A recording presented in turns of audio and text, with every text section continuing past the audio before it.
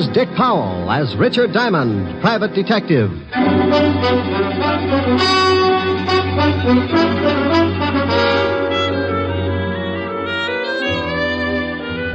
Hello there, this is Diamond. About the most strenuous effort I might give out during a working year is maybe chasing some thug up the escalator at Bloomingdale's department store. But last week I really outdid myself. The all-stars of the police force challenged the private detectives to a baseball game for the benefit of the vice squad. And I wound up stiffer than a pair of starched overalls.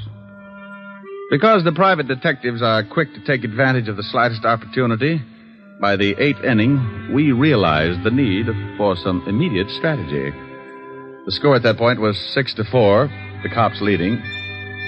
So I got hold of a little blonde I knew and had her walk across the infield in a sweater. The idea was to disturb the opposing team and take their minds off the game. It would have worked, but it seemed that since I had last seen my little blonde friend, she'd become quite a favorite with the police force, so they just waved hello and went about their business. My drooling colleagues, however, had not come in contact with said hunk of fluff, and before the game was over, 3 of them had picked up the bat boy and tried to bunt with him. You may have read where the police force finally beat us. Close game, 37-4. But I want to say right here and now, they never could have done it without that sweater. And oh, yeah, I got mixed up in a little honest murder the next day. It all started in the back booth of a middle-class nightclub. A couple of people were busy trying to think up the fastest way to make a homicide billiard. Oh, that's the 3-cushion variety. Killing to frame up to the electric chair. Leon, are you sure this will work? You want to get rid of that old man of yours, don't you? You know I do. Well, I got a wife that I want to dump, too. This letter from her is going to fix it so we both end up very unmarried. Are you sure they'll blame it on Martin? Sure, I'm sure. When they find him with this letter and his own gun and the dead body of my dear little wife, they'll slap him in the chair so fast he won't know what happened. Who's going to find him with the body? That's your job, baby. I'll get the letter to your husband and you swipe his gun and get it to me. And you go get yourself a private detective and tell the shamus that you suspect your husband of running around with another girl. You and the shamus tail your husband. I'll have it timed so you catch him with the goods right after the killing. Well, all right. I hope it works. It will if you want it to, baby. I want it to. Because I want you. Yeah. Yeah, and all that nice money your husband's going to leave you. Leon. Come here, June. Yeah.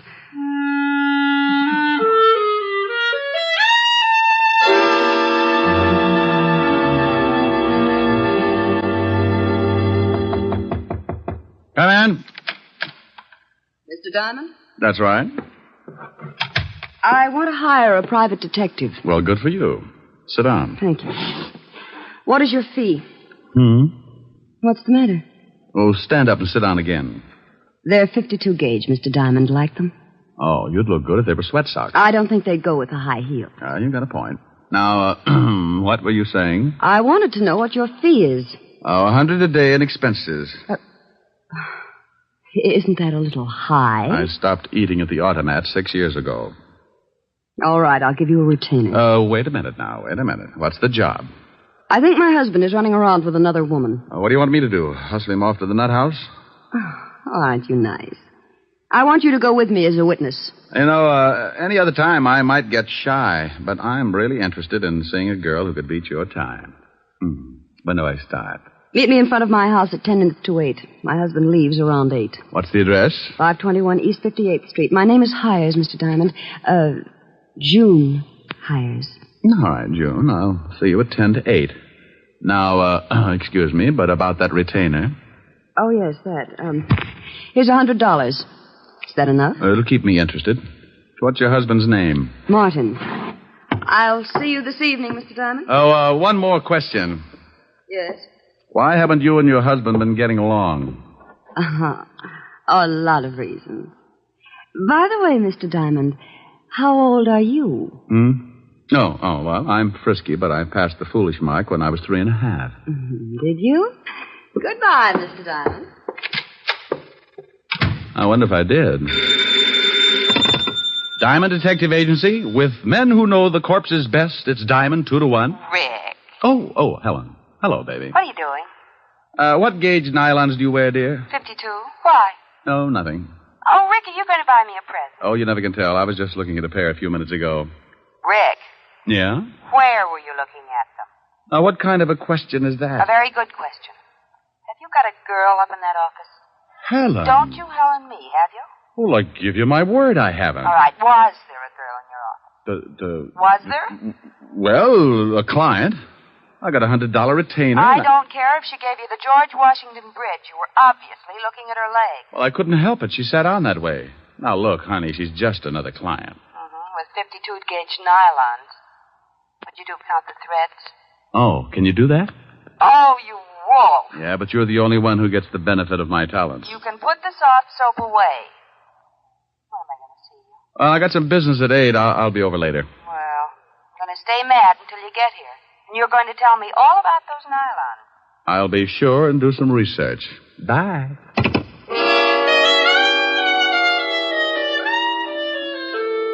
Well, there you are.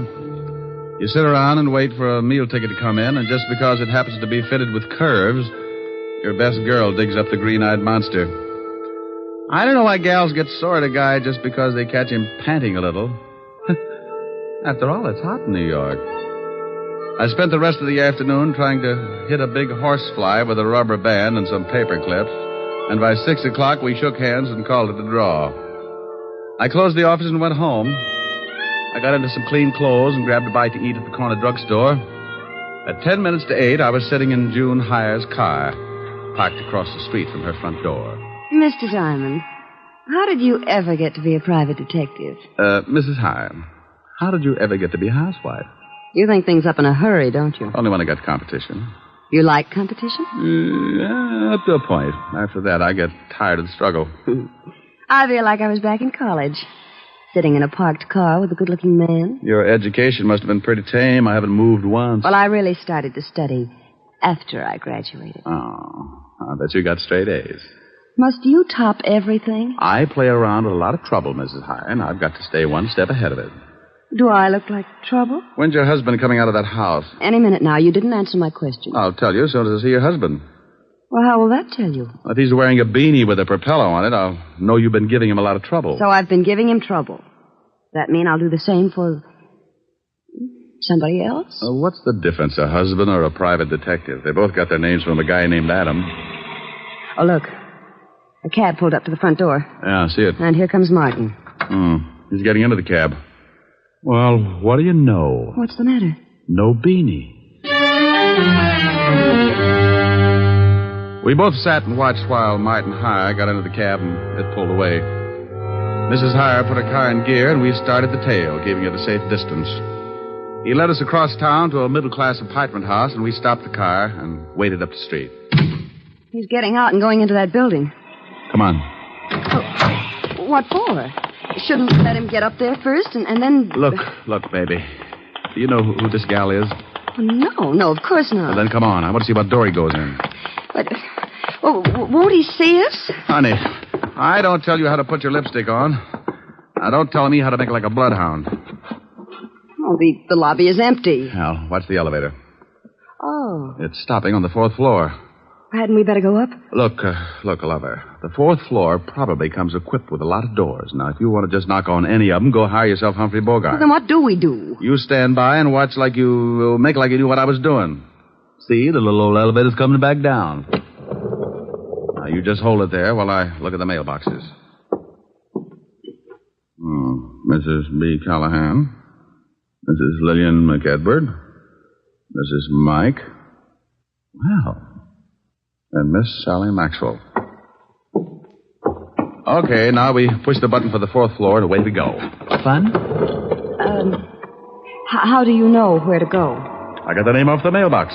But you said yourself there must be a lot of people on the 4th floor. Elementary, my dear girl. Process of elimination. We're lucky this time. Only one single girl on the 4th floor. Sally Maxwell.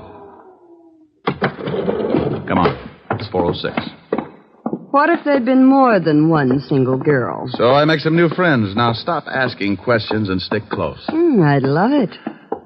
Now, Here it is, 406. Now hold it down. Can you hear anything? No. Yeah, somebody's moving around. Oh? Oh, duck. What? Too late. What? June. Good evening. I represent the Great Nothing Life Insurance Company. What are you doing here, June? I might ask you the same thing. Do you mind if we come in? I'd like to interest you in our indemnity clause.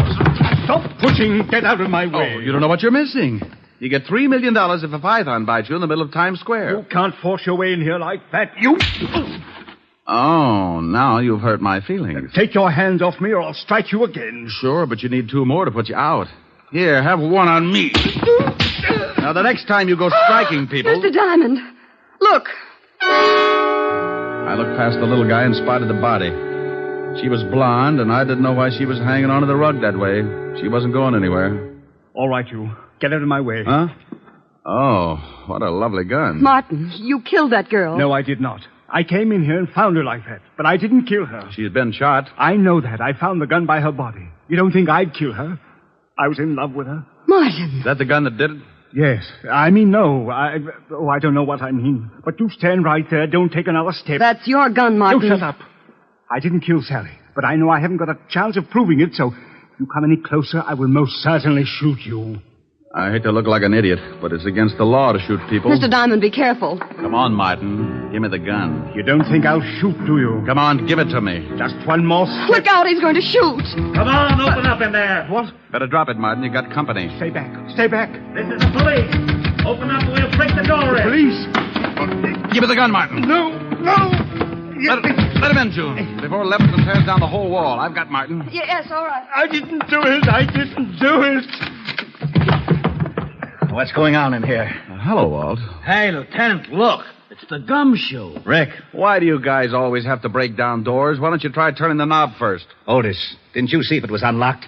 I forgot, Lieutenant. You mallet head. We got a report that someone heard a shot from this apartment. There's the body, Walt. Who's this guy? Martin HYER. Here's his gun. He was going to use it on me. I didn't kill her. I came in and found her that way. Oh, shut up.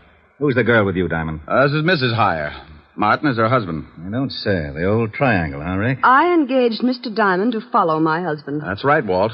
We caught Martin trying to sneak out on the corpse. I told you I didn't kill her. And I told you to shut up. Is this your gun? Yes, but I found it lying by the body. I knew I'd be blamed if someone found my gun, so I put it in my pocket. You search him, Rick? Haven't had time. Shake him down, Otis. Yeah, Lieutenant. I want my lawyer, and you get away from me. You open your trap just once more. Okay, but hold still. Please, Mr. Diamond, I'd like to get out of here. Sure. Okay, Walt? Yeah, but I want to talk to both of you down at the station later. Here's something, Lieutenant. What is it? Oh, letter. Are you coming, Mr. Diamond? You go on down. I'll be right with you. All right. Walt, what does the letter say? It says, "You can't continue this way. I've decided to break it off once and for all. It will do no good to see me, so please stay away and leave me alone. Signed, Sally." Let me see that. Yeah. Well, what about it, you? Is the dead girl named Sally? Yes. I don't know why she sent it. We're both in love. Sure. What were you going to do about your wife? I was going to tell her this evening. Then I received this note. I came right over to see Sally, but believe me, I didn't kill her. Tell me something, Martin. Is this the way you received the letter? Yes. Why? Now, you wait a minute, Rick. I'm very happy with what I've got, so don't start making like Sherlock Holmes. Oh, well, I guess you're right, Walt. He admits it's his gun, and this letter is certainly motive enough. Yeah. Otis, call for the wagon and put the cuffs on HYER. Right, Lieutenant. Walt, why would someone send a letter after tearing off the top of it? Huh? See, the top of this letter is missing. The part that usually reads, "Dear Julius" or something. So what? Do me a favor, will you, Walt? Oh, what is it? Give me 3 minutes and then have Otis fire a shot from this apartment. What? Is that all you can say? Have Otis fire a shot in about 3 minutes after I leave. I will not. The police department can't go around making like it was the 4th of July. You want to solve a murder, don't you? I have solved it. What more do I need? I got a suspect, the murder weapon, and a good motive. Walt, if you just killed someone and a guy caught you at it, what would you do? Knock him off, too. Well, I caught HYER in the act, and he didn't pull the trigger. Well, you said yourself he was going to. But he didn't, and he took too much time thinking about it. Walt, I can't remember hearing a shot when I came in this building. So you didn't hear a shot. Maybe you couldn't. Well, that's what I want to find out. I was right behind Martin all the way up to this apartment, and I didn't hear a shot. Maybe he didn't kill her. That's right, I didn't. Please, I didn't kill her. You see, Walt? Oh, you always start something like this. Martin, did your girlfriend Sally have any enemies? No. At least she never told me about any. Now, where are you, Brain Trust? Just a little more sure of myself. First, Martin can't make up his mind about shooting me. Then he claims that the murdered girl didn't have any enemies. Does that sound like a killer trying to cover up? You've run into smart killers before. I'm surprised at you, Rick. I called the station, Lieutenant. I'm proud of you. Go on in the other room and shoot that cannon of yours off when I tell you. The what, Lieutenant? You heard me. Shoot it into a mattress, but don't muffle a shot. Okay. But not till I tell you. You might think it's fun and blow up the whole building. Thanks, Walt. What are you doing? Oh, just looking around this desk to see if I can find the top piece of this letter. Martin, are you sure that your girlfriend didn't know anyone who might want to kill her? She never said she was in danger. But you might ask her husband. Her husband? Oh, swell. Why didn't you say something about her husband before this? You didn't ask. Oh. Who is her husband? His name's Leon Fisk. The gambler? Yes. Oh. Bye, Walt. Now, you wait a minute. Have Otis start making like a Roman candle 3 minutes after I leave. What's that you've got in your hand? Huh? Well, it's a piece of stationery from the desk that matches the stationery this letter was written on. You can't take that letter. It's evidence. What is? That letter the murdered girl wrote to this guy. Well, how do you know she wrote it? Because this guy said so. Yes, but I'm not sure. It could be forged. See, Walt, maybe she didn't write it. Well, that's why I want it. The lab will be able to tell from other samples of her handwriting. Tell what, Walt? Who wrote that letter? Well, don't you know? Of course I don't know, but we found it on this guy and it's police evidence. Why? Why? Well, because it just is, that's all. Well, anybody could have written it. You could have written it, Martin. Yes, I guess I could. And send it to yourself? Why would I send it to myself, Lieutenant? You wouldn't. That's why it's important. You mean the letter itself or the fact that he couldn't have sent it to himself? Both reasons. Well, if he couldn't have sent it to himself, that eliminates him as a suspect. It does? He didn't do it. Did you, Martin? No. See, Walt? Now, wait a minute. Why do I always get into something like this? You asked me if I sent the letter to myself. You shut up. And you said he couldn't have. That's right, he couldn't. Then someone else did. Of course they did. Okay, then as long as you're not so sure it's important, I'm going to take it with me. Who says it's not important? Well, if he didn't send it to himself, then someone else did. And if someone else did, the murdered girl couldn't have, so anyone could have sent it. Isn't that right? Say that again? He said if I didn't send the letter to myself, then I couldn't have gotten it. And No. He said you couldn't have sent the letter to... No, wait a minute. You couldn't have written it to myself. Yeah, so someone else wrote it and sent it to the murdered girl and... No. Send it to me. You're crazy. I distinctly heard him say... Walt. Yeah? After you figure it out, be sure and have Otis fire that shot. I'm going to see Leon Fisk. Okay. Now, let's start it again. If I didn't... If somebody didn't... If you didn't... If I didn't what? Lieutenant? Oh. What is the matter, Lieutenant? He did it again. And you helped him. You rat, I'll see that you get the chair even if you didn't kill her. What did I do? You shut up.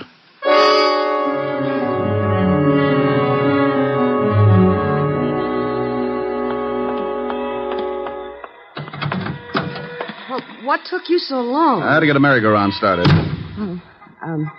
Can I drop you somewhere? Just relax for a second. I've got to think something out. Well, I didn't ever think Martin could kill anyone. Yeah. What was that? Just a backfire. Look, drive me across town. I want to talk to a guy named Leon Fisk. Leon Fisk? Yeah, runs a nightclub with an iron claw in the back room. What's the address? 222 East 45th. I remember it because when I was on the force, I used to raid his place for exercise.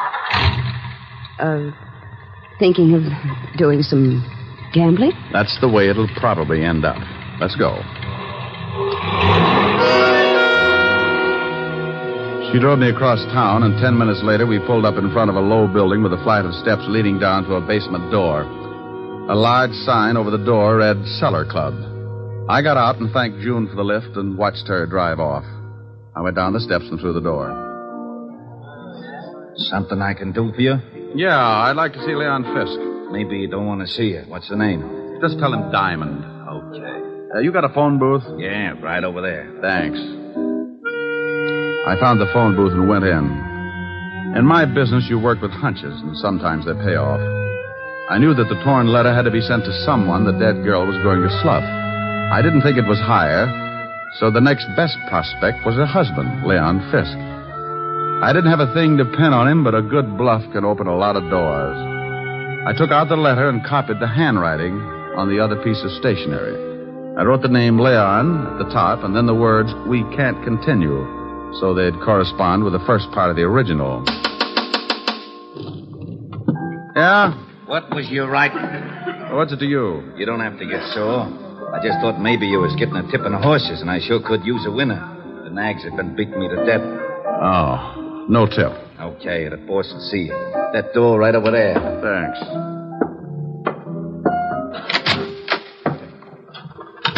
Well, Diamond, it's been a long time. I haven't missed you, Leon. What brings you here? Your wife was killed tonight. Sally? One's usually the limit. That's too bad. How did it happen? I thought maybe you could tell me. I don't know anything about it. Ever see this letter before? Hey. What's the matter? That's your wife's handwriting, isn't it? Yeah. It says, Leon, we can't continue. Then the writing stopped. Oh, so what? Well, the guy the police are holding got a letter from Sally, too. It started the same way, but it wasn't addressed to anyone. The top was torn off. You know what I think? No, tell me. I think she started one letter to you, then threw it away and wrote another one.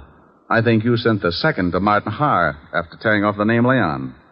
Go on, Diamond. You didn't count on her starting a second one, so you went up to her apartment and killed her with Martin's own gun. Oh, with his own gun. Maybe you can tell me how I got it. Oh, I think so. You had to know a lot of things before you could kill your wife. What time Martin would arrive so the time of death would be close. You had to have his gun to leave by the body, and you had to have a witness who would swear Martin killed her. It had to be timed just right. You're talking yourself into a corner. How would I get all these things? By working with someone who was close enough to Martin. Maybe like his wife. You're crazy. Am I? She just drove me to this place. So what? A lot of people know this place. She told me she didn't. So I gave her an address 8 doors down, but she pulled up right in your front of your door. Well, that could happen. It was too pat, Leon. Getting me to come to her place at 10 minutes to 8 and knowing her husband would leave close to 8. She had to know it because that letter was delivered just before I got there. Think you can prove it? You made one mistake. I didn't hear a shot when I got to your wife's apartment. I found out later that you could hear one all the way down in the street.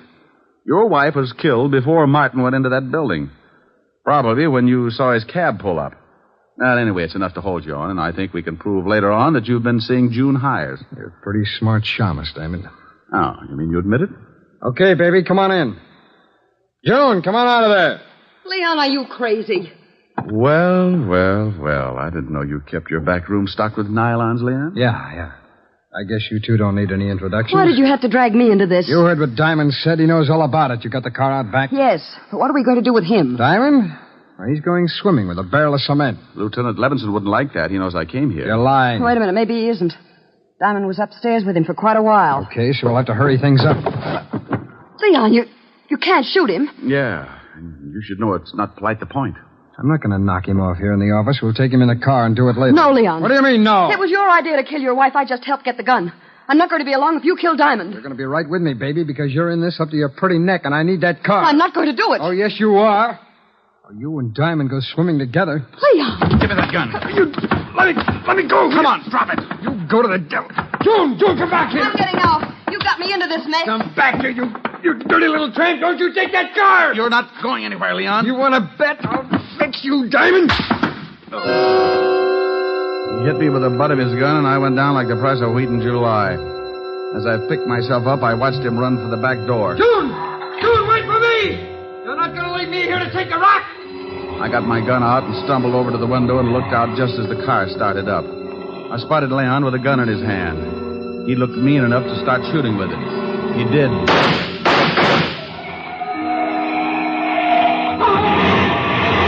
He started running up the alley then. I suppose I could have said something like, "Stop or I'll shoot," but I was too tired. I just rested my arm on the window and let him have it.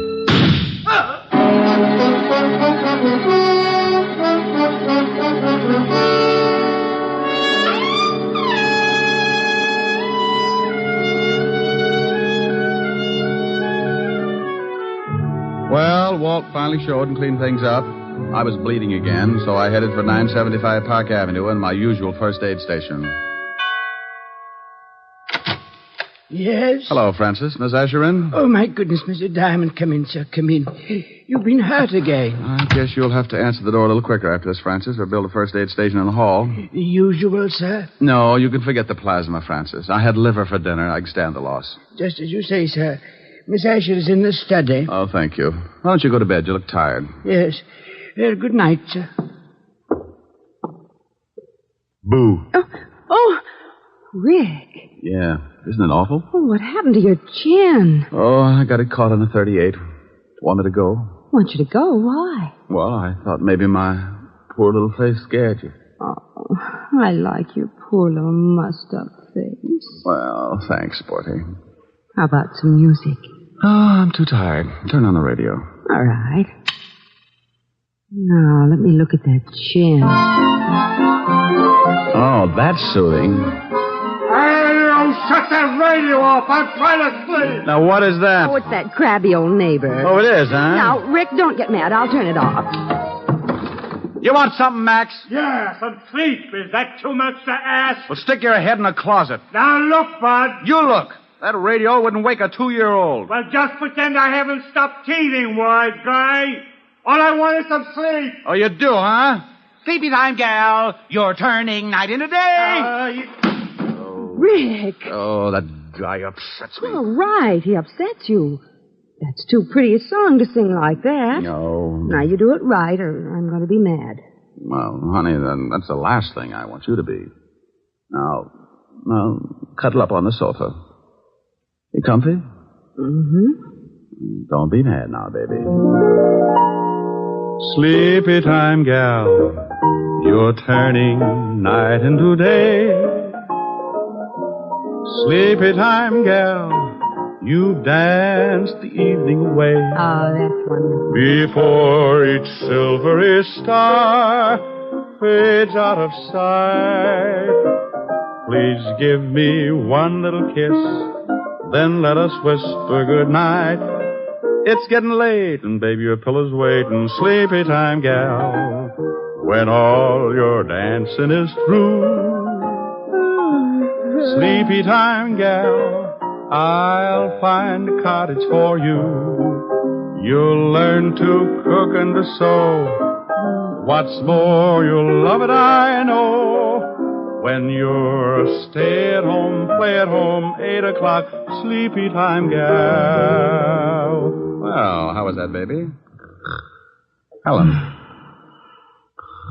Helen. Well, how do you like that? She snores, too. Hey, you! Max! Yeah, now what do you want? How about a game of gin? I'm lonesome.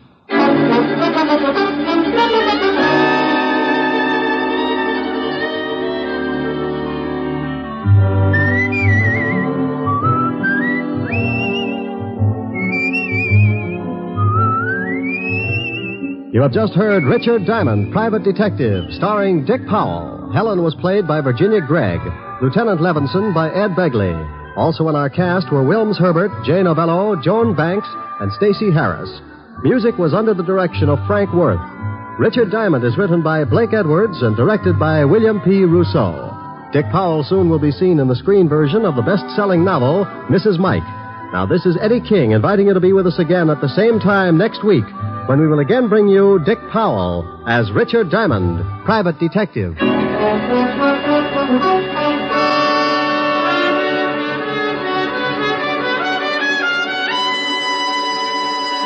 This program has come to you from Hollywood. This is NBC, the national broadcasting company.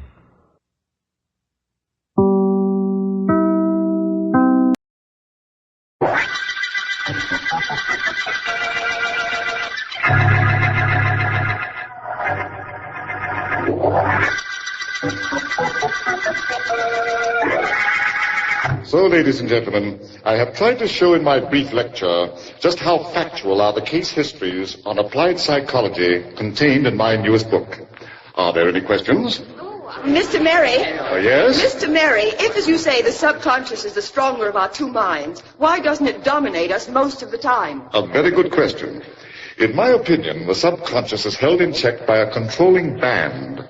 A band that keeps it under the conscious mind.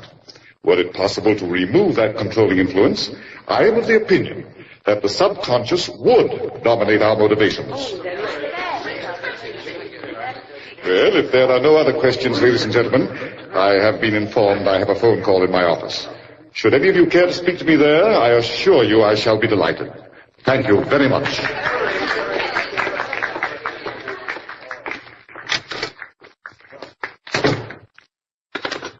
Hello? This is Mr. Merry speaking. Mr. Merry, this is George Hallworth. I represent the Justine Literary Club. Would it be possible for you to speak to our members next Thursday? Next Thursday? Yes. Well, I intended to return to the coast. Oh? But I think I might be able to postpone my departure. Oh, just a minute. Just a minute. Will you write me a letter, Mr. Harworth, merely confirming our appointment? Oh, I'll be very glad to. And thank you, Mr. Merry. Not at all. Goodbye. Coming. Oh, it's you. I thought I saw you in my audience, but I hardly expected the pleasure of a personal visit. Come in. I hope you've come to tell me that you've forgotten the past. I'm glad you came to see me. I've been wanting to Why are you staring at me like that? Why don't you say something? What do you want? Oh, no. No! No! No, I think yes.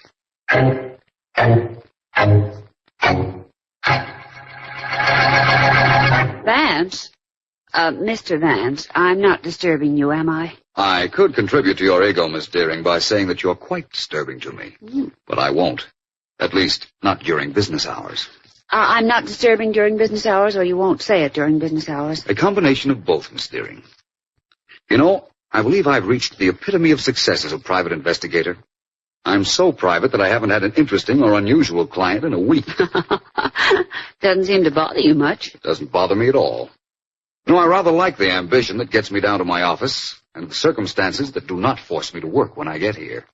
It guarantees my character and places no strain whatsoever on my mentality. Would it be too much for me to ask you to guarantee your character in your own office? After all, it's only through that door, and I have some typing to do. Do I distract you, Miss Deering? Well, I could contribute to your ego, Mr. Vance, by saying that you're quite distracting. So I will. You're quite distracting. Now let me get to work. Miss Deering. Yes? Take a letter, please. A letter? Okay, I take L for let me finish what I'm doing. Now, let me see. Take a look at the glass panel in the door. You will not be at ease much longer, oh serene sir. I seem to see a female profile. And I seem to hear a female knock. Come in. Mr. Vance here. I'm Philo Vance. May I help you? Oh, yes, if you only will, Mr. Vance. Is there someplace we can talk alone? Oh, don't mind me. I only work here. Come into my office if you like. It's just through this door here. Thank you. Thank you so much. Not at all. Won't you have a seat? Yes, thank you. Mr. Vance, I'm Alice Barkley. And I've come to you because you're the only one who can help me, if anyone can. I assure you I'll try. Just give me an idea as to what you'd like me to do. I don't know what anyone can do, Mr. Vance. I've just shot and killed a man. I'm afraid you've come to the wrong office, Miss Barkley. You want the police, or perhaps that's vice versa. Oh, but you don't understand. I can't remember anything that happened to me, except that 2 hours ago I was standing over a man who'd been shot in the heart, and I had a gun in my hand, and the gun was still warm from being fired. You can't remember anything before that? Well, I went to a lecture on applied psychology this afternoon with friends. The lecturer was Joseph Mary. You've heard of him, of course. He's written books. Oh, yes. All I remember was that after the lecture, I was standing over his body, and he was dead. What did you do with the gun? And I have it here. I put it in my purse and ran. It was only then that I realized I didn't know where I was running to. So I walked, and then I came here. I can't remember anything else. Well, I'll do what I can to help you, Miss Barkley. Oh, but I'm pretty convinced that you'll be facing a murder charge unless you suddenly start remembering something. Well, Mrs. Anderson, how do you think your husband looks in his new tuxedo? Pretty nifty, eh? Please, darling, I'd like to lie down for a while. What's the trouble, Joan? Come home rather late from the lecture and you're all upset. Here, wait, sit down for a minute. Thank you. That's it. I'll get you a glass of water. Here, let me have your hat and your handbag. I'm so sorry. I guess I don't know what's come over me. Joan, your handbag's terribly heavy. What's in it? Well, you might as well look. Joan, it's my gun. Yes. What were you doing with my gun? And one of the bullets has been fired. Joan! Please, darling, I don't know. I don't remember. You don't remember? All I know is that I had to take it to the lecture. Don't ask me why. And I shot a man with it. You what? I shot Joseph Mary.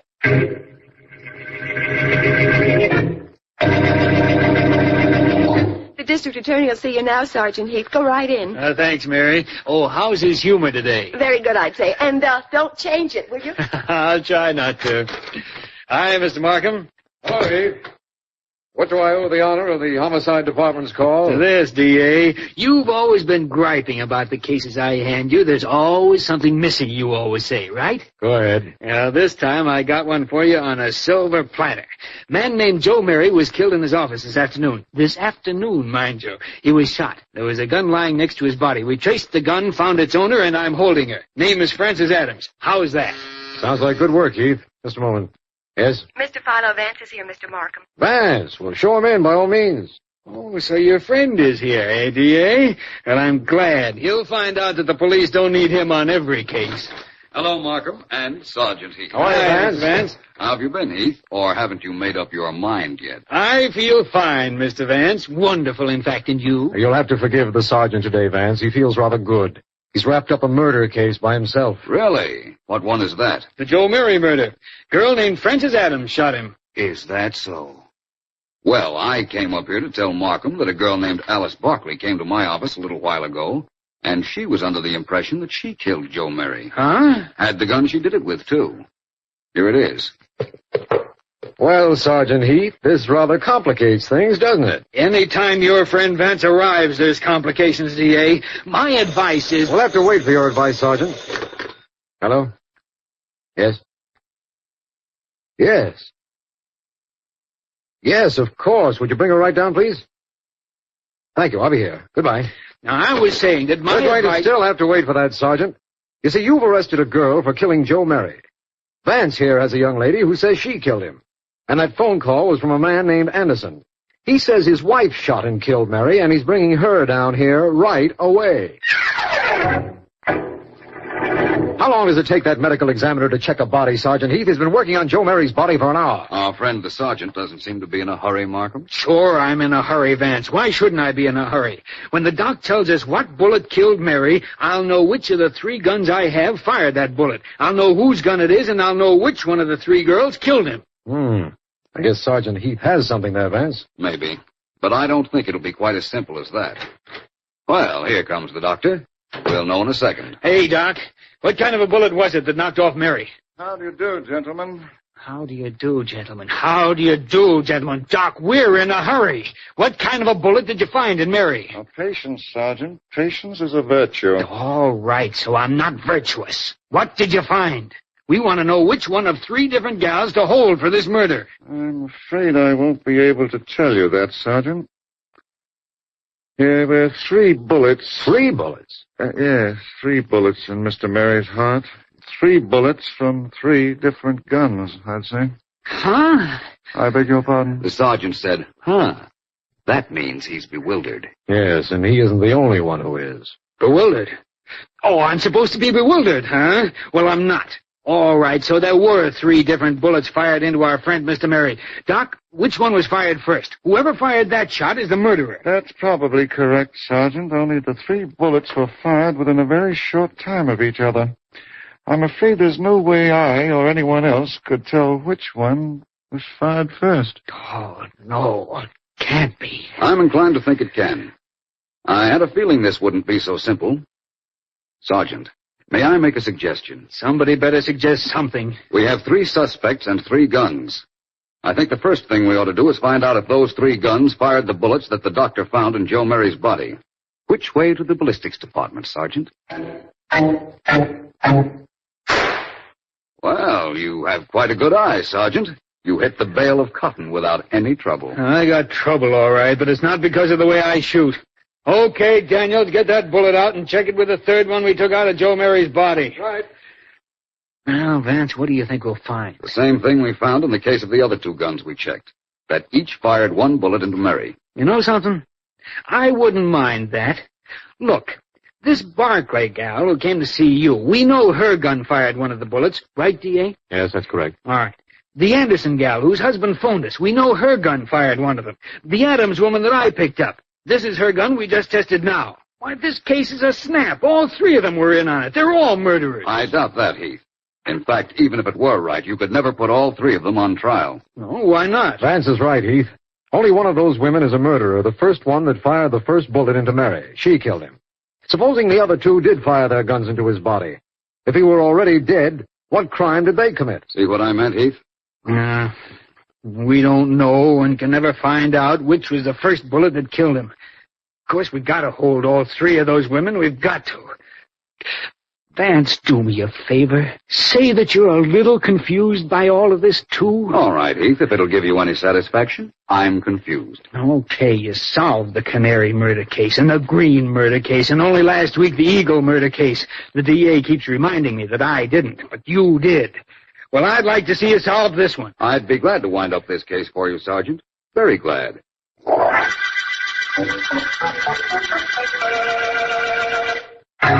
This is District Attorney Markham. The Mary murder case has everyone concerned, including PHILO Vance, completely baffled. Joe Mary was murdered. 3 bullets were found in his heart, bullets belonging to guns owned by Alice Barclay, Joan Anderson, and Frances Adams. All admit they brought those guns to Mary's lecture, but can't tell why. At Vance's request, all 3 women were brought into a detention room at headquarters, and I understand Vance is on a... Well, somebody say something. It's no good for the 3 of us to just sit here and stare at each other. What is there to say, Alice?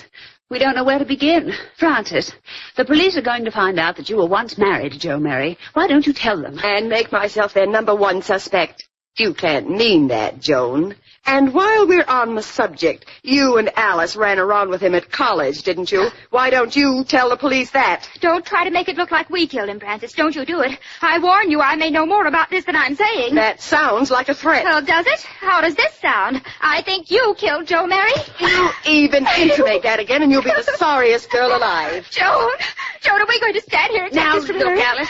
She killed Joan. She killed him, and she's afraid we know how she did it. Now, look, darling. She shot him. I know she did. Don't cry. Keep that screaming idiot quiet, Joan. Keep her quiet. Ladies, please.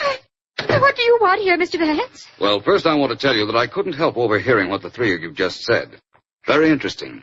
But, ladies, I have good news for you. You're all free to go home. Oh, how wonderful. Only, of course, you're not to leave town. Not to leave. And, Mrs. Anderson. Yes? I'd like to see you in my office the first thing in the morning.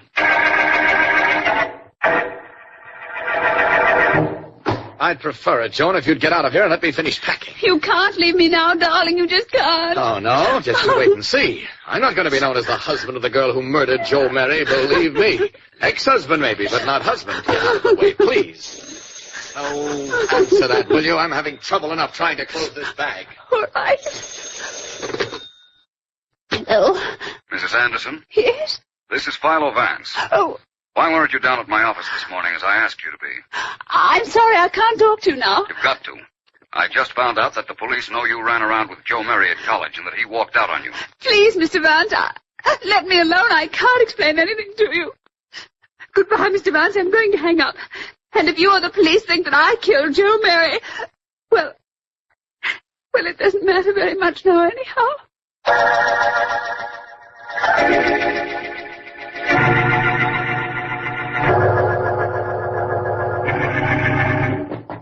Yes, come in.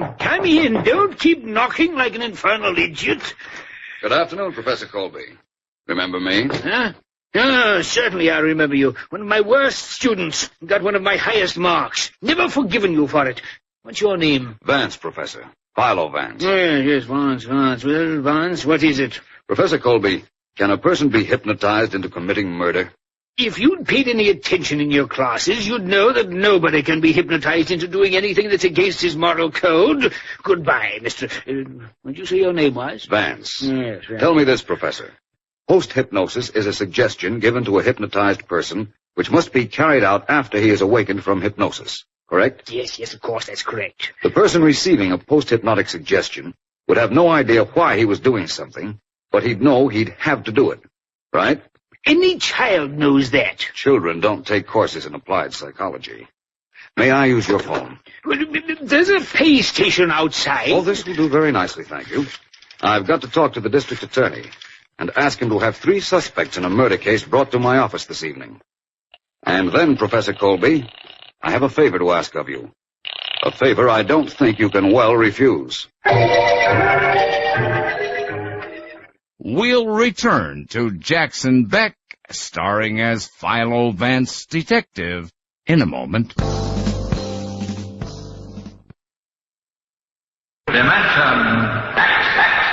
George Burns and Gracie Allen. Hopalong Cassidy. Edgar Bergen. The Shadow. John and Blanche Bickerson. The Whistler. Choose from among thousands of downloadable old-time radio shows and spoken word titles at MediaBay.com.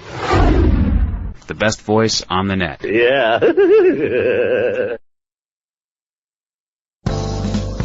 And now, let's rejoin Jackson Beck as Philo Vance Detective in the conclusion of the Mary murder case.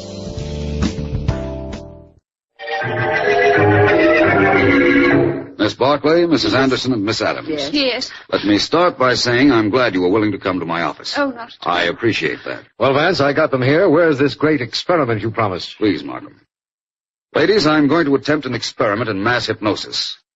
Does any of the 3 of you object to being hypnotized? Well, I don't object. No, I don't think so. You know as well as I that if you fight against it, you couldn't possibly be hypnotized. So thanks again for your cooperation. Now I'd like to present one of our eminent authorities on hypnotism, Professor Colby. How do you do, Professor Colby? Well, turn out all the lights except this one on the desk, please, Vance. You do it, William Markham. You're nearer to it. Well, somebody do it. I haven't got all night, you know. Very well. Good. Now, ladies, I want you all to sit back in your chairs. Please make yourselves comfortable and think of nothing at all. And if you feel yourselves getting drowsy, close your eyes and sleep. Vance, there they are, the 3 of them hypnotized. The conscious mind dormant. You won't need me any longer. No, I know what to do from here on in. Thank you, Professor. Be sure you do it. Fine thing bothering me at this time of the night. Good night, Mr. Barnes. Mr. Markham, Sergeant. Good night, Professor. He certainly is a strange sort of gentleman, isn't he, Vance? Professor Colby is wonderful. You know, it's his theory and mine that under hypnosis, if hypnotism was used once before, the subconscious mind will recall what was done at that time. I have one of my secretary's hat pins in my hand, Markham. Observe closely. I'm going to touch Miss Adams' hand with it. What's up, Vance? Don't be alarmed, Markham. I assure you she didn't feel it. Now for the experiment. Remember, Markham, they're completely under hypnosis. They couldn't lie if they wanted to. Remember that. Miss Adams, I want you to take this gun and shoot it like you shot Joe Mary. She's doing nothing, Vance, just holding it. I know. I'll take back that gun, Miss Adams. Thank you. Now, Mrs. Anderson, please take this gun. Thank you. Now what, Vance? Hand me that hat pin, Markham, please. Here you are. Thanks. I'll just touch Mrs. Anderson's hand with the point. There. That's fine. No reaction, Markham. Now, Mrs. Anderson, I want you to fire that gun the way you fired it at Joe Mary. Now. Fine experiment, Vance. She hasn't moved a muscle either. One more subject, Markham. Give me back the gun, Mrs. Anderson. Now, Miss Barclay. First, the hatpin test. No reaction, Markham. Now, take this gun, Miss Barclay, and fire it just as you did at Joe Mary. Now. Vance, this is ridiculous. She's doing absolutely nothing. I know. But believe me, that isn't all I know. I know who killed Joe Mary. Can't you tell, Markham? Miss Barclay. Yes? You've got to help me. I know you were hypnotized the day Joe Mary was murdered. I know who hypnotized you. The real murderer gave herself away in my office a little while ago. But I can't prove anything without your help. In the interest of society and to help trap a clever murderer, Miss Barclay, will you please? Will I be in danger, Mr. Markham? Mr. Vance and I will try to see that the danger is as slight as possible. Very well, gentlemen. I'll do it. Hello, Francis. Oh, it's you, Alice. Come in. Yeah. Sit down. Thank you. Tea? Yes, please. Francis, we're quite alone, aren't we? Why, yes, of course. Why? Cream? Yes, please. I just wanted to tell you that as long as the police have apparently given up on us, you and I ought to have an understanding. Really? What sort of an understanding? Sugar? Yes, two, thank you. Well, for one thing, when you hypnotized Joan and me several weeks ago and gave us a post-hypnotic suggestion to bring guns to Joe Mary's lecture, I wasn't hypnotized. I don't know what you mean. Is the tea strong enough? Yes, quite. I saw you shoot Joe Mary with your own gun, then with mine, and then with Joan's. You're dreaming, child. Oh, no, I'm very much awake. I let you go through with your plans because, you see, I could use some money. Oh, well, that's too bad. But you won't need money very shortly. You'll never leave here alive. You are clever enough to figure out what I had done. Very well. But if you think that you can blackmail me, you're mistaken. I'll kill you with my hands. It'll make no noise. You'll never feel anything. Just my hands on your neck like this. A little while. No pain. No knowledge. No fear. All right, Miss Adams, take your hands off Miss Barkley. Arrest her, Markham. All right, Vance. She's all yours. Yours and the state's.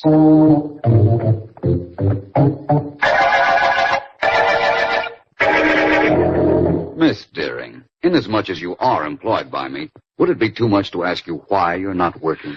I'm only hired between the hours of 9 and 5, Vance. It's 5:30 now. How about breaking down and telling me how you solved the Mary murder case? All right.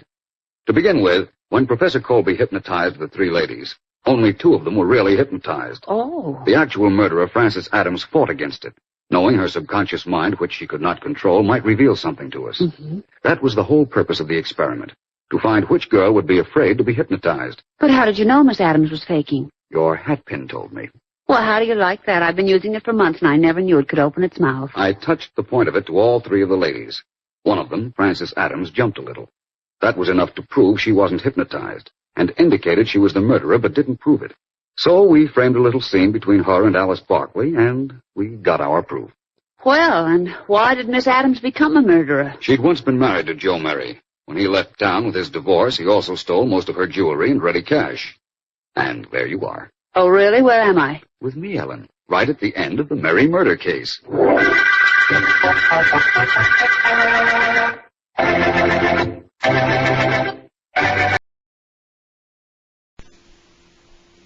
Quiet, please.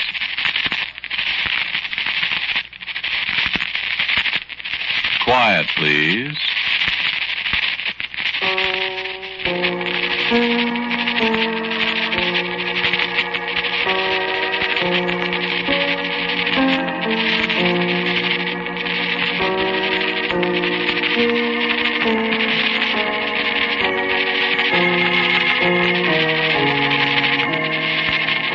The American Broadcasting Company presents Quiet, Please, which is written and directed by Willis Cooper and which features Ernest Chappell.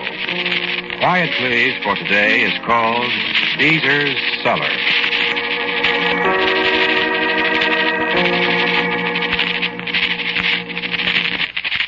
I looked at Marlena. Marlena looked at me when we heard this old guy talking about BEEZER'S Cellar. Get a load of this, Marlena, I said. And she picked up a French fry and ate it very quiet while we listened to the old guy. He was sounding off to another old guy, and the other old guy couldn't get a word in edgeways. So this here Beezer, they always called him Six-Finger Beezer, see, on account of he had 6 fingers on each hand. He never did build his house. He got the cellar dug, and then he up and hung himself in it. Well, I don't know why rightly, but there was some talk about the cellar being dug into a cursed ground. Well, I want to tell you, there's been mighty odd doings up there, George. Up at BEEZER'S cellar. What? Well, fires and lights at night. And don't you tell me foxfire. I've seen foxfire, and I know it when I see it. And this here ain't foxfire. 60-odd years ago. And moans, and hooting, and hollering all over the place at night. And trees are waving their branches when they ain't no wind. No, sir, that's a real deserted place. You couldn't get me up there with a 10-foot pole. That there place is haunted, sonny. I want another look there. No, sir. Ghosts and spirits and crawling things that hoot and holler. They ain't in my line. You getting that, Marlena? Gosh, no. Ain't been up there since I was a kid in short pants. A clique of us went up there one afternoon in the fall, and we thought we seen a skeleton laying down there on the floor of the cellar, and we cut and run. Never stopped till we got to the C&A tracks. Yes, sir, sonny. Thank you for the root there. That there's a place to shun, and by golly, people shun it. Well, hey, it's right out past the cemetery, where you turn off to the Strickfaden Road. But it'd take quite a lot of finding. About 3 miles east, there's a big elm tree that was struck by lightning. Come on, Marlena, I said. We sort of drifted out of the place. The car was parked up under a big tree by the side of the road. Pete was sitting there with a P-38 pistol he brought back from the war, with his feet on the suitcase with the $82,000. We stopped to count it on a side street in Wilmington on the way down from Chicago. We watched the state cops go on past us down 66. Then we switched the license plates and jogged on after them. Pete wasn't taking any chances. He had the snoot of that P-38 in our faces the minute we walked up. You ought to make some kind of noise or something. I might not let you have it. Put the gun away from it and move over. Get in, Marlena. You bring me a sandwich? Barbecued pork of it? I could eat it raw. What's cooking? Stanley's got an idea. What now? You scared of ghosts, Pete? I ain't scared of anything. Well, that's good. Well, what's this about ghosts? We might run into a couple of them. Where we're going? An old man with 6 fingers on each hand. Oh, a cop? He hanged himself 60 years ago. What is all this double talk? Quit hollering and eat your sandwich. Listen, what are you figuring on? I found a place to leave the bag with the money for a while things cool off. Leave the bag? What'd you think I was going to do? In that cellar? What cellar? Stanley, are you crazy? Listen, how'd you like to let me in on this, huh? Listen, this is a haunted cellar, see? The old man says nobody ever goes there. They're scared to go there. So am I. Oh, can up, Marlena. There ain't anything to be scared of. Only ghosts. Well, you can always go riding around the countryside if you want to, asking some hick cop to take us. Yeah, it's always the way with you amateurs. I'm no amateur. I shot the guys, didn't I? Who told you to shoot? Who told you which ones to shoot? Well, what are you beefing about? I didn't say anything. Well, I wished I'd never got into this. For a nice chunk of $82,000, you wish that. Well, but do we have to do it this way, Stanley? You think of a better way? Where is this place? 2 miles from here. What are we waiting for? That's my boy. Oh, we won't have to stay around there long, will we, Stanley? Why, listen, baby, you think I'd go there at all if I didn't have a hot suitcase to take care of? Leave right away. I will. We all will. Whether old Six Finger shows up to scare us or not. Don't, Stanley. Which way, Stan? Well, the old fellow said something about a road. Strickfaden Road. Well, I'll look now, but the reason I was asking is there's a motorcycle coming down the road back there. Where? I was just kind of interested in our next move. Not that I haven't got ideas of my own. Now, put that gun away. I was only going to ask him a question. But Pete didn't have to ask him a question. Marlena stepped out of the car, and she walked right up to the man in the blue suit, and she said, "How do I get to Strickfaden Road, officer?" Now, the officer told her, just as polite as the head waiter. He'd have been awful surprised if he'd known what was pointing at him while he was being so nice to the cute little redhead. What you don't know won't hurt him, I always say. And we relaxed. Well, so we found the road all right. We drove along slow, little old Model A Ford with Indiana license plates. And we were pretty quiet. I don't know what Pete was thinking about in Marlena, but I know what I was thinking about. Trees hanging low over the road. Trees that moved their branches when there wasn't any wind. And lights in the night that wasn't foxfire. Whatever foxfire is. And pretty soon there was a great big old elm tree alongside the road, and it looked as if it had been struck by lightning. So we stopped. And there wasn't any trees waving their branches or any funny noises. But we found BEEZER'S cellar. I wish we hadn't.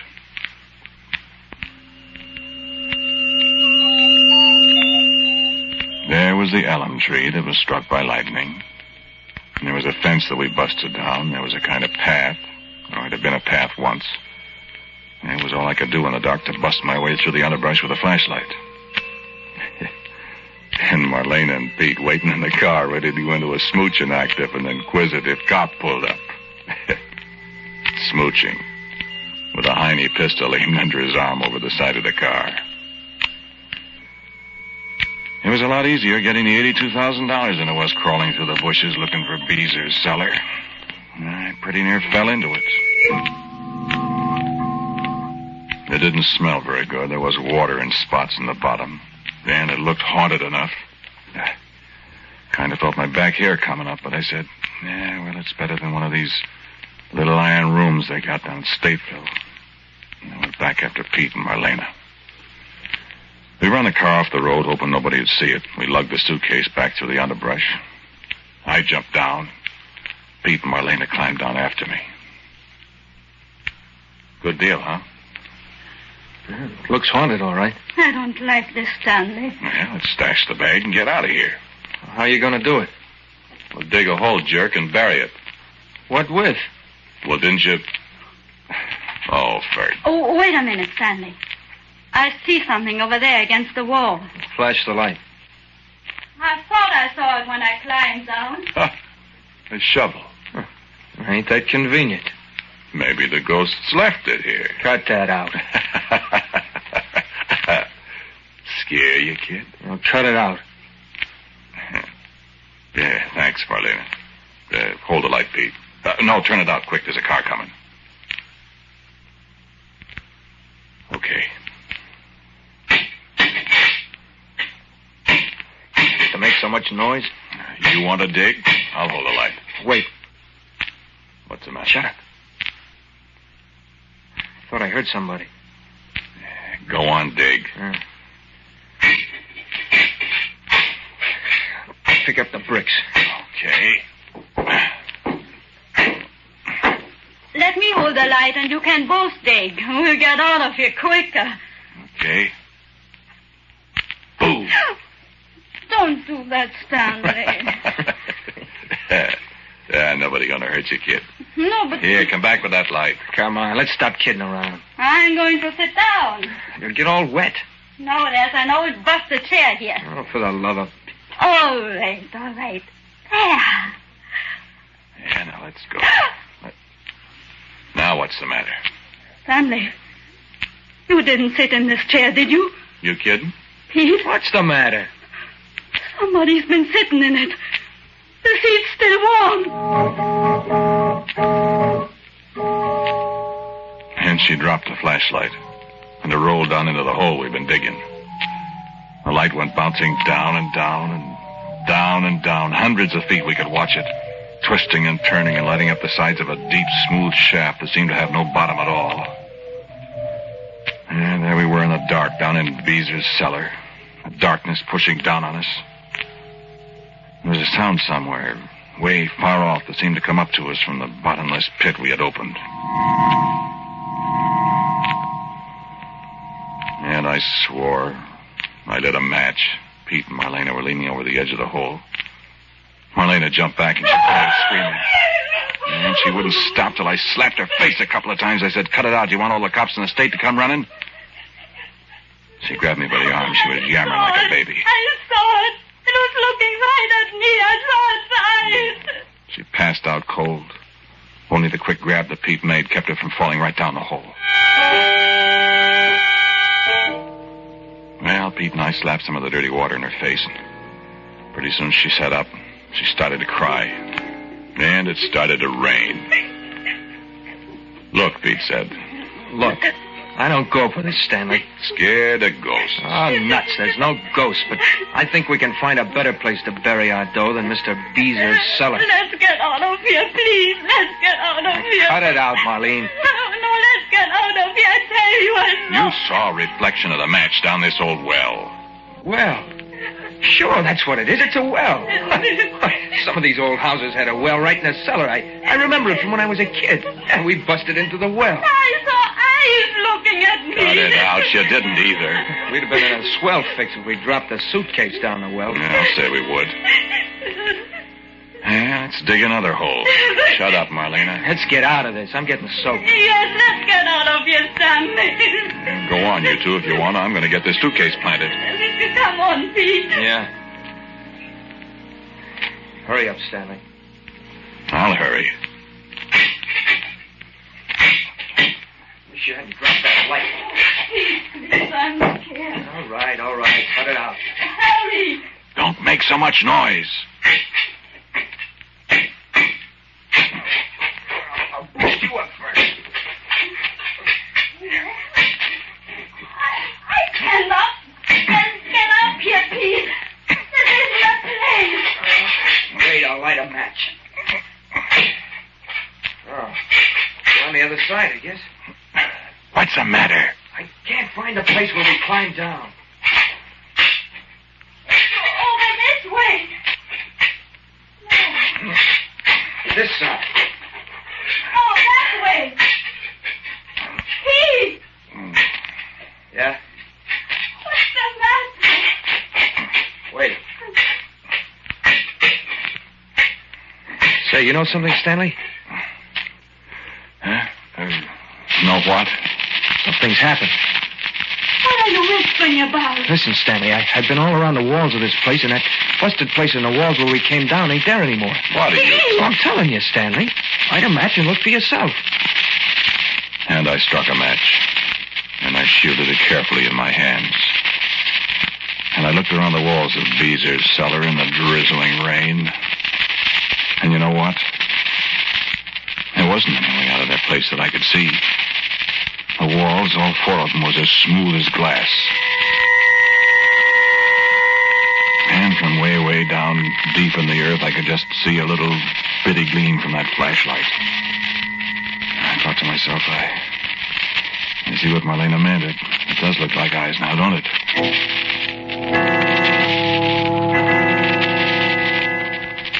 Down at the bottom of a musty old cellar in the middle of the night, and a hole in the floor that goes down I haven't got any idea how far, and rain, and a hysterical woman, and a suitcase with $82,000. And no way to get out of the place. Great, huh? Well, you can explain anything, can't you?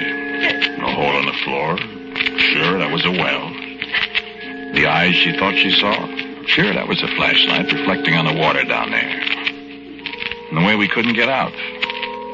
Well, maybe the wall wasn't as busted down as I thought it was when we got into the place. Maybe we didn't notice how smooth the walls was. Yeah, sure. But how are you going to explain that chair seat being warm when Marlene sat down on it? Yeah, that's right, Pete. I didn't want to come here in the first place. That old guy scared the life out of me. There's no such thing as ghosts. You pick a swell time to make a statement like that, boy. Well, there ain't. Maybe there is no ghost. But there are other things. Like what? I don't know. Like things that come up out of the ground. Oh, cut it out. Well, Give me a cigarette, Pete. You're going to sit here all night in the rain? What'll I do? Fly out of here or something? Give me a match. Wait, I'll spit for you. Here. let's get out of here. Wait till morning. We'll find a way out then. I wonder if we could reach the top of the wall if we stood on that chair. I don't know. You wouldn't get me to touch that chair for $1 million. It was warm. Ah, that don't signify nothing. As to me. What about the suitcase? What? What'd you do with it? I'm sitting on it. Is it warm? Hot as a pistol. Oh, cut it out. Cut it out. Well, I'm scared. Look, babe, I don't like this any too well either. Sit close to me, please. I'm cold. Well, move over this way. Well, don't worry, kids. In a couple of months, we'll come back and pick up our little prize package here. We'll be warm for life. All of us. If we ever get out of here. Ah, come on. What was that? You do that, Pete? No. What was it? I don't know. Stanley. Oh, wait a minute, Stanley. I think I know what it was. What? Wait. Stan? What? Come here. Careful now. In the damp darkness, I moved toward the sound of Pete's voice. He stuck my hand and put it on the edge of the hole I dug. See? What? A couple of bricks fell in the hole. Oh. Marlena, get back from the edge. What is this? Move back, honey. Oh, Stanley. Light a match, Stanley. You got him. You like one. All right, stand back a little. And in the light from the match, before it fizzled out in the rain, I saw what had made the sound. 2 or 3 bricks had got loosened at the edge of the hole I dug. Had fallen in. And as I looked before the match went out, 2 more sagged and fell downward into that bottomless pit. Get back, Marlena, I yelled. Pete lit another match. Look out! The crack yawned open, and with a crash, a half a dozen more bricks tumbled into the hole. Below us, I could see the feeble glow of the flashlight way down there. Seemed to me the things crawled far, far below us in that horrible pit. Pete and I dragged Marlena away to the wall. There was a rumble, and the mouth of the pit grew bigger. Seemed that the glow from down there was growing stronger. We sat there, huddled against the slippery walls, frozen cold with terror. Another section of the floor fell in. The whole floor's going. Come on, we gotta get out. Marlena sobbing and Pete and I scrambling at the slippery walls. There wasn't a chance. Then the rumbling stopped for a second. We flattened ourselves against the bricks. In the light that came up from down there, I could see Pete's staring eyes and the tears of fright shining on Marlena's cheeks. I said, we gotta get out of here. Stanley, Help me up the wall, Stanley. Ain't no use to try, boys. You can't get out. And I looked up. And there, sitting comfortably on the edge of the cellar wall, grinning at us in the light that flowed up from the pit in the cellar floor, was the old man Marlena and I had heard at the roadside restaurant. The old man had told a lurid story about BEEZER'S cellar. Ain't no use to try. You're stuck. Oh, help. Don't hoot and holler, lady. Look, old man, give us a hand, will you? I heard tell of a fella long time ago that got down into this here cellar. Just like you done. Well, give us a hand. The floor's going. I know. The floor fell in with him, too. Well, help us. He killed a feller down towards Manitou. And he come and hid here in the cellar. Give us a hand out of here. And the same thing happened to him. Never did find his body. More floor falling in, hey? Come on, give us a hand up out of here. Help us. Know what's down there? Fire and destruction. Listen, old man. Tut, boy. You know you hadn't ought to shot that poor feller at the bank up there in Chicago. Murder's bad. Listen, we got a lot of money down here with us. I know it. You're criminals. We'll split it with you. Don't want no part of stolen money, bub. Ain't much more left, is there? They'll never find your body. Now listen, you old Now, bum. don't call names, Hey, Bob. put that pistol down. That won't do you no good, son. Too bad. Listen, mister, for the... look, there's a woman down here. Yeah. Criminal? Like you two boys. But look. Look out, Marlene. Stanley! There's any place left to stand! Here, Marlene. Here. Kind of figured you was listening to me back there at Saltweddle's stand. Kind of figured you'd come a-kiting out here to the cellar. Mister, listen to reason. Please just reach down and give us a hand. Kind of figured I'd come along and watch and see what'd happen to you. Mighty interesting. Oh, if I could get my hands on you. You can't. Not unless I let you. You can't do this to us. We are people. We are. Help. Please, mister, I beg you. No, lady. No use of hollering. The wages of sin is death, I always say. You robbed and you murdered, so you got to be punished, see? You can't sit there and watch us die. Another hunk of the floor's going.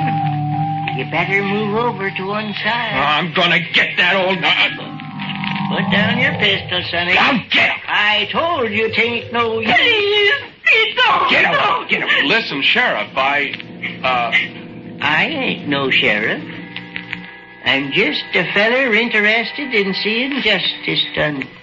I recognized you back there at the restaurant, and I thought to myself, well, I'll just toll these people here over to the cellar, and we leave things take their course. Look out, Marlena. Haven't you any pity, man? Not much.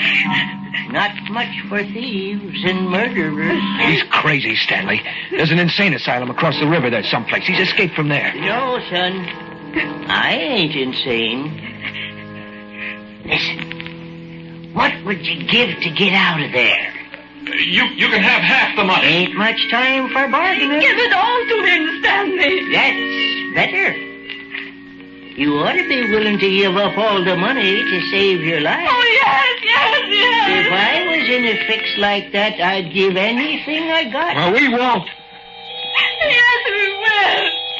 Floor getting hot down there? Mighty interesting. Well? All right, you can have all the money. Help us out. Oh, no, you don't, Stanley. Hand it up. Stanley, how do we know he'll help us? Wait, don't give it to him. Take it. Oh, no. And Pete leaped at the suitcase I was handing up to the old man. His fingers just touched the edge of the bag when another section of floor gave way right under him. He fell down and down and down and down, twisting and turning into the fire that kept coming higher and higher up the shaft, reaching for us. And the old man took the bag and set it down on the edge of the cellar. See? That might have been you, fella. Or you, lady. Help us out of here. It's good riddance. He was the one that shot the fellas at the bank up in Chicago. Good riddance, I always say. Are you going to help? You're right in the nick of time. Here, grab a hold of my hand, lady. I'm afraid. You come, lady. Boost her, mister. Oh. There you are. Just as right as rain. All right. Now, you.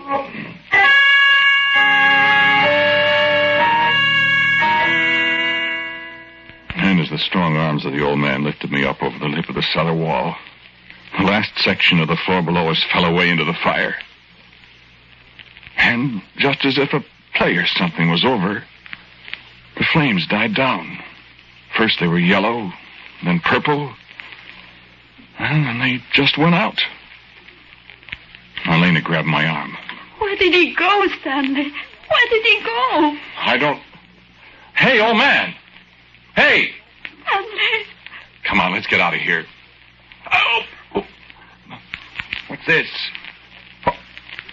Marlena! What? He didn't take the money. It's right here.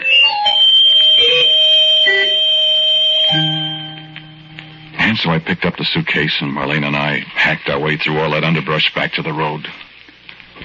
We were just opening the door to the car to get in, go away from BEEZER'S cellar, when there was sawed-off shotguns in our faces and lights. I could see the state cop's badge behind the light. He laughed and said, "Come on, kids, we're going for a ride." And it's very comfortable here in the little iron room at Stateville. And I hear that Marlena's all right down there at the women's prison at Dwight. She can stay there for 20 years. Me? Well, I'm going to move. They got a tight little room here for people that get mixed up in murders.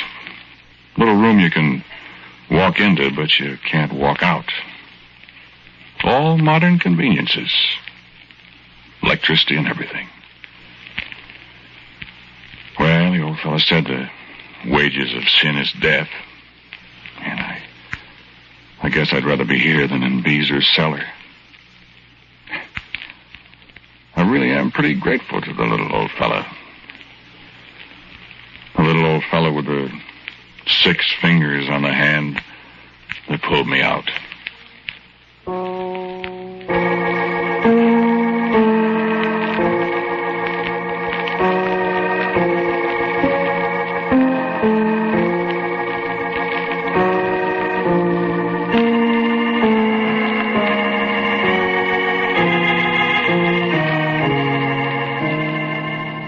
The title of today's Quiet Please story is BEEZER'S Cellar. It was written and directed by Willis Cooper, and the man who spoke to you was Ernest Chappell. And Lotta Stavisky played Marlena. Warren Stevens was Pete, and the 6-fingered old man was Charles Eggleston. As usual, music for Quiet Please is played by Albert Berman. Now for a word about next week, Willis Cooper. Thank you for listening to Quiet Please. Next week I have a story for you called And Jeannie Dreams of Me. And so until next week at the same time, I am quietly yours, Ernest Chappell. Now a listening reminder. Today, David Harding Counter Spy is dedicated to Employ the Physically Handicapped Week. Be sure to tune in. This is ABC, the American Broadcasting Company. The General Mills Radio Adventure Theater.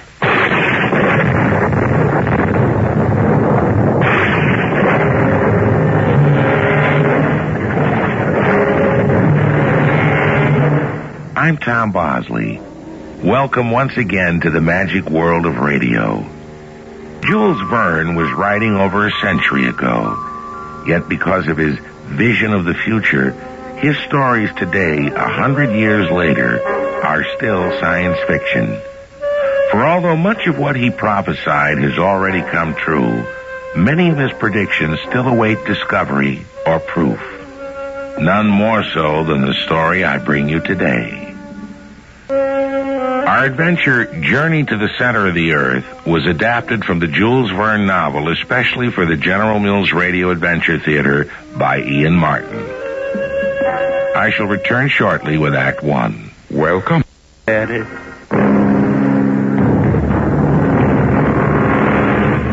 Professor Otto Lidenbrock was a man of such determined purpose that when he dedicated himself to some single goal, nothing could stop him. This is the story of him, of his orphan nephew Axel, Vicky, the girl Axel loved, and of a strange old parchment with a cryptic message that catapulted the professor into leading all of them into the burning depths of hell. Come. Excuse me, Axel, but the housekeeper asked me... The professor is not here. No, Vicky. Something must have delayed him. Don't tell me Martha has dinner ready to serve. Almost. What time do you think it is? I really don't know. I was busy studying these rocks, and I get busy. I don't notice the time. Oh, you're as bad as your uncle. You live in a world apart. Not me. Only the world you're in. Axel.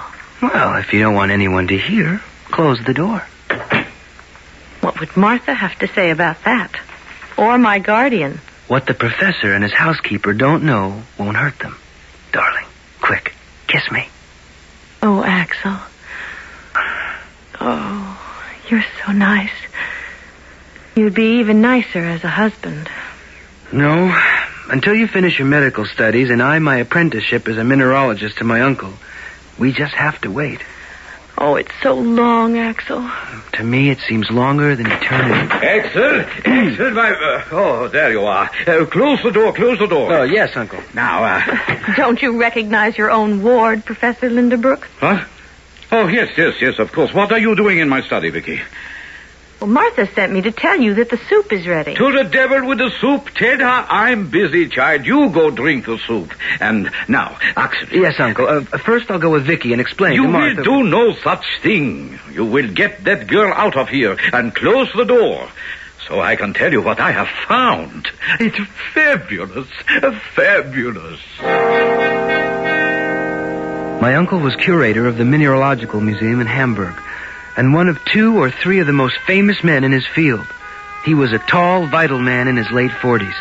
He was renowned for his enormous intelligence, his monumental impatience, and a horrifying temper, more or less in that order. Imagine, Axel, to find a treasure beyond price by accident at a bookstall. Look at it. Heims Kringla of Snorro Turelson? But look at what I found inside it, dear boy. Now, what do you make of that? A piece of paper? No, parchment. Okay, very well, a parchment. Read what is written there. I can't. The letters look Icelandic. Wait, look at the signature. At least that can be read.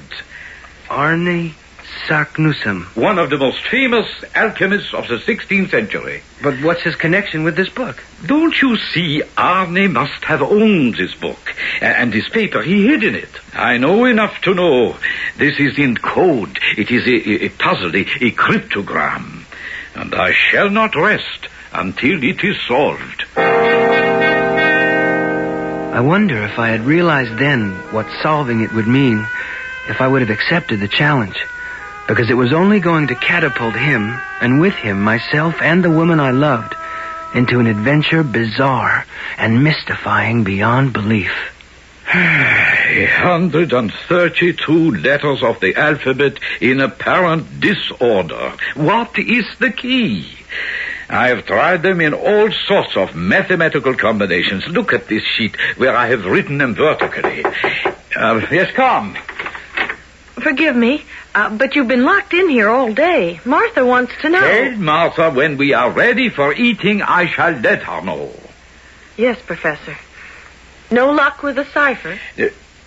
How did you know about it?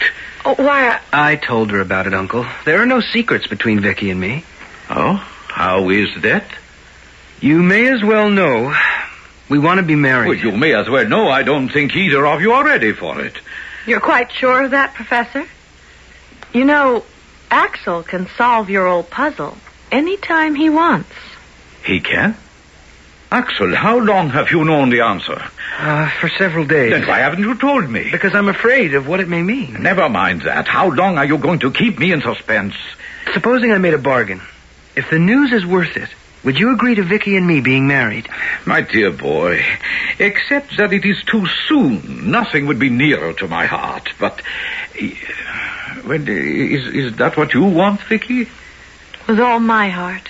Confound it, all right, yes. Now let us waste no more time. What is the key? You stack the letters vertically. Now read them backwards.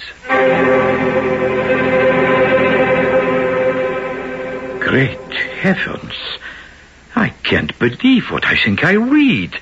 It is in Latin. Not very good Latin. But it could be read thus. Descend into the crater of Sneffels, over which the shadow of Scartaris falls before the calends of July, bold traveler, and you will reach the center of the earth. I have done this. Arne Saknussemm. The center? We shall do it too. You and I, Axel. I suppose I cannot refuse that, but you must give me something in exchange. If we set out on this mad adventure, you must give your consent that Vicky and I can be married first. Well, I suppose if it is what you both want. Oh, you see, Axel, all it needed was the right kind of miracle. When, Uncle? Well, the sooner the better. Tomorrow? Yes, if you wish. Of course, we weren't married the next day, but before the week was out, poor Uncle Otto, he didn't quite know what he was letting himself in for. What do you mean, take Vicky with us? Do you realize the dangers, the hardships, the inconceivable problems we may face buried deep in the bowels of the earth? If you want Axel along, you must take me, too. Want Axel? I need him. I need his fluency in languages. She's a better mountain climber than either of us. She's trained in medicine, and she's no stranger to mineralogy. She'd be far more of a help than a hindrance. So very well. I shall argue no further. There is not time. But you had better prepare yourselves. We leave the day after tomorrow. There is only one boat service to Iceland on the 30th of each month. Unless we catch that boat, we would be too late to discover a realm no man ever has set foot in before. The inside of the earth, all the way down to the very heart of it.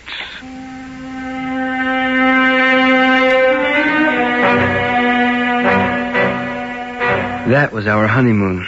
That boat trip to Iceland. That cold, remote island in the North Atlantic. A honeymoon shadowed by the frightening thought of what was to come. At least for me, if not for Vicky. Oh, Axel, will you stop looking so gloomy? Come and look at the moon with me. I'm sorry, Vicky. It's a lovely moon, and a nice cool breeze, and I just wish our voyage would go on forever. How about our happiness? There won't be much room for that once we reach Iceland. You really think there is such a moment when the sun will cast a shadow that miraculously points to a strange opening nobody else has ever explored, and that once through it, we will all just walk casually to the middle of the earth? No. Then what's there to worry about?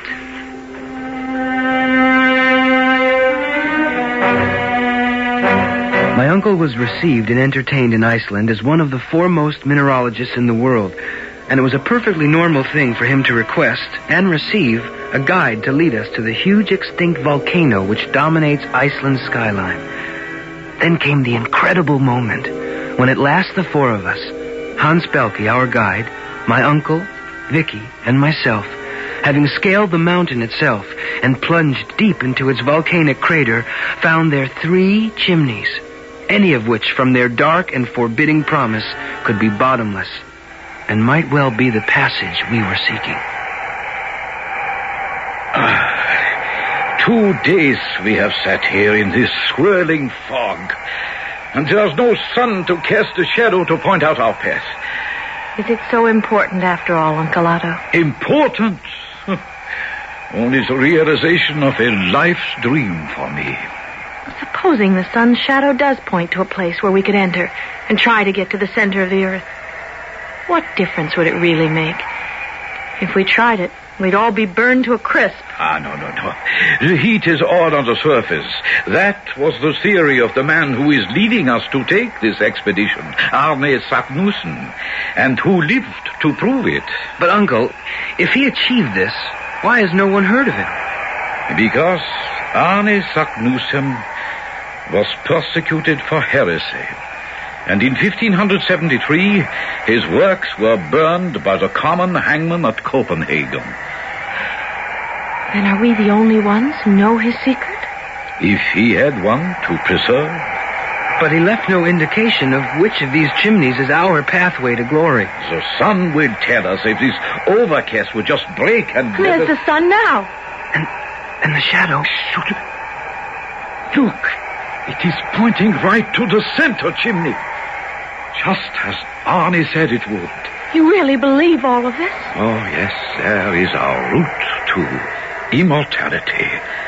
When we go down that rock chimney, we will be the first human beings to explore the mystery of inside our planet, and to reach at last the center of the earth.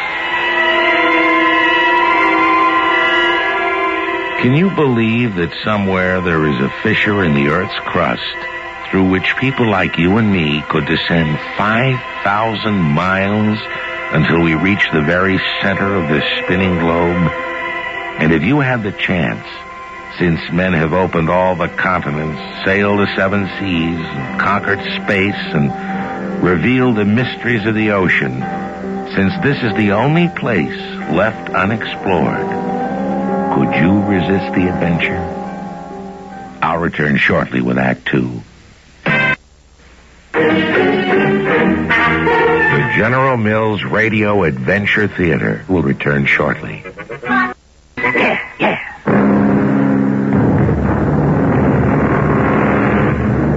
Four lonely human beings, dwarfed by the immensity of the crater in which they stand, are frozen at this special moment when the shadow of the great mountain Scartaris points directly to one of the 3 great chimneys, reaching downwards into oblivion, the entrance, according to an alchemist dead for 500 years, to the passage that will eventually lead them to the very center of the earth. It looks bottomless. I doubt it. If Arne Saknussen went down it and came back to tell the tale. If. We can rappel ourselves down there, but what about the food and supplies? They would go down by themselves, Vicky. What do you mean? Watch Hans. He has already roped them together. Yeah. He just threw it over. It'll be waiting for us. Listen.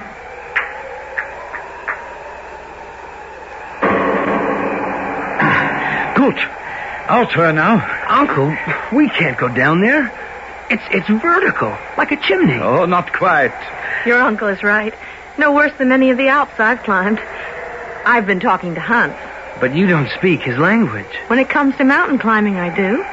Now look, the rope is hooked around this projection of rock, so it acts like a pulley. Hans will go down first till he finds a ledge or somewhere he can have footing. Then he will signal us to come down. All you have to do is take hold of both ropes and use your feet to push off against the mountain. Then you sort of slide down. Are you ready? As ready as I'll ever be, I guess.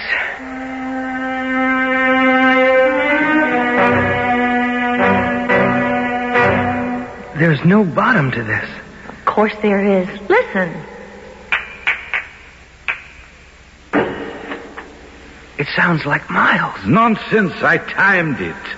Adding the velocity of a falling object to a return speed of sound, I would estimate some 3,000 feet.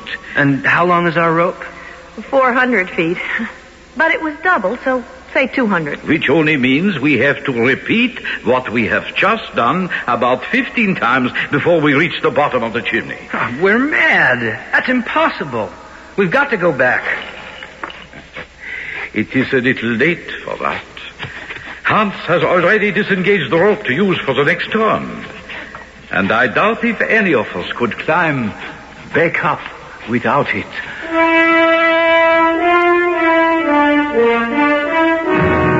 My uncle was right. It took 15 times, hooking the rope around whatever projecting rock we could find, to reach the bottom of that dark, narrow, dreadful chimney in the rock. By the time we reached bottom, exhausted, the last of daylight was fading, and looking up, the hole we had climbed into far above our heads was little bigger than a silver dollar. It was like looking through a gigantic telescope at a tiny star, a star which flickered and then went out as all of us fell into an exhausted sleep. Axel? Axel, wake up. Come to, my boy. Come to. I'm dizzy. I'm seeing stars. Nonsense. It is just the daylight bouncing off the lava, like a shower of sparks. Where's Vicky?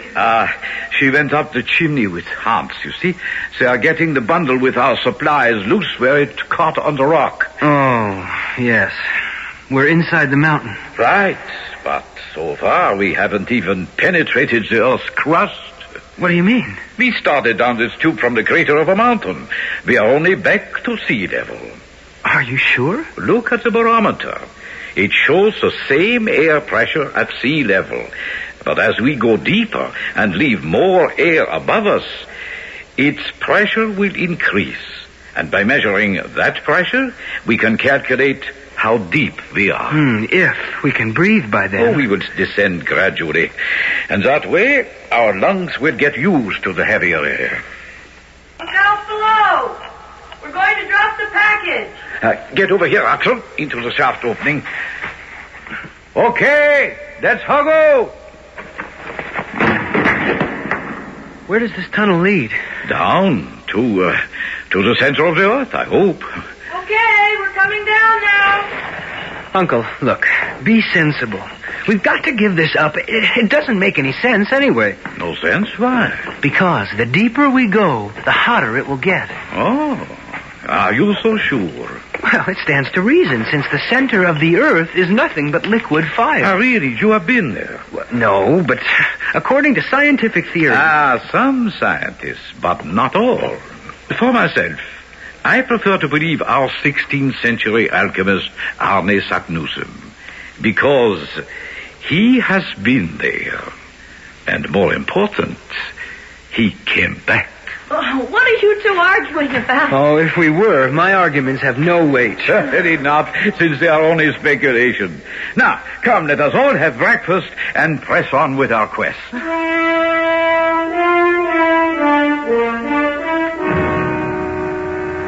Well, Axel, how do you find the temperature after these first days? It's quite comfortable. And you, Vicky?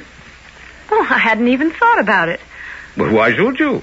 By the thermometer, it is just under 60 degrees. Should it be more? My nephew would think so. Me? Why? When we left the surface, it was 41 degrees Fahrenheit. But according to most authorities, there is a 1 degree centigrade rise in temperature for every 100 feet. So, figuring the present rise in temperature by the Fahrenheit scale, could you estimate how deep in the earth we have penetrated? Well, that isn't very difficult. Less than 1,000 feet. Except, my boy, and I promise you that my figures are correct, we are now 10,000 feet below sea level. What does that mean, Axel? It means we are far below the deepest mines ever sunk in the world. And that the temperature ought to be at least 178 degrees. What? So much for preconceived ideas about the inside of the earth, huh? Now, do you feel better about continuing with our search? Water! What did Hans say? He said water. Whatever the temperature may be, we have only a 3-day supply of water. That's something no figures can change. But as soon as we get below this stage of lava rock, we will find springs. So, we're going on. But certainly. Well, there are 2 roads. Both of them dark and narrow. And there is nothing to be gained by hesitation. So, we will take the one to the east.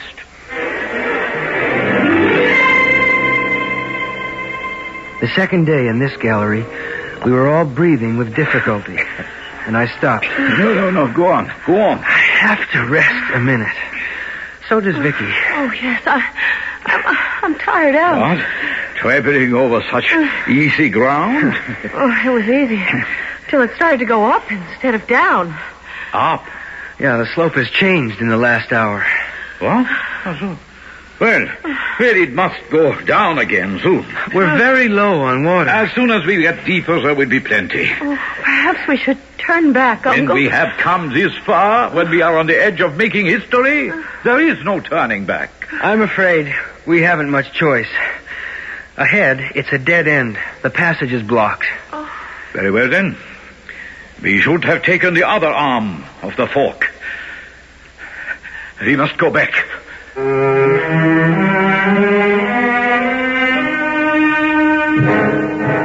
I will drag you through the mental and physical agony of those retraced steps. Before we got back to the cavern, we had to ration the water. And by the time we arrived, we were parched and so weary we were ready to drop. All of us, except Hans, whom nothing seemed to affect, arrived half dead at the junction of the two galleries. Now, come. We must pull ourselves together and try the other fork. What? Are you mad?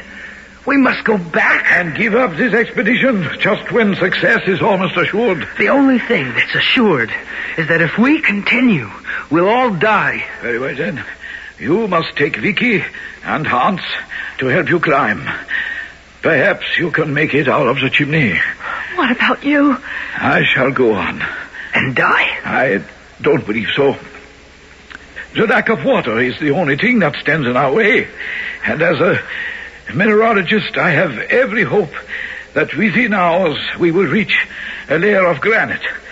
And there, water should be abundant. Vicky? I think we'd better go with him, Axel. Even if we made it back to the bottom of the chimney, we'd never be able to climb out.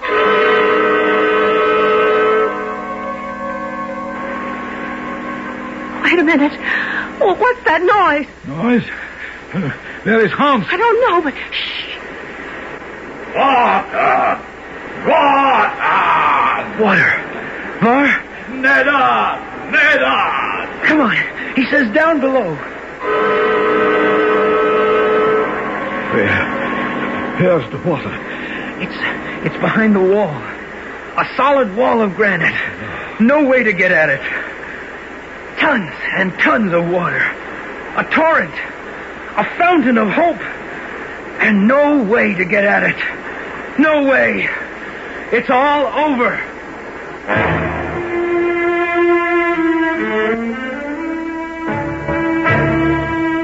Are our friends to perish, buried alive, dead of thirst, when unlimited water is so near and yet beyond reach?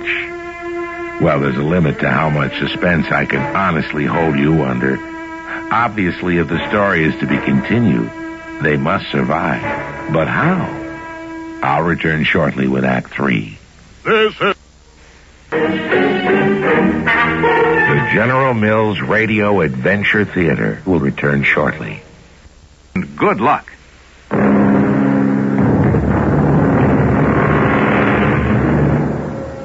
Three of our discoverers are slumped in parched exhaustion deep under the earth, deeper than any human being has ever penetrated before. But the fourth, the quiet man of few words, Hans, the phlegmatic Icelander with his incredible physical endurance, has left the others, following the granite wall, listening to the sound of the torrent behind it. And now, faintly, the sound of his effort to save them reaches Vicky's ears first. Axel, listen. What? What, Vicky? That sound. A pickaxe. Where is Hans? I don't know, Uncle. Pickaxe. He must be trying to break away the wall. Water. I think he's found water. Come on. Let's go. Water. Oh, look, he's found it. Martin, give up. What do you mean, be careful? Ah! Oh, what is it doing? It's hot. It's boiling hot. But it's really cool. Then it hits the floor. Follow it down, and we can drink to our heart's contents. That precious jet stream of water was to be more to us than something to quench our thirst. Like Kubla Khan that we had all read in school, it led us through caverns measureless to man, down to a shining sea. But I am getting ahead of myself. On the 18th of July, 3 weeks after we had left the surface of the earth behind us, my uncle stopped to make some calculations. Where are we, Uncle Otto? Well, by my calculations, we are 213 miles southeast of Sneffels. But that means we aren't under Iceland anymore. No, my dear.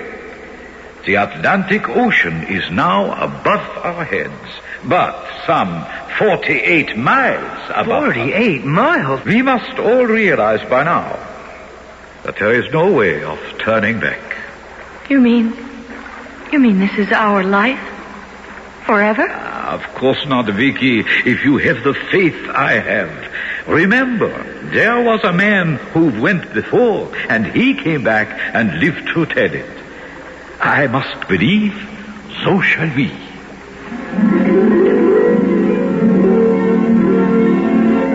I don't think anyone else believed that. The only thing that kept us from going mad was the sense of companionship. And then, suddenly, it happened. We were hoarding our electricity, saving our lamps, and on this day, feeling along in the dark, the nightmare that lurked in the back of all of our minds happened to me. Vicky, will you ask Uncle Otto if we can't stop a minute? Vicky? Uncle Otto? Hans? Vicky? I was suddenly screaming, panic welling up and catching in the back of my throat. Then, with an effort, I got hold of myself. What a fool I was being. I had a sure way to find my way back to the others. All I had to do was follow the stream of water. I bent down, and to my horror and terror, I found nothing but dry granite. The stream was no longer at my feet. I went mad with panic, running back in the dark, screaming, Vicky! Vicky! Can you hear me? Uncle Otto! Hans! Please!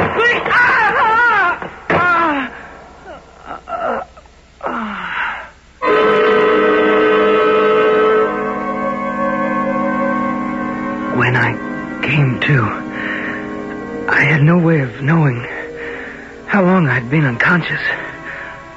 My face was wet with tears and blood, for I'd cut my head when I fell. I was dizzy and half frantic with fear. Then suddenly, what was that? An explosion? Some subterranean earthquake? Oh, Lord, please don't let me die. Please don't let me be buried alive. Oxen, order on. No, we won't give up. Fire the gun again. It's Vicky. And Hans. Help. Help! That must be the gun. Why does it sound so strange? But if you can't hear that gunshot, it is hopeless. But I do. Won't give up. Why can't they hear me? And why do they sound so strange? Wait. I see it. It's some trick of acoustics. Their voices are traveling along the wall, like the whispering gallery in St. Paul's Cathedral in London. If I put my mouth close to the wall and whisper, maybe...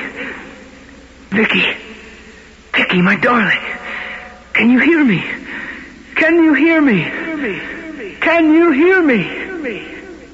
Listen. That's Axel. My darling, where are you? I don't know. I'm lost.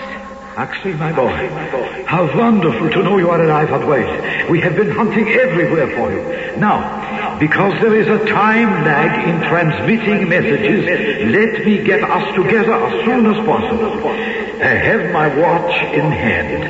At the end of this, I will say your name, noting the exact second. The moment you hear your name, repeat it. The moment I hear it, I shall check the watch. By dividing the elapsed time, we will know just how far apart we are. Ready, Now came the agonizing wait. It was unbearable to know that my darling Vicky and the others were so near, and yet so... You see, exactly 20 seconds. Now, half of that is 10, and at 1,020 feet a second, that makes 10,200, or approximately 2 miles. 2 miles? Now, all you have to do, Axel, is to find a path that takes you down. It is better that you come to us. I will tell you why. We are in a vast cavern, and all the cracks and fissures and galleries seem to radiate from here. So, on your way, boy. On your way. I love you, Axel. just hurry to us. If our voices passed back and forth as they had, there could be no obstacle between us. So, weak as I was, I hurried along the corridor, guiding myself by touching the wall. But I made one mistake. I was careless of what was under my feet, and suddenly, it was as though the ground gave way beneath my feet, and I went slithering on loose rock, down, down, sliding, out of control, faster, faster, till suddenly the slide became a fall. I was jarred against projections, dropping down a vertical shaft, till my head hit a sharp rock, and all went black. Hello, darling. Oh, Vicky. Oh, thank heaven. You're all right. You're alive. I hear waves, and we're in the open. The sun is shining. Are we back outside? On the contrary, you are now at a depth underground of approximately 100 miles. Oh, and how far from Iceland? Over 2,000 miles. Then we're somewhere beneath London, or perhaps Paris? Approximately. Incredible. What's that hammering? What's that hammering I hear? Come and see. It is Hans. He is building a raft for us. Out of what? Oh, pine, fir, birch. But there are no trees down here. Somewhere on the shores of this sea there are, or were at some time. This is fossil wood, mineralized by the sea, driftwood. It floats, and it will make a fine raft. Good dog, Axel. Good dog, Hans. But why is Hans building this raft? Well, so we can follow the example of that well-known chicken and get to the other side.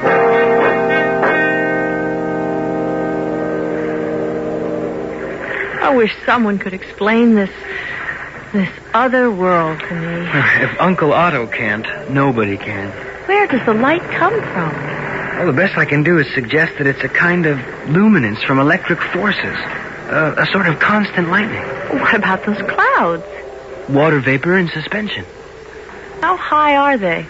Oh, a good 12,000 feet, I'd say. How large is the sea? At least as big as the Mediterranean. We've been sailing for nearly a week, and there's no sign of the other shore. And all this inside one huge cavern in the deeps of the earth? It's beyond belief.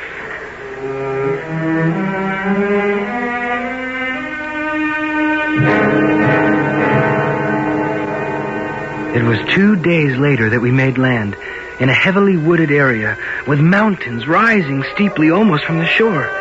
In one of them we found a cave and another miracle.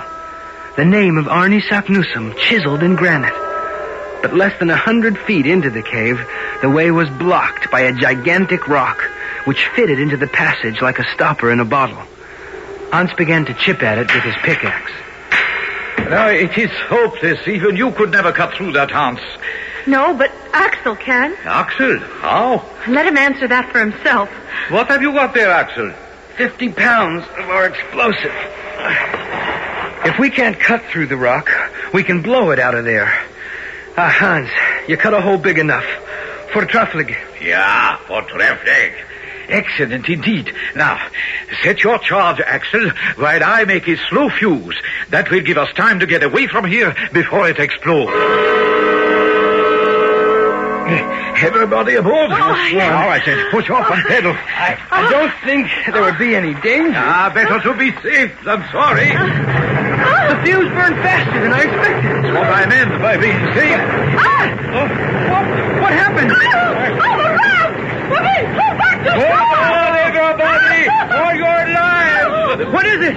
It looks like a bottomless pit. There must have been an abyss on the other side of the rock. The sea is pouring into it, and we are being swept with it. Hold me, Axel! Hold me! Hang fast to the raft! We're being sucked into the center of the earth! The next 48 hours were a nightmare not to be believed. With the speed of an express train, the current carried us down on a wave, tearing through between the walls of the tunnel. We were tossed and battered about, but held on grimly. Nothing worse could happen to us, we supposed, until... Oh, What is it, Uncle? We're going up. How? The water has reached the bottom of the abyss and is now seeking its own level. It's carrying us up with it. We'll be drowned when it reaches the roof. So, there is a shaft over there. Paddle, Hans. Paddle. Ah, the water. It's boiling now. It's suffocating. Like a furnace. Pray, my little ones, pray. That is our only hope. Fate has flung us in the path of burning lava, and it has mixed up with the water. It is an eruption, and we are going to be spun into the air, hurled along with acid cinders and a whirlwind of flame. Oh, but we are lucky. You call this lucky? It is the only way. We have a chance of returning from the center of the earth.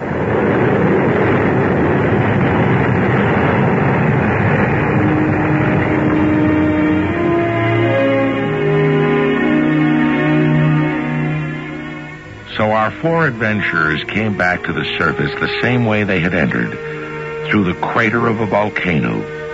Burned, bruised, tattered, and exhausted, they were blown out of the volcano Etna in Italy, for that was how far they had traveled through the center of the earth. But they lived to tell the tale, and that is how Jules Verne's book begins and ends.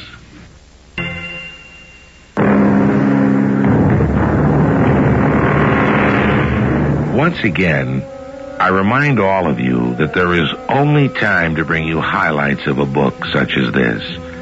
To enjoy it fully and to appreciate the genius of Jules Verne, the richness of his imagination, and the scientific knowledge that justifies it, you must go back to the book. It will bring you many hours of pleasure.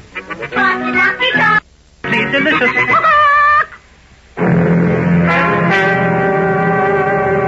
Our cast included Ian Martin, Don Scardino, and Jada Rowland. The entire production was under the direction of Hyman Brown. This is Tom Bosley inviting you to return to the General Mills Radio Adventure Theater for another exciting tale you can hear through the magic of radio. The General Mills Radio Adventure Theater is recommended by NEA, the National Education Association.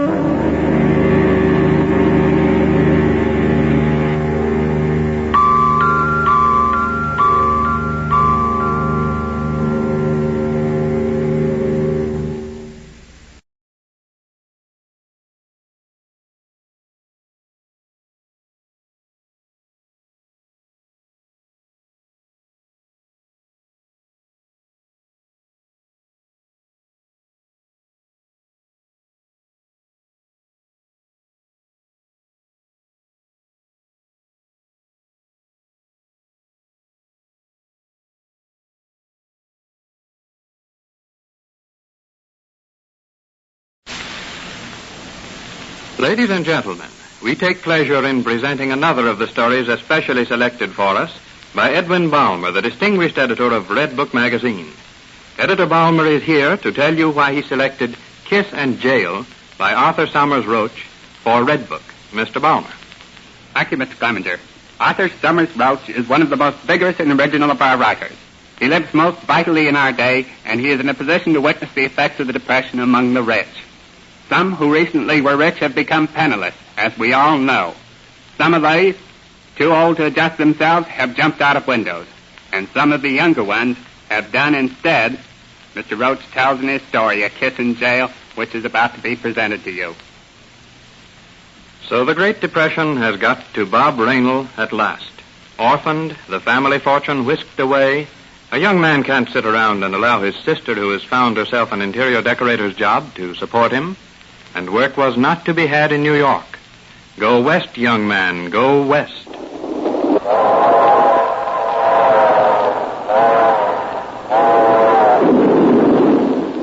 We find Bob in the observation car of a fast express, Chicago bound. He is watching a bejeweled lady and her overdressed daughter, obviously nouveau riche, flaunting their wealth in the face of the passengers. The dowager mother delights in showing off the butler who's traveling with them. Here is Mrs. Robinson. Jenkins, we're getting off at Ovington, remember. Put those packages on the platform and be very careful of my daughter's hat box. Yes, ma'am. And here is Bob Raynell, the ex-society playboy who doesn't like the looks of that phony butler of Mrs. Robinson. She's certainly working that butler overtime. Doesn't look like a butler to me anyway. Jenkins, eh? I've seen him somewhere before. And Jenkins, go over to the baggage car and see if our luggage is being taken care of. Yes, ma'am. By George, I do recognize that butler. Seems to me he used to hang around that New York speakeasy of Big Abe Conley's. Racketeer of some kind. Hurry along, Jenkins. We'll be in Ovington soon.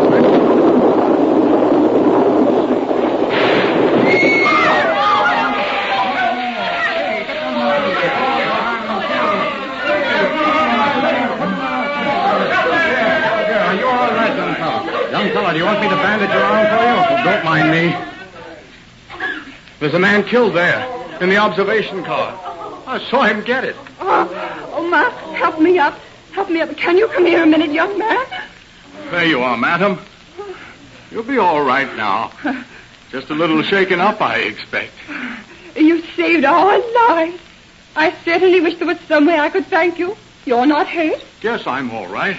Did you see our butler? I'm sorry, Mrs. Mrs. Robinson. The Robinsons of Ovington, you know. I'd like to ask you to come home with us. It's not far from here. Our car is on its way here now. If only I could find that butler. I'm sorry, Mrs. Robinson. I'm afraid your man's been killed. Jenkins, killed? They couldn't get him out in time. Oh, but we only hired him in New York yesterday. Oh, dear. I should have looked into his references more carefully. Now I'll have a lot of trouble in disposing of the body. The railroad will help you take care of that, I'm sure. But we're giving a dinner party tomorrow night. What can I do? How can I find the butler? If you'll excuse me, Mrs. Robinson, I mean if there's a place open in your home. You're a butler? On my way to Chicago, hoping I could get a job there. All my things were destroyed in this wreck, but, For whom have you worked? Why, I've been with the Raynells in New York since I was a boy. Oh, the New York Raynell? Yes, ma'am. Miss Sally Raynell is in New York, and you could write to her. Oh, we won't need to write to her. She's spending the weekend with us. Arrives this very afternoon.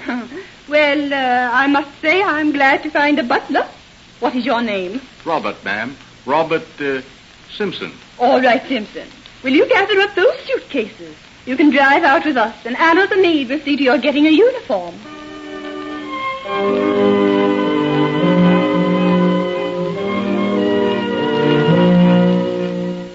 So, you're the new butler they dragged out of the train wreck, eh? Lucky, wasn't it? That is lucky for me, not so lucky for that other chap. I suppose I can call you Anna? I only work here. Say, Simpson, where have you buttled before? Lots of places. Where have you made it before? Lots of places. Hey, you're pretty quick on the comeback, Simpson. Oh, I get along. Yeah, you'll have to get along working for the Robinsons, let me tell you. Say, listen, that old lady and her daughter are the crabbiest bunch I ever worked for. The only thing they give the help around here is uniforms. A good break for me. This outfit seems to fit. You do look pretty smooth. But I lost my shirt in that wreck. And look at my shoes. The soles are all burned out from the hot coals I walked on. Wonder where I can buy some new boots around here. Ovington's the nearest. The Robinsons let you go in the car, maybe, since you saved their lives. But you'll have to step on it. Guests are due from New York. I'll beat it up to Ovington, then, and buy some things. Say, send a telegram for me. Of course. Oh, don't let that booby of a chauffeur know you did it. This is just between you and me, huh? Mum's the word. Well, here it is, written out on this envelope. Now, I'll read it to you. You'd read it anyway, so I'll save you the trouble. Thomas Beckwith, Minerva Place, New York City. Lay off. Signed, Anna. I'll take care of it. You see, this Beckwith's an old beau of mine, always phoning me long distance, and it burns the madam. So I want him to quit. Here's $50 to pay for it. Okay, I'll take it along.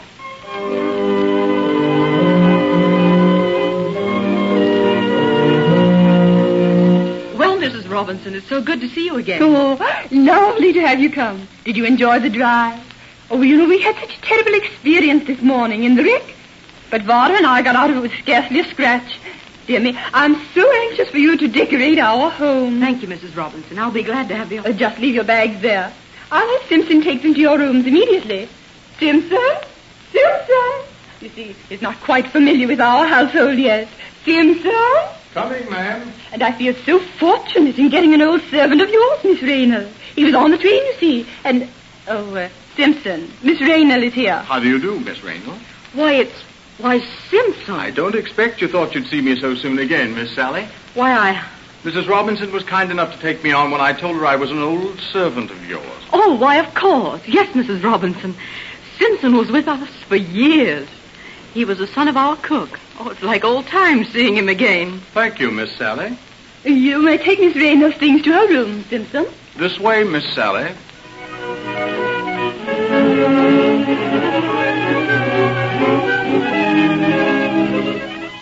Now, Bob Raynell, what in the world are you doing here, masquerading in that silly butler's uniform? Easy, sis. Take it quiet. The old dowager may hear you. Well, make it snappy. What's it all about? I thought you were going to Chicago. I was, but the train was wrecked. Mrs. R. and her daughter and the butler were in the same car I was.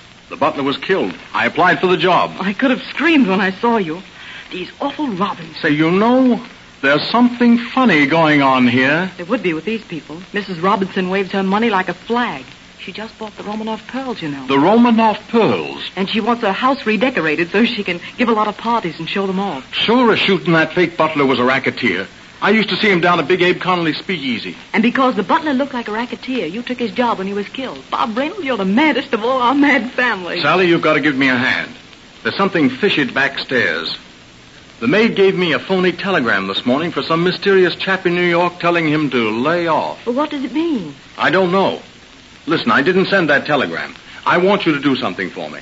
Is Big Abe Connolly still a friend of yours? Didn't I redecorate his speakeasy for him? Well, call him long distance. Ask him if he knows anything about a man named Beckwith, lives on Minerva Place. This is exciting.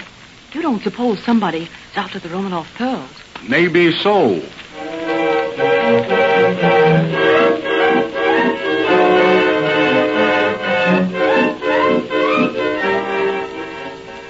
Well, Simpson, I suppose you're glad dinner's over. How'd it go? Not half bad.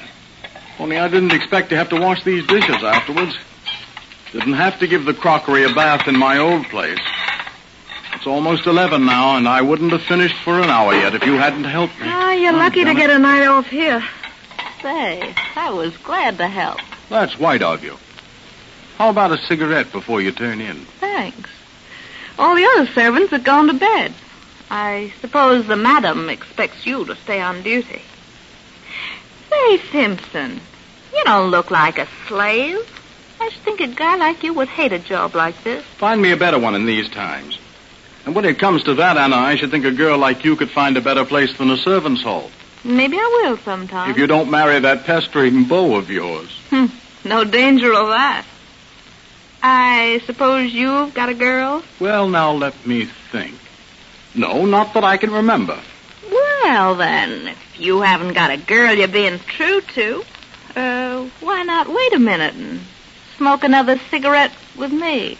If you'll light it for me. And little kiss on the side? Why not?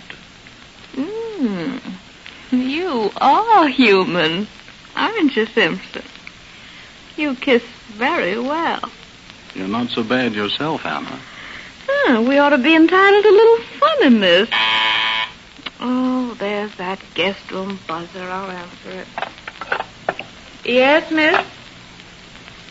Yes, miss, right away, miss. It's that Miss Raynell, Simpson. Wants you to shake up a cocktail and bring it right away. I know the kind she wants. I'll take it right up. Gee, isn't that the way it always goes? Just when we were getting along so nicely. Oh, I'll go along to bed. See you tomorrow, Simpson. Nighty-night.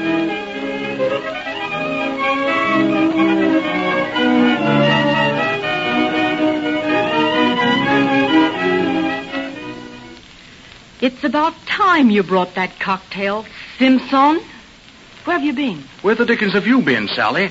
I thought maybe you got Connolly on the wire and found the whole thing was my imagination. I should say not, Bob. I only got back from Ovington 20 minutes ago. You gave him the name I told you? Yes, and Bob, Connolly tried to locate the man in Minerva Place and found he'd already left New York for somewhere.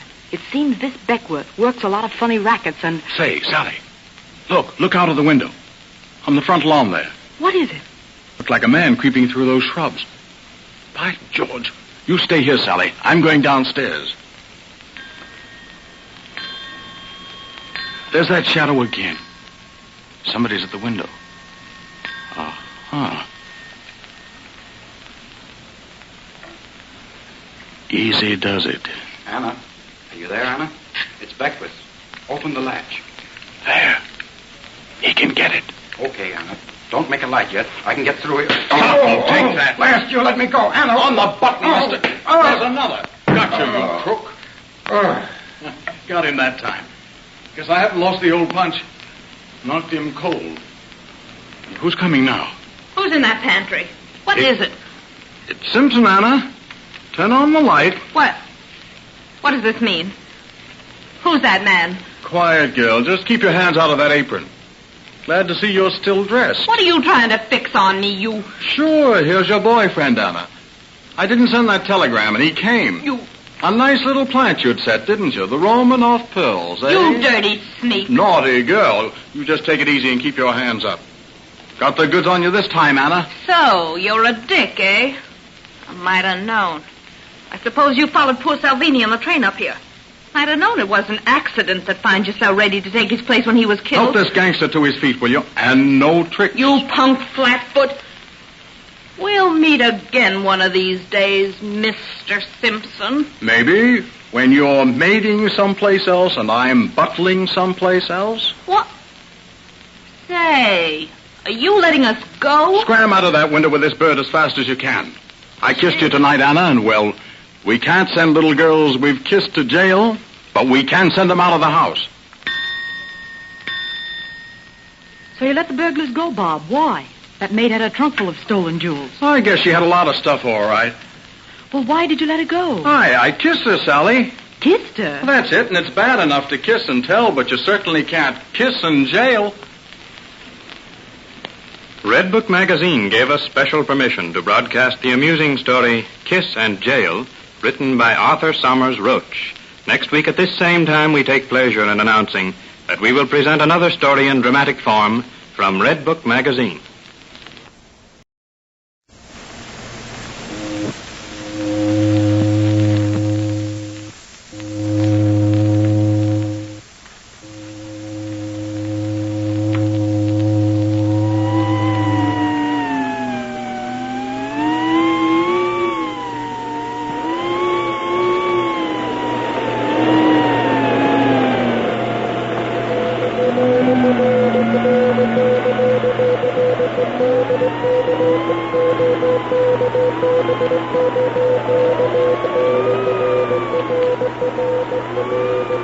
Love, mystery, adventure, romance, presented to you by this station at this time in the stories especially selected for our audience by Edwin Balmer, the distinguished editor of Redbook magazine. When Editor Balmer selected this adventure story, Night Watch, by Jacqueline Marmor from the current Redbook, he told us that Jacqueline Marmor is the writer whom the critics are calling the probable successor of the great Joseph Conrad. Like Conrad, he is of Polish blood, and he has the same deep feeling for the heroisms and tragedies of the sea. Night Watch is the record of a most thrilling event, written by one of the most significant of the younger authors. Here's the steamship Solano, steam up, her lines in, ready to start out of the Columbia River for Yokohama. Jerry Gordon, junior operator, sits aloft in the wireless room, anxiously awaiting the arrival of the chief radio operator. Gee, I wonder what's keeping Patty Mullins. They have the gangway up any minute now. Oh, I just made it. How are you, Gordon? Get a cigarette? Okay, Patty. Yeah, thanks. What's the matter, Chief? Oh, nothing. Well, close the door then. It's freezing in here. Okay.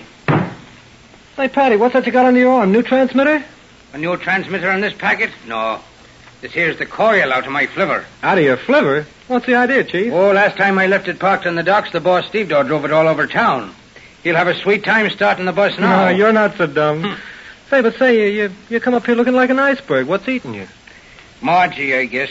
Not the girlfriend. Mm-hmm. I thought you and her were like this. We're busted off. She wouldn't even come down to the ship to say goodbye. Well, that's tough, Chief. What went wrong? She wants me to quit the sea, Jerry. Says she can't see herself married to a guy who only gets home every 2 months. Yeah, I know that line. She got awful sore when I turned down that land job in Frisco, you know. You turned it down? Say, they wanted me to sit in an office the rest of my life pounding brass to you guys at sea. But that's a darn good job, Patty. Yeah, swell job. Never see a ship again except in the movies. Look out that port, Jerry. You see that water? You smell it? Marge ain't got it in her blood, and I have. Wind and salt and clouds. Ever been to Yoko, kid? Must be a swell place, Patty. There go the headlines. The old man's out on the bridge. Here we go. Gee, I don't know. Women are queer, all of them. But I'll take the key, Jerry. Throw that down flivver coil into my bunk. We're underway.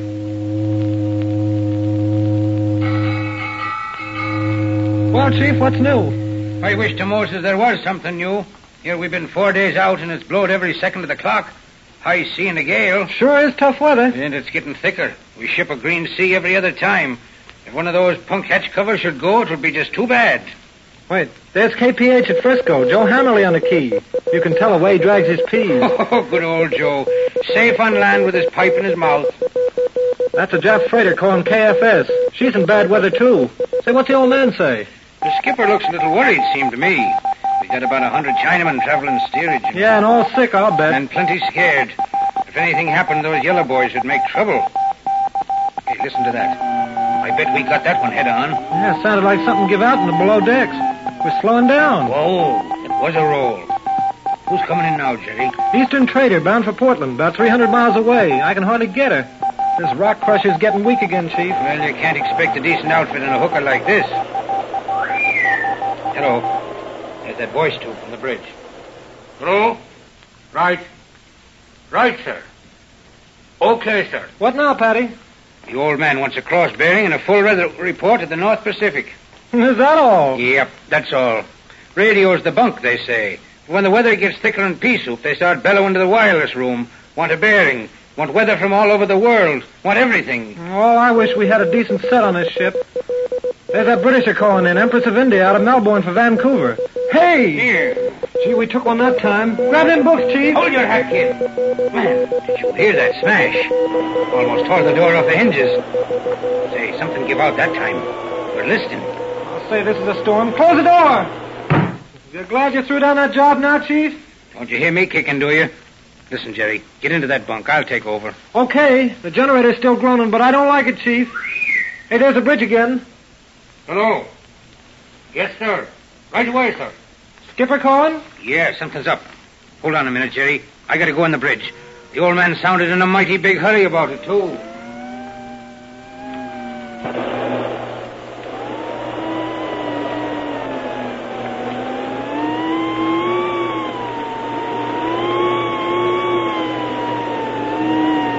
That you, Mullins? Shut that door, quick. You wanted me, sir? You've sailed with me for some time, Mr. Mullins. 3 years, sir. You've been a good man, too, Mullins. You know your work. But I've got to tell you we're in a bad way this voyage. Perhaps you've noticed. Yes, sir. I've got to count on you for help. Thank you, sir. Are there any ships handy to us? Empress of India out of Melbourne. Eastern trader bound for Portland. She's closest, I think. Listen, Mullins. Now get this. We've shifted our cargo in the hold. Loose grain is bad. Our plates are sprung, and you know what that means. Right. Grain's wet and swelling. We're taking a bad list to port. The men below are working the pumps, but you can't pump wet grain, lad. Confound it, I thought this blow would wear out, but it hasn't. Captain Rudley! Captain Rudley! All right, mister. Just smashed the starboard lifeboat amidship, sir. Bosun broke his hand in the tangle. By thunder, another boat gone. That's the third and the last hour. The steward says those chinks in the steerage are raising a riot, trying to get on deck. Hold them below. Keep them quiet, understand? Bunch of them down there got knives, sir. Looks like trouble. Go aft and stand by again. I'll be right with you. Right, sir. You see how it is, Mullins. Chinamen hauling like wildcats below deck. Fire room half flooded and that grain shifting. If we flop over 3 or 4 more degrees, we're lost. Here's our position by dead reckoning. I'm with you, sir. I've had no sight for 3 days. Get the position of those 2 ships you told us about. Ask them to shape a course to stand by. The next sea to smash us may douse our fires, and that'll finish it. And if we try to put boats overboard in this hurricane, well, we might better drown on board. You mean you want me to send an SOS, sir? No distress call yet, Mullins. By the blazes, I'll hang on as long as I can hope for a chance. Get going on that wireless, lad. It's the last chance we've got. Aye, aye, sir. What's the dope, Patty? We both got to stand by. Give me the key, kid. Things are getting tough aboard this hooker. Hey, what's the Eastern Trader called? KDKM. Big Bill Rawlins is working the key. Rawlins, eh? Good. How about the Empress of India? VMCL. Gee, Chief, are we that bad? Our cargo shifted plenty. Yeah, feel that lurch, Jerry. They're right in the teeth of it. Water in the fire room. She's leaking like a sieve. Throw in that switch, kid. Give me the headphones. Let's go. That's the stuff. I'm getting Frisco. Listen to Hammerly come in. Says he'll clear the air for us when we say so. Hey. What's he say? Oh, the dirty so-and-so. He asked me if I don't think now I should take in that job on land. Yeah. And I'll tell him I still think my job is better than his, the landlubber. Can you pick up the Empress, Chief? Awful faint. There's the Eastern Trader, though. You keep that generator switched on, will you? She's full on, Patty. Something wrong? Douse some oil on those bearings, quick. Sounds like the end thrust is getting jammed. That confounded rock crusher would go phony just when we need her bad. There's the Eastern Trader, coming our way. All right, I got her. Shut off. Okay. Say, sounds like our engine stopped. Yeah. Gee, we're getting a beam C now. It'll just murder us, kid. Listen. Hey, Patty, that sounds like shooting. Well, you stick right here with me, kid. We've got to run this blasted wireless. Listen. Take a peek out of that port and see what's going on. Chinky's crowding hard in the after deck trying to get to the boats. Hey, this ain't no fun. We're leaning way over, Chief. Decks are washed. Third Mace's vase all cut up. He's fighting a bunch of chinks. Stop him. He's down. He's up. They got him in a corner. You sound like Madison Square Garden. Oh, that one washed right over the monkey bridge. Knocked one of those chinks for a loop. First mate shooting in the air. Here come the boys from the engine room, Patty. Yeah, looks like the game's up, kid. We'll never get those lifeboats off in the sea, and another lurch like that last one will roll us over. Here comes the skipper, Patty. Evening, men. Evening, sir. Mullins, send out that SOS. We've got a chance. If we can stay afloat till dawn, there's a chance of lowering the boats. Right. Get that Eastern Trader if you can. If she don't pick us up by sunrise, well, we'll be lost. Get going, Mullins. Come on. SOS, quick, Jerry, SOS. The ship's engine's dead. We got to run our transmitter on the emergency batteries. Come on now. Let's have it. How's it coming, Chief? There's Frisco clearing the air for us again. KOLE, that's our call. Eastern Trader says she's getting close. Says we're coming in weak. Did you get more juice out of that rock crusher, kid? I'm giving her all she's got. This blasted generator. Oh, work on her. How's the sky look? Whiter in the east, Patty. There goes the first boatload of chinks. Oh, they just made it. Who's that? Eastern Trader again. Wants us to check our position and get it to her quick. She says she ought to sight us from her present position, but can't. Says to hurry. Come on, quick, Jerry. Get the old man up here. Here I am, Mr. Mullins. What's wrong? Eastern Trader says our position's off, sir. Ought to be able to see us right now from where she is and can't. We've drifted off course. I'll try to take another. What's that? Golden Jerusalem. There she goes. The generator's shot, Captain Rudley. Guess that's the end of the radio, sir. Armature installation. Burn out. That ends the wireless? You can't fix it? Put in another armature. A 2-hour job at best, sir. Oh, that's the finish. We can't stay afloat another hour. You two go down on deck and stand by the lifeboats. Wait. Captain Rudley, can you get our position? There'll be sunrise in a minute. First clear morning we've had. No time to fix that wireless, though? Oh, we've got to clear off. If you can shoot the sun, sir. Yes?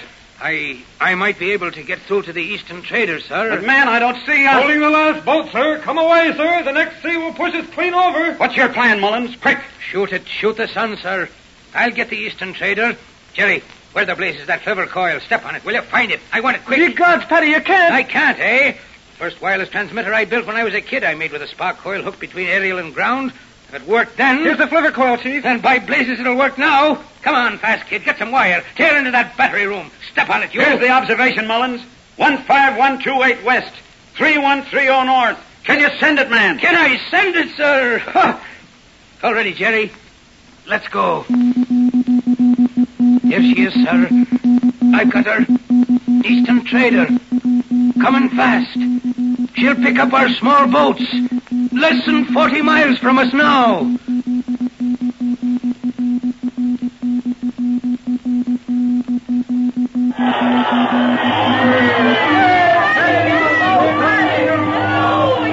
Wish you could be here, folks, to see these men coming ashore off the Eastern Trader. There's Captain Rudley, arm in arm with Captain Morgan, hero of the rescue. All look mighty glad to be on old terra firma again, especially the boys from the Solano that gave us landsmen such a fright last week. Hey, look, there's that radio operator, Patty Mullins, coming to the dock. He's the lad stood by the sinking ship and made a wireless out of a jitney coil. Big bright grin on his face, too, and why not? Nice little girl running up the gangway to meet him. I guess they're glad to see each other, folks. Another romance of the Briny D. Oh, Patty! Patty! I'm so glad you come back. Oh, it was nothing, Marge. Just the usual thing on night watch. Oh, you were wonderful. The paper said so. Oh, let's go home, Patty, dear. Fine. Only I guess we got to walk, little girl. My flivver's on the blink. It's minus a spark coil. I left the thing out there. Redbook magazine gave us special permission to broadcast this thrilling story, Night Watch, written by Jacqueline Marmor. Next week at this same time, we take pleasure in announcing that we will present another story in dramatic form from Redbook magazine.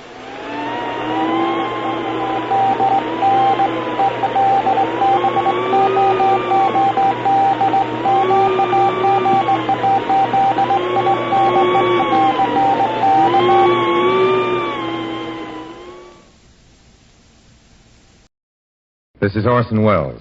Well, here it is, the radio program you asked for.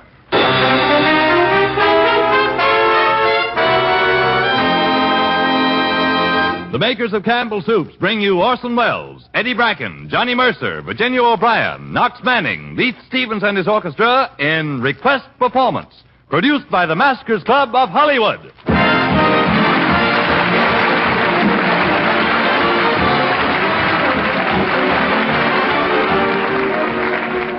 Welcome to Request Performance, the variety program with a capital P.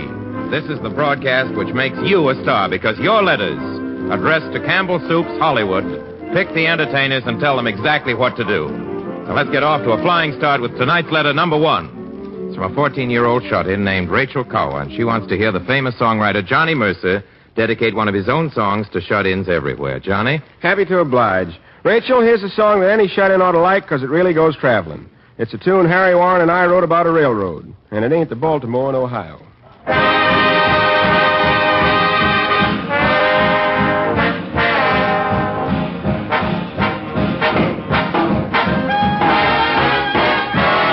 Do you hear that whistle down the line? I figure that it's engine number 49. She's the only one that'll sound that way on the Atchison, Topeka, and the Santa Fe. See the old smoke rising round the bend. I reckon that she knows she's gonna meet a friend. Folks around these parts get the time of day from the Atchison, Topeka, and the Santa Fe. Here she comes. Ooh, Jim, you better get the rig. She's got a list of passengers that's pretty big, and they'll all want to live Stu Brown's Hotel, 'cause lots of them been traveling for quite a spell, all the way from Philadelphia on the Atchison, Topeka, and the Santa Fe. All aboard! All aboard!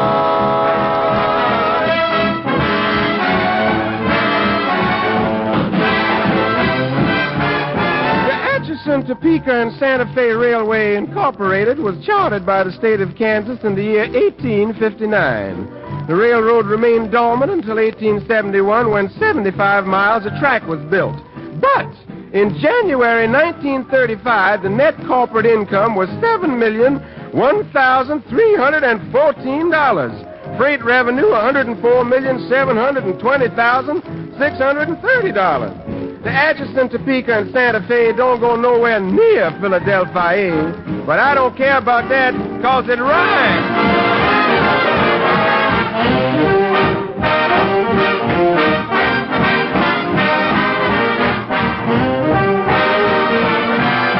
On the Atchison, Topeka, and Santa Fe.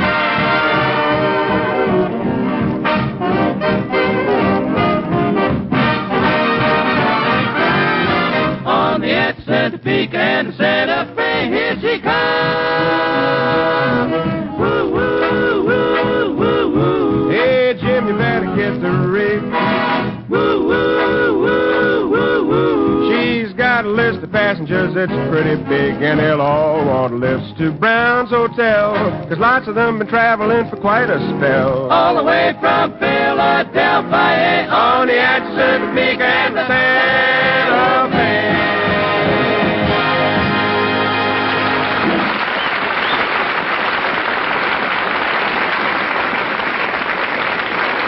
Request performance letter was sent to Campbell Soups by Mrs. Irma Miners of Jackson Heights, New York, who wants to know if there ever was anything Eddie Bracken started out to do that didn't wind up with his getting in trouble. What about it, Eddie? Well, Mrs. Miners, there was such a time, quite often, in fact. Well, just a few months ago, I decided to get a complete physical checkup, so I called a doctor to make an appointment. Hello? Hello, is this Dr. Mason? Yes, I'm Mason. Who is this? I'm Bracken. You are? Before or after meals? You don't understand. This is Eddie Bracken. And I'd like to make an appointment for a complete physical examination. Well, I'm free at the moment. Can you come up right away? Oh, yes, sir. I'll be right there. Thank you very much. Out of my way, kid. Let me get that phone. Huh? Well, I just wanted to see if my nickel had returned. Let me in that phone booth, will you? I've got a very important call to make. Yes, well, if my nickel does come back, my address is... You're right. Get out of here. Yes, Hello, Mason speaking. Look here, Mason. I'm going to break your neck, knock every tooth out of your mouth, and smash every bone in your body. What's this all about? This is Brown. You had a lot of nerve telling the principal that my son copied your son's examination papers at school. Well, he did. He's an obnoxious, thieving little ragamuffin. I'm coming right up to your office. And, doctor, you'd better get a doctor. Come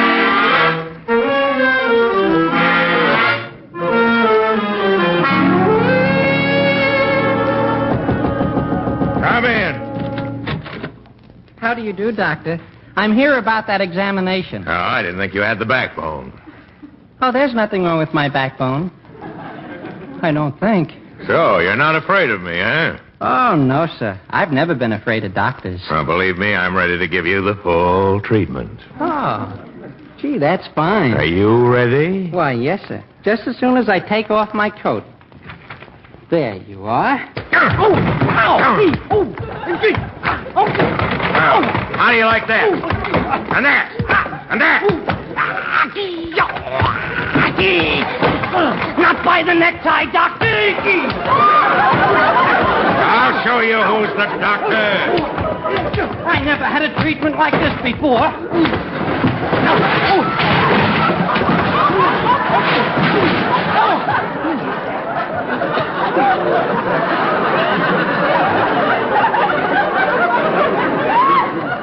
Gee, Doctor, you certainly know where the nerves are.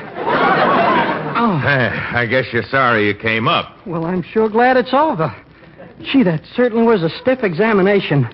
How much do I owe you, Doctor? Oh, that'll be... How much do I owe you? You aren't Mr. Brown? Oh, no, sir. I'm Mr. Bracken. Oh, I'm so sorry. Just sit down there. Put your feet up on the desk. Relax. Make yourself comfortable. Sure. I'm so sorry. Oh, that's all right. And if you'll just hold my stethoscope till I wash up, you'll get your physical in just a minute. Yes, sir.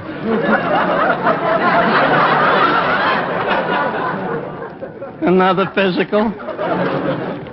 Gee, this doctor is certainly thorough. Oh, there you are. I am? You didn't think I'd show up, did you? No, I didn't. Who are you? You know exactly who I am. It's about the examination. So soon? Put that stethoscope down and stand up. Oh, sure. There you are. You go.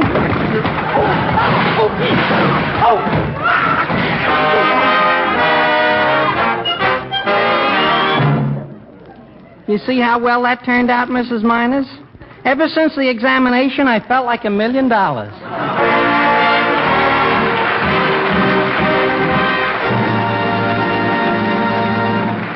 This is Del Sharbutt with two invitations. An invitation to write Campbell Soup's Hollywood for whatever you want to hear on request performance. And an invitation to real goodness at your dinner table. For the new pack, Campbell's Tomato Soup is at your grocer's. This favorite soup has been sort of scarce these past few months, so you'll be mighty glad to discover it's back again, ready to help you serve tempting and nourishing meals. You know, there's nothing quite like a bright plate of tomato soup at supper time. Cheers you up just to look at it. And then you dip in your spoon and get that deep down, luscious flavor of sun-ripened tomatoes blended with fine table butter. Good. You know right off why Campbell's tomato soup is the soup most folks like best. You'll want to serve it often for fall lunches and suppers, sometimes with milk added as an extra nourishing cream of tomato. How about Campbell's tomato soup at lunch or supper tomorrow? The new pack is in, ready to help you with your meal plans. Campbell's soup on your shelf is like a part-time cook in your kitchen.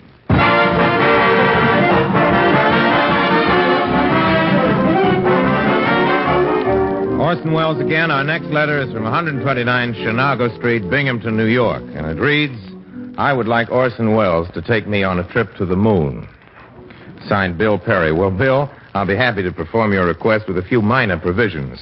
Mars is to stay out of this.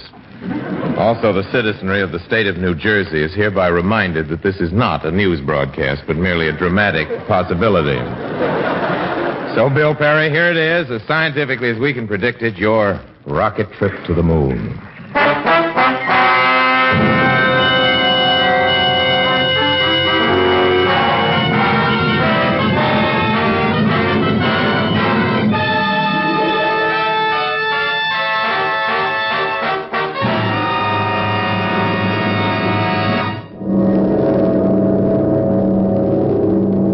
Knox Manning. I'm speaking to you from Mount Everest Observatory in central Tibet.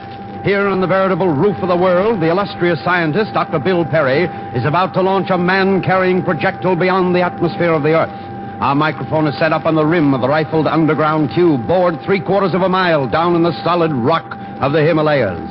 Deep in this pit is a huge teardrop of magnesium alloy, lighter than aluminum, which will be driven upwards at a speed greater than 1,000 miles an hour.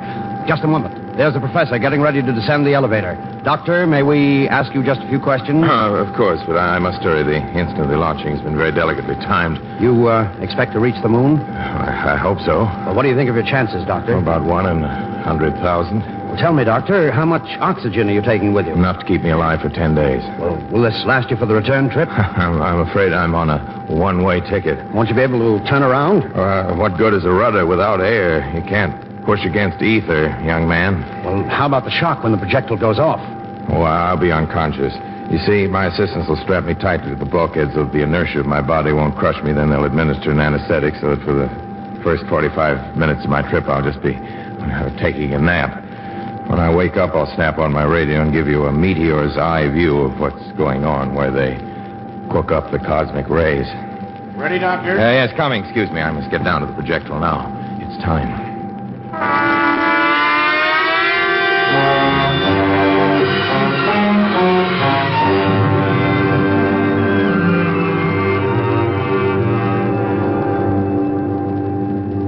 15 seconds now. The professor's assistants have just come back up in the elevator. 10 seconds now. It's odd that although the professor is headed for the moon hasn't even risen yet. 5 seconds. 4, 3, 2...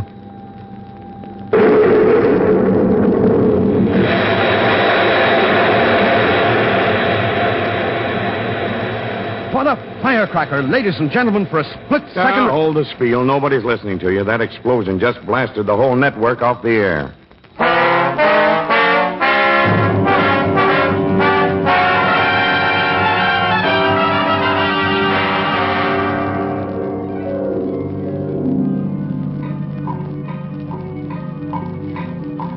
Knox Manning again from Mount Everest Observatory. We've patched up our transmitter, and I hope you can get us now. 53 minutes and 10 seconds since we last saw the projectile in our telescope, just as it was leaving the Earth's atmosphere. We're now attempting to establish radio contact with a moon-bound rocket ship. We've had no luck as yet. That sounds as if the professor's turned on his transmitter. Stand by. Listen. Calling Mount Everest Observatory. This is the rocket ship calling Mount Everest Observatory. Mount Everest Observatory standing by. Go ahead, rocket ship. Come in, Everest. Did you hear me, Mount Everest? We're standing by, Doctor. Go ahead. Answer, Mount Everest. Answer. Do you hear me? Answer. Any radio station on Earth. Did you hear my signal? Answer. It's no use. Our radio waves can't reach him. We've suspected a long time there's a one-way valve up there in the atmosphere. It lets a radio signal in from outside, but it bounces our radio beam right back to the Earth again. The anesthetic's wearing off both Both wrists are sprained. We're recording every word the professor says. Rough web belting. Sky no longer blue, but pitch black. However, the sun is shining very brightly. Earth looms enormous. Covers nearly 1/3 of sky. Twilight shadows kind of crossing the Alps. Beautiful. Strange sensation. Hanging in space. No sense of movement or direction. I've lost all feeling of up or down. The silence is terrifying. I'm adjusting the electronic telescope. Funny thing just happened. I dropped my pencil, only it didn't drop. It just floated in the air. Gravity approaching nil at this point. Difficult to realize amazing visibility without air. Now conducting the experiment all the astrophysical world is waiting for. The telescope adjustment is difficult. It's so cold and cramped. I'm sorry the reception is so poor. He's getting out of range. I have my telescope sighted exactly 180 degrees away from the sun. I'm looking for a star 40th magnitude or higher, showing a characteristic G-type spectrum. Good. I found one in the exact location. I know that I'll be able to identify its spectrum. Yes, the absorption lines match perfectly. Yes. The absorption lines match perfectly. That faint star out there is the sun. Our sun, shining all the way around the universe.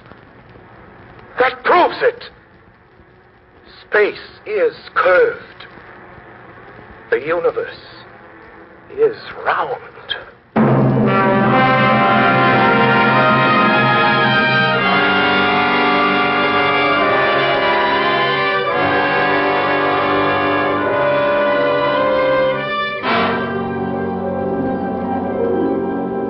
Knox Manning again. Just before the rocket ship left, the professor wrote this letter addressed to his wife. Let this stand as his epitaph. It may not work, my space projectile. True, once I get out in space, I'll probably never return. But did Magellan return? Did Scott come back from the South Pole? No, I'll probably become a second moon, revolving around the Earth. And after 1,000,000 years or so, my orbit may slow down. I'll come crashing back home again. And people will say, look at the falling star. Go and tell this to the children of the Earth. The Milky Way is their front lawn. The pole star is the lamppost of their back window. There's more than a world to explore now. There's a universe.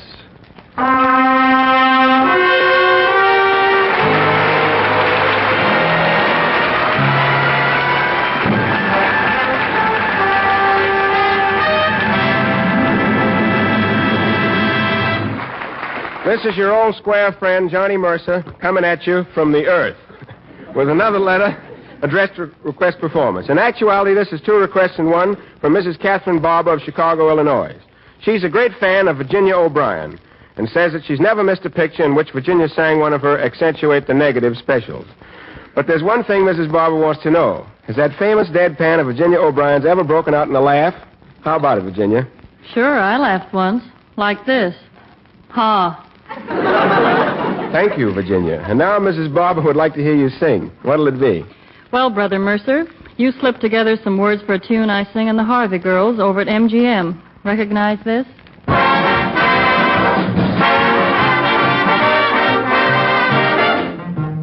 Oh, I left my home 'cause I simply had to roam out west where a man's a guy.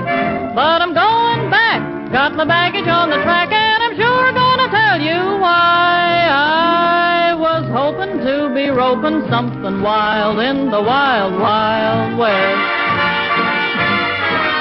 I've been setting till I'm getting kind of riled at the wild, wild west. They told me that the outlaws captured you and never set a lady free. I heard they held them all for ransom, too, but evidently ransom don't want me. I don't care if he's a sheriff or a real cattle rustling heel. The property I've got ain't hard to steal. Your deal. Yeah, they say they have hair on their chest. The only thing I've seen is just a fancy vest. Holy smackers, milk and crackers, but it's wild in the wild, wild west.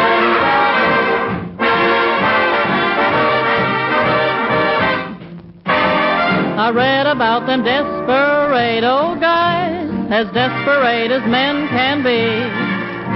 I reckon it was just a pack of lies. The only one who's desperate is me. All that prattle about the cattle being left on the range to graze. Well, don't they ever have no roundup days? I raise. Yeah, I heard about them western chaps. I've only seen the kind you wear around your laps. Sarsaparilla, citronella, but it's wild in the wild, wild west. I got a hankering to be occupying a cowboy's knee. I like romance, but it don't like me. It's too darn mild in the wild, wild west.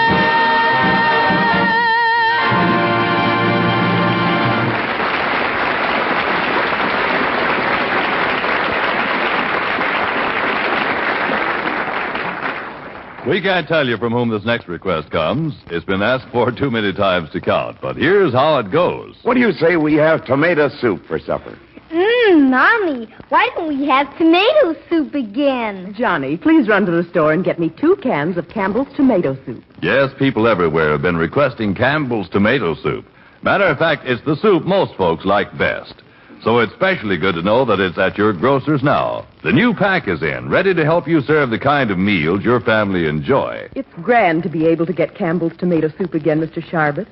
When I don't serve it regularly, my family act like I don't treat them right. Well, that's the way it is with people, and that's why we're especially glad to tell you that the new pack is in, made from the summer's finest tomatoes.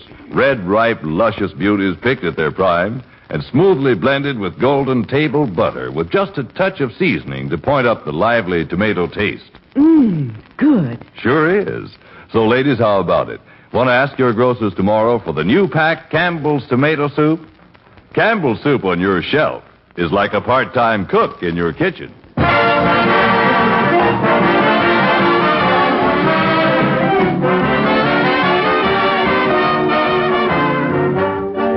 Folks, we're especially pleased to acknowledge our next request from Harold Goodall in Dearborn, Michigan. Mr. Goodall has asked that Request Performance produce a portion of a literary masterpiece known to every red-blooded American.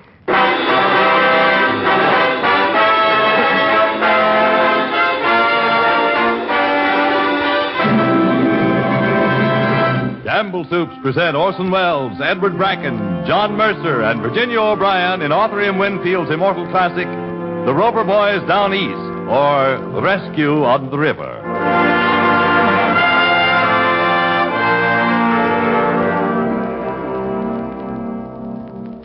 I am Dick, the eldest rover. While no prude, I do believe that honesty is the best policy. I am Sam, the youngest rover. My heart is in the right place, and it beats steadily and true. I'm Tom, the fun-loving rover. Oh, you kid with the 2 rubber balls. Ha, ha, ha. In this adventure, we 3 rovers find ourselves at Brill College, located in one of our New England states. We are on the athletic field engaged in the friendly rivalry of our national pastime, baseball.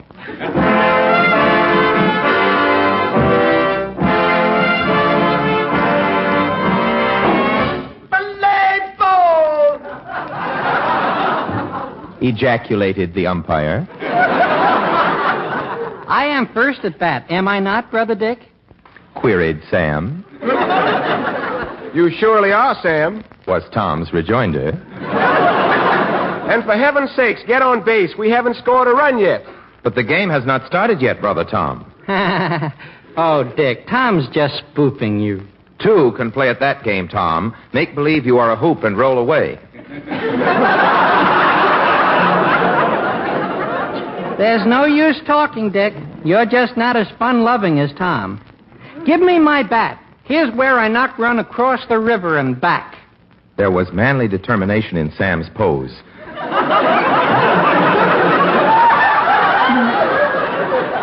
As he strode to the pentagon-shaped platter which marked the target for the opposing moundsmen. Let her come, Frank Holden. Oh, you robber! Hush, Tom. None of that. The arbiter is doing his best. Go ahead, Brother Sam. Connect with the old horsehide. I exclaimed encouragingly. Very well, Dick. But hold. I think there is something wrong on the river. Wrong on the river? Wrong on the river? Yes, wrong on the river. What's wrong on the river? I think I heard a scream. Hark! I think there's something wrong on the river.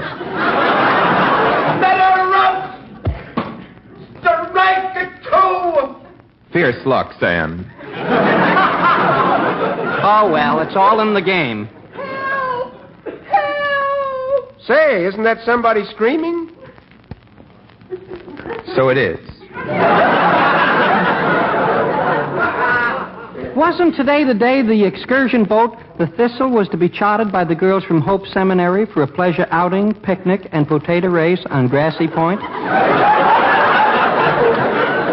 Interrogated Sam. Yes, it was. Yes, it's the Thistle, right enough. Look at her, boys. Isn't she a pretty sight, decorated as she is with flags, gay bunting, and little tongues of flame? But if that is the excursion boat the Hope Seminary has chartered, then Dora Stanhope and her girl chums Grace and Nellie Lanning are in all probability aboard. Help! Save us! I do believe that's Dora Stanhope calling now. We're virtually betrothed, you know. Congratulations. Oh, let's go! That's Grace and Ellie Lanning, sure. I'd recognize Grace's lovely voice anywhere. Yes, it's Grace and Nellie, plain as day. Help! Fire! Fire! Isn't it amazing how clearly sound travels across the water? The Thistle is on fire. That's what's the matter. See the smoke pouring from the decks? Fire! Save us! Ah, that's Grace Lanning again. Though not betrothed, we are much more to each other than merely Grace and Sam. That's a call for assistance, I feel sure.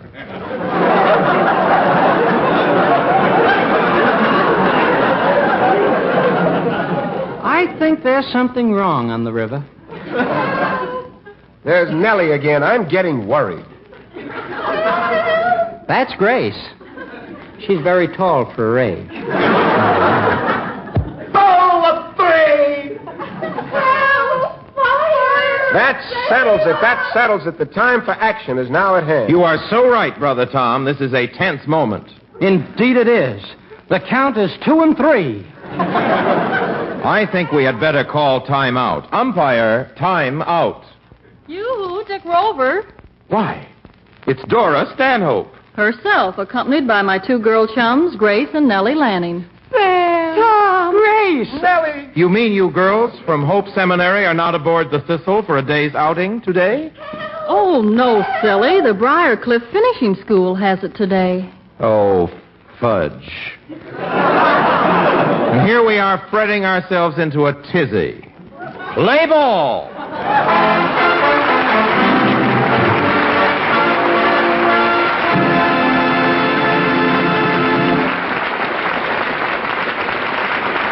You've been listening to Request Performance, the stars you asked for performing your request. Tonight's stars were Orson Welles, Eddie Bracken, Johnny Mercer, Virginia O'Brien. Knox Manning. Your composer-conductor, Lee Stevens. And your director, William N. Robeson.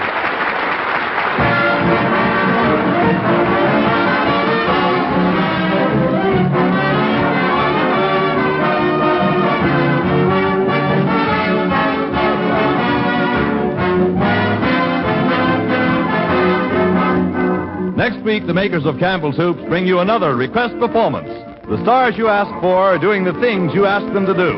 Next week's cast includes W.C. Fields, Ida Lupino, Agnes Moorehead, and Reginald Gardner. Tune in next Sunday night and be sure to hear Campbell Soup's Jack Carson Show every Wednesday night. And remember, you're the boss on these request performance broadcasts. Your letters addressed to Campbell Soups Hollywood, pick the performers and tell them what to do. The more unusual and entertaining your letter is, the better its chance of being broadcast coast to coast on request performance. This is Del Sharbutt inviting you to send in your request tonight to Campbell Soups Hollywood. Eddie Bracken heard on tonight's request performance will soon be seen in the Paramount picture Hold That Blonde. Orson Welles in Tomorrow is Forever. This is CBS, the Columbia Broadcasting System. This is the WBBM Air Theater, Wrigley Building, Chicago.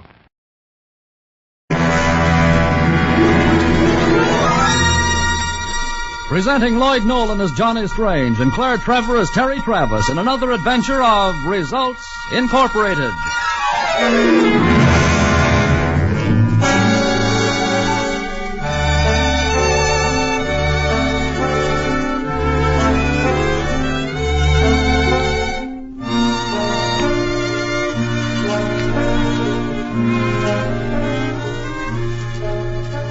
Sooner or later, every man must learn this sad fact. Come storm, come flood, come fire, come bill collectors. A woman will make that trip to the beauty parlor. At this moment, Teresa Travis, blonde secretary of Results Incorporated, is receiving the expert attention of Monsieur Jean Gillette, hairstylist extraordinary. Terry watches his progress in the mirror. No, Jean. Eh? I want my hair higher, more upsweep. Oh, yes. I'm so sorry. More like this? No, that's not it either. Oh, Jean, you know what I like. Use your imagination.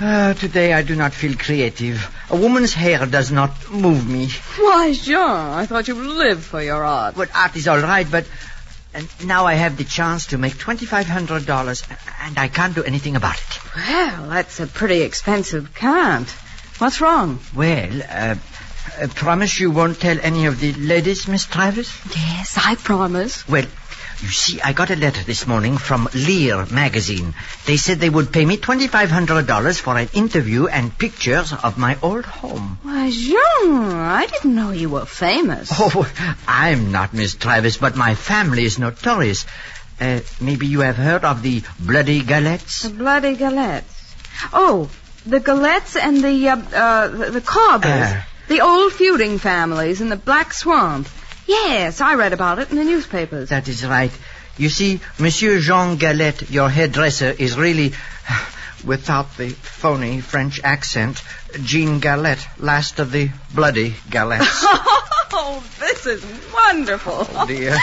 Oh, but why all this sudden interest from the magazine? Well, you see, they've heard that the last man of the Cobber family just died. Yes. So they want to run an article on the end of the Gillette-Cobber feud. I see, complete with an interview and your picture. Yes. Oh, but look at me, Miss Travis. I'm a meek little guy. I'm only 5 feet 2 inches tall. Why, it takes 5 different vitamins just to get me out of bed in the morning, and then 3 more to support my mustache. Oh, I know I don't look like a bloody Gillette. I look more like a floor walker in the infant's wear department. Oh, dear. About as bloodthirsty as a catnip mouse. Yes. But for $2,500... No, Miss Travis, I can't let them publish a picture of me. Why, every Gillette would turn over in his grave clear back to great-grandfather Zedekiah. Why, if the magazine people saw me, they'd... I just wonder... You know, maybe this is a case for Results Incorporated. You mean maybe you could help me somehow? Yes. If there's one hole in the fence, Johnny Strange will find it. And if there isn't, he'll make one. Oh, dear. Well, I'd certainly like to get that $2,500. Now, if I could keep the family reputation... Oh, you could keep the reputation, but maybe not the whole $2,500. We charge a fee, you know. Oh, well, I'd be glad to pay that. Well, then what are we waiting for? Get your hat. Come on.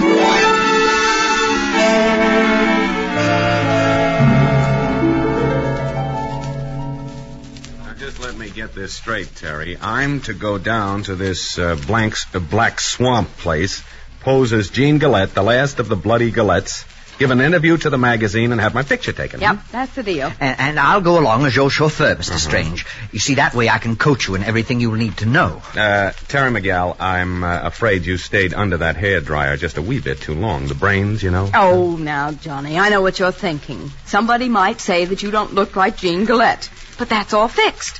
He hasn't been in Corbersville since he was a boy. Oh, no. My mother was afraid I'd get killed, so she brought me to the city before I could get dragged into the feud. Well, I suppose I could put on a rough, tough act. You'll do it, Mr. Strange? Why, of course he will. Oh, that's wonderful. Then I'll telegraph to Berta Ross that we'll be in Corbersville tomorrow afternoon. Well, who is Berta Ross? She's the writer for Lear magazine. They told me she's down there right now collecting material for the story. I suppose I better take along walking shoes and, let's see, a couple of old dresses. Hold it, sugar, hold it. This party is going to be strictly stag. I beg your pardon, Mr. Strange. My contract with Results says 25% of the profits and 50% of the fun. But you can't go, Miss Travis. You see, I haven't got a wife. Oh, you're going to have one, Mr. Gillette. Or rather, Johnny is. You all know them bloody Gillettes. Why, they got a heap of yearning for the women folks.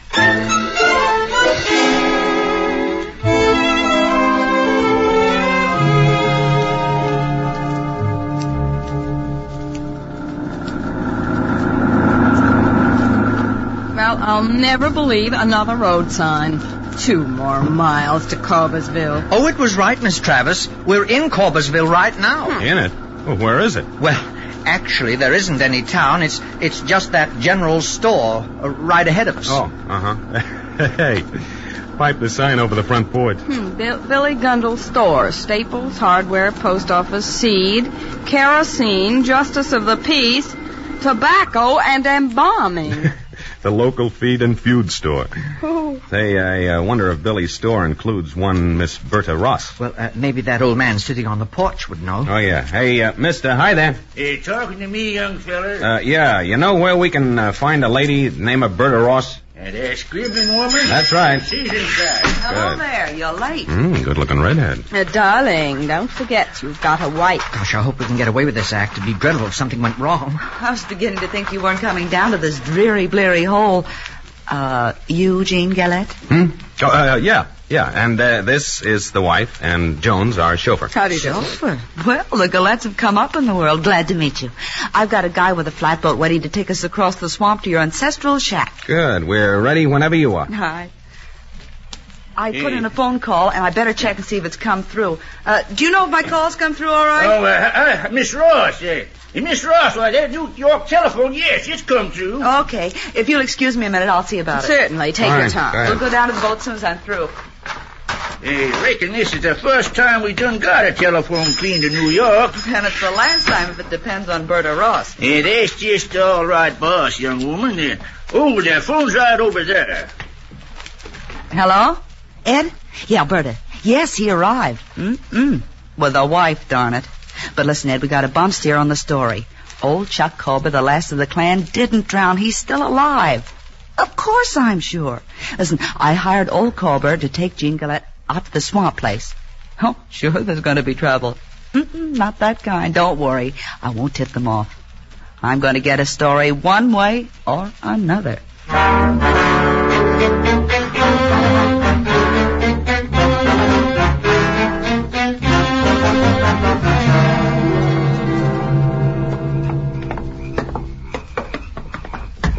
Is that our flatboat, the one with the old guy and the dog in it? That's right. He's waiting for us. He looks like Rip Van Winkle, doesn't he? Yeah. Beard, slouch hat, chewing tobacco and everything. He looks sort of fierce to me. He has a mad gleam in his eye. I hope nothing slips up. Meddling in somebody else's feud is sort of dangerous business. What feud? All the Cobbers are dead. You've got nothing to worry about. All right, Chuck. Ready to go. Get in. All right, you first, Harry. All right. Here If nobody objects, I think I'll sit up here in front. That's it. Hey, watch it, Jones. Don't fall overboard. It's an awfully small boat, isn't it? And so low in the water. Oh, must we have that dog in the boat, too? Where I go, Daniel goes. All right, Chuck, let's go. The Gillette place. Darling, look. He's going to push the boat with a pole, just like a gondolier in Venice. Oh. Golly, it's dark in this swamp. Yeah, it is. Which you fellas is Gillette? Guilty, Your Honor. What's that? I am. I'm Gillette. Remember you when you was a young'un. Is that right? Boy, your ma took you off. Yes, that's so. Mr. Gillette, I've been checking up around here on this so-called feud. Frankly, I think the Gillette-Cobber families took it out in tall talk. Oh, no. Oh, that is, I mean... Well, it depends on what you call tall talk, Miss Ross. You see, Grandpappy Zeke talked 7 Corbers into rather permanent silence. 7? Well, 8. It is, if you want to count the guy that Grandpappy made eat mud and then swallow a planting of cactus seeds. Yes, you see, every Gillette had to kill 3 Corbers to earn his silver wings. Yes, but I understand that the Corbers ran up a higher box score than the Gillettes. Oh, gracious, I wonder what's wrong with our boatman. He acts as though he's strangling. Maybe he swallowed his tobacco the wrong way. As I started to say, maybe the old-timers were bloodthirsty enough, but, well, I must say, Mr. Gillette, you look thoroughly civilized and tamed. Well, my husband is just more polished, but underneath I bet he wouldn't kill a cobra if he saw one. What would you do, Mr. Gillette? What would I do? Say, I just wish I could meet up with one. I'd take a cross-cut saw to him. I'd cut him up into stove lengths. I'd splinter him into...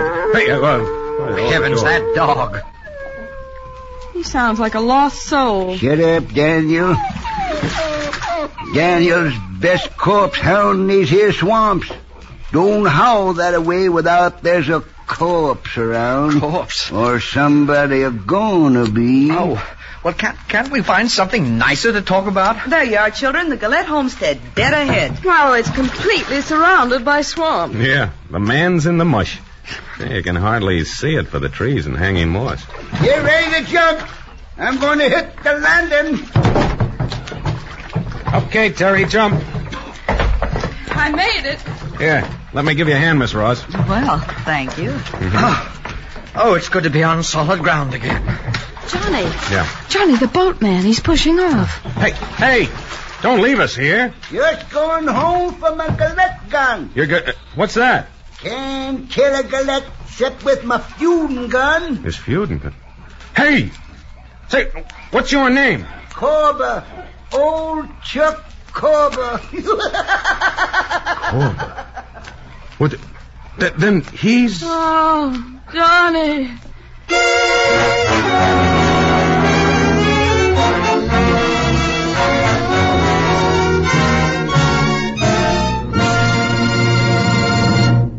Back to Johnny Strange and Terry Travis in just a moment, but first, a message from your government. Accidents are on the increase. More people are being killed and injured through carelessness than as casualties of war. In traffic, at home, at work, on the farm, needless death and injury take place every day. And the fact is, most accidents need never have occurred. There are accidents right now going somewhere to happen, and they can be prevented. They won't happen if you observe the ABCs of safety. Always be careful. In 1943, most types of accidents increased over the previous year. Traffic deaths were lower due to wartime restrictions, but they increased 10% in the first half of 1944. Many industries, large and small, have reduced their accident rate from 50 to 90% through safety engineering, education, and other measures. At work, people are learning the importance of always being on guard. This vigilance must reach every plant and office. And in traffic, at home, and on the farm, more precautionary measures must be taken. Taken now and continue to keep the accident toll from mounting. To reduce this toll and to save lives by preventing the unnecessary, you're needed on the job today. For your own protection, remember always the ABCs of precaution. Always be careful. And now, back to Results Incorporated, starring Claire Trevor and Lloyd Nolan.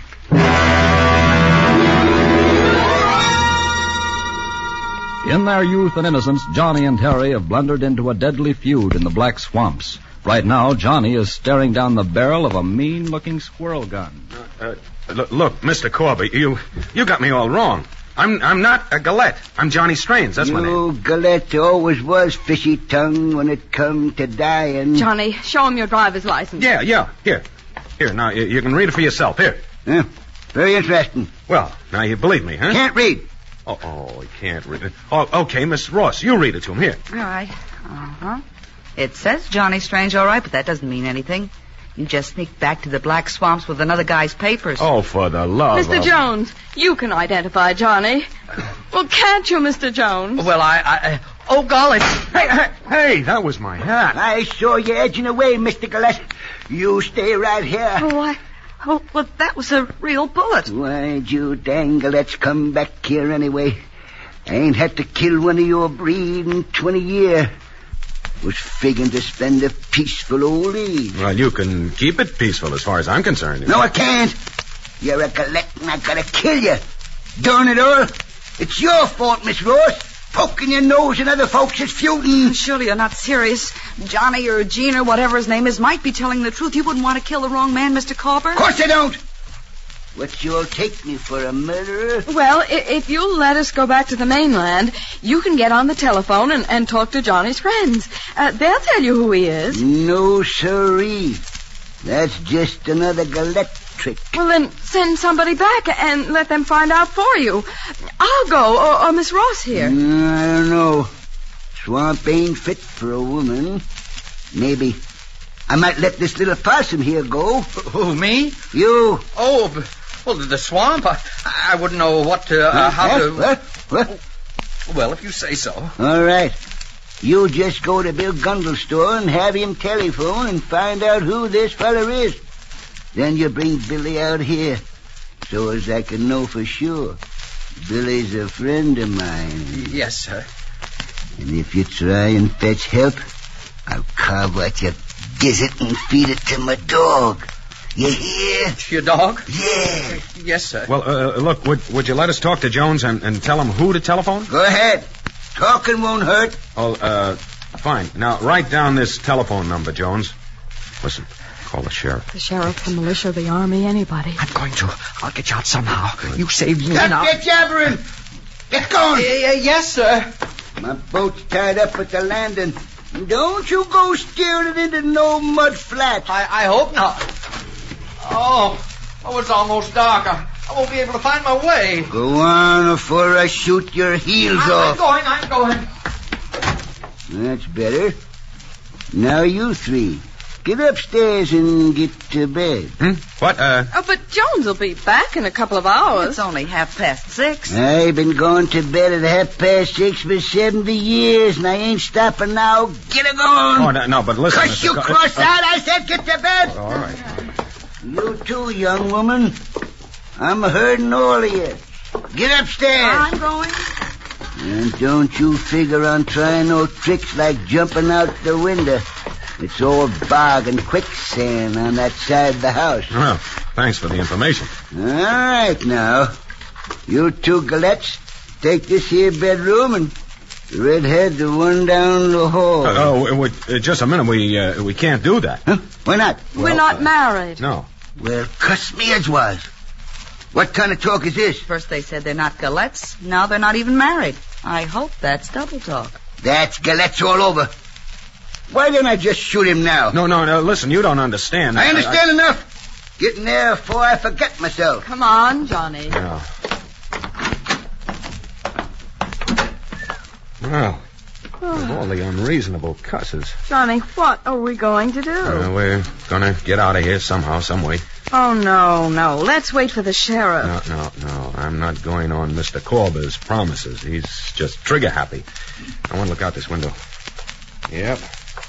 The old guy's right, all right. Bob. Maybe quicksand. Well, then there's no way out. Now, listen. I'm going to sneak out in the hall and explore the second floor. Maybe I can find a back stairway or something. If we can just get out of here, we might be able to find a boat, Johnny, please be careful now. If he should catch you... No, don't worry. I'm just going to stick my head out first, and I'll open the door softly. Do you see him? No. It's okay. Wish me luck.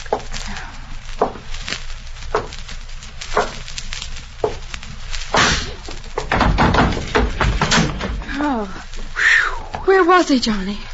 He was hiding at the top of the stairs, the old buzzard. Well, looks like we're going to spend the evening in the bedroom. Yeah.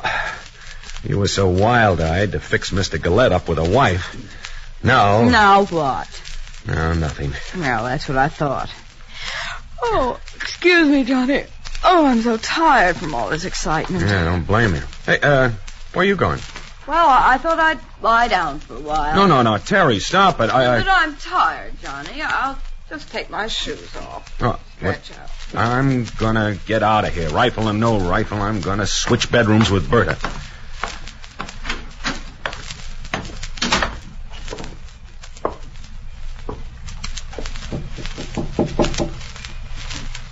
Miss Ross.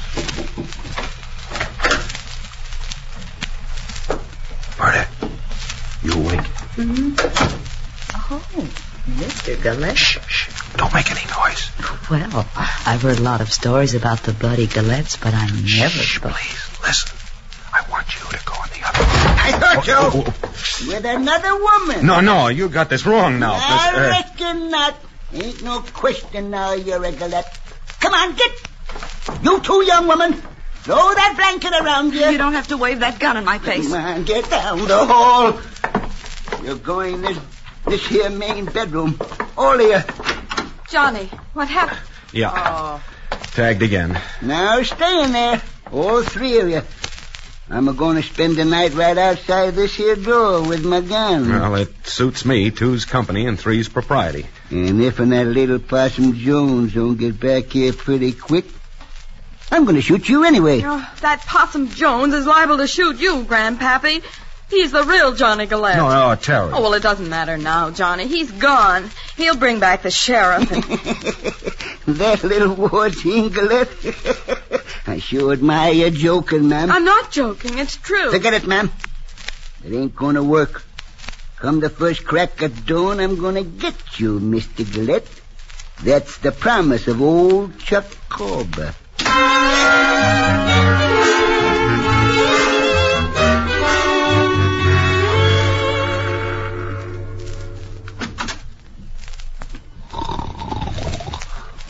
Johnny, listen.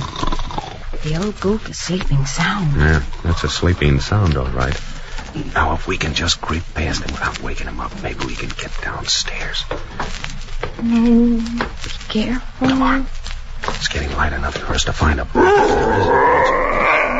started that pooch off? Come on, make it snappy, Terry. Oh, Chuck, stirring. Duck! Cuss your cross-eyed, Gillette. You make one step more, I'll be plumb into prediction. Get away from those stairs! Oh, what was that shooting? Oh, just ye old feudy shop opening up for the day, Miss Ross. There wasn't any reason to fire at us, Mr. Corber. No.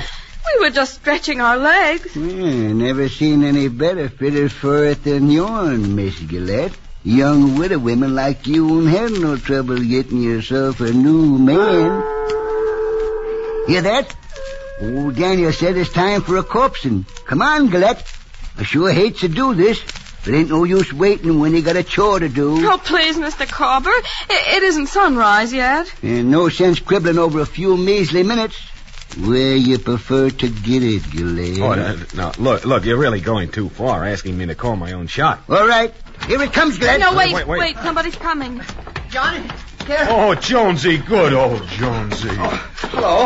I hope I didn't disturb anybody. Cuss me bow-legged if it ain't that little possum back again. Jonesy, where's the sheriff? I didn't bring him. Huh? You didn't bring... I didn't get to town. It was so dark and there were so many awful noises, and I got scared and I got lost. Oh, so that's what you two were planning, huh? Oh, we sent the Raven to find land, and he lands back here. Well, the light in the Gillette house was the only one I could see anywhere. It was so dark, and something kept saying, woo, woo, right in my ear. Yes, well, that Gillette gun is about to make a different sound in my ear. Well, that settles it. This possum ain't no Gillette. Jonesy, tell him the truth. Well, nobody can tell me any Gillette will lose his way in the swamp. Why, the whole seed and breed of them was spawned here. Now, just a minute, Corber. You've known all the Gillettes. Now, do I look like a Gillette? I can't say as you do. But you sounded like one the way you was bragging in the boat. Oh, well, I was just doing that to give this Ross girl here something to write about. Looks as if you're stuck with your story. Quit your caterwauling, all of you. I ain't going to wait no longer. Be late getting back to my cabin for my breakfast, the way it is. Too bad about you and your breakfast. Well, I've ate my grits half an hour after sunup for 70 years. And ain't gonna let no Gillette stop me now. Oh, well, that's... say, why don't you start pulling us back in your flat-bottom yacht, and then you can just drop us overboard, when you're ready. Yes, that'd save time. Yeah, no grave digging required. No fuss, no bother. Cuts me upside down. It's a smart idea. I'll do it. Go on. Get moving down to the boat. All of you. Come on. Oh, dear. I think it's a terrible idea, Miss Ross. If Corber doesn't murder us with his bullets, he'll drown us in that awful swamp. Tough either way, little man. Especially for the one of you that isn't Gillette.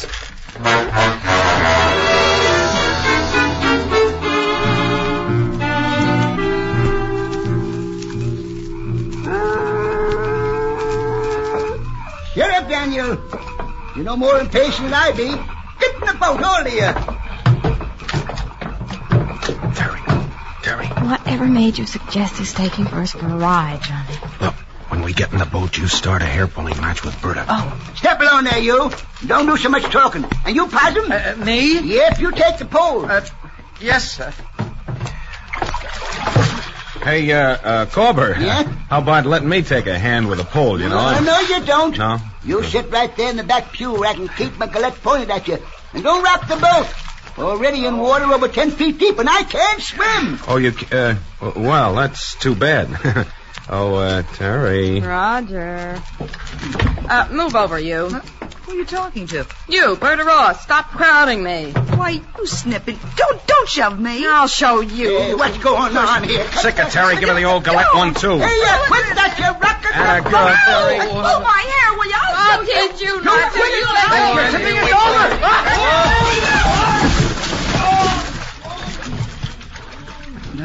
Hey, Terry. Where are you? Here, Johnny. Just swim back to the landing. All right. I'll get Corber. I can't swim, Karen, no Lord. All right, then. Let go your rifle. I dropped her. Quit shoving my head up. Yeah, I think I'll dunk you once more, just for luck. Go on. Help, I can't swim. Take it easy, Jonesy. I've got you. Terry, you okay? Yep, touching bottom. Well, so is Corber. Wait till I dredge him up. Come on. Where's Berta? Here I am. I don't see how there's any water left for you to swim in after what I swallowed. Oh, are you all right? I guess so. Why don't you let a fella in on your little schemes? Oh, sorry. I had to work fast. I don't know how I can thank you for saving my life, Miss Travis. Oh, but I didn't save your life, Jonesy. Oh, yes, you did. Oh, no, I didn't. You saved Corber, didn't he, Johnny? What? Yes, right you are, Terry. That's just what he did. Here, Jonesy, grab hold of Corber. Quick, before he comes to. Get your hand. Gotta kill me, Gillette. I gotta... Oh, no, not now you can't, Corber. What's that? What's that? Well, you can't kill a man who's just saved your life, can you? Go on, Jonesy. Tell him how you saved him from drowning. That little possum? That little possum is the last of the bloody Gillettes, whether you believe it or not. Is that the unvarnished truth? I'm afraid it is. Yes, I'm the real Gene Gillette. And you drugged me up from the bottom of this here swamp? Well, he still had a hold of your collar when he came to, didn't he? Curse me crook nugget. I reckon there's nothing else to do. Put it there, Gillette. Well, Johnny, I think we're entitled to a little congratulations ourselves. Mm-hmm. Put her there, partner. As one lifesaver to another, I certainly will. All right, you two, break it up. I got to get to a phone with a story. Oh, Miss Ross, will I still get the $2,500? You certainly will, or your name isn't Gene Gillette. Well, let's not go through that again. No.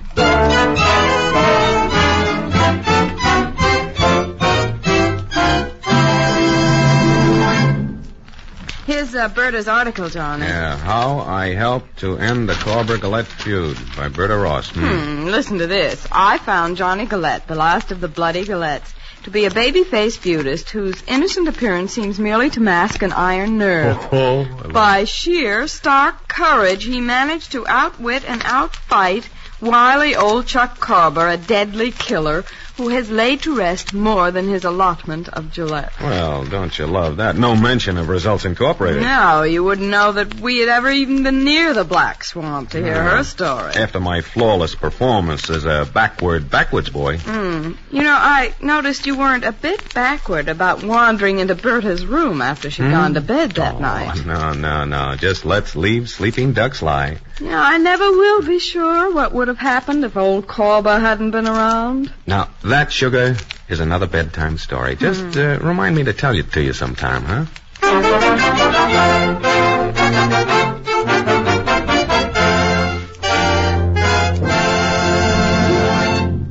Tune in again next week at the same time for another half hour of thrill, suspense, and laughs with Results Incorporated, starring Lloyd Nolan and Claire Trevor.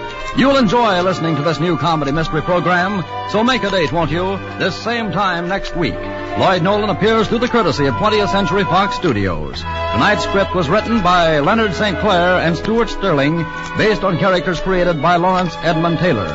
Music was by Russ Crump. This program originated in the Donnelly Studios in Hollywood.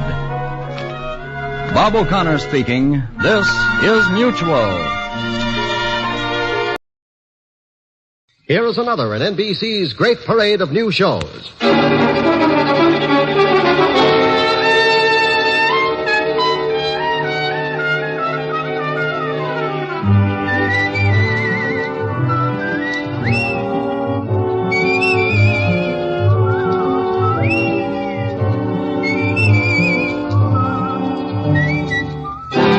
Now, Dick Powell as Richard Diamond, private detective.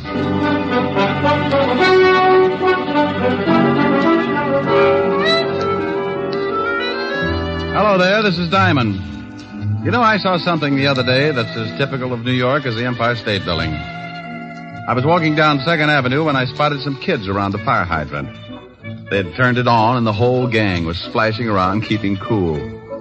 They'd done something else, too. They'd found a barrel. And I suddenly remembered when I used to play in the gutter with the same kind of barrel. It's open at both ends, and when it's held over the gushing hydrant, it acts like a big hose, and a lot of passing New Yorkers can end up pretty wet. I stopped and watched, and just like always, one of New York's finest showed up and the kids scattered. He turned off the water and the fun was over. Oh, but not for long. Somebody was sure to give the kids a monkey wrench, and 10 minutes after the cop had disappeared, the street would be flooded again. Yeah, a kid can have a lot of fun, even in a big city. But it's unfortunate that every once in a while there's a boy who forgets to have fun and heads for trouble. Like a case I got mixed up in not long ago. It all started in a candy store under the L on 9th Avenue.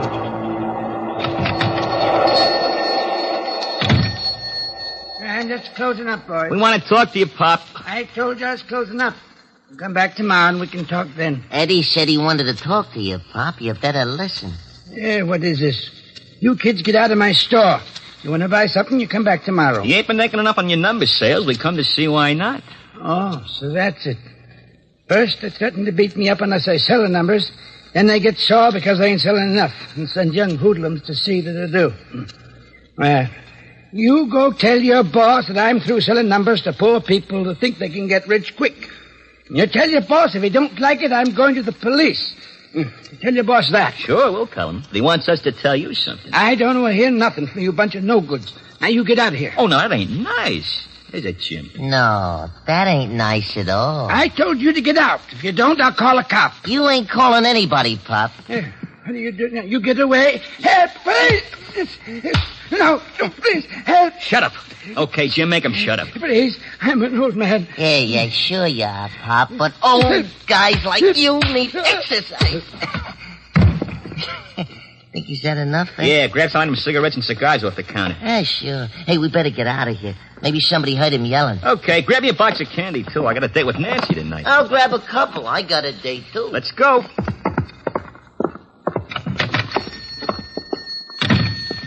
Down this alley. Yeah.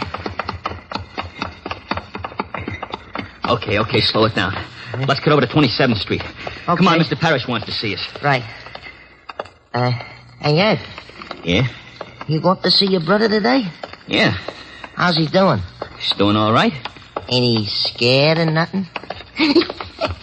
What's What's the matter, Eddie? Oh, hey, what did I say, huh? I told you once not to say nothing about my brother. I was just asking. I didn't say nothing, hey? You asked if he was scared, didn't you? Okay. Well, he ain't scared. He's a big shot. He wasn't scared of the guy knocked off by the cops or nothing else, see? Not even a hot seat. Hey, that's the coppers. Spotted it. Come on.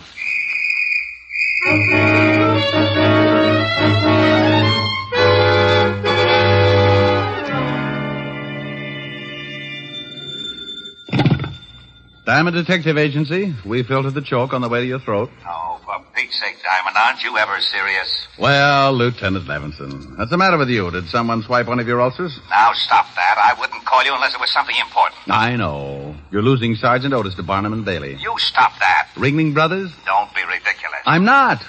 What other sideshow could boast a pointed head with a gray suede face? Diamond, I have an important message for you, so for the sake of my sour stomach, act like a normal human being for 5 minutes. It's sure to be a strain, but go ahead. Bill Garrett wants to see you. Bill Garrett? Yes. He goes to the electric chair tonight at 8 o'clock, and he wants to see you. Well, he can't sit in my lap. Now, look, I don't like the type any more than you do. He's going to die, so why the cracks? The guy he shot had a wife and 2 kids. Maybe you want me to make cracks about them? All right, but will you see him? It's his last request. All right, sure. I'll call the warden and tell him you'll be up. You be sure and put in the call. If Otis does it, the warden will get so confused they'll turn Garrett loose and toast me. Well, in my business, you get a lot of screwy ones. But you never know where they'll lead, so if you've got that nervous, got to get in trouble feeling, you follow it up. I put in a call to my lovely redhead, Helen Asher, and told her I'd be a little late, but to keep the bottle spinning anyway. Then I took off for Sing Sing. Hello, Garrett. Hello, Simon. I'm glad you got here. Wouldn't miss it. Neither would I unless I could help it. Look, Garrett, I'm busy and you're on a tight schedule. Now, what's on your mind? Well, it's like this, Rick. The name's Diamond. Okay. I know you hate guys like me, but I ain't ashamed of what I done. That's the way I lived. That's the way I'm going to go out. If you want someone to listen to you feel sorry for yourself, you'll be along in a few minutes before 8. Maybe I better forget it. You ain't got no use for nothing. I got use for everything that doesn't include guys like you. There's no middle with me, Garrett. It's got to be right or wrong. And right keeps you out of trouble, huh? Well, not always. But it helps people to live together. Okay. I guess you know I got a kid brother. Yeah. He's going on 17, and it looks like the family's going to have another guy for you to hate. What do you want me to do? He thinks I'm a big shot. I want you to convince him I'm not. Oh? What's he done? I don't know, but he's just like I was when I was that age. Tough, wise guy. He wants to be just like me. Oh. Has he been up here to see you? Yeah, but that don't change his mind. Just makes him madder at the world. I ain't getting soft, see, but he's a great little guy and he's smart. A lot smarter than I was. It's just going to take someone to show him which foot to get off on. Okay. What's his first name and where can I find him? His name's Eddie. He's got a club they call the Panthers. You know the kind. Yeah, with me it was the Brownies. It's over on 26th Street, and he's got a girl he told me about. Her name's Nancy Hyde. She lives with her aunt over at 37th Street. Okay, I'll see what happens. He's tough. Oh, lots of guys are tough, Garrett. Sometimes if they get a break, they turn out to be so tough, they even get to be All-American. Hey, I'd like that. I'd like to see the kid get to be All-American. That might be a little difficult, but you never know. Maybe they've got television down there.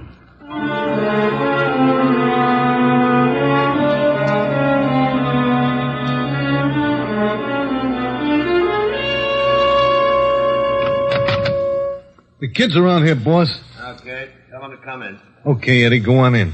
Thanks, muscle man. Hiya, Mr. Parrish. Hello, Eddie. We took care of old man Thompson like you said. Good.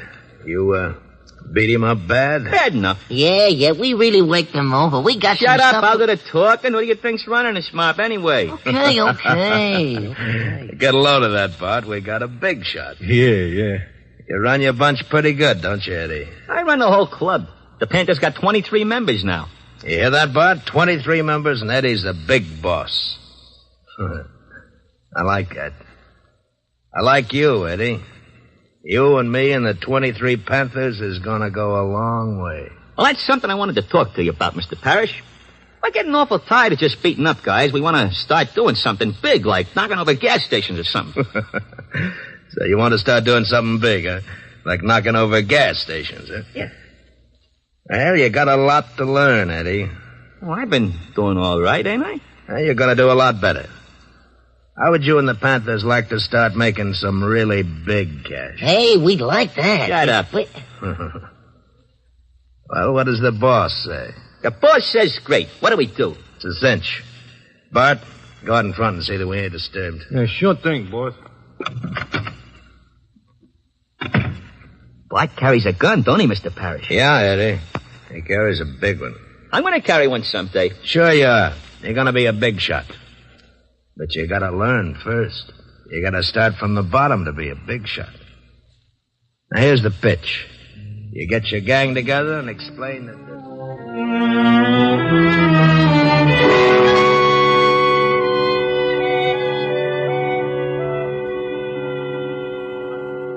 We swipe cars, so we swipe cars. I don't know, Ed. Beating up guys is one thing, but swiping cars is pretty dangerous. Look, it's a cinch. We go out on the road someplace, and one of us thumbs a ride. When the car stops, we all jump in. Later on, we knock the guy over the skull and take the car. Oh, stealing cars is a tough rap. If you get caught, but we don't get caught, see? If we catch a stoop out on the road someplace, it'll take him a long time to get to a phone. We drive the car to Mr. Parrish's warehouse and collect $50. Easy. I don't know. You better know. You're in the gang, and that means you're in on it whether you like it or not. Okay, Ed. You're the boss. Okay. We pull the first job tonight.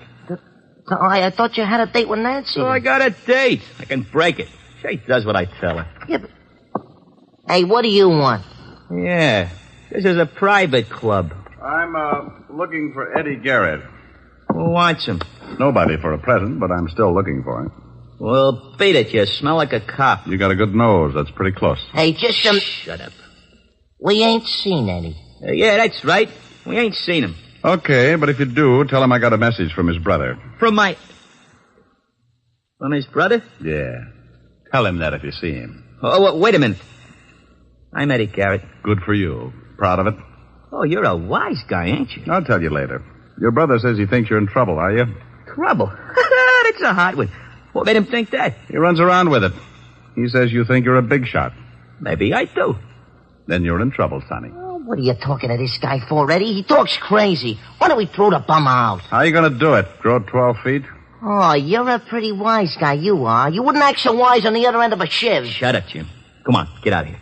What about this wise guy, Ed? You want to be left alone with him? Yeah. Okay, but I'd still like to work this wise guy over. Hey, what's the idea? You tripped me. Ed, you see that? That wise guy tripped me. You're pretty clumsy, Sonny. Now beat it. No, why you hate him? Beat it. You're lucky you didn't pull that knife, Jim. You'd look pretty silly with a broken arm. Yeah? Well, okay, wise guy. I'll see you again. Now tell me what you want, and then you get out of here, too. Nice clubhouse you got. It's all right. It's 6 o'clock. So it's 6 o'clock. Doesn't it bother you? 2 more hours and your brother dies. So what? So he doesn't want you to end up the same way. Don't you worry about me, mister. Your brother's worried about you. He wants me to help you. How about it? I don't need no help. You're a copper. It's guys like you that sent my brother to the chair. I'm not a cop, Eddie, but I used to be. You ain't a cop? No, but if I was just a plumber and I had the chance to put your brother away for a killing, I'd do it. Yeah, I thought so. You look like the type. You're still a copper and you're no good. Now go on, get out of here. I don't need no help from a lousy copper. I don't need no help from anybody. Hey, Eddie. Oh, didn't know you was entertaining. This guy's just going. Come on in, boy. Let's go, Eddie. What do you mean, let's go? I want to talk to you. We'll go up to my place. I ain't going nowhere with a lousy copper. Copper? Yeah, he's been in here preaching to me. Better leave, Flatfoot. Come on, Eddie. No, I ain't going nowhere. You heard what the kid said. Now, look. Yeah? Well. Guns and everything. Like it? Goes bang, bang. Hey, wait a minute, Bart. I don't want no killing. Oh, don't worry, Eddie. I'm just going to put the Flatfoot to sleep. Oh. Hey, you slugged him with the gun. Mr. Parrish wants to see you about tonight. Huh? Okay. He ain't dead, is he? No. I just tapped him a little one. Come on.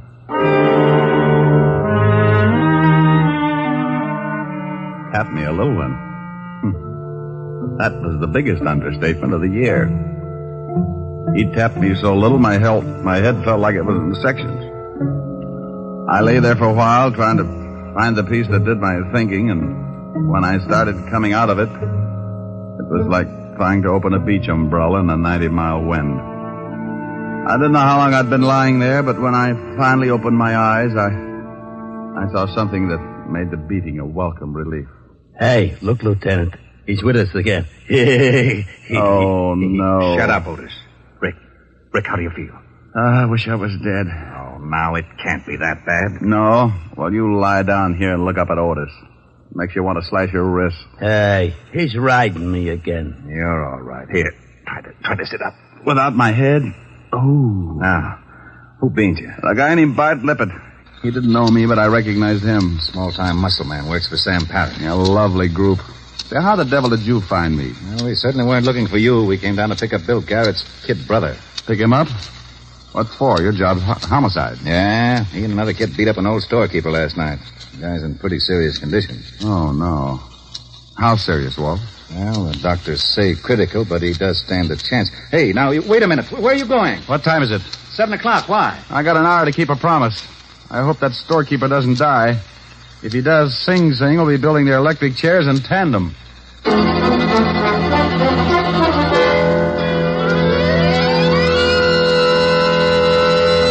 In just a moment, we will return to Richard Diamond, Private Detective, starring Dick Powell. But first, traffic accidents claim a victim on the average of more than one a minute, all day, every day in the year. The difficulty is that people continue to think of the horror of accidents as always happening to someone else.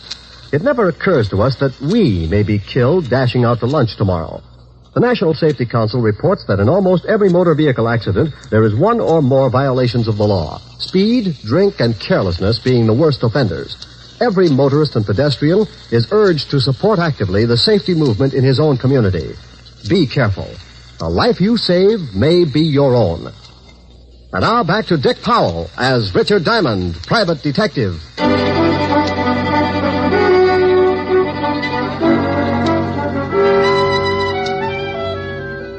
Well, the law was after Eddie Garrett, and I'd promised his brother that I'd keep him out of trouble. If the storekeeper died, Eddie was sure to get life. But if he lived, and I could make him give himself up, I'd stand a good chance of helping him. I remembered that Garrett had said Eddie had a girl, so I took off to 37th Street in a hurry. Yes? Are you Nancy Hyde? Why? Well, I'm looking for Eddie. Oh, well, I haven't seen him. Huh? You're a little nervous. Well, no, I'm just a little worried. About Eddie? Who are you? Well, I know his brother. He wanted me to find Eddie. Oh, his brother. Well, I don't know where Eddie is, and you stay away from him. You, don't approve of Eddie's brother? No, and I'm not afraid to say it. Eddie's a good boy, but he worships his big brother, and he thinks he's tough. So you can just go tell his brother that Eddie's not going to turn out like him. Not if I can help it. Well, he's not if I can help it either. I am a private detective, Nancy. My name's Diamond. You said that Eddie's brother wants you to find Eddie. He does, but he wants to keep Eddie out of trouble as much as you do. Oh, well, honestly, Mr. Diamond, I don't know where Eddie is. He called me a little while ago and said that he might be able to come over later. And he didn't say where he was? No. Well, if he does come, try to keep him here, and I'll get in touch with you later on. All right, Mr. Diamond. I went down the hall and back down the steps in a hurry. When I reached the street, I stopped and waited for a cab to come along. I took out a cigarette, was just about to light it when I spotted a shadow ducking in behind the doorways and making its way up the street toward me. I slipped back in the building and waited. Hey, what is this? Take it easy, Eddie. Oh, the copper. Let me go. That storekeeper you beat up may die. I'm taking you down to the station. What? That's right. He's in a bad way. Now, come on, let's go. I might have known it. But you said you wanted to help me. That's a laugh. This is the only way I can help you. Oh, sure. Well, if the law picks you up, you won't stand a chance. You may even get shot. Well, I'll take my chances. Not tonight, you won't. Let me go. Let go of my arm. Now, look, I don't want to hurt you, so stop kicking. Yeah, this is swell, this is. Everybody wants to help me. My brother's going to chair, and if that old guy dies, I'm going to prison. Please let me go. I just as soon get shot. I ain't got nothing to live for. Now, take it easy, kid. The old boy might not die, then we can work something out. What was that? That's Nancy. That's Nancy. Let me go. Come on. I turned him loose, and we both went up the stairs 3 at a time. We reached the door, and I got that lousy feeling. The screams had stopped, and from the way she was yelling, it would take a lot to shut her up. Like dying. It's locked. Nancy. Nancy. She don't answer. Look out. She ain't here. Look in the other room. Nancy. Man, honey. She ain't in here either. Hey, what's the gun for? Get rid of the window, quick. What's the matter? That car driving off down there, you know it? Oh, why? Because I saw your girl being pushed in it. I couldn't take a shot because it might have hit her. They took her down the fire escape. Yeah. Eddie, who would want to kidnap Nancy? I don't know. You're working for Sam Parrish, aren't you? How did you know that? I recognized his muscle man just before he put me to sleep. I ain't saying nothing. Now look, you stupid little idiot. Aren't you worried about your girl? Yeah, sure I'm worried about her. What's that got to do with Mr. Parrish? Nothing, maybe. But if he heard that the law was looking for you, he might be afraid you'd talk. What were you and your gang doing for Parrish? I can't tell you. Okay, then you're on your own. If the girl gets killed, they'll let you cry about it for the rest of your life and sing. I'm through trying to help you, Eddie. You're too far gone. You're no good. Wait a minute, Mr. Diamond, please. I'll tell you, I don't want Nancy hurt. Please, I don't know what to do. Well, first, try to take it easy, and then tell me what you were doing for Sam Parrish. Well, we used to beat up guys that wouldn't sell enough numbers. Mr. Parrish controls a lot of the numbers racket. We were supposed to start swiping cars. He was going to pay us $50 a car. Oh, call him.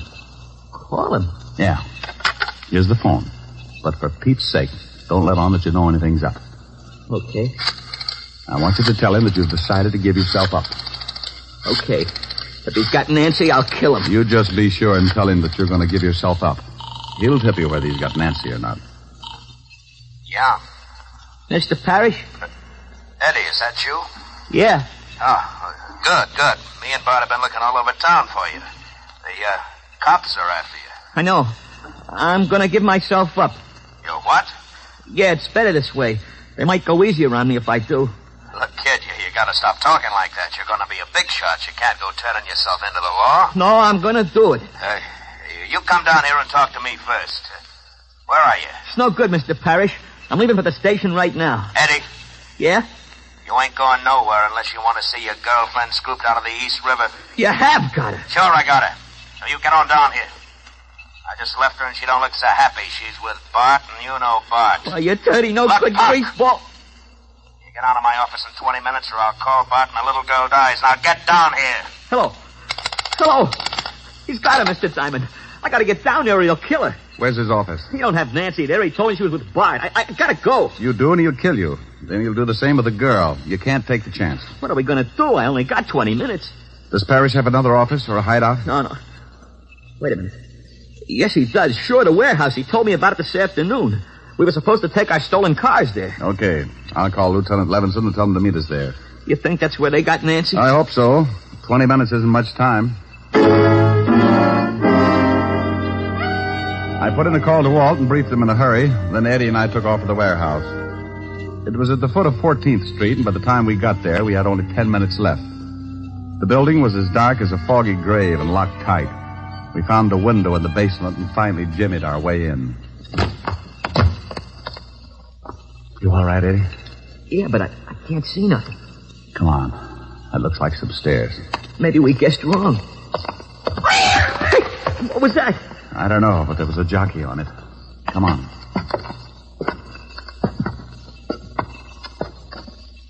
Hey, look. There's a light. Yeah, a little office in the back. Now, you stay here. There might be some shooting. If Bart's in there with Nancy, I want in on it. This is no time to argue. Now, back over against the wall. Gosh, I bumped into some boxes or something. Oh, shut up. Look. It's Bart. Hold still. Who's there? What are we going to do? He's got a gun. Answer him. Answer him? Yeah, quick. Come on. Who's out there? It's me, Bart, Eddie. Huh? What are you doing here? We've been looking all over for you. I'm on the lam. The cops are after me, so I remembered this place. Well, ain't that nice? The boss been worrying about you. Come on back, Eddie. Got a friend of yours here. Go on. I'm going to circle him. Sure, Bart. I'm coming. Come on over here where I can see you. Yeah. That's it. Okay, kid. Now hold it right there. Hey, what's the idea? Well, the boss is afraid you'll do some talking if the cops pick you up, so I got orders to knock you off. Sorry, kid. You know how it is. Drop it, Bart. Hey, he wait. said drop it! Oh, you loud... Duck, Eddie. You got him. Yeah, thanks for the assist. Let's see if the girl's in the office. Yeah, they got a gag in him out. Nancy. Oh, she's okay. There. Oh, Nancy, honey. Oh, Eddie. Here, I'll get those ropes off you. Man, I'm in some pretty bad trouble, but I swear if I get out of it, I'll go Oh, straight. you'll be all right, Eddie. I know you will. Oh, ain't that cozy? Look out, Eddie. Hold it right where you are. Well, things are really getting crowded. That's Parrish, Mr. Diamond. I guessed. You shoot pretty good, Diamond. I saw you get barred. I guess I'm going to have to pay you back for that. The law's on its way. So they find a morgue. Eddie. Don't shoot Nancy, please. Shoot me, but don't shoot Nancy. Here they come, Parrish. You seem pretty anxious, mister, so I'll let you have it first. No, you can't. Look out, Eddie. Oh, Eddie. You slob, Parrish. Oh, Eddie. Eddie, he's hurt, Mr. Diamond. So's Parrish, but his is permanent. Eddie, where you hit? I think in the stomach. We'll get you to a hospital quick. You saved my scalp when you jumped in front of me. Thanks. How about Parrish? I paid him in full. What time is it? 8:35, Eddie. Oh. Funny, I don't feel so bad about my brother now that it's over. He'd probably be sore about me helping a cop. But, you know, I don't mind. Especially when it's a nice guy like you.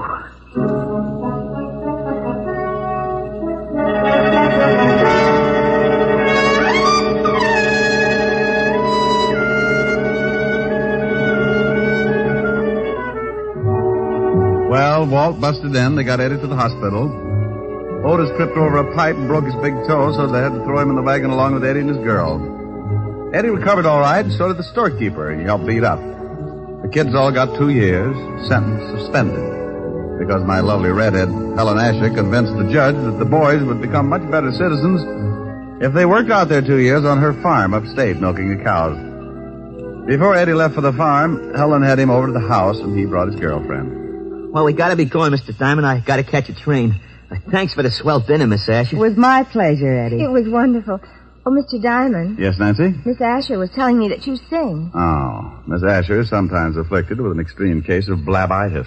Rick. Hey, I'd like to hear you sing something before I take off. Would you, Mr. Diamond? Certainly he would. Do you want it after I tear out your pretty tongue with the lungs, or before, you dear, sweet little girl? Now, you mustn't talk that way in front of guests, Rick. They'll think we're married. Oh, he's not as tough as he sounds. Now, come on, Mr. Diamond, give. Yeah, I'll give you a hit in the head. Helen, after Eddie hears me, he may realize that crime does pay.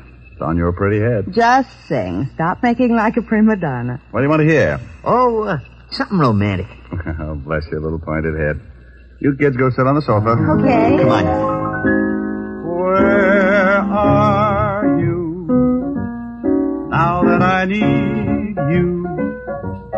Now that I want you so badly, I cry. Where are you? Where did fate leave you? Funny how I dreamed you'd still be standing by. The pretty one. I had you at my beck and call. I called you any time at all. I guess I took you too much for granted. I never thought I'd lie, awake and sigh. Where are you now that I need you? Now that I love you so madly, I could die.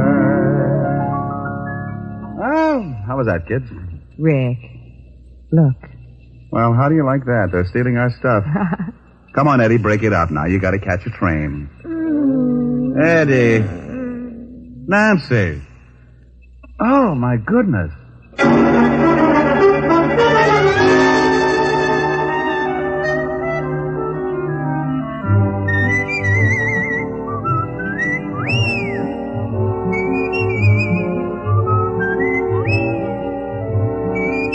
You have just heard Richard Diamond, Private Detective, starring Dick Powell.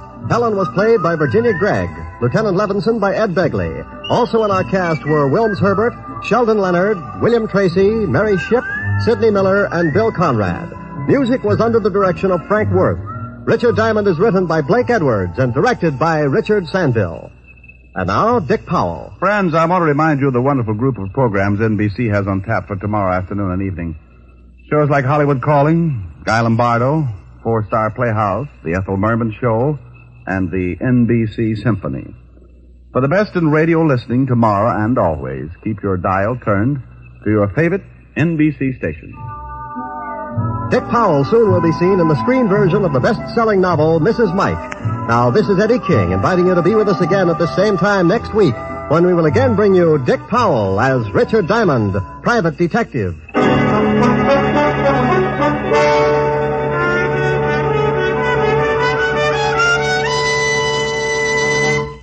This program has come to you from Hollywood. This is NBC, the...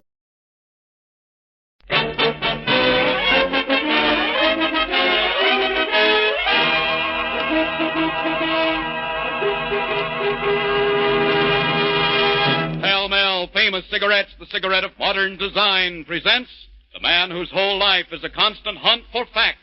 Believe it or not, Bob Ripley.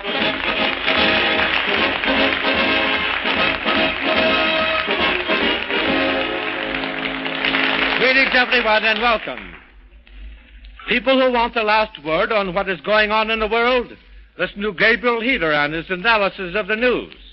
And in the news tonight, we learn that the Jap columns are moving into India through the states of Manipur and Assam to cut our lifeline to China. Well, here's hoping they will be rained out, because this part of India is the rainiest spot in the entire world. And the rainy season comes between March and May. In other words, it comes right now.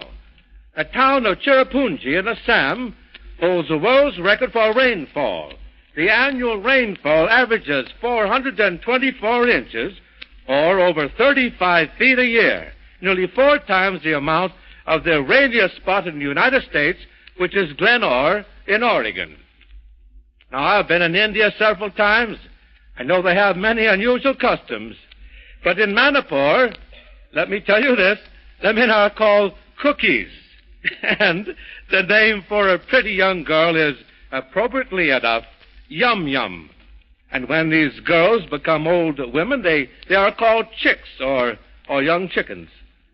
And in Assam, when a young man proposes to a girl, he gives her a silken pillow as a gift.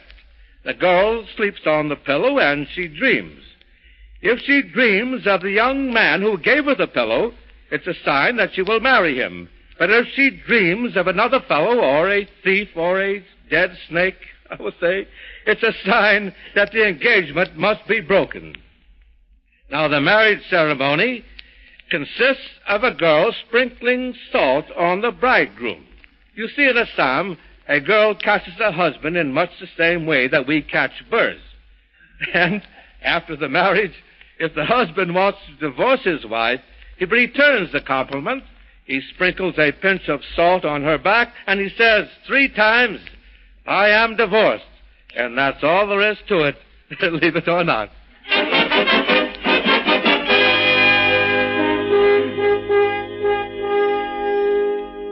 Bob Ripley will be back in just a moment. Smokers, the whole story of Pall-Mall's modern design is right in front of your eyes. The minute you look at a Pall-Mall, you see Pall-Mall's greater length. That's modern design. And when you light your cigarette, you can see that Pall-Mall's greater length travels the smoke further, over a 20% longer route of Pall-Mall's traditionally fine tobaccos. Pall-Mall's greater length filters the smoke naturally, diminishes heat and bite on the way, gives you a cooler, smoother, better-tasting smoke. Ladies and gentlemen, believe the evidence of your own eyes. Pall-Mall gives you visible proof of its advantage to smokers. Your eye tells why.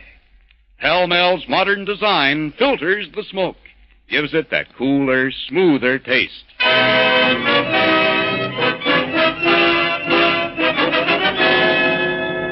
Here he is again, Bob Ripley.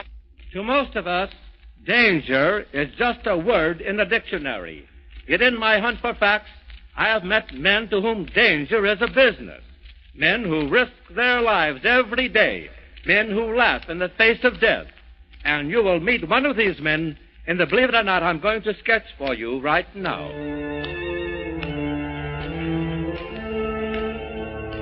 The time, 1931. The place, the Curtis Airport in Chicago. The world-famous flyers, Harold Gatty and Wiley Post, have just set their plane, the Winnie Mae, down on the field. As our scene opens, Jack Cope, an old friend of the flyers, runs over to meet them. Hello, Wiley. Hiya, Harold. Jack, welcome to Chicago. Hello, Jack. Long time no see. Yeah. How's tricks? I couldn't be better. Well, what are you doing these days, Jack? Still testing parachutes? Yeah. Once a parachute jumper, always a parachute jumper. Well, you're looking swell. Must be a healthy business. Sure, keeps me out in the air. Well, if one of those chutes doesn't open, it won't be such a healthy business. Yeah, but there's one thing about it. Anytime that happens to my act, I won't have to come back for an encore. You know, I guess you got something there, Jack. What kind of chute are you using? Well, I've been using the umbrella type. You know, they're practically flat on top and just curve down a few inches on the sides like an umbrella. Hey, did you ever see one work? No, but I'd like to. Hey, so would I. How about making a jump for us while we're here? Okay, but you fellas haven't got the kind of ship I can bail out of. Winnie Mae is a cabin type, and I need an open job. Well, there must be plenty of those around here. Sure, Ray Akers got one. I'll get him to take me up. What time you want to make it? Oh, how about 3 o'clock this afternoon, huh? Yeah, suits me. I'll rent a chute and meet you here at 3 o'clock.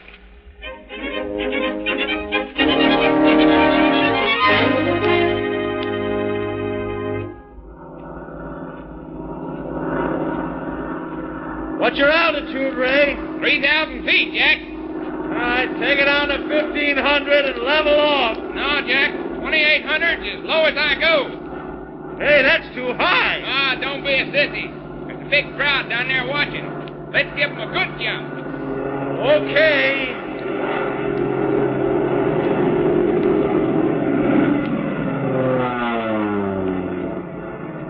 That does it, Jack. We're flying at 2,800 now. You all set? Yep. Here I go. See you downstairs.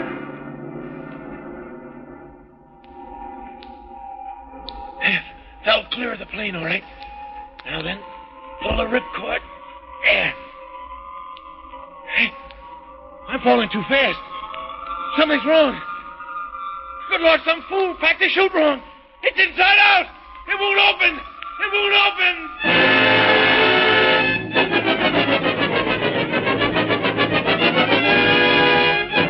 Yes, ladies and gentlemen, they are men who laugh in the face of fate and live to tell about it. That parachute did not open, and Jack Cope fell 2,800 feet to the ground. Yet by a miracle, he's here in the studio with me now, standing right beside me. I want you to meet him. Here he is, Chief Parachute Rigger, Jack Cope.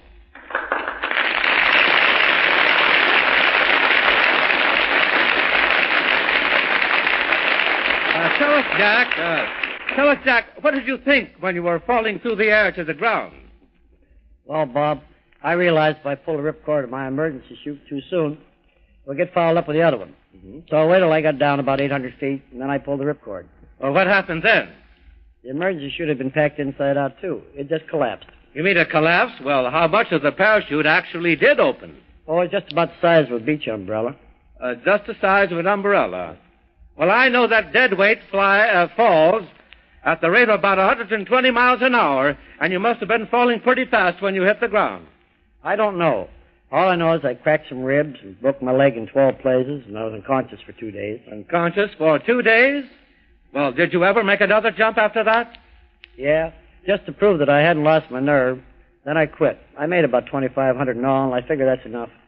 Well, Jack, I know that from your experience is caused and is largely responsible for making the umbrella type of parachute obsolete.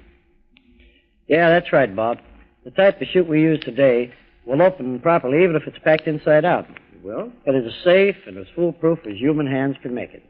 Well, Jack, I want to thank you for coming here from Virginia to be with us tonight. I also want to thank Captain Powell and Lieutenant Wheeler for giving you permission to appear on our broadcast. Ladies and gentlemen, you have just heard Chief Parachute Rigger Jack Cope, who jumped from a plane and his parachute failed to open. He fell to 2,800 feet to the ground. You see, his parachute had been packed inside out. Yet the only injuries he received were some cracked ribs and a broken leg. But this fall was responsible for the old type of parachute being thrown into the discard, and the development of the present type of parachute, which is saving the lives of hundreds of our boys on the fighting front every day, believe it or not.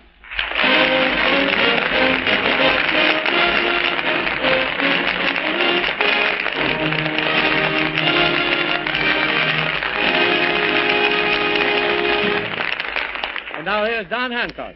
Ladies and gentlemen, you'll notice something different is happening when a pell-mell smoker tries to light an old-fashioned short cigarette. Unconsciously, he holds the flame a good half-inch beyond the tip of the short cigarette. He's looking for something that isn't there. He's looking for pell-mell's modern design. Modern design means pell-mell is longer. Modern design means pell-mell is smoother, cooler. From the very first puff, pell-mell's greater length travels the smoke further, diminishes heat and bite on the way.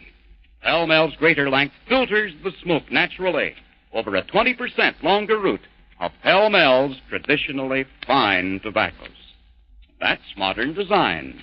Pell-mell's modern design. Pell-mell filters the smoke, gives it that cooler, smoother taste.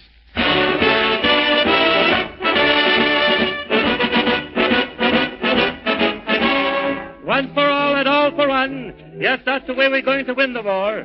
Over there all together fighting for victory. Over here all together working for victory. The victory symbolized by the letter V, the same letter V you see on every package of your pell-mell cigarette.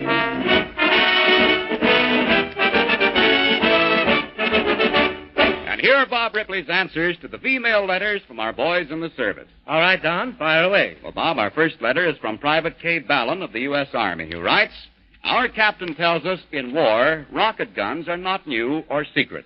He quotes the Star-Spangled Banner, which says, "The rocket's red glare." Were rockets used then? Is he right? Private Ballon, your captain is wrong. The rockets used at Fort McHenry and mentioned in the Star-Spangled Banner were signal flares, not shells or rocket guns.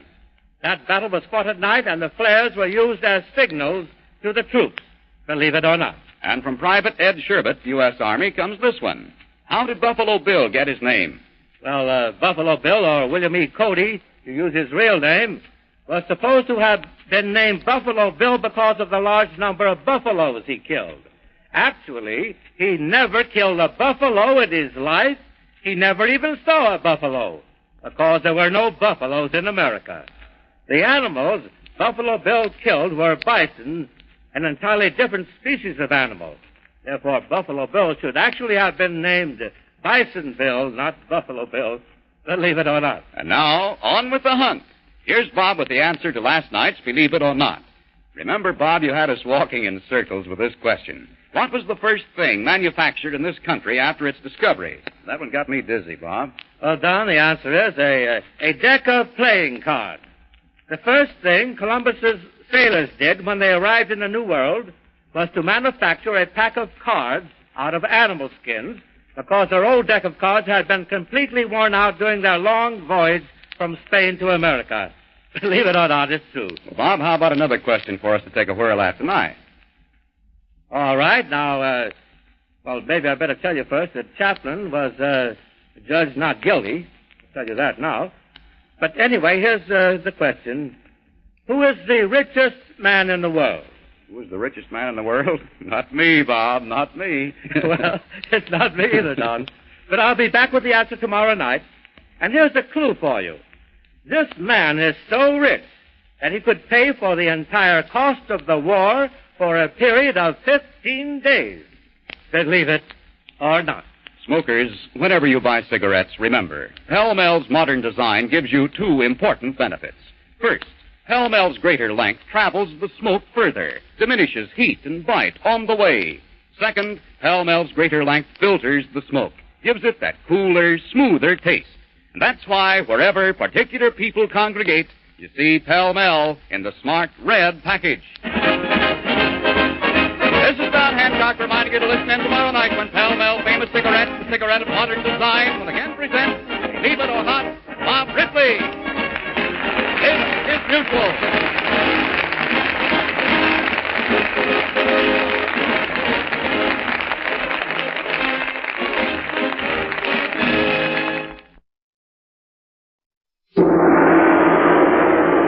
Believe it or not.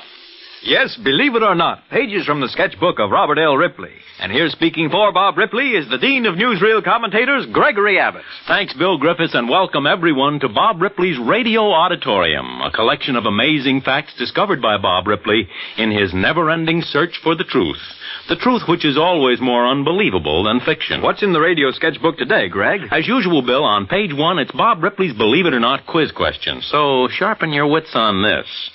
Which weighs more, a pound of gold or a pound of feathers? Oh, Greg, are you trying to pull that old chestnut on a Hep character like me? Well, Hepster, I'd advise you to think it over carefully. You may be surprised when you hear Bob Ripley's answer at the close of today's program. Okay, but I'll bet you on an old Chinese gong that I know the answer. Well, we'll find out later, Bill. But right now, let's see what Bob has sent us for today's radio sketchbook. What is the topic today, Greg? Witches. No, what is? That what is witches, Bill. Oh? Today we're going to talk about one of the most frightening phobias ever to delude mankind, witchcraft. And believe it or not, it all began with the publication of one book. Oh, what book was that? It was written in 1484 by two men named Jacob Sprague and Henry Institor.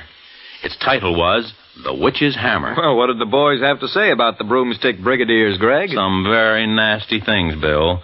The book defined a witch as the devil himself and said that only women could be witches, thus very neatly protecting the authors themselves, who were charlatans of the evilest kind. Well, what effect did the book have on the public? Bill, this book opened the floodgates of all the pent-up hatred and insecurity that plagued feudal England.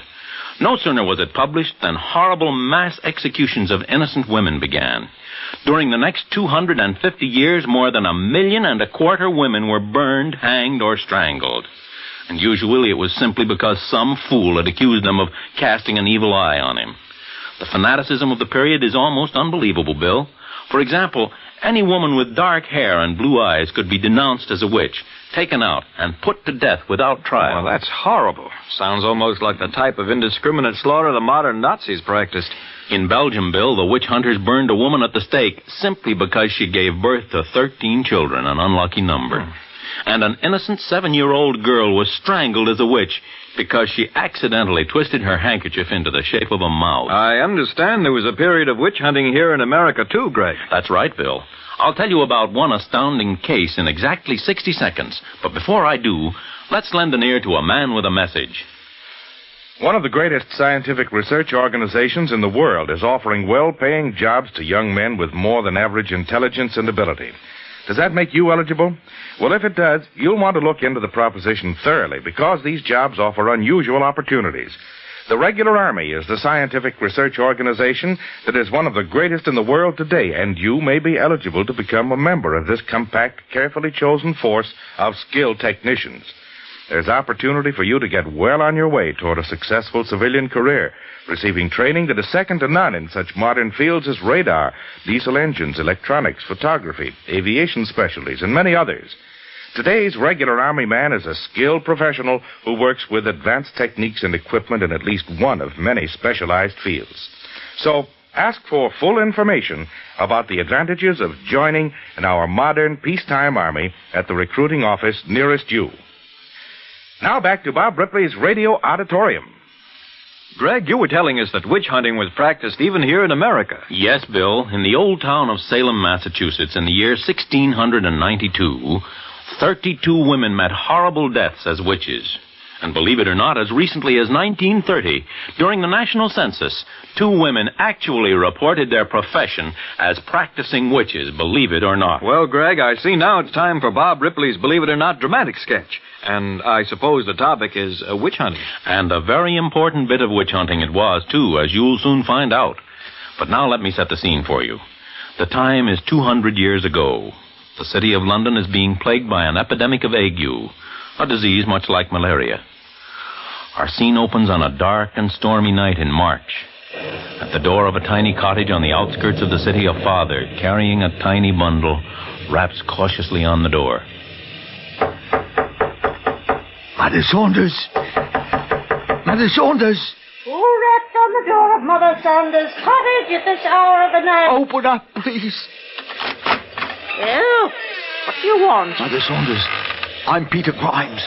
They told me that you could cure the ague. So they told you that, huh? They say you have a magic talisman what drives the sickness away. Are you sick? Not I, it's my baby. This morning she wouldn't eat, took to crying. Then this afternoon she got all blue and began to shake like an aspen tree. Will you cure her? Come in. Shut the door. Quickly. I can't pay you much. Whatever you can give Mother Saunders is enough. I do not covet money. Then you'll cure her? First, you must make a promise. Anything. Promise that you'll tell no one you came to see Mother Saunders. First thing you know, they'll be accusing me of witchcraft. Promise, or I'll put a hex on you that'll cross your eyes. I promise anything but help my baby. Set her down upon this table. There. Now turn her about 3 times and spit to the west. 1, 2, 3. Just done. And now for the charm. You're certain the devils won't get her? Stop shaking and fasten this talisman to her wrist. Quickly! She's turning blue. She don't look right. Fasten the talisman, whilst I light this incense. All right. But for heaven's sake, hurry, she's choking. All right. Spirit, out of the wrist. Out of this baby. Turn and twist. Out with the ague. But now, hist. There. Tis made. Look at her. She looks so strange. You've killed her. She's dead. No, it cannot be. She's dead. Look at her. She's dead. And you've hexed her. You witch. You've hexed my child. The baby's superstitious father, certain that Margaret Saunders had cast an evil eye on his child, went straight to the Crown Prosecutor Peter Warburton. Within a week, all London was astir with another of the witchcraft trials so rampant during those troubled times. As our next scene opens, the jury has just returned to the court where Sir Philip York, Lord Chief Justice of the Bench, is presiding. Order in the court. Order. Proceed with your questioning, Mr. Warburton. Thank you, Your Honor. Now, Margaret Saunders, you admit that on the night of March the 4th, you did receive at your cottage this man, Peter Grimes, who brought to you a child sick of the ague. I do not deny it. And you also admit that you did treat this child with all manner of incantations, utterances, talismans, and other devices of witchcraft. I am not a witch. Margaret Saunders, you admit that you used a certain talisman to treat the child. I have treated hundreds of children and cured them, too. Answer the question. Did you use a talisman? Yes. Now, Margaret Saunders, remember you are sworn to tell the truth. Admit you received this talisman from none other than Satan himself. Admit it. No, it is not true. Margaret Saunders, you are in league with the devil. Admit it. No. Gentlemen of the court, look how she cringes before good and honest men. I tell you, gentlemen, she received this talisman from the devil himself, and she's used it to bewitch and murder that little child. Gentlemen, there's only one verdict for this creature. Death!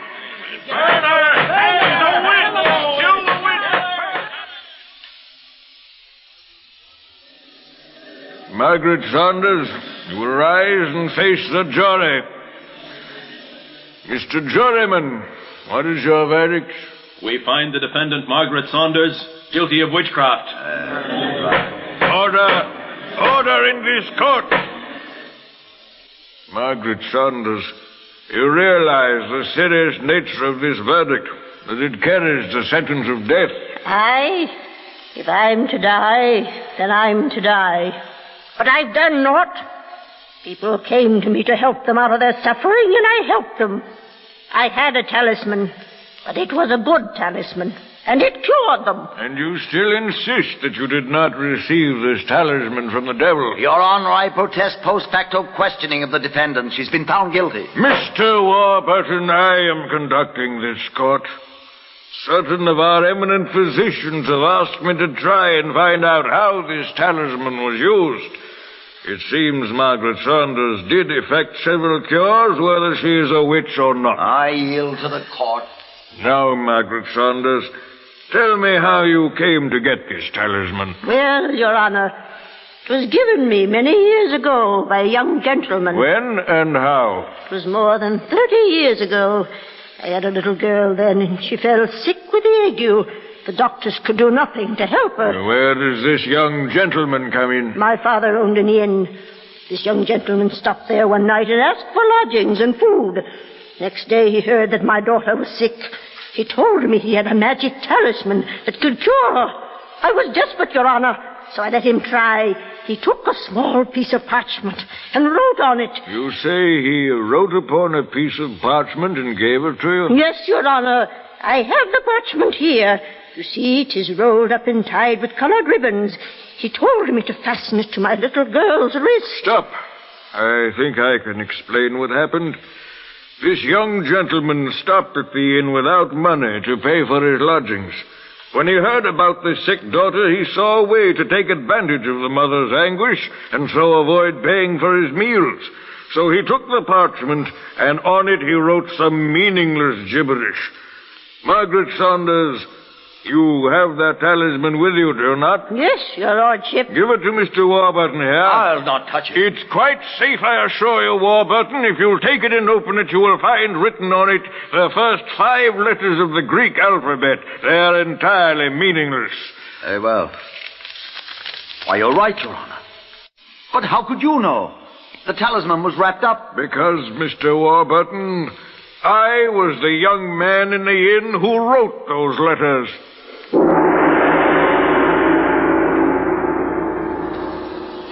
Believe it or not, Judge Philip York was the young man who 30 years before had given Margaret Saunders the worthless bit of paper as a cure for her daughter's ague.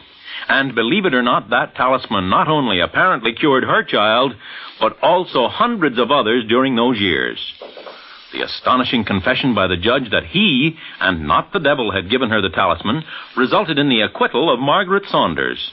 And this case so aroused public opinion that from that day forward, witchcraft trials were abolished in England. Believe it or not. In exactly 60 seconds, Gregory Abbott will be back with the answer to Bob Ripley's quiz question. Meanwhile, here's an important believe it or not that concerns you. Everybody knows that money isn't everything. But of all the things it's always nice to have a little of, everybody will agree that money's definitely one. It's impossible to look ahead and try to figure what your financial situation will be, say, 10 years from now. But it isn't impossible to do something about making your financial situation 10 years from now something like you'd like it to be.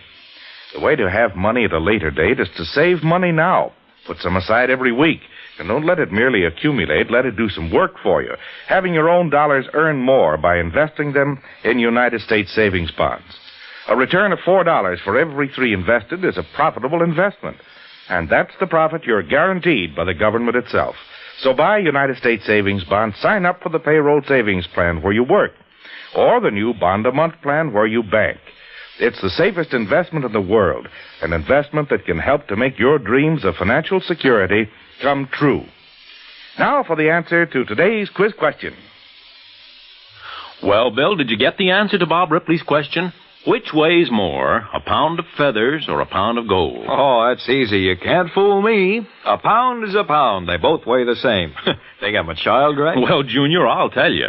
A pound of feathers actually weighs more than a pound of gold. How come? Well, that's because feathers are weighed by avoirdupois measure, which has 16 ounces to the pound, while gold is weighed by troy measure, which only has 12 ounces to the pound. Believe it or not. Okay, Greg, you win. And that takes us right down to the finish line. So how about one of Bob Ripley's famous farewells? All right, Bill. In keeping with the spirit of witches, fairies, and leprechauns, Bob Ripley has asked me to say goodbye to our audience in the words of old Rip and Winkle. Here's to your good health, and here's to your family's good health. May they live like happy gnomes and prosper like fairy kings.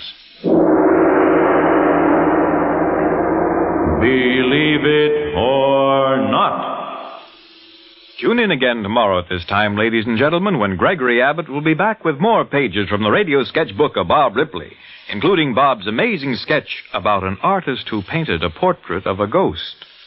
The Believe It or Not show was directed by Walter McGraw and dramatized for radio by George Lefferts. This is NBC, the National Broadcasting Company.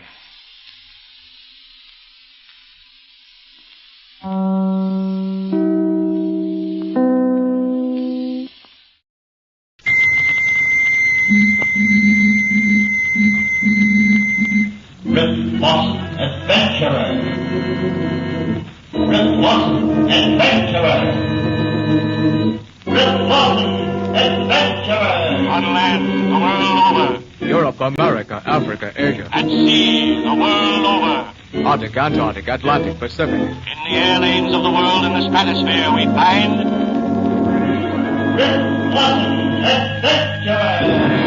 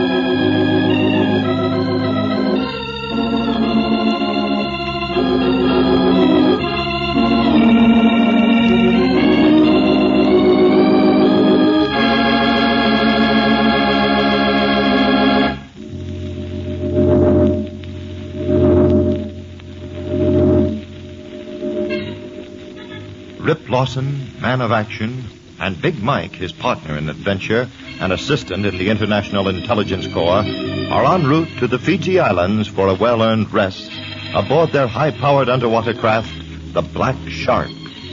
The Shark is equipped with radar, sounding equipment, jet-propelled plane, and all the latest scientific inventions. We now find them on the deck of the underwater craft as it glides along the smooth surface of the South Pacific, a few miles from their destination. You know, Mike, during the war, I used to imagine taking a rest like this.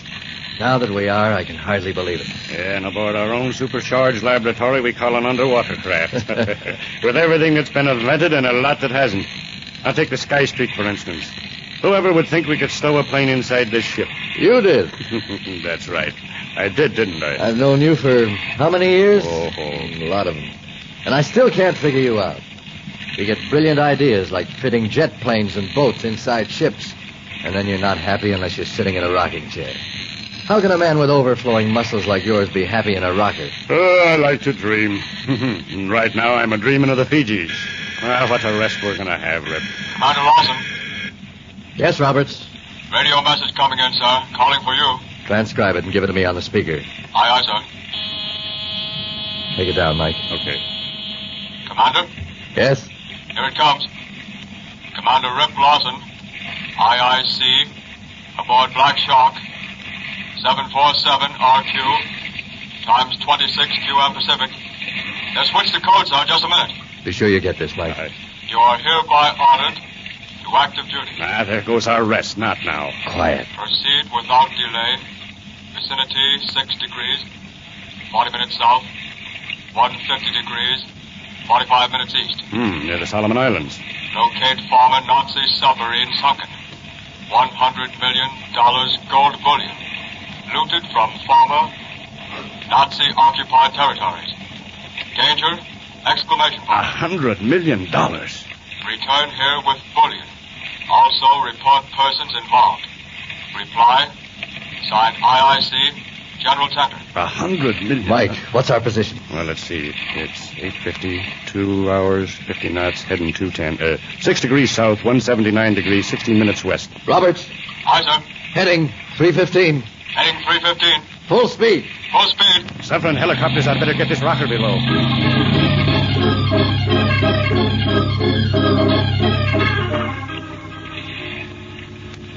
Roberts? Aye? The charts. Aye, aye, sir. 6 degrees, 40 minutes south. 150 degrees, 45 minutes east. Here you are, sir. And now look. You see? The Solomons. And over here, Coastal Island. Northeast coast. Cape Alexander. Well, I know that place. Right across the straits from Bougainville. What's a Nazi sub doing there? These islands are swarming with Aussies. No, there's nothing on that island now, but... Oh, I know. Unfriendly natives. Yeah. Yeah. Well, maybe now's the time. For what? This. A card. There's nothing on it. What does it mean? Mike, this card is your new identification for the IIC, the International Intelligence Corps. Yeah, but there's nothing on it. Yeah, after dipping it in water, your identification will appear in the form of a pair of eyes. Oh, in some water, huh? I get it. But don't get it wet until you have real use for it. Anytime you see a pair of eyes or a ring like this, you'll know he's one of us. Well, it looks like an ordinary enough ring. Except for this eye. What's our speed? We're making pretty good time. 43 knots. I wish this thing could fly. You want it to fly? Okay. Hey, you bunch of Turkish dragoons up there, what's holding us up? Let's get more power. Roberts. Aye, sir. Send this message to General Tender, IIC. Roger. Wilco. Signed, Lawson.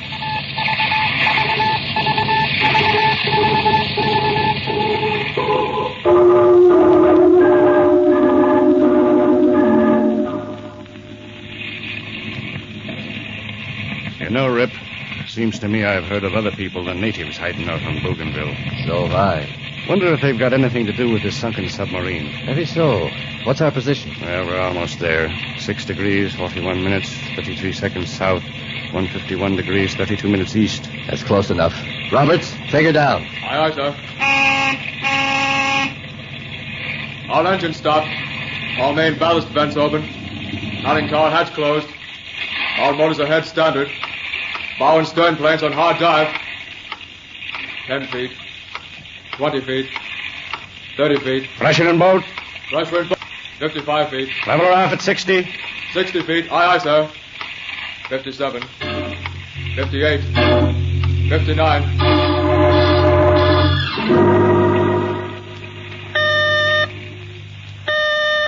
How's the sounding equipment, Mike? Working okay. Nothing but shoreline so far. Switch to the metal detector. Aye. The way I figure it should be along here someplace. That's it. Stop engine! Stop engine! Up periscope! Up periscope. Come on along, Mike. We'll take a look before we surface. Smart boy.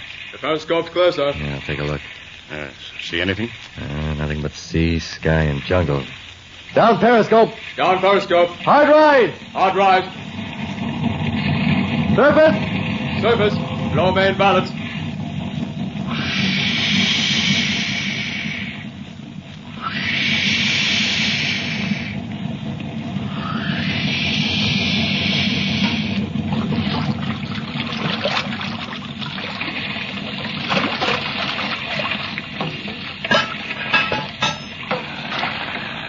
I always did like a bit of fresh air. Nice looking island we have here. Yeah, and look, way over there, Bougainville. See the mountain? How far is it? 51 2/3 miles. We're sons of the Cardiff Giant. Do I remember that? You know, it was before the war. You weren't with me, but once I was with Stow it, Mike. We've got work to do. Right you are, Commander. Bring up the pumps and the diving suits. Aye, aye, sir. All right, now hand the suits up the hatch. Set the equipment up here, Roberts. Tony and Jacques, work the pumps. Aye, aye, sir, yes. Fred, take the lines. Roberts, you handle communications. Aye, aye, sir. Want a hand with the helmet, sir? Please. I'll help you too, sir, if you want. Help me? With this insignificant little tin helmet? You know him better than that, Roberts. Testing. Testing. Do you get me, Mike? Give me time. Okay. Yeah, I get you all right. Roberts? Aye, sir. You're okay here. Then let's go.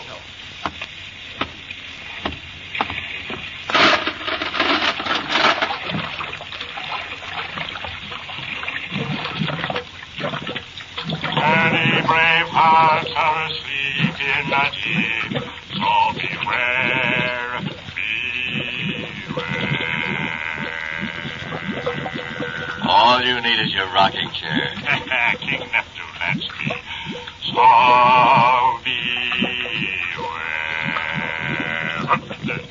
Say, now that's what you call a neat landing. We're right on top of the sub. Do you see the hatch? I see it. I'm in it. Hey, flash your light over here and take a look. Looks like the welcome mat is on the door. Well, I hope we're not expected. Well, let's go down in. After you, Commander. How long we been down, Mike? There must be an hour now. You still haven't found anything? Well, nothing that shines like gold. Did you look in the torpedo tubes? I'm looking them over now. No, Rip. They're as empty as a used cartridge. No secret compartments? Nope. Well, nothing back here either. Something fishy about this. You're telling me. I just broke into a school of fish, and I'm getting too old for a school. Rip, is your air supply off? Yeah. Release your emergency supply of oxygen. Did you say something was fishy? I didn't expect to be so right. Roberts! Roberts! See if you can get him, Mike. Roberts! Roberts! Speak up, Roberts!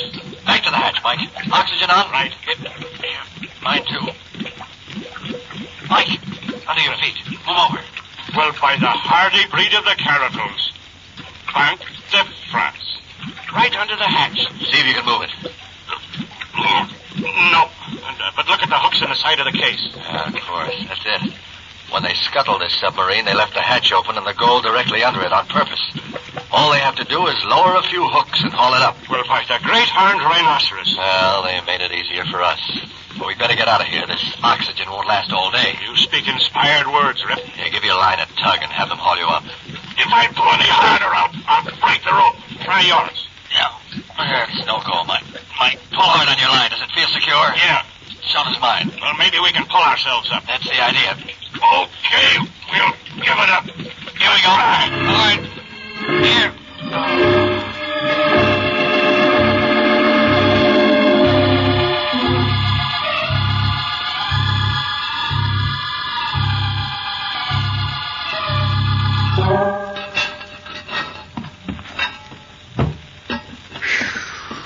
Let me give you a hand, Rip. Yeah, it was rough. You said it. Well, where's the crew? I wonder where everybody is. Roberts! Something's happened. Roberts! Mike. Yeah? Looks like our crew has disappeared.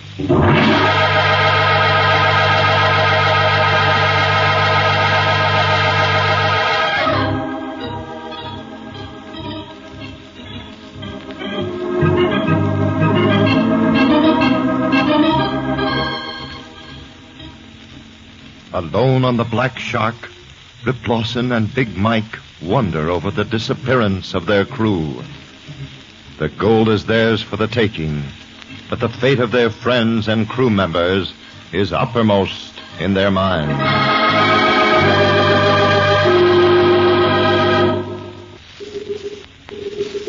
Rip Lawson, jet pilot, submarine commander, special agent, man of action. Rip Lawson, adventurer.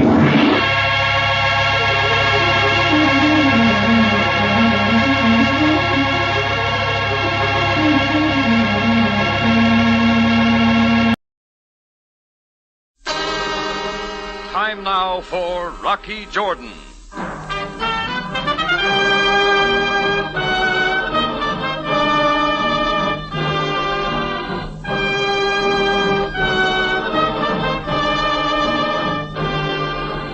Not far from the Mosque Sultan Hassan in Cairo stands the Cafe Tambourine, run by Rocky Jordan. The Cafe Tambourine, crowded with forgotten men, alive with the babble of many languages. For this is Cairo, where modern adventure and intrigue unfold against a backdrop of antiquity. Tonight's story, 20 Fathoms Under.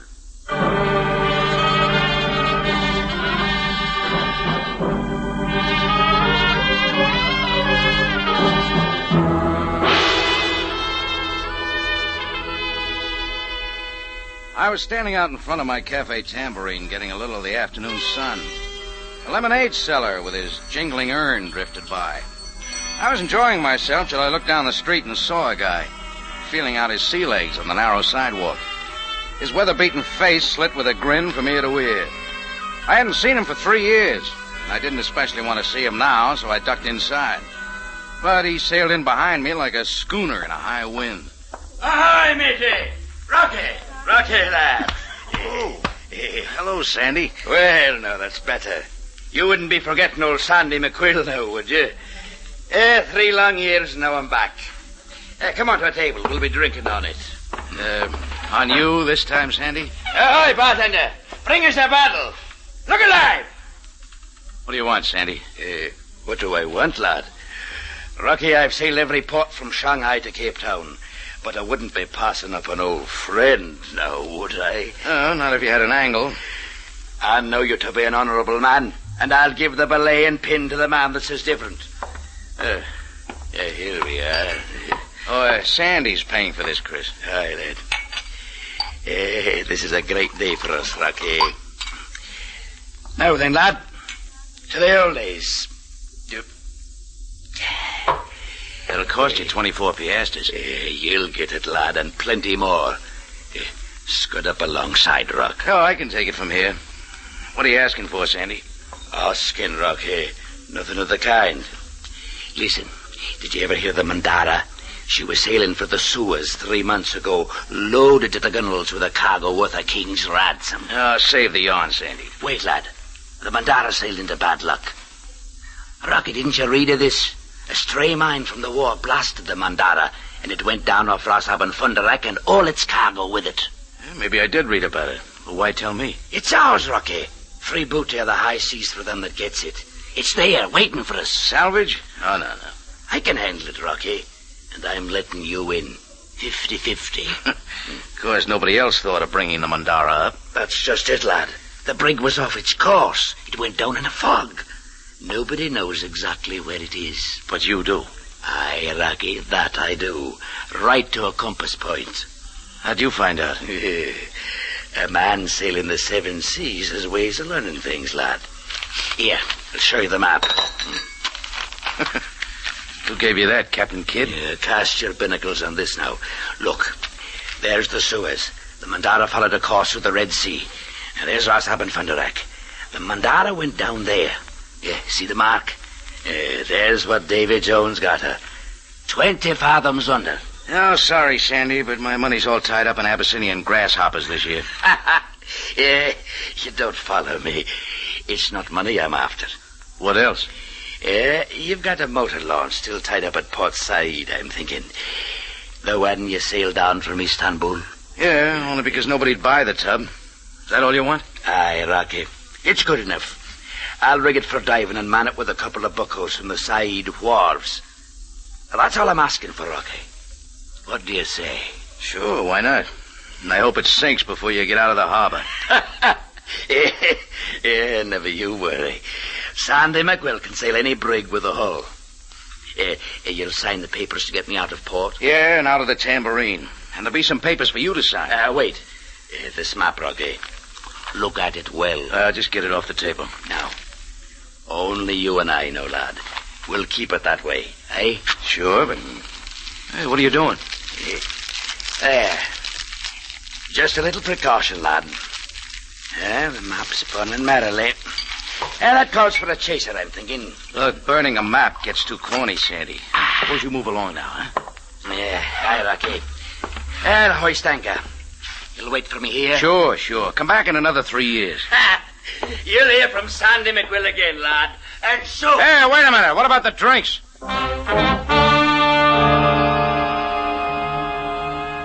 Chris made a move from behind the bar to stop him, but I said not to bother. Sandy McQuill had a habit of barging into my life every few years.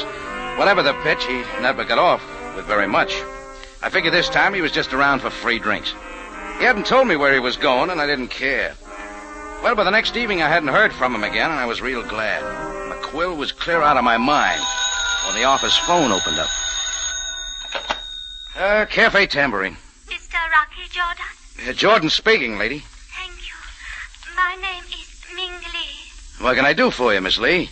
I am calling at the command of my father, Sen Wang Lee. Do I know him? No, you have not met.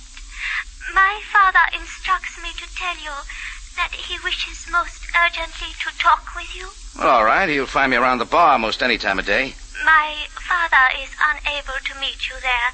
It is his wish that you honor him with your presence in his most humble home. What does he want, Miss Lee? My father wishes to talk to you about the Mandara. Wait a minute. What makes your father think I know anything about the Mandara? He read it in the paper, Mr. Jordan. Look, Miss Lee, I don't know what this is all about, but tell Mr. Lee I've got nothing to do with the ship. But, Mr. Jordan, the paper said... I don't care what the paper said. It's a mistake. But my father... Just tell your father to forget about the whole thing. There's nothing to it. That all, Miss Lee? Yes. I will tell him, Mr. Jordan. Goodbye.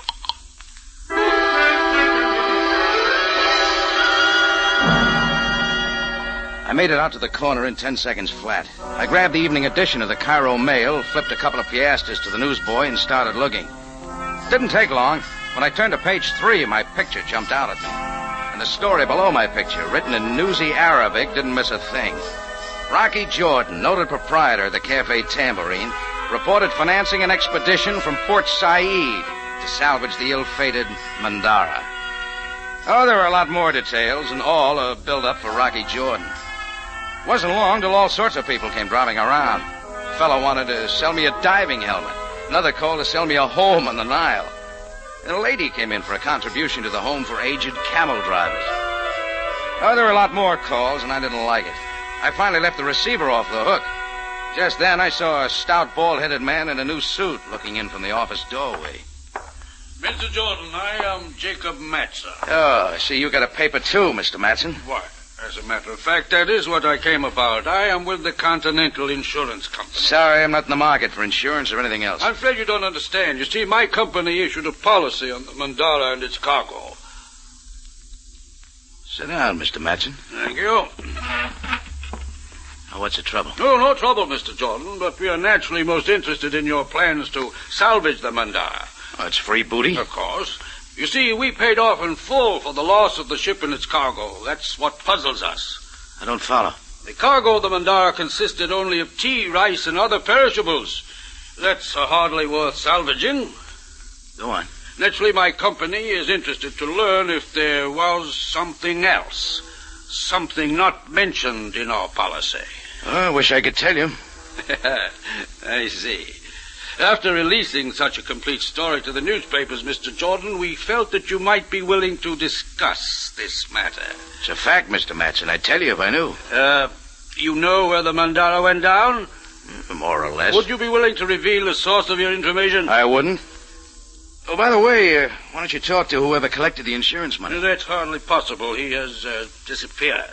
Any idea where? Who knows? Perhaps like others who knew too much about the Mandara, he is dead. Yeah. You understand my company's interest now, Mr. Jordan? Maybe. I'll let you know what I find. Thank you. Good day, Mr. Jordan. Jacob Matson put on his pinch glasses. They dropped off again, and he went out. Right then, I decided to toss the ball to the Cairo police before they started coming to me. I found Captain Sam Sabaya inspecting a long row of newly fumigated cells. I got the feeling he was laughing at me when I showed up, but his face didn't show it. Well, how convenient, Jordan. I've been trying to call you. Oh, my phone's been real busy. Well, such is the price of fame. Anything special you called about? Yes, Jordan. It is about the item in the afternoon paper. Hey, do you like my picture, Sam?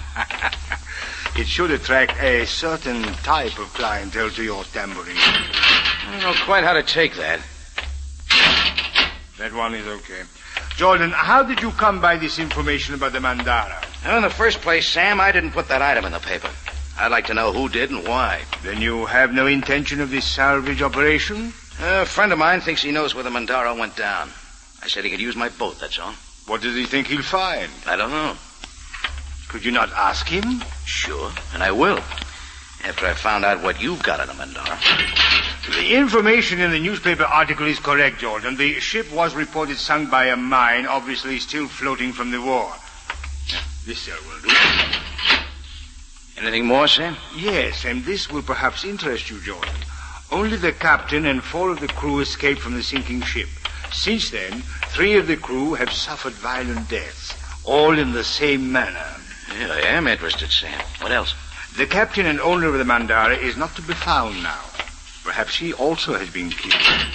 Oh, what about the fifth one? The first mate, a man named Pete Limbo, is still living in Cairo. We have questioned him repeatedly. Get anything out of him? No, nothing. Inspection complete. I am sure he knows, but he will not tell. We've been watching him. Where's he live? When not frequenting the bars, he can be found at a place on Sharia Naga. Let's have another talk with him, Sam.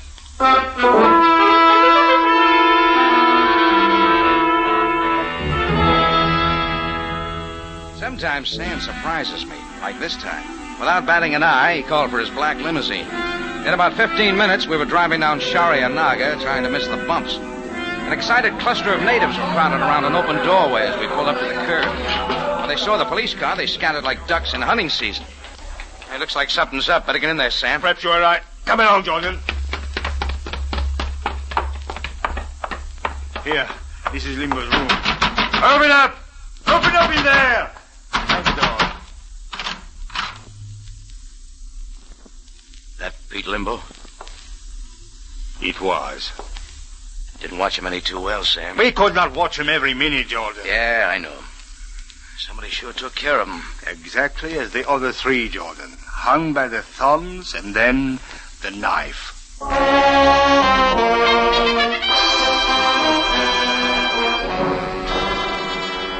Sam began rounding up the other folks in the building, but there was nothing to be learned from them.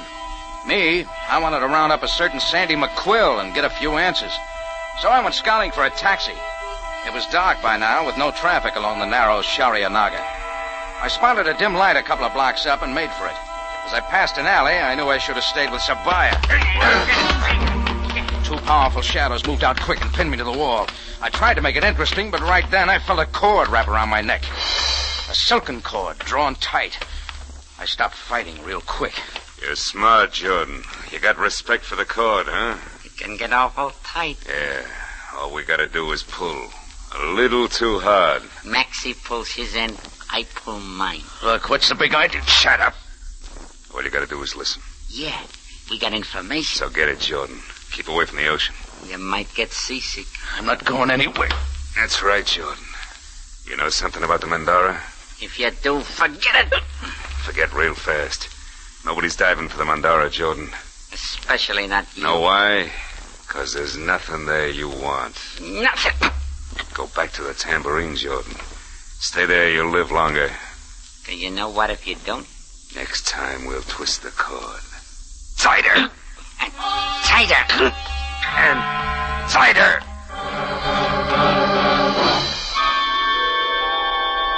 They both gave a last twist. My breath was gone, and I went spinning off to the moon. The curtains were closing in when the cord loosened. Then they slammed me back into the alley and were gone.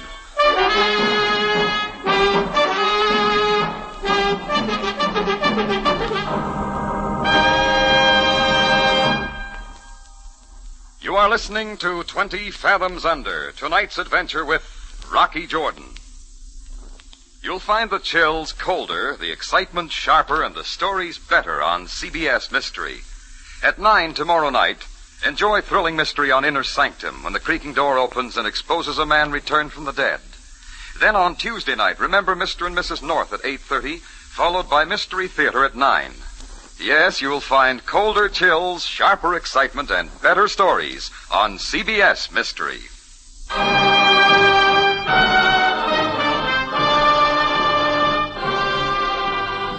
And now we take you back to Cairo and tonight's adventure with Rocky Jordan, 20 Fathoms Under.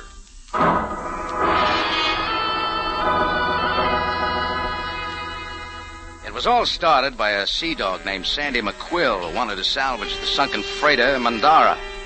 The cargo of the Mandara was supposed to be nothing but tea and rice.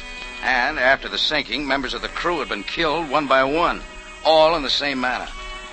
I didn't want any part of it, but the story got spread all over the newspapers with my picture. Then a couple of guys gave me the silk cord treatment with threats to lay off and dump me in an alley.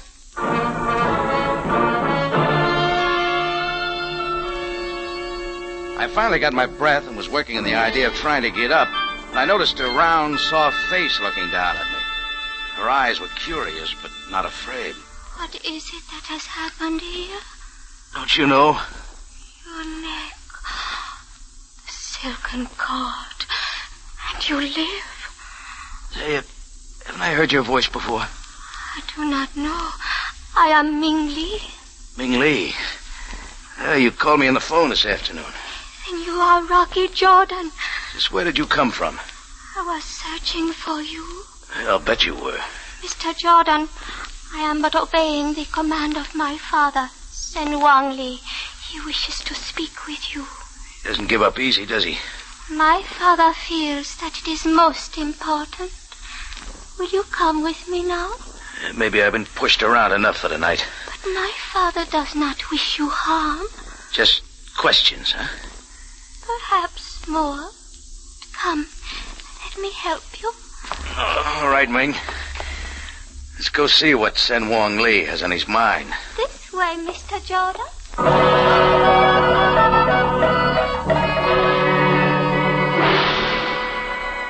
Ming Li tripped ahead, and I followed her down a twisting lane.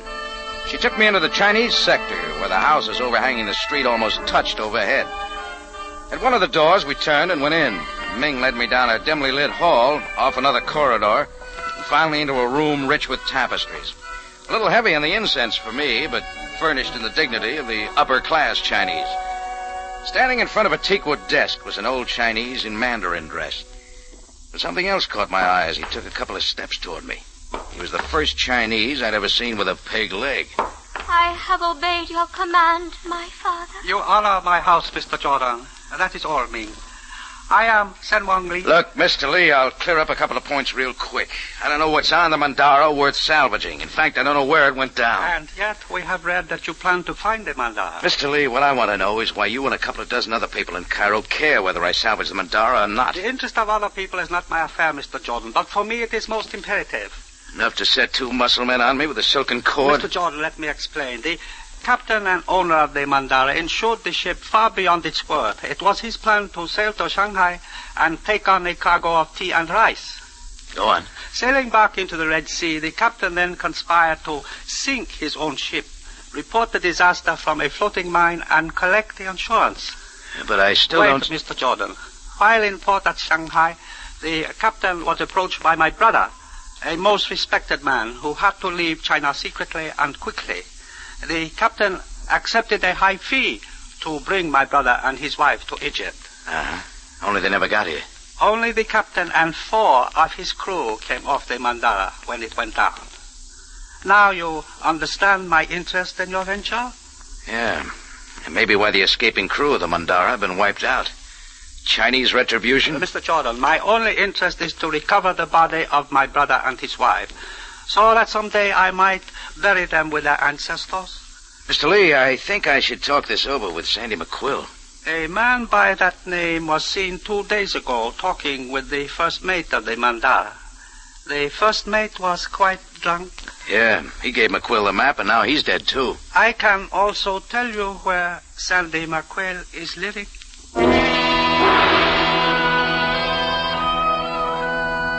Sandy McQuill's address turned out to be a third-rate hotel, past the Frank Quarter and near the Hassan Bazaar. I took the steps up 2 flights and slammed at McQuill's door. Oh, Rocky, lad. That's right. We got a salvage deal, remember? Why, sure, Rocky. Well, bags all packed and ready to go, I see. Well, sure, I'm shoving off right away. For Port Said? Let's go. On the way, you can clear up plenty. No, Rocky. As a matter of fact, I've changed my mind. The Mandara's no good for us. Wait a minute. We made a deal to salvage that hulk. You said there's valuable cargo aboard. Forget it, my boy. Forget it. I'm setting my sails for Marseille. There's a little girl that's waiting, you know. Cut it, Sandy. Cut it. Just why did you change your mind? It was like I told you, Rocky, lad. Answer me something, will you? Did a guy named Pete Limbo give you that map to the Mandara? You seen Limbo? Yeah, I saw him. Hanging by his thumbs. A knife did the rest. Yeah, you see, Rocky, lad. We're getting out of this. It was that story you put in the newspaper. You queered everything. Yeah, it's another thing. Just how did that story get in the paper? I don't know. Rocky, don't you see? It's best I'll tell you what I think. I think you put it there to set me up as a kingpin. I don't know just why, but... Oh, no, Rocky, lad. Would I do that to me old drinking mate from Frisco days? Come to think of it, maybe you never planned to take my boat out after all. The whole deal was a cover-up for something else. Oh, it ain't so, Rocky. Suppose I get it in the papers just who does know where the Mandara went down.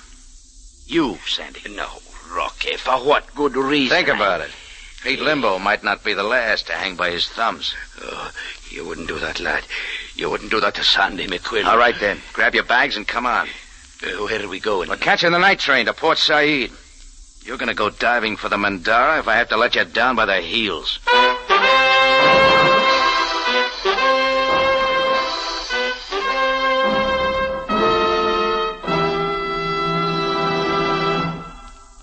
You are listening to 20 Fathoms Under, tonight's adventure with Rocky Jordan. The Unafraid, an emotion-filled screenplay, is presented by Lux Radio Theater tomorrow Monday night at 6. Burt Lancaster and Joan Fontaine star in their original roles. So don't miss the radio adaptation of The Unafraid with Burt Lancaster and Joan Fontaine on Radio Theater Monday night at 6 on CBS.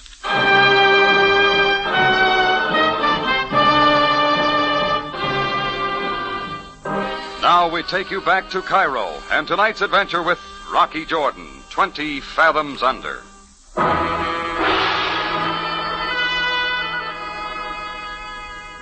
Well, when McQuill and I got to Port Said, we found we couldn't have sailed my motor launch in a bathtub.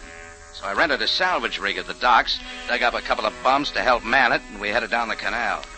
McQuill steered and seemed to know where he was going. It was early the following morning, far down the Red Sea. The sun was just beginning to cut through a fog that had followed us all the way from Shadwan Island. Hey, what's that to the starboard, Sandy? The best I can make out through the fog. That's the point there, Rocky. That's Ras Haben Funderak. Now listen, Rocky, lad, I'm telling you again, this ain't for us. You'd better find it, Sandy. Cut the motors! Oh, is this the spot? Hey, matey. The Mandara's below. Look, Sandy, if you've steered wrong, you'll find that ship if you have to dig up the Red Sea. It's here. I'll lay me word to it. Okay, let's not lose any time.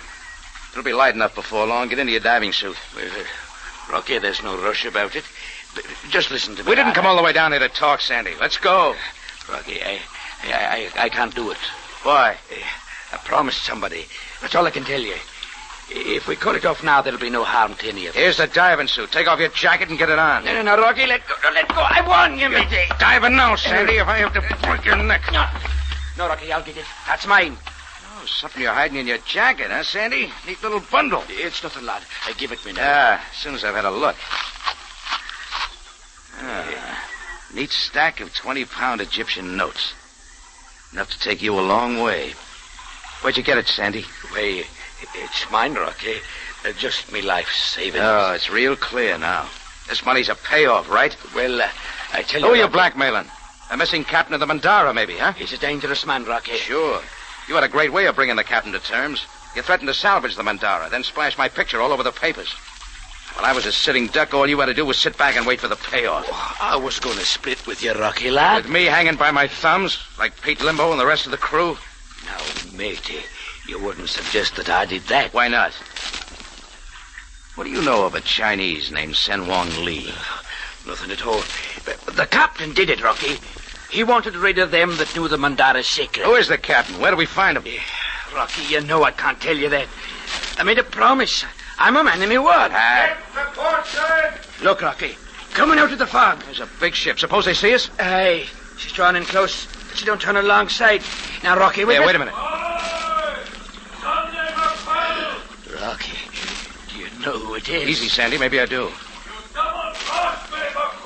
Yeah, it's Matson, the insurance man who came to my office asking about the Mandara's cargo. He had a beard before that, Rocky. It's the captain himself. I see. Better answer him, Sandy. Talk fast. Ahoy, Captain! It's a mistake. I wasn't meaning to cross you. You won't be crossing me, McQuill. Or Jordan either. Full speed ahead. Matson, turn about. He's coming at us. He's going to ram us. Get off this tub, Sandy. Jump. Get it.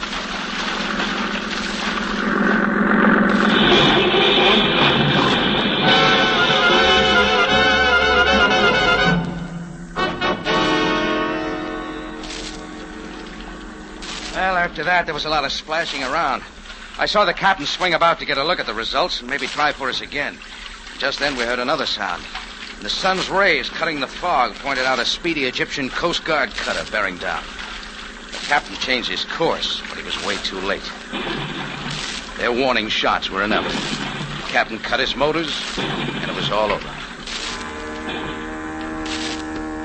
A few minutes later, the crew of the cutter pulled us out of the water.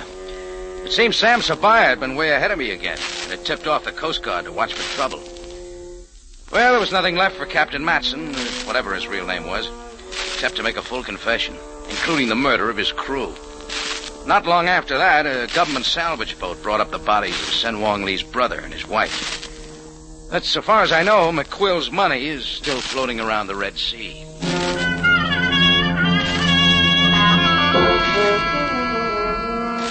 Well, back at my tambourine in Cairo, I had no more than settled down in my office when I heard a tap on the door.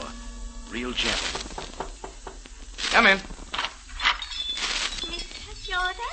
Well, Ming Lee. Yes, Mr. Jordan. I come at the command of my father, Sen Wong Lee. Oh? My father sends me with a gift from his house for your kindness. This ancient wind bell. Oh, but this must be of great value to your family. I didn't ask for anything. You will honor my father by accepting it. Why, of course. Give your father my regards. Also, Mr. Jordan, my father wishes you to know that he feels deep gratitude and devotion to you. Wait, Ming. Yes, How do you feel? I feel that my father is most wise.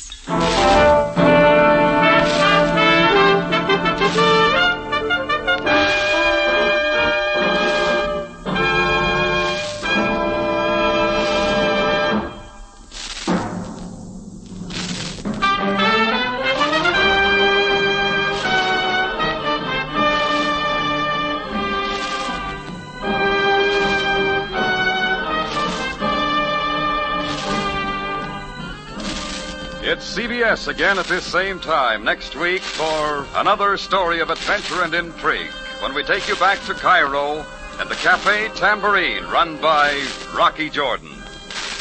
Jack Moyles plays the title role with story by Gomer Cool and Larry Roman. Rocky Jordan is produced and directed by Cliff Powell with original music by Richard Arant.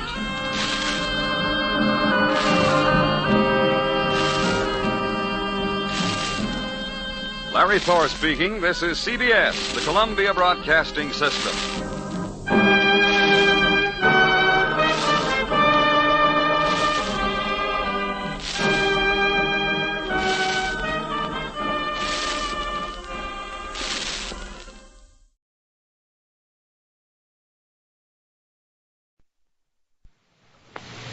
The F.W. Fitch Company presents Dick Powell as Private Investigator Richard Rogue in Rogue's Gallery. Laugh a while, let a song be your style. Use Fitch shampoo.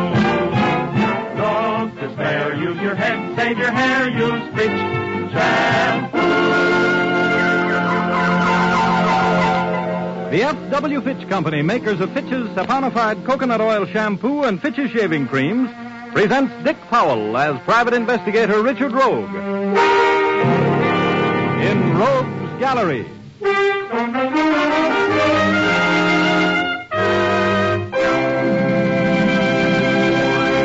Rogue speaking. Do you ever long for the bracing feel of the freezing wind on your face, hard-packed snow under your skis, and the beauty of the stately pine laboring to support the dust-dry snow on its limbs? Does your heart cry out for the tingle of the air as it swishes by your hurtling frame on a toboggan course? It doesn't? Well, neither does mine. I can't imagine what throwback impulse to a pioneering ancestor made me decide to take that vacation at a winter lodge in the mountains, but nevertheless, I did.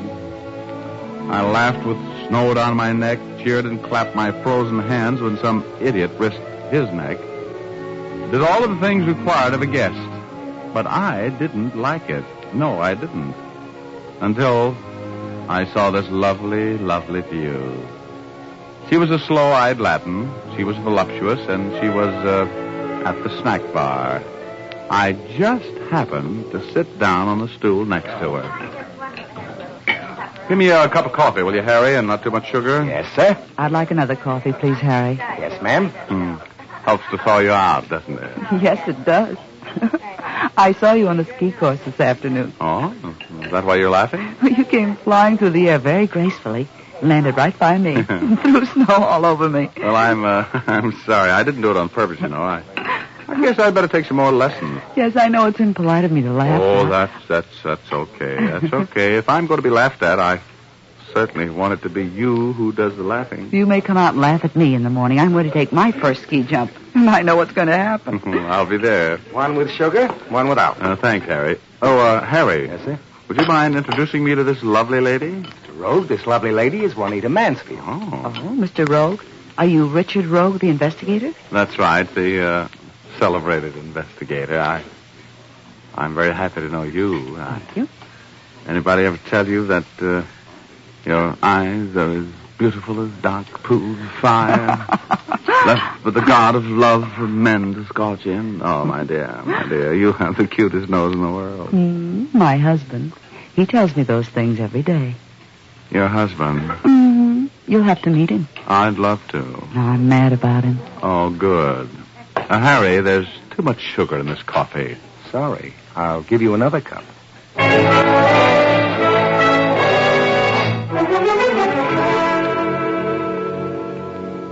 There was too much sugar in my coffee and too much sweetness in the marital situation of the lovely Juanita. There I was, all puckered up for one of those highly romantic resort friendships I'm always reading about. And there wasn't a girl in the place that abandon would dance with except Juanita. When I got up to leave, I noticed that Juanita had left her compact there on the bar. I picked it up, decided to return it to her in the dining room. I spotted her the minute I walked in. She was lovely in a white evening dress, which signaled all of the curves and soft shoulders. And her husband was a very big guy, ruggedly handsome, black wavy hair and Viking blue eyes. He was as British as St. George the Dragon, neither of which would have impressed him. He looked vaguely familiar. I walked over to their table.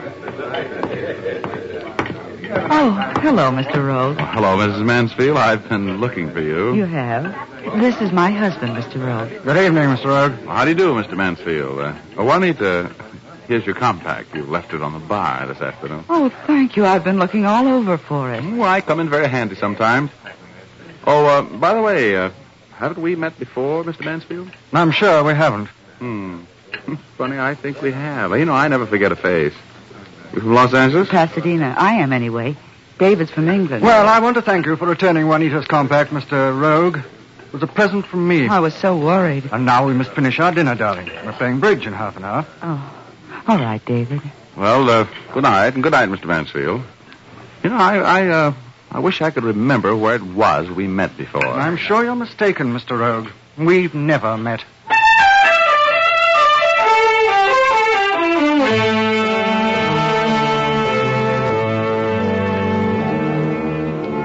My massive intellect was grinding exceeding fine as I returned to my table. My subconscious was flashing a message about David Mansfield. There'd been a fear in his pretty blue eyes when he saw me approaching him. I'd known him before, someplace. And his name wasn't David Mansfield. The knowledge that the guy was a phony chased itself around in my mind without ever catching up with the answer. All through dinner and through a few fast rounds with the slot machines. I have a good memory for faces, and he had a good face to remember, but I couldn't make connections. After losing a bum decision favoring the one-armed bandits, I went to my cabin, opened the door.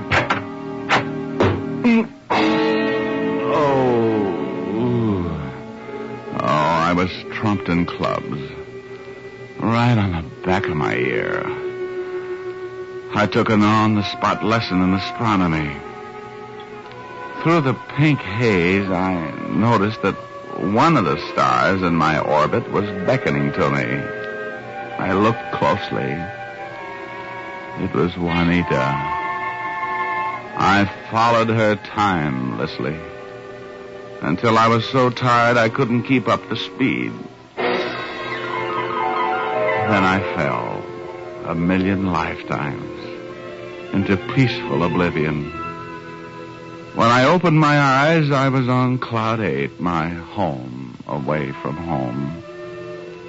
There was an economy-sized female bending over me. Gosh, Mr. Rogue, I didn't think you were going to stop here. Where's Ugor? And who are you? I'm Ugor's girlfriend, and Ugor's going to see about a marriage license. A marriage license? What's that midget up to? He can't get married without my consent. Oh, Mr. Rogue, you wouldn't stand in the way of true love, would you? True love? What does that spook know about love? Oh, Mr. Rogue. You'll give your consent, won't you, Mr. Rogue? No. If you don't, I'll push you over the side. Oh, no. Let me rest up here. Give your consent. Never. Hey, stop pushing, you condensed minx. Cut it out. Over the side you go, Rogie. Goodbye.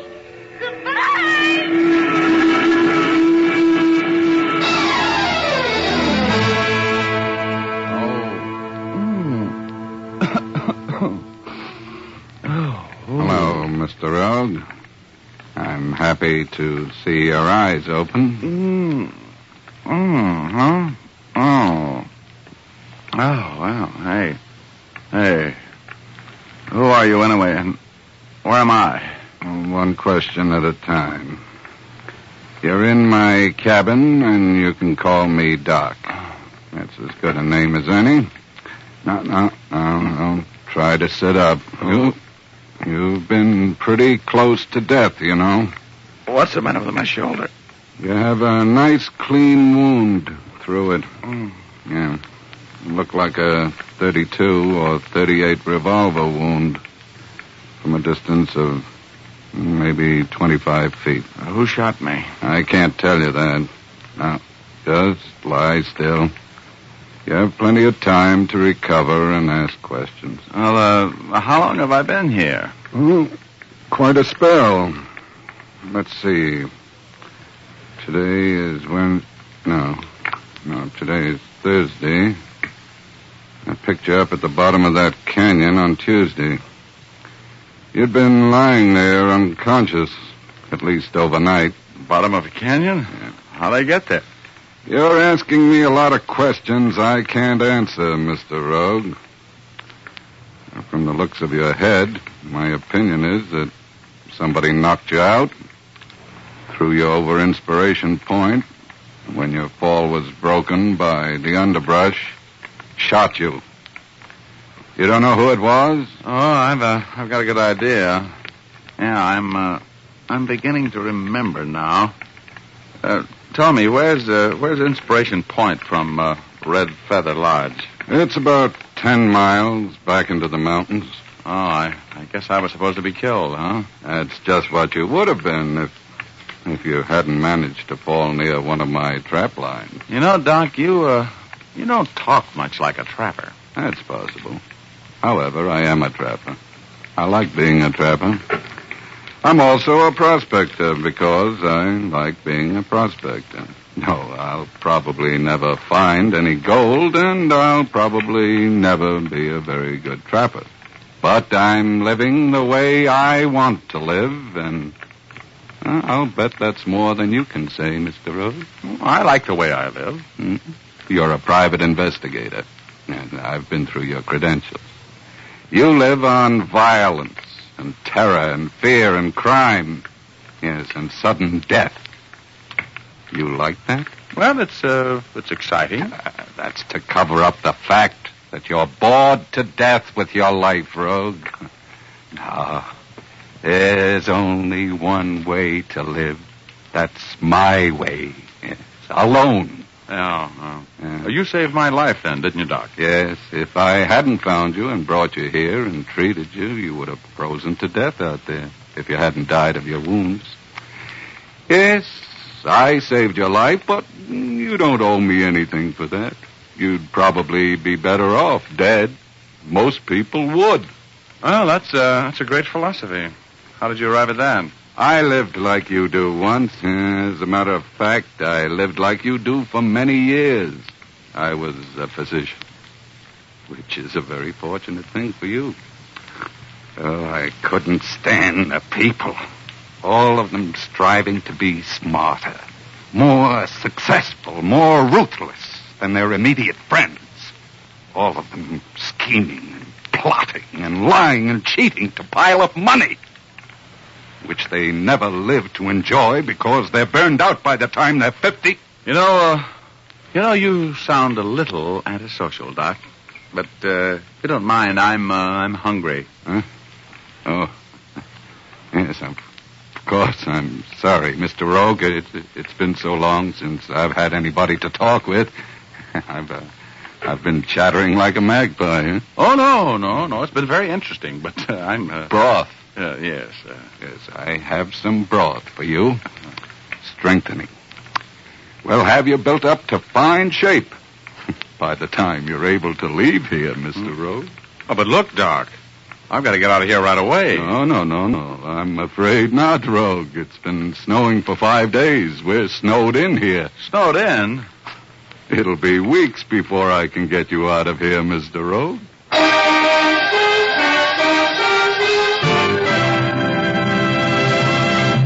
We'll continue our story in just a moment. First, men, these warm spring days are probably finding you out on the golf course, the ball diamond, or the tennis court. Remember, these active sports often cause perspiration and unpleasant scalp odors to cling to the hair, odors that a hasty shower in the clubhouse won't remove. To do a quick yet thorough job, try Fitch's saponified coconut oil shampoo. It forms lots of lather instantly to cleanse away dust, dirt, perspiration, and unpleasant scalp odors from your hair. The lather rinses out quickly and easily, too, so your shampoo is done in a jiffy. And men, Fitch's saponified coconut oil shampoo is made from pure natural oils. You can use it as often as you like, and it won't leave your hair dry or unruly, but always well-groomed, fresh, and clean. Fitch's saponified coconut oil shampoo is available at drug and toilet goods counters, or you can have a professional application at your barber shop. Now back to Dick Powell as Private Investigator Richard Rogue in Rogue's Gallery.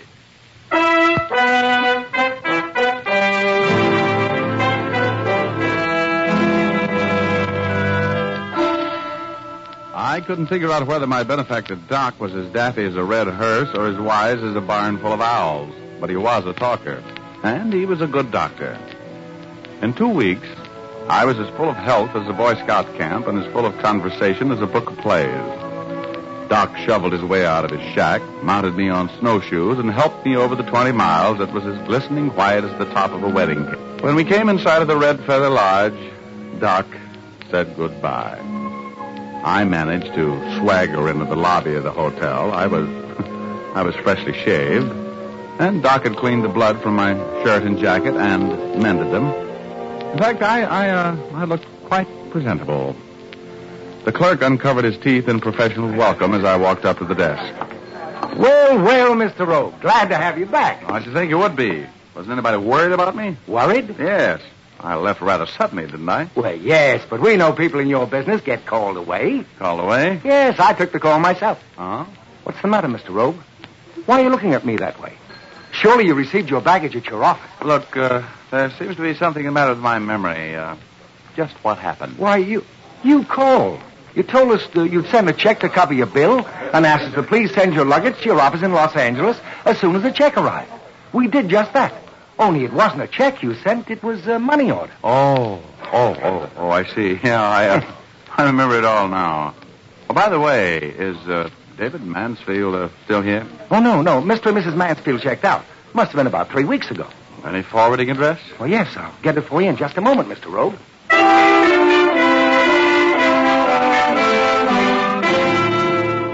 He gave me the forwarding address. It was in South Pasadena. I copied it in my little black book and took the hotel bus into town, where I caught a train for Los Angeles.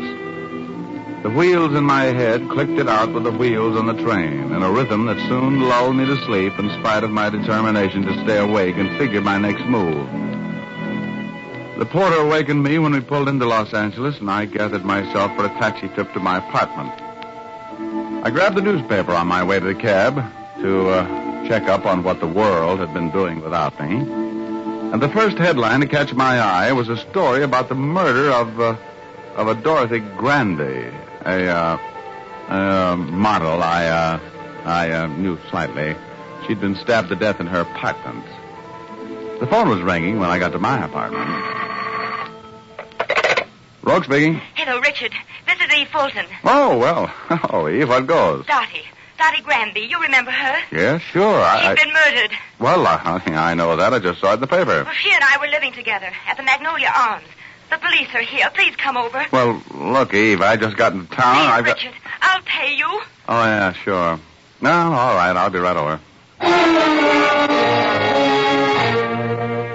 I went over because I'd always liked Eve, and because I don't approve of beautiful girls being murdered, and because I knew Detective Lieutenant Urban of Homicide would be there.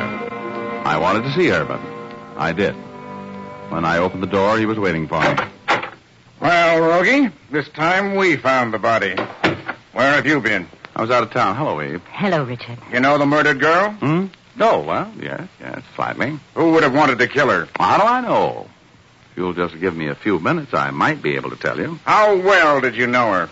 Why, Inspector, you don't think that I... Ask him to go away, Richard. I want to talk with you alone. If you have anything to say, young lady, you'd better say it to the police. I'm representing this girl, Urban. What does she need representation for? She wasn't under suspicion. You mean she is now? Well, if she didn't do it, why would she want you to represent her? Well, maybe she wants the guilty man caught. You ever think of that? You'd better come down to headquarters and see me after a while, Rogie. Well, I intended to do that anyway. I got a little something I want to talk to you about. Good. I'll be seeing you then. And you, young lady, don't be making any plans for leaving town, understand? All right. I'm not going anyplace. In about an hour, Rogie. Yeah, it's your office, huh? Oh, I'm so glad he's gone. Oh, Richard, hold me. No, Eve. Who did it? I don't know, Richard. Honestly, I don't. Oh, I'm so glad you came right over. I needed you. What's Dorothy been up to lately that might get her killed? I don't know. But she's been up to something. You know how she was. Closed mouth and kind of mercenary. Yeah, I remember. Go away, will you? If not, go away. We got a murder on our hands. Look, tell me, what's Dorothy been mixed up in? Well, she's been spending a lot of money lately. I mean, things like mink coats. She's always wanted one. She got one about 3 weeks ago, and, all kinds of expensive things. Oh, you, think she's been putting the bite on somebody? I don't know what to think, Richard. She and I had an awful fight a couple of nights ago. The police found out about it from the neighbors, and I'm afraid they're going to think I killed her. I couldn't kill anybody. Okay. If you didn't do it, I'm going to have to find out who did. Got any money? Yes, I can pay you, Richard. Give me $200, and I'll let you know when you owe me more. Oh, all right. I'll take the $200 now. In the meantime, I'd like to take a look around the joint. Well, I'll get it for you if you really want it. I do. Who's Dottie been romancing lately? Oh, she's been playing the field. There was one Argentine fellow that she was with a lot, and more than any of the others, I guess, but he hasn't been with her much lately. He decided he liked me better. Oh. Is that what you and Dottie fought about? Well, yes. What was this Latin type's name? Eduardo Lopez. He's a millionaire. Oh, wow. Hey, come here. What's this? Those wedding pictures. Yeah. Who's the big blonde groom? Well, that's Dottie's husband. They hadn't lived together for years. Oh? They were still married? Yeah. She was always talking about getting a divorce, but she never did. You met him, Richard. Remember a couple of years ago? Before you got mad at me. He was with Dottie one night when you came up after me. We played hearts. Remember? Oh, yeah. Yeah, I remember, yeah. You got the $200? Yeah, here it is. I can't afford any more, Richard. You'll represent me for the 200, won't you? Oh, sure. I'm a very big-hearted guy. I won't be needing any more money from you, honey. On account of I'm just about to solve a murder.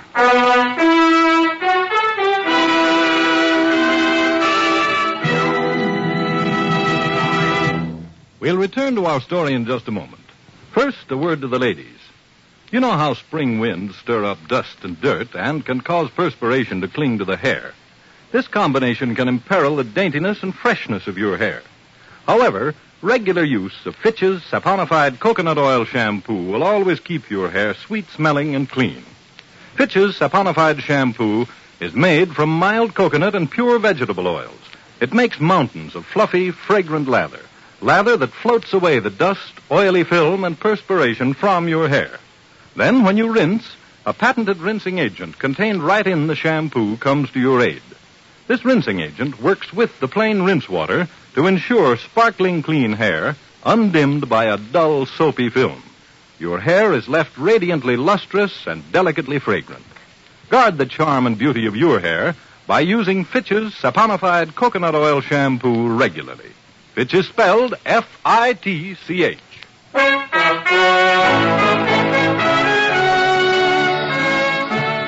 Now back to Dick Powell as Private Investigator Richard Rogue in Rogue's Gallery. I left Eve Fulton's apartment, dropped by homicide headquarters for a chat with Urban, but he wasn't there. So I left him a note and went out to the Mansfield address in South Pasadena. It was a beautiful home, set back in a kind of park. There was a circular driveway up to the front door, but I parked out on the street. I wanted time to work up plenty of hate before I hit that front door. Mrs. Mansfield answered the door herself. What? Why, Mr. Rogue. Oh, surprised to see me, huh? I want to talk with you and your husband. You can't come in here. Oh, you're a punk fortune teller, Juanita. Look out, here I come. Where is that pretty husband of yours? He isn't home. Please, don't point that gun at me. Where is he? I don't know. He's out. I don't know when he'll come back. No kidding. Well, I'll just wait if you don't mind, or if you do. I want to have a talk with him. Just walk right in here, Mr. Rogue. Hmm? Come on. I won't botch the job this time. Drop your gun. You know, you're a difficult man to get rid of, Mr. Rogue. Huh? Oh, I suppose you know, Juanita, your husband tried to kill me back of Red Feather Lodge. Yes, he told me just a few days ago. He told me you were dead. He was afraid you'd come between us. You knew something. Yeah, I'm afraid I'm quite a disappointment to him. As a matter of fact, to you both. Really, Mr. Rogue, I'm quite surprised to see you. How on earth did you ever get back here? I was certain that you were done in before I left you up there. Well, it's a long story, Mansfield. It wouldn't interest you. I want to talk to you about something else. Yes? Yes. You know, I finally remembered where it was I met you, David. Indeed? Yes. You were married at the time to a girl named Dorothy Granby, but not working at it. I was dating a roommate, Eve Fulton. We played hearts together, and you gave me the Queen of Spades 3 times, and I've hated you ever since. I know of that early, foolish marriage of David's, Mr. Rogue. Which one of you killed her? What makes you think either of us did? She was blackmailing you, wasn't she? Your marriage to Juanita wasn't legal. You'd never been divorced from Dorothy Granby. Dorothy found out about your fortunate marriage, and she was putting a bite on you for money, blackmailing you. She milked you for plenty, and finally you had to kill her, didn't you? I didn't kill her. Oh, you know, I can get an indictment against you in 20 minutes with your record and the facts in the case. You're going to die of cyanide poisoning, Mansfield. I'm going to arrange it. I didn't kill her. I didn't. I killed her, David. Juanita, you don't know what you're saying. I know very well what I'm saying, darling. I followed her home to her apartment, and I killed her. We promised each other nothing could ever come between us. I killed her for us. Now we're free. You're not quite free of me, though, Juanita. That's a matter of our convenience, however, Mr. Rogue. Yeah, I suppose that's right. You've got the gun. You tried to kill him once, David, to save our happiness. Now... Yes, dear. But first, I'm interested, Mr. Rogue, in just how you learned all you know about us. I wouldn't want you to die uninformed, David. I found a wedding picture of you and Dorothy in her desk at the scene of the murder. You were a blonde then. That was before you dyed your hair. You were without mustache, and you were a lot fatter. But I never forget a face, Mansfield. The minute I saw that picture, I knew why you'd been so frightened when I met you at the Red Feather Lodge. That's unfortunate. Let's go for a little ride in your car, shall we, Mr. Rogue? Uh-huh. Of course. Oh, you love each other very much, you two, don't you? Very much, Mr. Rogue. I think it would be awfully nice if you could have a double execution. It's going to be a pleasure to finish you, Rogue. Come on. Oh, don't be a patsy, Mansfield. This dame's a murderess. She's going to pay for it. Shut up. And if you take a shot at me, you're going to pay with her. You're inside the law now. Don't listen to him, David. Don't come any closer, Rogue. You want to take that walk with her? So that little green door, into that glassed-in room with the green chair and the gas that makes you choke and die? I haven't killed anybody. Give me the gun, Mansfield. I haven't killed anybody, Rogue. No, give it to me. I'll kill him. David. I shot her. Juanita. Yeah. Come here, pretty boy.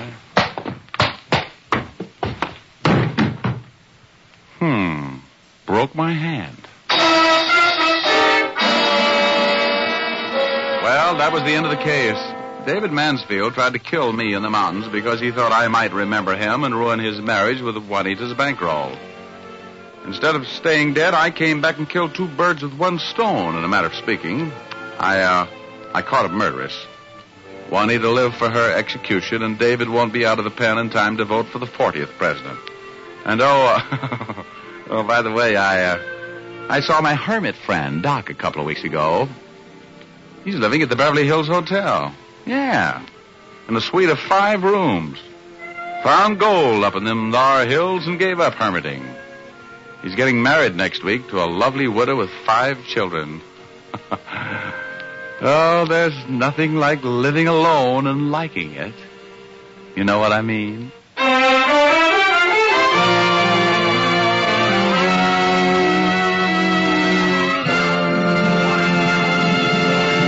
This is Dick Powell again, ladies and gentlemen. Hope you enjoyed our story tonight. Ray Buffum wrote it.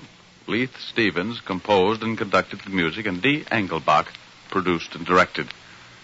Be with us again next week, will you? We have a story for you about a birthday party, a locked penthouse, and a homicide. We call it The Impossible Murder. Thanks for listening, and now here's Jim Doyle. Be sure to tune in next week, same time, same station, when you will again hear Dick Powell as private investigator Richard Rogue in Rogue's Gallery. Laugh a while, let a song be your style, use Fitch shampoo. After and between Fitch shampoos, you can keep your hair shining and manageable by using a few drops of Fitch's Ideal Hair Tonic every day. Fitch's Ideal Hair Tonic is not sticky or greasy, yet it gives your hair that well-groomed look.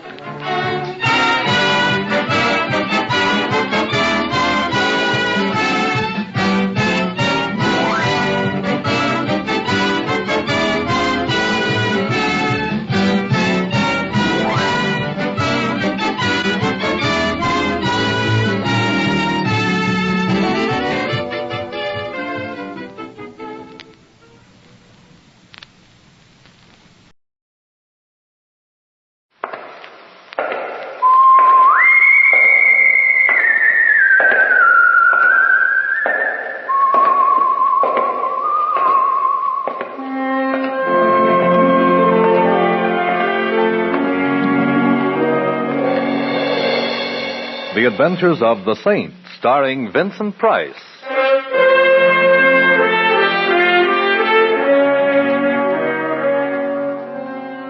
The Saint, based on characters created by Leslie Charteris, unknown to millions from books, magazines, and motion pictures.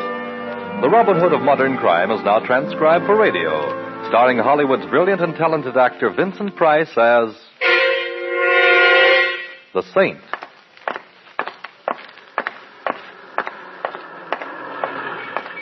Help! Come on. No. Hey, what's going on here? This is my car here. No. Stop it. Hey, cut it out. Stop it. What's the idea? Now let that man alone. Look, you keep out of this, buddy, or I'll... Well, it ain't the same. It's euphonic, but slightly ungrammatical, Mac. Now, what's the disturbance? They drew up alongside of my car. Him and the other fella. They said, get out. We're taking your car. Why, Mac wouldn't do a thing like that. Now, would you, Mac? Nah. Of course not. The old man's nuts. What Mac would do if he coveted his neighbor's jalopy is slug him with a piece of lead pipe and drive off. Yeah, so good night. I get business. Now, wait, Mac. You could satisfy my curiosity a little. Why should you want to steal this gentleman's old automobile when you've got nicer, newer ones to choose from? Yes, ask him, mister. Ask him. Yeah, ask me, Saint. Go ahead. And I'm going to satisfy a little curiosity of my own. I didn't think you had any, Mac. What shape does it take? I always wondered how you'd look dead. Good night, all. Good night, Mac. Be seeing you? You let him go? Yes, he convinced me that I should for now. There's nothing like a 32 in the pocket of a known thug for winning an argument. Did you say there was another fellow with him? Yes. Run off when he heard you coming. It was the same fella tried to buy my car yesterday. Someone tried to buy this car? Oh, sure. This fella tried to buy it. And there was a woman made an offer, too. Did you mean you actually refused? I ain't selling until I find out why they want to buy it so bad. This fellow who tried to buy the car, do you know his name? No, he looked like a gentleman until... Until you found him consorting with felonious intent with our just-departed friend, eh? Tell me, was he well-dressed, an annoying little mustache placed just over the sneer he wears for a mouth? Well, yes. Say, how did you... That's easy. Our friend Mac does piecework for him. Fancy Dan Turner is his current alias. But I see you don't keep up with such things. You're going to tell the police? Later, perhaps, when there's something to tell them. Right now, I've got a great thirst that needs quenching. A thirst for knowledge. Huh? Yeah, what's your name and where do you live? Collins. 302 East 8th Street. Mm-hmm. Now, put your car in cold storage, old-timer, and take care of yourself. Something tells me this is Rat's night out.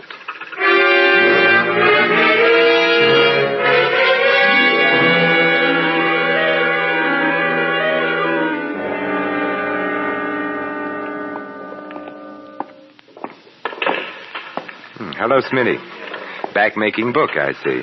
You got the wrong joint, Saint. Take a look around. I run a pool room. You interested in a horse? No, a man. Well, like I said, Saint, you got the wrong joint. His name's Mac. He hangs out here. Now, where is he? In the back room? I'm the three monkeys, Saint. Deaf, dumb, and blind. The only Mac I know is a truck. Oh, then if you don't mind, I'd like to look in your back room and see if he's parked there. I mind. But you won't even know, Smitty. You're deaf, dumb, and blind. Oh, have a heart, Saint. I ain't got no back room. And besides, last time you dropped in my place, a lot of my customers started patronizing elsewhere. Including you, Smitty, remember? I've only been back from the gray place a week, and I ain't forgetting it. Oh, come on, Saint. Be a good guy. Beat it, huh? No, Smitty. Let him stay a while. Hello, Mac. I was hoping you were smart enough to go home and get some sleep. How could I sleep with you out roaming the streets, Mac? You know how I worry. Yeah, too much. What does he want, Smitty? You. Why, Saint? I want to talk with Fancy Dan Turner. What about? Now, let's not be coy, Mac. It doesn't become you. I want to ask Turner why he's trying to steal a jalopy from an old man. Well, what do you know? I got a surprise for you, Saint. I'll take it to him.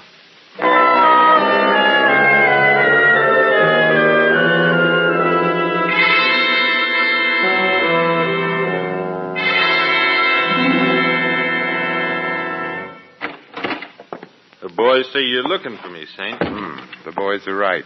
So you found me. So? I understand you're interested in a certain old car. So what? Probably the Smiling Irishman is, too. A broken down 1929 sedan seems a little slow for a fast man like you, Fancy Dan. Well, maybe I like to go slow enough to read the billboards when I drive. What's it to you, Saint? It depends on what it is to you, Turner. What's on the fire? You are. There's a handle with care sign on this deal, and I don't want just anybody cutting in. You're a fowler-upper. You've been stepping high and fancy-free too long, Turner. You're beginning to irritate me. The feeling's likewise, Saint. Only I got more than fingers in my fist and you haven't. That's a nice gun you're so bravely wearing, Turner. It must be a pretty big pot to change a small-time con artist like you into a fire-breathing gunman. Big potatoes, huh? Yeah, plenty big, Saint. So big I wouldn't hesitate to shoot at the slightest move. Am I clear? You couldn't be clearer if you were a day ordered by the Chamber of Commerce. Good. Now, it ain't a palace, Saint. It's just the back room of a pool parlor, but please stay and be my guest. Oh, very well, for a little while anyway. Where are the boys? Out. They're wasting their time. Collins won't sell his old wreck. Some old men are stubborn. And Collins seems like a hard man to intimidate. Well, that all depends on who's doing the intimidating, Saint. Now, Mac's a chowderhead and Smitty's even worse, but put the two boys together and you'll get a job of work done. Dan, I've adopted old man Collins as a friend. Ah, how big are you? Yes. You know how I feel about people who push other people around, Turner? Especially when the guy getting the shoving is a friend. You know, if I had a glass of beer, I'd cry into it. Sit back and relax, Saint. The boys will be back with what they want after soon enough, and maybe then I'll let you go home. You mean they're coming back with a car? Well, maybe not the whole car. Sit back and relax. Hey, relax. Hey, what are you doing? Sitting back with my chair to the wall, Turner. You want me to relax, don't you? Yeah, Hey, let go of that cue stick. As my old grandmother used to say, Turner, there's nothing as relaxing as a game of pool. Particularly with a hoodlum's head as the cue ball.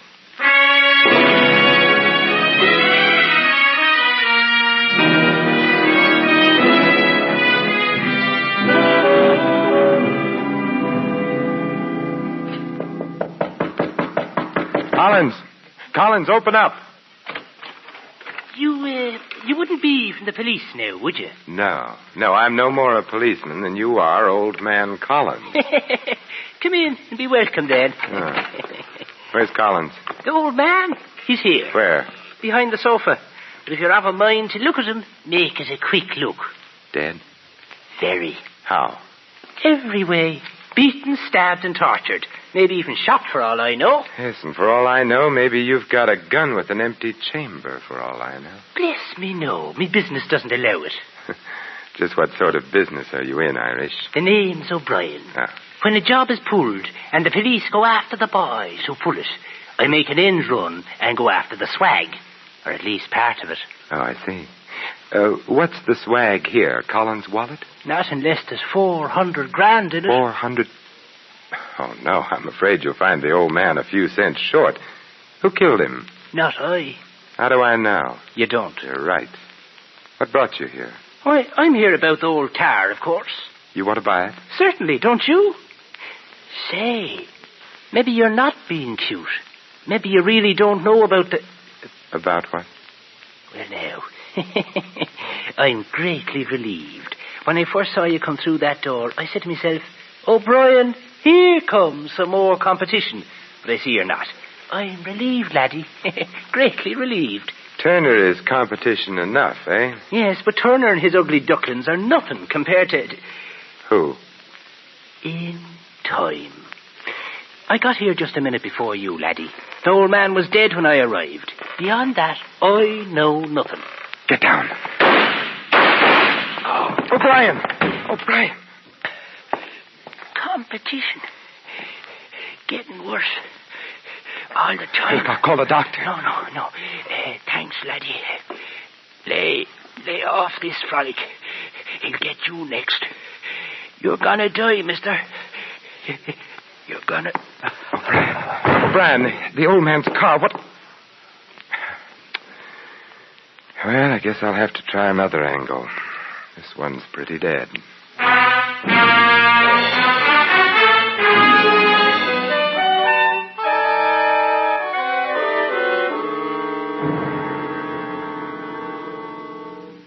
I awakened Mr. Ritchie as you requested, Mr. Templar. He'll be right down. Oh, thank you. I hope the fire isn't too serious, sir. Well, it's serious enough to awaken Mr. Ritchie. Oh, here he is now, sir. Well, which plant is the fire in? Who's responsible? How big is the damage? Oh, the fire isn't in any plant, Mr. Ritchie. What's that? Then where... It's inside of me. I'm burning up, and I need your help. How dare you sneak your way in here 3 o'clock in the morning by telling me there's a fire? Look here, who are you? Simon Templar. Oh, yes, the Saint. I've heard of you. If you have business with me, Mr. Templar, I suggest you phone my secretary for an appointment. Meanwhile, there's no subject on earth can keep me from going back to bed. Not even the subject of $400,000, Mr. Ritchie?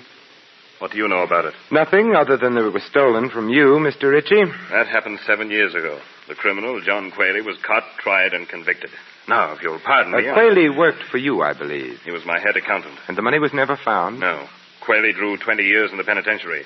He never revealed where the money was hidden. Until the day he died. Died? Yes. 2 weeks ago in prison. And now, Mr. Templar, if you don't mind, I need my rest. I won't detain you much longer, Mr. Ritchie. Just 1 or 2 more questions. Well? Did Quayle have a wife? Yes, he did. If he knew he were dying in prison, it's quite possible he made an attempt to get word to her, to tell her where the money was hidden. He may have made the attempt, but he couldn't possibly have succeeded. He was too closely watched. Oh. After all, $400,000 is a lot of money. A lot of money. Yes, you could almost buy a second-hand car with it. If I hadn't been fully covered by insurance, my firm would have gone under in the face of a loss that large.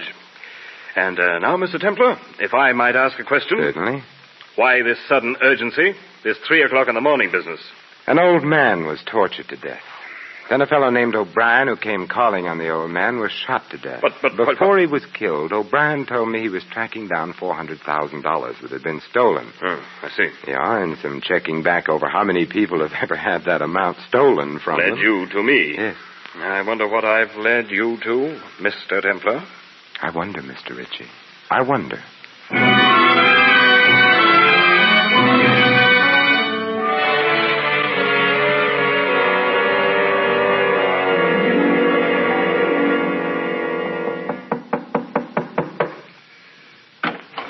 Yes? What is it? Mrs. Quayle? What do you want? Several things, Mrs. Quayle. Like what? A murderer.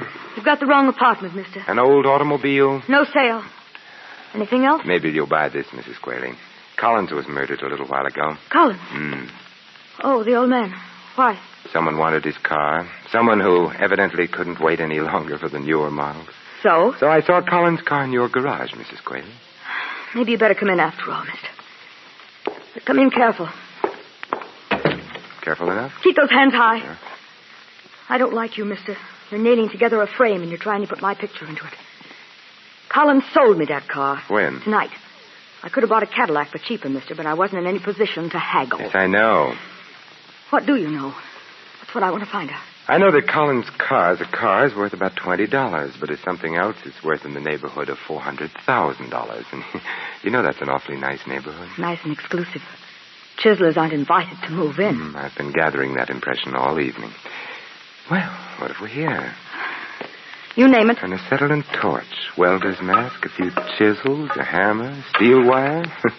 Either you've gone to work for Henry Kaiser, or the hand that customarily rocks the cradle is going in for rocking a safe. I had to go into a hardware store to make a phone call, and I just couldn't leave without buying a few things. How fortunate you didn't make your call in an establishment that sells steamrollers. I see you have a set of license plates. You see too much. From Collins Jalopy, aren't they? These license plates. So that's how Quayle smuggled out his message. You're getting awfully close to a bullet in your head, mister. Give me those plates. Shh, there's someone at the door. Stay where you are. I'll see who it is. Better not take the license plates with you. Yes? Oh! Mrs. Quayle! Oh! Mrs. The devil. He got the plates. Yes, he got them. Don't let him. Oh, catch him there. Where? Where? Where Johnny worked. Shaft. Top. Before 6. Before... Mrs. Quayle. Collins, O'Brien, and now I have 3 reasons for wanting to meet a certain party.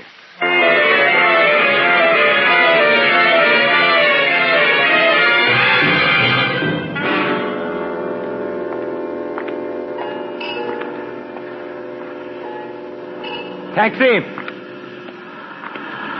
Hey, taxi! They don't stop sometimes when it's so early in the morning, Saint, because they're on the way back to the garage. Well, what brings you out so early, Mac? Looking for a drunk to roll? Just looking for you, Saint, just looking for you. See here what I got in my hand? Oh, there goes that coy streak in you again, Mac. All right, so it's a gun. Well, what does it want me to do? Come, go, turned handsprings, quote Shelley, play the bassoon? You have to speak for it, Mac. Very funny. Look out, it shouldn't speak for itself, Saint. I and the gun warn you should get in that there car. And you have a most persuasive way of offering a fellow a lift, Mac. Yeah, a lift. Right now, it's a lift. Later on, it may grow into a ride. Come on. Where are we going, Mac? Back to our little gray home in the rear of the pool room, Saint. Fancy Dan Turner wants he should thank you for showing him a new trick. Oh, it really isn't necessary. He feels like it is, Saint. He feels like it is. He's got a couple of tricks he wants to show you. Sounds like fun. Go on into the car, Jim. Turner's waiting. He's got very little patience.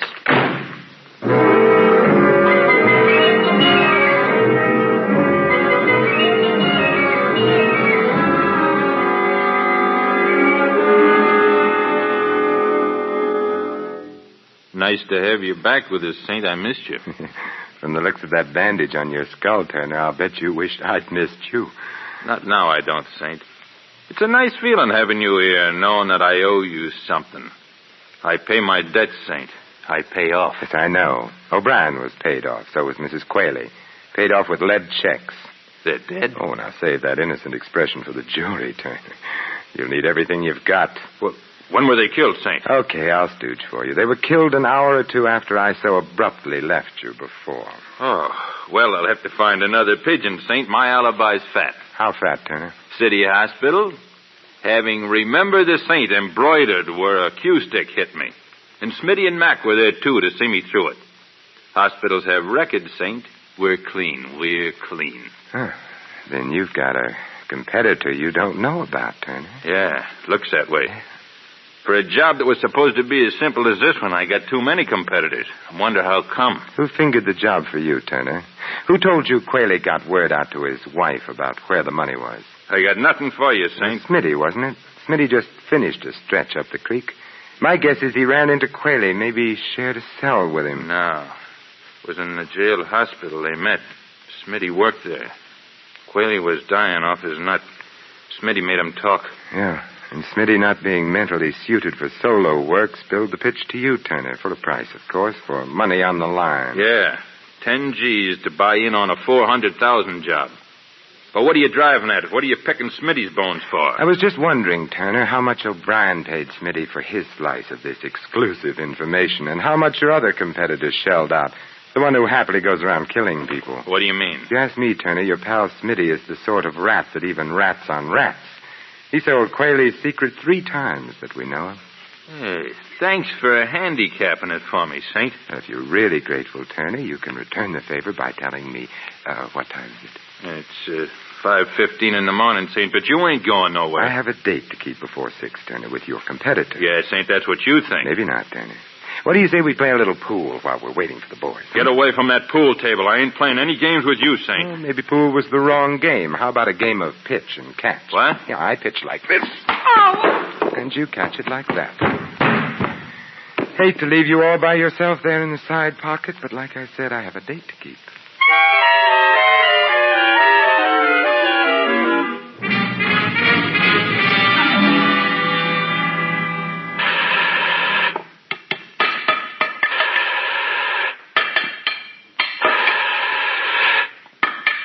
Well, Mr. Ritchie, get enough sleep despite my interruption? I wasn't really asleep when you called on me, Mr. Templar. I know, Mr. Ritchie. Your hair was a little too carefully combed for a man who's been suddenly awakened and told he's having a fire. You're very clever, Mr. Templar. But not clever enough to catch you before you committed 3 murders.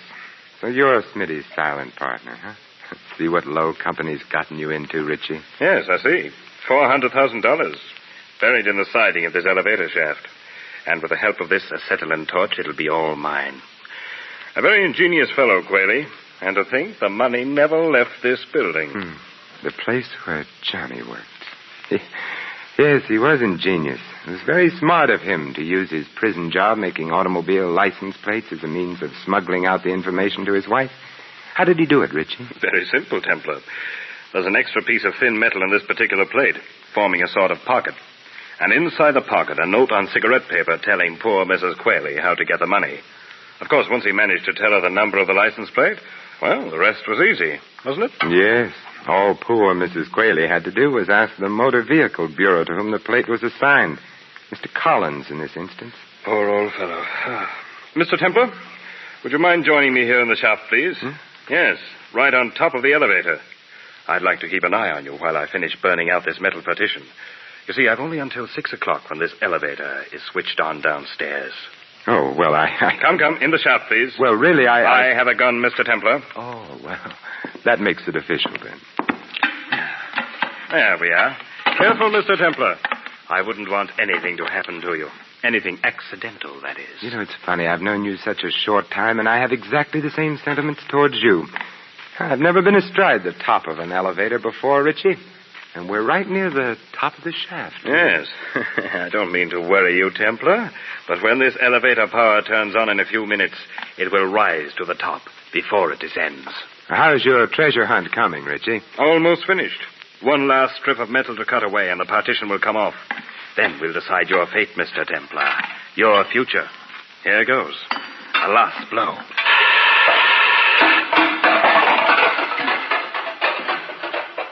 It's there.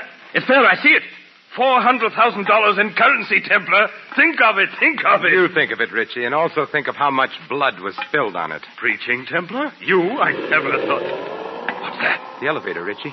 Maybe it came to work a little early today. My money. My money. Come on, Richie. Come on, get off. No, there's still some money left here. I want it. I want it all. All. Come on. We've got to get off. Jump, Richie, jump. No, my money. I must save the money. Richie, you fool. All right, I got it.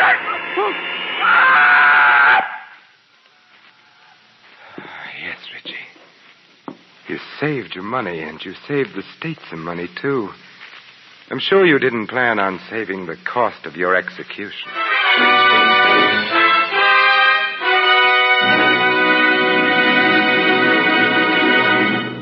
You have been listening to another adventure of the Saint, the Robin Hood of modern crime. And now, here is our star, Vincent Price. These immortal words of Ovid, translated from the Latin, express quite well indeed the justice of our Mr. Ritchie's fate. Nor is there any juster law than that the contrivers of death should perish by their own contrivances. This is Vincent Price inviting you to join us again next week at this same time for another exciting adventure of the Saint. Good night.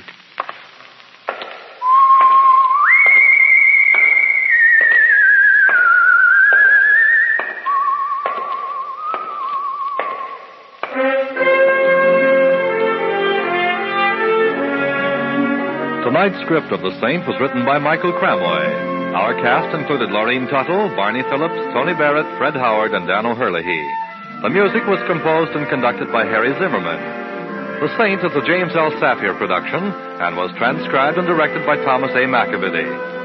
All you Saint fans will be glad to know that the Saint comic books are on sale at all newsstands. Your announcer, Merrill Ross.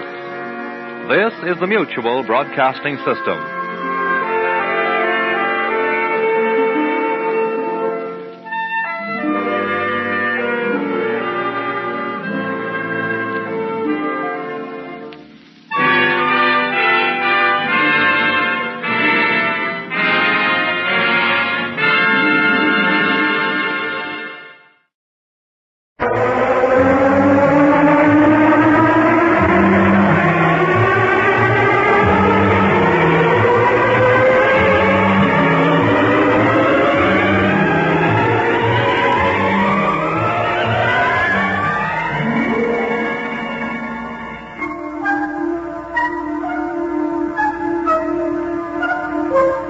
BBC presents Satellite 7, an adventure serial in 8 parts by Angus McVicker.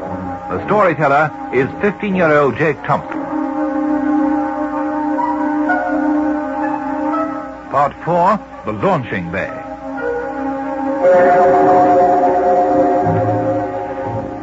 Was there a spy on Shuna finding out about the rocket base? What was the meaning of the whispering voices and the paper we found in the cave headed Irish Provident Assurance, Dublin? When Tony and I found the transmitter set in the cave, we thought we had found all the answers. Then suddenly we heard a sinister ticking. A black box beneath the boulder. Stuck there, too. But why should the spy have put a clock inside it? A clock? Jake, it's a time bomb. Get back down the tunnel for your life. It may go off at any minute. Mind the narrow corner. It seems to be even narrower this time. Come on, Jake. Hurry up, for goodness sake. Sorry, I can't get through. I'm stuck. Oh, no. Turn sideways and push. Push, Jake, push. My shoulder's jammed against this rock. Wait, Jake, wait. Ease yourself back. This way. That's it. Now, turn sideways. That's better. That's it, Tony. Good.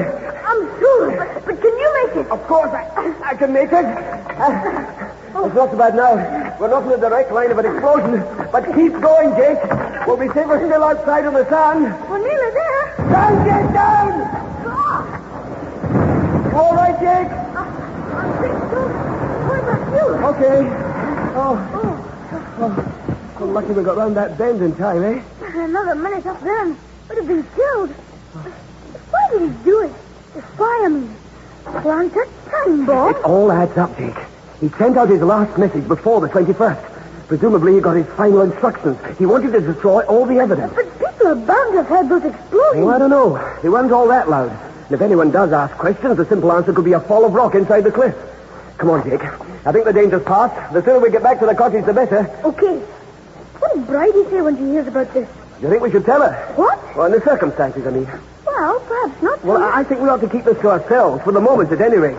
If we started shooting off our necks about a spy, we might find ourselves in serious trouble in more ways than one. Oh, well, there's the mouth of the tunnel, thank goodness. Hey, moon's still shining. Oh, it is. Take it easy for a minute. We don't want to be spotted coming out. It's all quiet, Tony. As far as I can see. Yes. Yes, I think we can risk it now.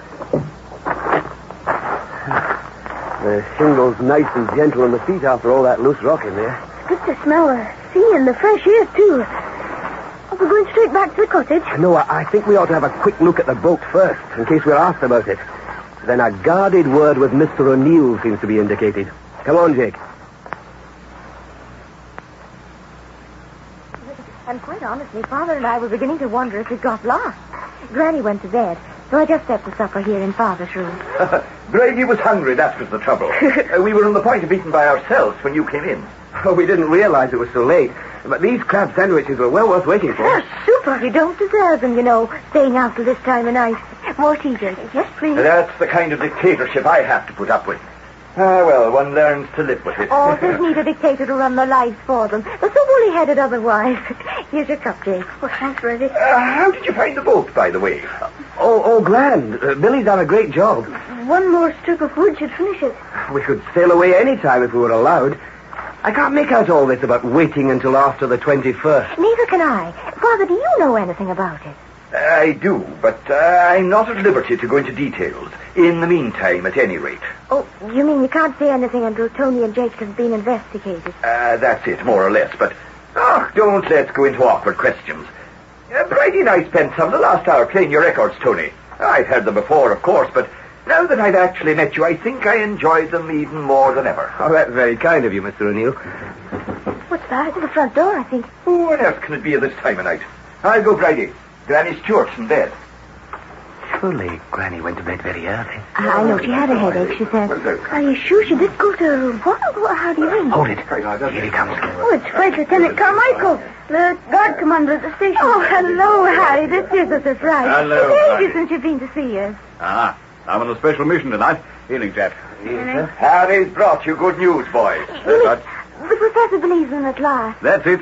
And here's your record. Return here with. There we are, Brady. Oh, thanks. Yes, we'd pretty well made up our minds. All reports on the mainland were entirely favorable, but over the sea to sky, that clinched it. Oh, that's wonderful. Jake and I are very pleased, naturally. You bet. Do sit down, Harry. Oh, bless you, Fergus. Mind if I smoke a cigarette? Not at all. Have one of mine. Oh, bless you. Good. Thanks. Yes, I thought I'd come and tell you the result right away. The professor and Mr. McIntyre are extremely busy, although they might have come too. Oh, it's very kind of you, Mr. Carmichael. But I take it that we're still prisoners here until the 21st. Well, shall we leave the answer to that till tomorrow? Why, tomorrow? The professor's invited you both to visit the station in the afternoon. And you too, Bridie, if you would like to come. Oh, gracious goodness, of course I'll come. He thinks you might be interested in what's going on up there. Oh, that's an understatement. It certainly is. Thanks, Lieutenant Carmichael. That's all right. Matter of fact, you're probably going to get quite a surprise. And that's another understatement. But look here. Don't I come into this at all? No, sorry, Fergus, of course, yes. We've been rather on edge, as you know, but... Well, things have changed in the past few days. I see. Oh, by the way, just in case you have any trouble getting past my men at the gate, I'll make out a comprehensive pass. You got any paper, Fergus? Yes. Just wait a minute. Here's a page from my diary, Pat. Lovely. Will it do? Just the job. Now, I may not be on the spot when you arrive. And, I think this ought to save a lot of argument. That's it. I think you'd better take charge of this, Tony. Oh, thanks, sir. We're all looking forward to this, I can tell you. Oh, you bet. By the way, Fergus, while on this subject of diary pads, many thanks for sending that bundle up to the station. We found them very useful. It's my insurance company. They give me about a dozen every year when I pay my premium. Salving their conscience, I shouldn't wonder. Well, we're very grateful anyway.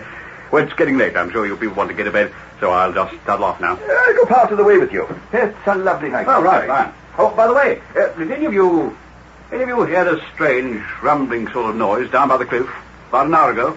No, I can't say that I did. No, we were in here, Father and I, playing Tony's records. We didn't hear a thing. Oh. Probably just a fall of rock. I happened to be inspecting the guard post at the time. Otherwise, I don't suppose I should have noticed it either. Well, good night, all. See you tomorrow afternoon. Good night, Harry. Good night, sir. Good night. And don't be too long, Father. I'll be back in a few minutes. But don't wait up if you feel like going to your bed. Boy, we're going to solve one mystery at least tomorrow afternoon. I wonder what Professor Walters has been holding up his sleeve. Well, that remains to be seen. Oh, a date on television was never as exciting as this.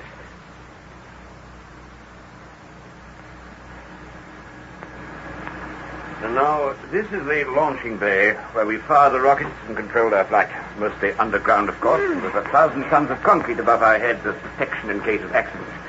We watch each takeoff in this periscope mirror. Oh, it's like the bridge of about 10 battleships rolled into one. Oh, it's terrific. Professor Walters, how on earth do you keep track of all these instruments? We have at least a dozen men at the dials, all transmitting information to Mr. McIntyre here, who sits beside me at the desk. Well, operations up to date have been comparatively simple. A matter of checking logistics. When that big rocket out there goes off, it'll be different. Where's Father Gotter? He'd love to see this. Didn't he stop to speak to Hackett in the main workshop? Oh, I believe he did. Billy wanted to show him some scale models. Professor, speaking about that big rocket, Lieutenant Carmichael said you were going to tell us what's going on here. I know. Rash of me, perhaps. I mean, we know about your experiments, but we've come to the conclusion that you're planning something else. Something pretty big. I told you, Professor, they're as curious as a bunch of cats around a fish basket. Well, it can't do any harm to tell them now. Look, sit down, all of you. Here, at the desk. All right, thanks. Oh, thank you, Professor. Okay, this is what we've been waiting for. Now, Roderick, have we the original chart summarizing the whole operation? Yes, here we are. This should put them in the picture. But I can't make head or tail of it. What can I? You will in a moment. Now, as you know, several Earth satellites have been launched to date. None of them from here, incidentally. They've all been rather insignificant, I'm afraid. But now it's our turn to make the headlines. In short, we are planning to be the first country to send a satellite round the moon and bring it back again. God, round the moon. Satellite 7, we call it. And this lonely island was chosen as its launching ground for security reasons. We have an idea it'll give some other countries a surprise of their lives. So, this is a drawing of the satellite's course? Exactly. It leaves the Earth in a big spiral.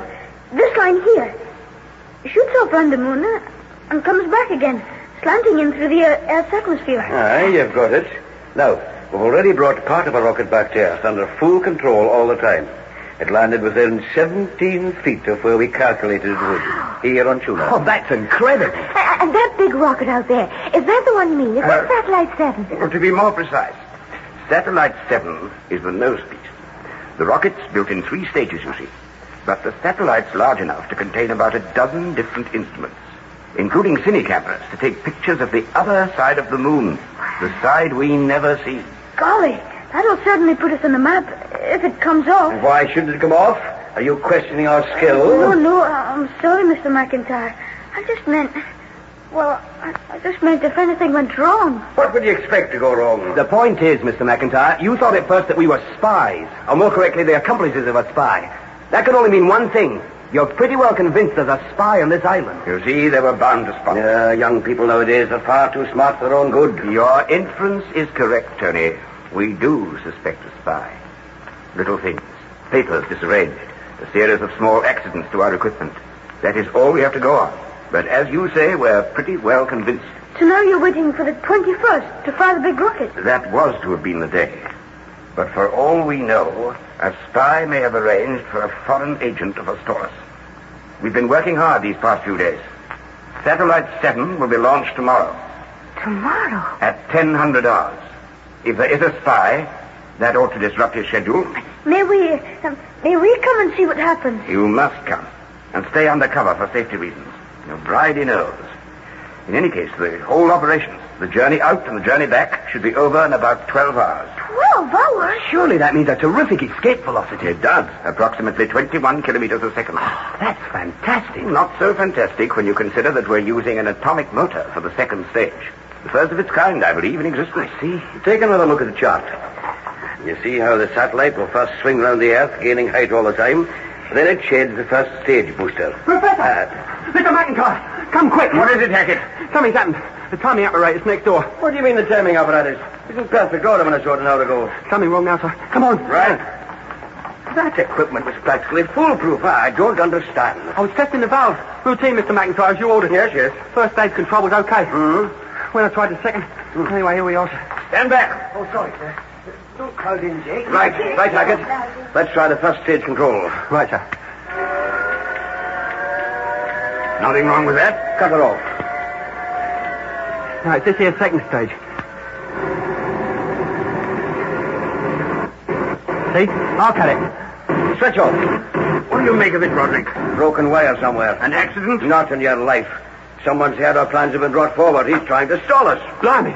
Sabotage. Hackett, go and tell the foreman electrician I want to see him at once. Right, sir. What are the chances of getting this repaired in time? It depends, but I'm certain of one thing. There's a traitor here, maybe not so very far away from where we're standing now.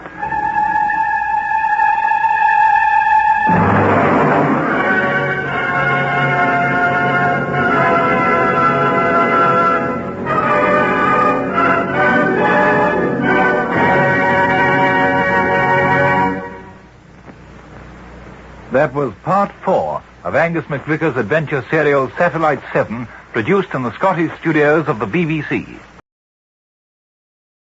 A Murder of Quality, adapted for radio by Frederick Gradnam, from a novel by John le Carre, with David Bird as George Smiley, Joan Sanderson as Miss Brimley, and Patrick Barr as Terence Fielding. A Murder of Quality.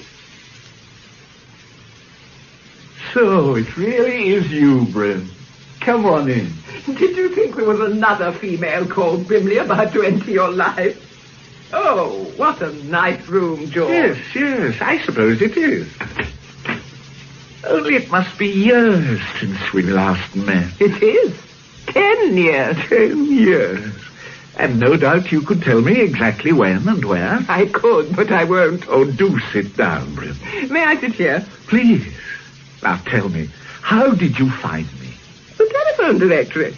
Under Smiley. George Smiley. Ah. You're the only Smiley G.H. in the book. Then I telephoned first to make quite sure you weren't in, but I was able to leave a message which I assume you got. Yes. Oh, simple, isn't it? The obvious I always forget. Will you have a whiskey and soda? You still drink it? I do, and I will. Fine. You've left the service for good. For good? I wonder. One never knows with intelligence work, I find. And yourself, Brim? I edit a weekly paper. Ah, and trust, no doubt, that you have left the service for good. Exactly. Yes, I had another spell some time back. Oh, I didn't know that. Intelligence is all very different now. Ideas are different. People are different. The Steeds, Jebedies, Fieldings aren't about anymore. All gone. Is that the right amount of soda? Thanks, that's just right. Your health, Brim. And yours, George. Fielding. Adrian Fielding had a brother. He teaches at Cairns. Yes, that's right. Terence Fielding, a housemaster. That is, if he hasn't retired. No, he retires this half, whatever that means. It was in the Times some weeks ago. You seem well informed. Not well enough. Tell me about Cairns School, George. Did you go there? Heavens, no. But you know about it? Yes, I know about it. Is it as bad as it sounds? Absolutely. Not that it always was. It didn't become really fashionable until about 100 years ago, and it was founded by Edward VI in 1550, I think. I've never really understood why some schools become fashionable with the rich, grow like Cairn into bastions of snobbery and privilege. It's generally a headmaster. I mean, there's one head who lifts the school up out of the rut, and the right people get to know about him, send him their boys, and the tradition begins. Well, there was a man in the 1850s, the master. Khan calls the head the master. They don't have teachers. They have housemasters, house dons, and ushers. And half? A half is a term. They have only 2. What else? Khan itself. I know it's a town in Dorset, but what's it beside? Well, I suppose the school is the town. The playing fields and the staff houses encircle it. It's miles from anywhere, you know, Brim. Beautiful countryside, but quite isolated. Has little to do with the world most people live in. One would have to fit in. Or get out, I imagine. Yes. But that wouldn't be easy for the wife of a house don, would it? What's the problem, Brim? Well, I had a letter sent to my paper the other day from the wife of a man who's teaching at Caen.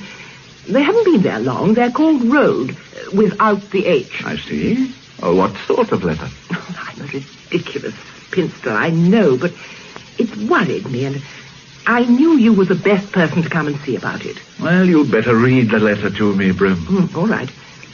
It's addressed from North Fields, Caen School, Dorset, and dated the 7th of February.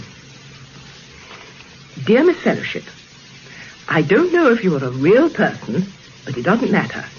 You always give such good, kind answers. There's something very wrong here. I don't know if he's really plotting to... I can't write the word, but I feel as if I'm dead already. Do you understand? It's this place. It's done something to him so that he hates me. No, it's not just my imagination, and I really am perfectly sane and normal. But I'm frightened of everything, of what he's thinking and what he might do. And now the long nights are coming. Please write and tell me what I should do. I hope you don't get many letters like this. Yours faithfully, Stella Road, Mrs. May Glaston. He is the husband, we must assume. Yes? It can't really be anybody else. And you're Miss Fellowship. Yes. Tell me, my dear Brim, what exactly is your paper, and how did you get onto it? It's called The Christian Voice, and it's a nonconformist weekly newspaper founded in 1903 by old Lord Lansbury. I'm its editor. It's very much a family affair. The same families take it now as did in 1903. The Lansbury we know is the son of the founder. He offered me the job after our outfit was thinned down in the 50s. Oh, yes, I remember now. And why do you take Mrs. Rhodes seriously? You've had other letters of the same order? No. Only one for a kitchen hints competition, and a note from her last year saying that her husband had been taken on to the teaching staff of Caen School. We printed the news. The point is, George, she's a Glaston. What is a Glaston? Well, they've been readers of The Voice since it started. The Glastons are part of our magazine, one of the few hundred families who form our establishment. So you take her letter seriously? I must. I know the Glastons are as down-to-earth as you could wish, Stella included.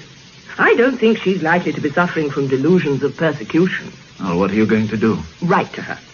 Ask her to come and see me. You see, I have the idea that Stella's husband isn't the usual Caen type. The product of a grammar school, rhetoric and all that. Yes. And Stella Road wouldn't be the type, would she? I doubt whether Caen has ever had a nonconformist wife. Road himself is also. Yes, he would be, of course. So I shall write to her. And if that doesn't help, well, I wondered, perhaps you could contact the man Fielding for me. Well, I have met him. Of course I would, but... What's Fielding like? Terence. He's not quite the man his brother was, you know. In his late 50s now, a big man with a fine head, rather flamboyant, a superb natural actor. Is he married? He's not the marrying type. Ah. He's very intelligent, of course, and very vain. Have you met any of his colleagues? Well, Anne knew a housemaster and his wife, Charles and Shane Hecht. I don't remember meeting them ever. I think they were typical of Caen and quite awful. Of course, things are aren't at all the same at Caen these days. I remember before the war when Charles inspected the corps on a white horse. Ah, yes. We don't do that kind of thing now, do we? Of course, I've nothing against Mr. Iredale as commandant. Nothing at all. No, he's a good chap, Iredale, when all's said and done. And his wife's such a nice person. Don't you think, Terence? Oh, I don't know, Shane. A bit overdressed for my taste. I know what you mean. I wonder why they can never keep their servants. I hear Mr. Rhodes will be helping out with the corps next half. Poor little Rhodes, running about like a puppy trying to earn his biscuit. He tries so hard. Have you ever seen him at school matches? Well, he ought not to try quite so hard. Do you know, Terence, he'd never seen a game of rugger before he came here? It's all soccer at grammar schools, I believe. Do you remember when he first came, Charles? Oh, yes, quiet as a mouse. It was fascinating how he lay very low, drinking us in. The games, the vocabulary, the manners, everything. Then one day, it was as if he'd been given the power of speech, and he spoke our language. It was amazing, like plastic surgery. It was Felix Darcy's work, of course. I've never seen anything quite like it before. Dear Mrs. Rhodes. So sweet and such simple taste, don't you think? I mean, whoever would have dreamt of putting those china ducks on the wall? Big ones at the front and little ones at the back. I wonder where she bought them. I must ask her. Shall I ask her? You, Terence, would you? I think not. I find Mrs. Rhodes hell, to be honest, for once. Still, they're here next Wednesday. I can't leave them out. Black candles, Terence. Of course. Here are the coats, Mr. Fielding. Oh, thank you, True. Let me help you with yours, Mrs. Hesh. Thank you, Miss Truebody. Poor, dear, sad old fur. Oh, no. It's a lovely coat, madam. Well, thank you, Terence. Extremely pleasant. You know we're going to miss you when you go. Good night, Terence, darling. So kind. And in your last half, you must dine with us before you go. I'd be delighted. Good night, Mr. Hesh. Oh, good night, you, Miss Truebody. Oh, it's turning very cold, you know. We could be having snow soon. Good night, Miss Truebody. Good night, Mrs. Hesh. And thank you for such a delightful meal. You must have gone to a lot of trouble. Oh, not really, madam. It's nice to know you enjoyed it. Good night again, Terence, darling. Good night, Shane. Oh, it's damn cold. It's nearly the long night, isn't it? It's always supposed to snow at Caen during the long night. And it often does. Oh, do come on, Shane. Oh, Charles, you can quick march your boys as much as you like. I propose to go slow. Good night, Terence. Good night. There now. It was a success, wasn't it, Mr. Fielding? Yes, I suppose it was true. There, that's done. Ah, you look tired, sir. I am a little, True. Indeed, I am. Is there anything else, sir? No, nothing else. Sleep well, True. And you too, sir. Good night. Good night.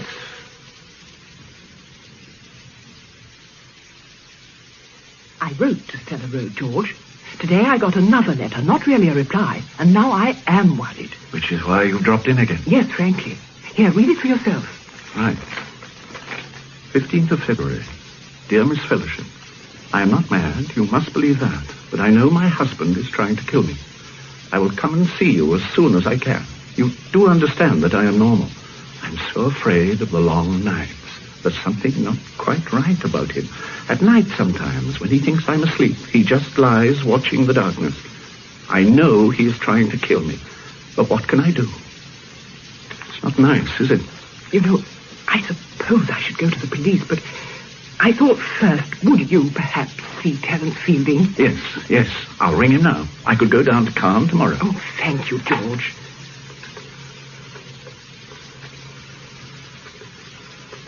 I looked up Fielding's number after you were here the other day. Oh.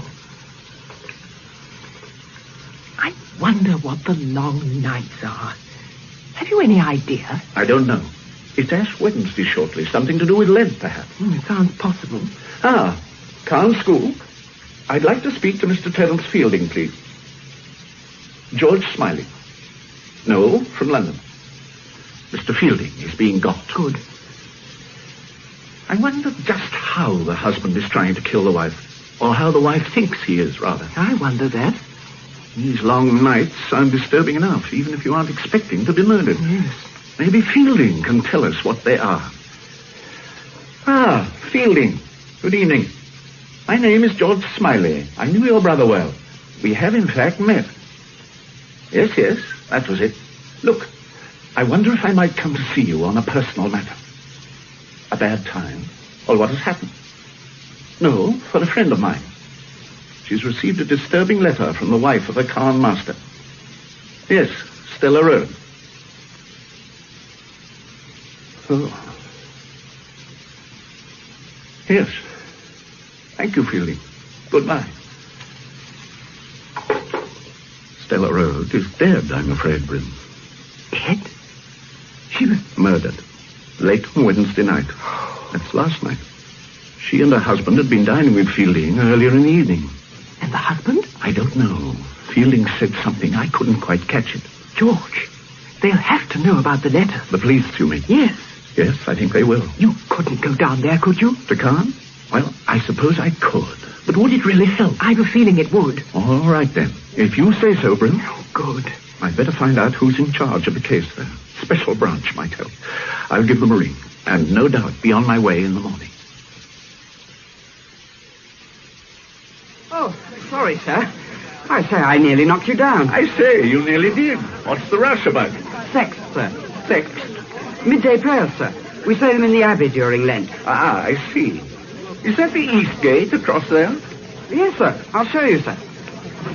I had no need really to rush, but we always do. Are you visiting the school, sir? Yes, I suppose I am. I hope to see Mr. Fielding if I have the time. Oh, he's my housemaster, sir. My name's Perkins. I'm Mr. Fielding's head boy, sir. Oh, that's what's called a coincidence, isn't it? Yes, it is, sir. You've had a lot of snow here. When did it start? Yesterday, sir. It's a few days early. We usually get it on the long night. This is the gate, sir. Do you? On the long nights, eh? Oh, thank you, Perkins. That's the police station just across the road, isn't it? The police station? Yes, sir. Oh, thank you again, Perkins. And don't be late for Sext.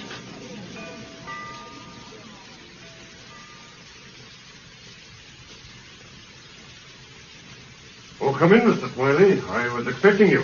Yes, I'd hoped. I'm Inspector Rigby. Ben Sparrow rang this morning, sir. Ah, that was good of you. Oh, come in, sir. Thank you. The two of you work together on the war, I believe. Yes. Well, sir, I'll be happy to give you all the help I can. Oh, I could do with some myself, the way things are. Anyway, I'm very pleased you've come. Thank you. I believe you've got a couple of letters for me. Yes. I don't know if Ben explained, but here they are. Ah, thank you, sir. He told me all about Miss Brimley. Oh. Not nice letters, are they? I suppose Miss Brimley is sure of the writing. You can trust her. Aye, so Ben said. She's had other letters about a cake mix and so on from Mrs. Road, and I suppose you can check the handwriting here. Oh, we can, but it's her writing without a doubt. Well, sir, how long are you staying? Well, I don't really know, Inspector. I should probably stay for a day or two just to have a word with Fielding. And go to the funeral, I suppose. I've booked in at the Sawley Arms. Why no tell that? At least some think so. It's a funny place, Khan. There's a big gap between the town and gown. It's fear that does it. Fear and ignorance. Oh, I can call on Mr. Fielding and Mr. Darcy, and they say, "Good day, Sergeant," and give me a cup of tea in the kitchen. I don't get cross, but I can't get among them. They've got their own community, see, and no one outside it can get in on it. Yes, it would be like that. There's a lot I'd like to ask them. A lot of things. Who liked the Rhodes and who didn't? Whether Mr. Rhodes, the good teacher, whether his wife fitted in with the others. Lots of things. I've got all the facts I want, but I've got no clothes to hang on them. Well, if you want me to help, I'll be delighted. But why not give me the facts first? All right, then. Well, today is Friday the 18th. Stella Road was murdered between 11:10 and 11:45 on the night of Wednesday the 16th. She'd been struck on the head. Must have been 15 to 20 times. It was a terrible murder. Terrible. At a guess, I'd say she came from the drawing room to the front door to answer the bell or something, and when she opened the door, was struck down and dragged round to the conservatory. The conservatory door was unlocked. I see. It's odd that he should have known that, isn't it? It is that, sir. He finished her off there, out of sight, like. He was wearing Wellington boots, size 10, be around 6 feet tall from the spacing of the footprints. And covered in blood. Aye. Well, was her husband? I'll come to that later. Now, I said there were footprints, and so there were. The murderer came through the back garden. Where he came from and went to, heaven alone knows. There are no Wellington tracks leading away, none at all. A lot of other footprints. We can be grateful for the snow, but it doesn't help as it might. He left one thing behind him in the conservatory, an old cloth belt, navy blue, from a cheap overcoat by the look of it. Was she robbed or anything? No sign of interference. She was wearing a string of green beads round her neck, and they've gone, and it looks as though he tried to get the rings off her finger, but they were too tight. I need hardly tell you that we've had reports from every corner of the country about tall men in blue overcoats and gumboots, but none of them had wings, as far as I know, or 7-league Wellingtons for jumping from the conservatory to the road. On the telephone, Fielding told me that the Rhodes had been dining with him that evening. Just so. They left Fielding's house in the centre of the town at about 10 to 11, walking. Their house is about half a mile away on the edge of the playing fields. North Fields, it's called. That's the place. Well, they got there at about 11:05. When he got home, Rhodes remembered that he'd left a case containing examination papers behind him at Fielding's. So he went back, and Mrs. Rhodes was going to wait up for him. Well, he arrived back at Fielding's about 11:30, collected the papers in their case, and set off home again. At that time of night here, there isn't anybody much about. Rhodes doesn't remember whether he saw anyone. He has an idea a bicycle overtook him, but he's not sure. It was a fine night, cold, a fresh fall of snow on the ground. The light was on in the drawing room. Everything looked quiet enough, very normal. There was a moon, wasn't there? Nearly full. You could see a mighty long way. Well, anyway, he found he didn't have his key with him, so he rang the bell. But he got no reply. So he called to his wife through the letterbox, and still got no reply. Then he noticed the churned up snow and footprints going round the side of the house. Did he realize there was blood about? No. He thought it was an overflow from the gutter. It just showed up dark. Well, he followed the marks round the house until he came to the conservatory. No moonlight there, and the light didn't work. Didn't work? Oh, simple enough. The bulb had gone, and the conservatory wasn't used much in the winter. Well, did he light a match? No, he didn't have any. Non-smoker, see. His wife didn't approve of smoking. So he went in the dark, calling her name. Then he fell over something. At first he thought it was a refugee parcel. Then he realized it was his wife. There he was then, in the dark, trying to find out what was wrong, and then discovering that his hands were covered in blood. He doesn't remember much after that. Poor devil. And then? He was found by a master who lives 100 yards or so away, Mr. Darcy. Almost out of his mind, his hands and face covered in blood. I arrived there about 1. We got him into Dorchester Central Hospital. He's still there, but I gather the shock's wearing off. What is the refugee parcel Rhodes mentioned? Mrs. Rhodes was the organizer for Khan of parcel collections for a refugee organization, the Public Schools Committee for Refugee Relief, clothes and such like. Very energetic at it, she was. I see. What fingerprints did you pick up at the house? Oh, Mr. Rhodes were everywhere. The others were made by gloved hands, made before Rhodes. These examination papers he went back to Fielding's for, were they as important as all that? Yes, up to a point, anyway. The marks had to be handed in by midday Friday. Today, that is. Why take them to Fielding's in the first place? Earlier on, Rhodes had been on chapel duty, so he didn't have time to return home before dinner. He changed at the school, and that's where he left his latchkey, in his other suit. I see. Then how do you explain Stella Rhodes' letters? Oh, it isn't only the letters we've got to explain. Oh, what else?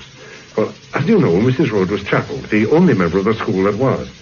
The minister is a man called Cardew. He knew her pretty well, even before she came to Caen. Well, isn't Rhodes chapel? Was.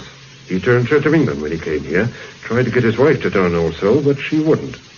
Well, now, Cardew came to see me a couple of weeks back.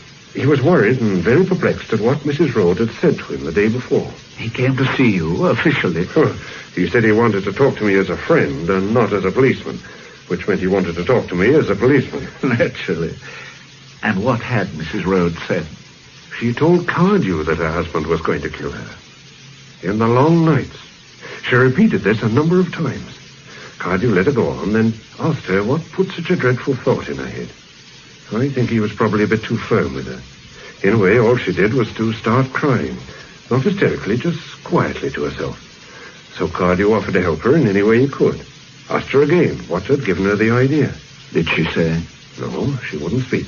just shook her head, then got up and went to the door, shaking her head as if in despair, Cardew said. She turned to him at the door, and he thought she was going to say something. But she didn't. She just left. How very curious. She seemed very certain that Rode was going to do it. It wasn't Rode. It couldn't have been. We found the murder weapon in a ditch 4 miles north of Caen, the morning after the murder. He couldn't have got it there, could he? What was it? 18 inches of coaxial cable, 2 inches in diameter. One of my chaps found it. We're keeping it very close, sir. All right, I'll remember. It is the weapon, I suppose. Everything fits. It's odd, isn't it, that the murderer should have carried the weapon so far and then just thrown it in a ditch. It is odd. Very odd. And I'll tell you 2 things that are even odder. There's a canal running beside the road for half its 4 miles. He could have pitched it anywhere along there. We'd never have been any the wiser. The other thing, Mr. Rode used a length of the same stuff in a demonstration lecture on elementary electronics. Mislaid it about 3 weeks ago. I see. I suppose... Yes, sir? Rode could have had an accomplice. He could. Oh, the papers mentioned a woman you wanted to interview, a Mad Janie. Oh, it's a nice thought. Mad Janie as an accomplice. No, I didn't mean that. I just wondered why you wanted to interview her. Well, Stella Rode knew her, see. She was a kindly woman, was Mrs. Rode, easy to talk to. I knew her through being Chapel, my wife also. We liked her. Most did. Although some of the women at Chapel took against her, but, well, you know what women are. Anyway, Mrs. Rode sort of befriended this Janie creature. Used to give her food and clothes. She is what you would call not all there. Happily alienated. Talks to herself and all that. Lives in a disused Norman church over at a place called Pyle, a couple of miles south of Caen. The oldest village in Dorset, so they claim. It's a rum place. Half a dozen families, all so inbred, you can no more sort them out than a barn full of cats.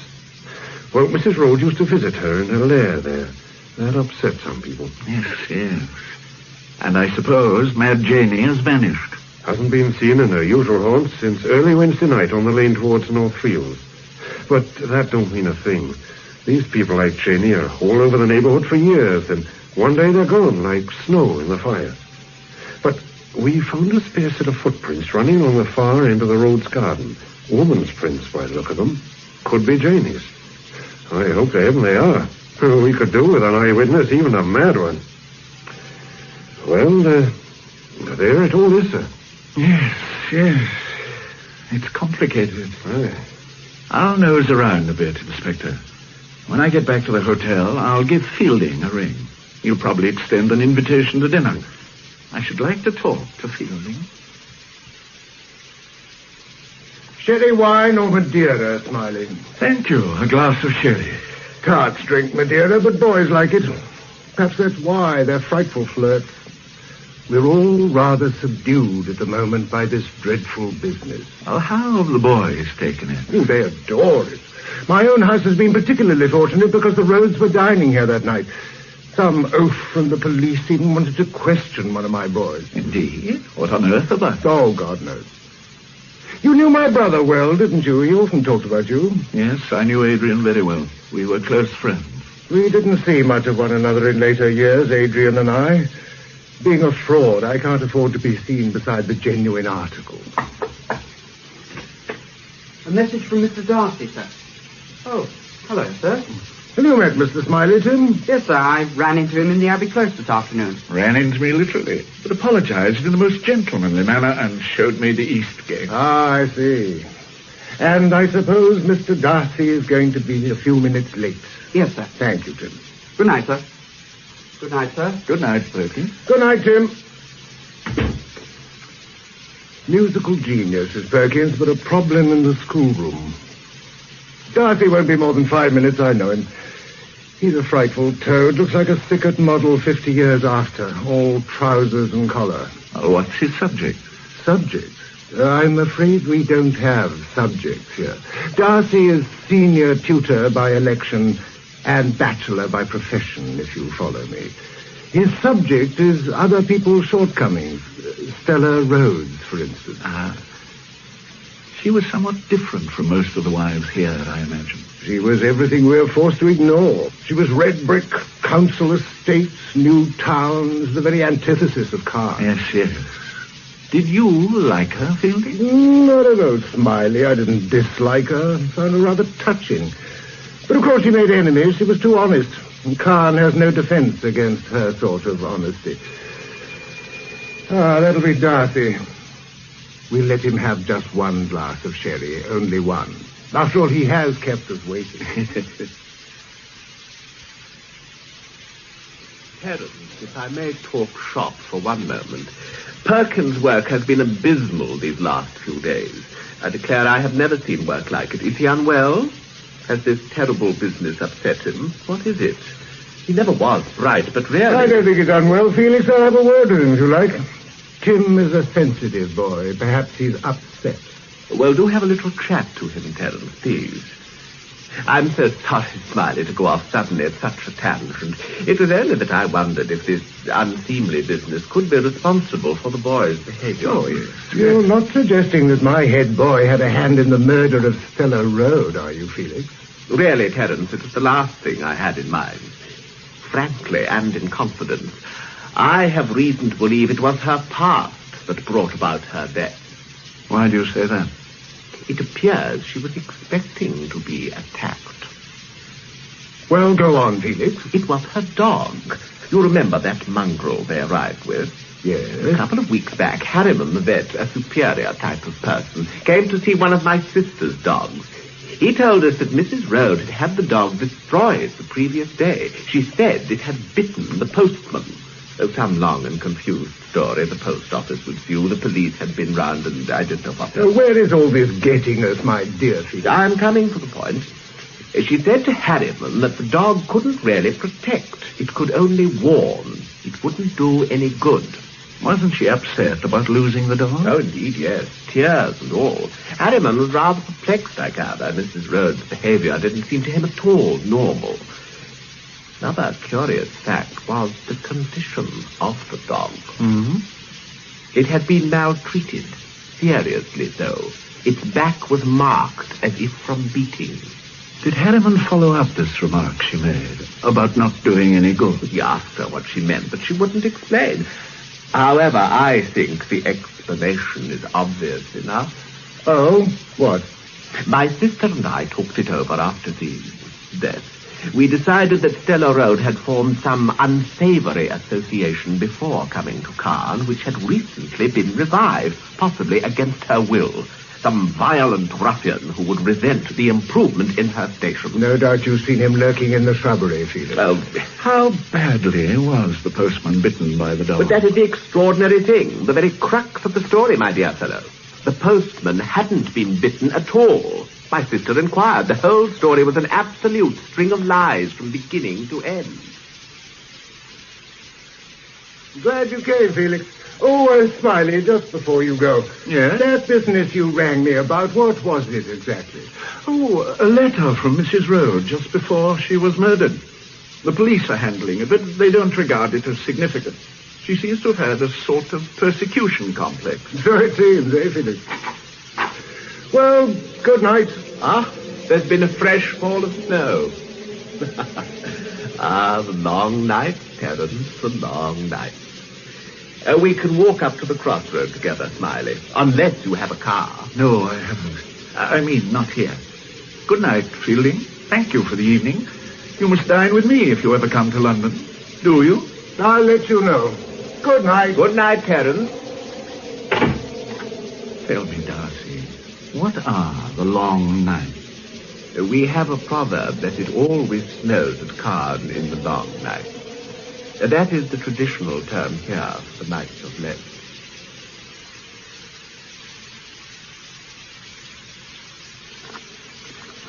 It's a beautiful night. Is this Northfield? Northfield Lane. There are several rugger pitches in these fields. That's Northfield. The Rhodes house is over to your right.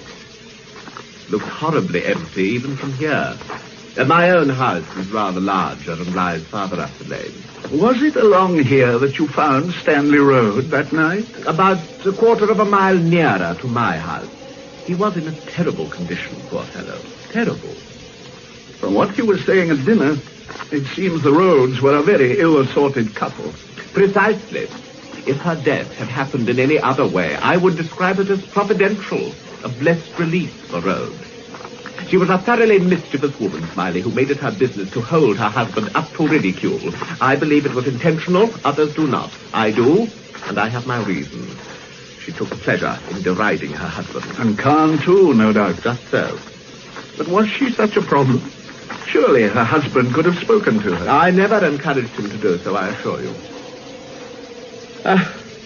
This is our parting of the ways. You must come to Sherry before you go. Do you stay long? I doubt it.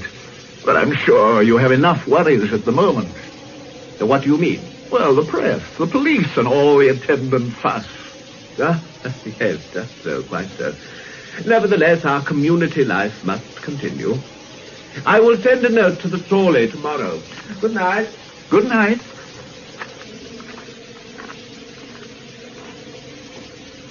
Shall I?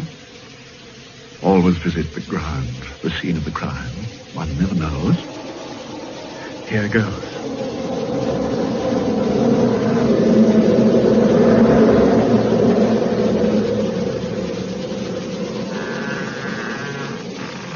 What's that? The conservatory door swinging. Good God, there's somebody. Or is it a shadow? No. Hello? Who are you? I thought you was the devil, mister. But you got no wings. But you can't do nothing, mister, 'cause I got this holly for to hold you. Yes, Jane. That's a very pretty coat you're wearing, Jane. A pretty blue coat, mister, for to keep me warm. From my darling. Who is your darling, Jane? She not be here no more. But she didn't go with the devil, mister. Lay still she did with not a word. You saw the devil, Jane? There's not many seen the devil fly, mister. But Janey seed him. Janey seed him. Silver wings like fishes he done had. Janey saw. Where did you find that coat, Jane? Him a bad one. Oh, him a bad one, mister. But I see him flying, riding on the wind. And the moon behind him lighting up the way. Then closer sisters, moon and devil. Flying, was he, Jane? Like this, mister. Like this, riding on the wind. Silver wind. Silver. Oh, damn. Now she won't come back. But she saw something. She saw the devil fly, riding on the wind.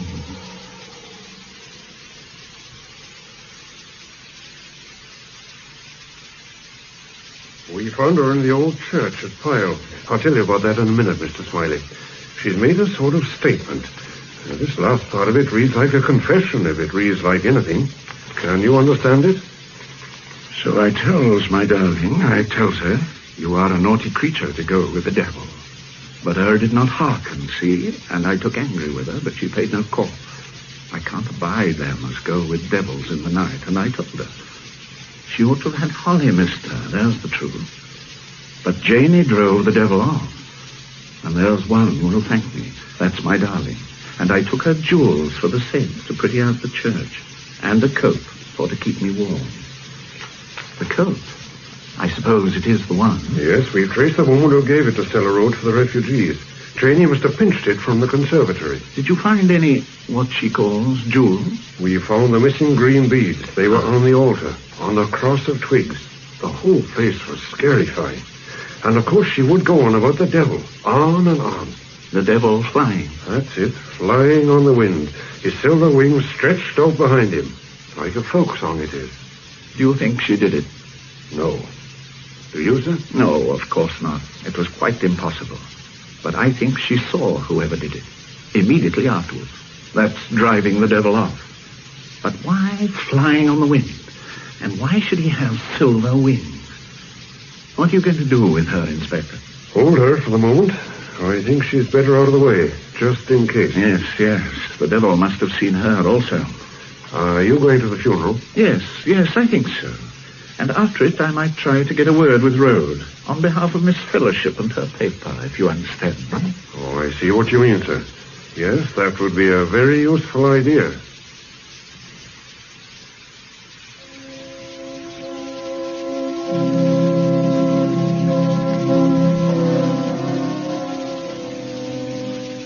my dear Brim.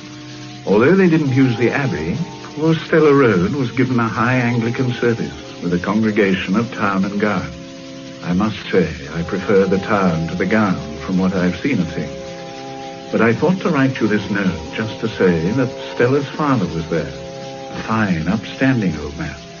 And I had my first glimpse of Stanley Road, a shallow, ordinary face, a short, ordinary body, black, ordinary hair. The odd thing about him was his impassive, almost too easy manner. Another piece of odd behavior. Fielding at the grave, moving away with an expression of strong distaste as Road came near him, and Road not noticing. I think, for once, T. Fielding was behaving in a genuine manner, but I can't think why he should give himself away, sir. Afterwards, I spoke to Road on your behalf, quite without emotion, the man was. Anyway, I'm seeing him tomorrow. He's back at Northfield to get some details for a small obituary on his wife for your paper. I hope you approve, my dear Brim.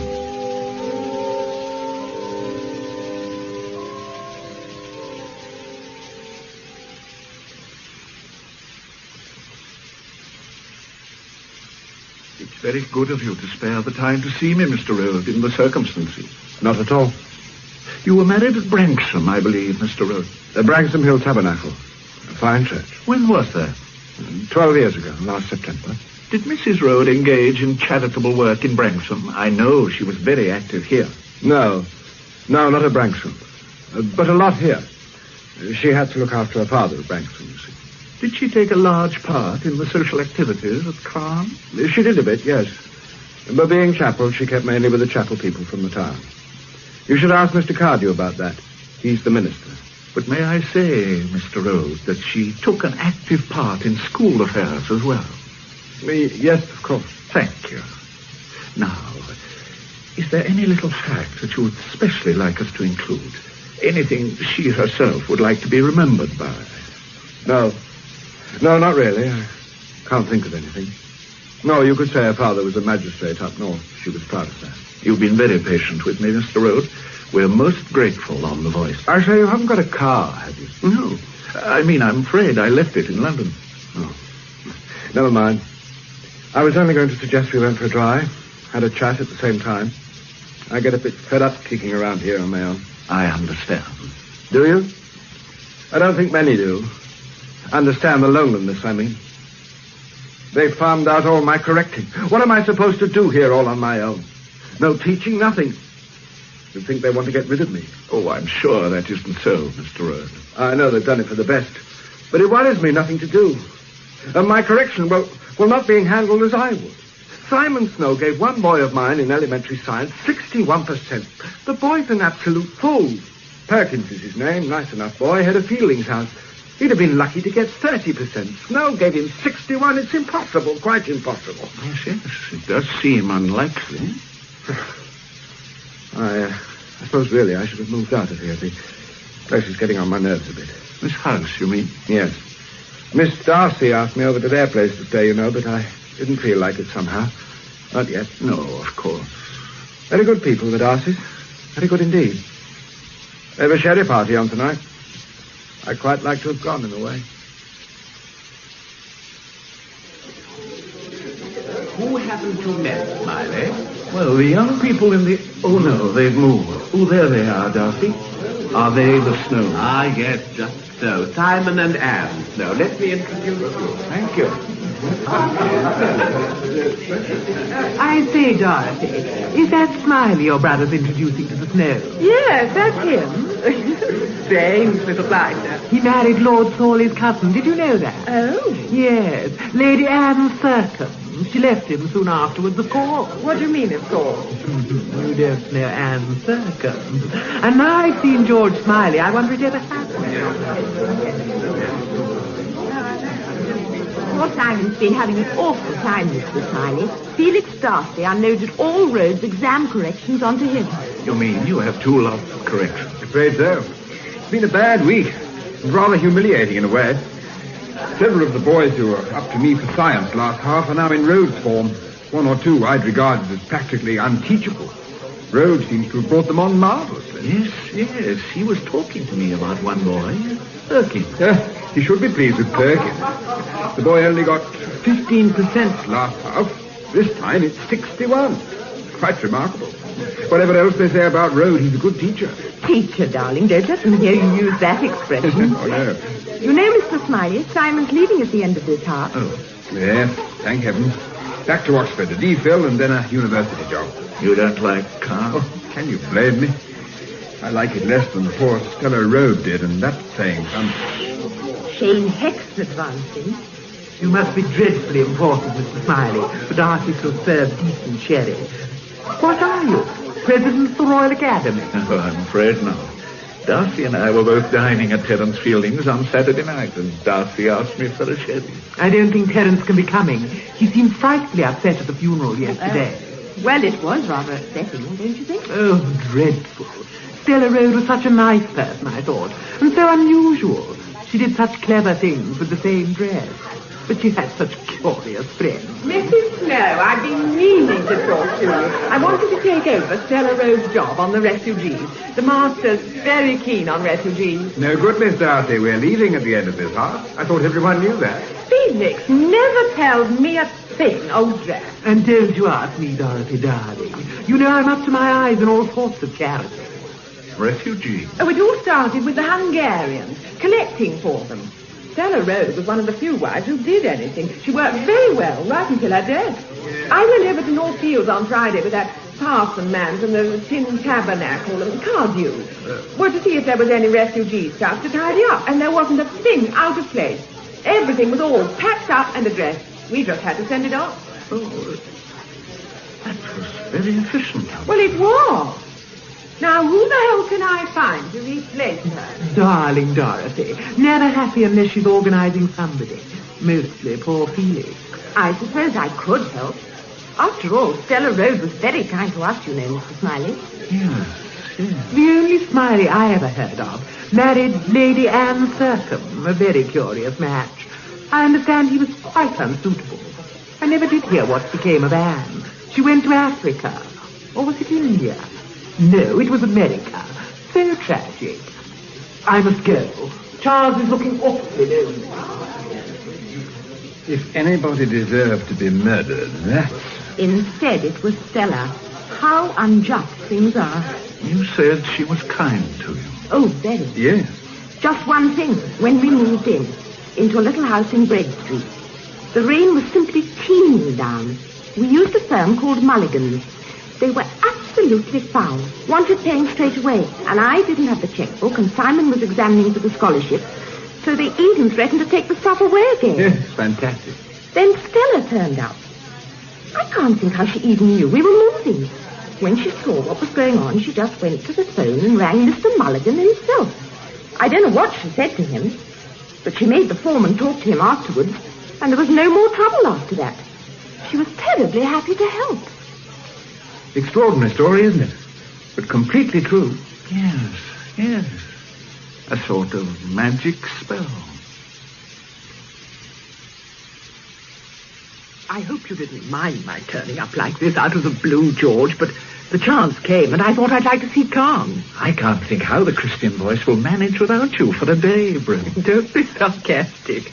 And anyway, I found a perfectly good young lady to hold the fort, if you can describe the voice as a fort. Well, it's a description that would fit the Sawley Arms. Take where we are now. They call this the residence lounge. Yes, it's a rather extraordinary echo of the past, isn't it? Inefficient, antiquated, and smug. There's a framed tapestry in my room of a Buckinghamshire garden. Even I had forgotten such things once existed. And still do, it seems. The one in my room is of the wild garden at Sandringham. Good Lord. I didn't believe it at first, but it's true. I'm glad you came today.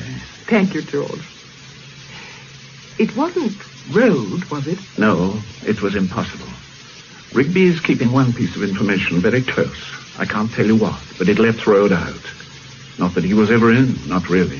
Have you any idea why Stella Road accused him as she did? Well, I wrote to you about the minister of the chapel, Cardew, didn't I? Yes, you wrote out everything very clearly. And as you said, cause and effect just don't go together. No reasonable sequence of events. No. Stella's obsession with her death in the long night seems to have been, well, unreasonable. There's one thing, though, Brim. Stella wasn't all of a whole. Not by any means. You mean not a sound, sane, nice Glaston? A pillar of the voice? There are a number of opposing views about her. In Caen, I mean. Darcy dislikes her and seems to have very good reasons for doing so, which he keeps to himself. And there was the dog that didn't bite the... Who was it? Postman. Yes. Well, perhaps she was afraid of someone. But not her husband. Not Rhodes, no. Then at the party this evening, a very nice young couple, the Snows, told me how helpful she was when they moved in the town. Came and saved them when the removal men were being difficult. Rang up the owner of the firm, a Mr. Mulligan. Mulligan spoke to the foreman, and all was sweetness and light. What did she say to Mulligan? Well, that the Snows don't know. But Stella Road was of no importance in Caen. If she'd been the master's wife, then it would be understandable that Mulligan would kowtow to her. So she must have had something on the man. Yes. Doesn't signify. It only places Stella Road in another light. Now, what was it Felix Darcy said to me? She was a thoroughly mischievous woman. And then he went on to say how she took pleasure in deriding Rhodes, holding him up to ridicule. Rhodes isn't weeping any tears, is he? No, he's indifferent. And it's an indifference which can only come from a clear conscience. About Rhodes' briefcase, George, did he really have to go back to Fielding's for it at that time of night? Was he going to sit up marking the papers until the early hours? I don't know. Presumably he was, but I don't know. I know one thing, Brim. Not that it has anything to do with the murder. What's that? Fielding's head boy, Timothy Perkins, has been cheating in elementary science. Oh, it's obvious. His exam marks were unbelievably high. And the science papers were the ones in Rhodes' case. You mean the boy may have had a chance to look at them whilst the Rhodes were at Fielding's? More than likely. You know, George, if Rhodes hadn't gone back for the briefcase, Stella Rhodes would still be alive.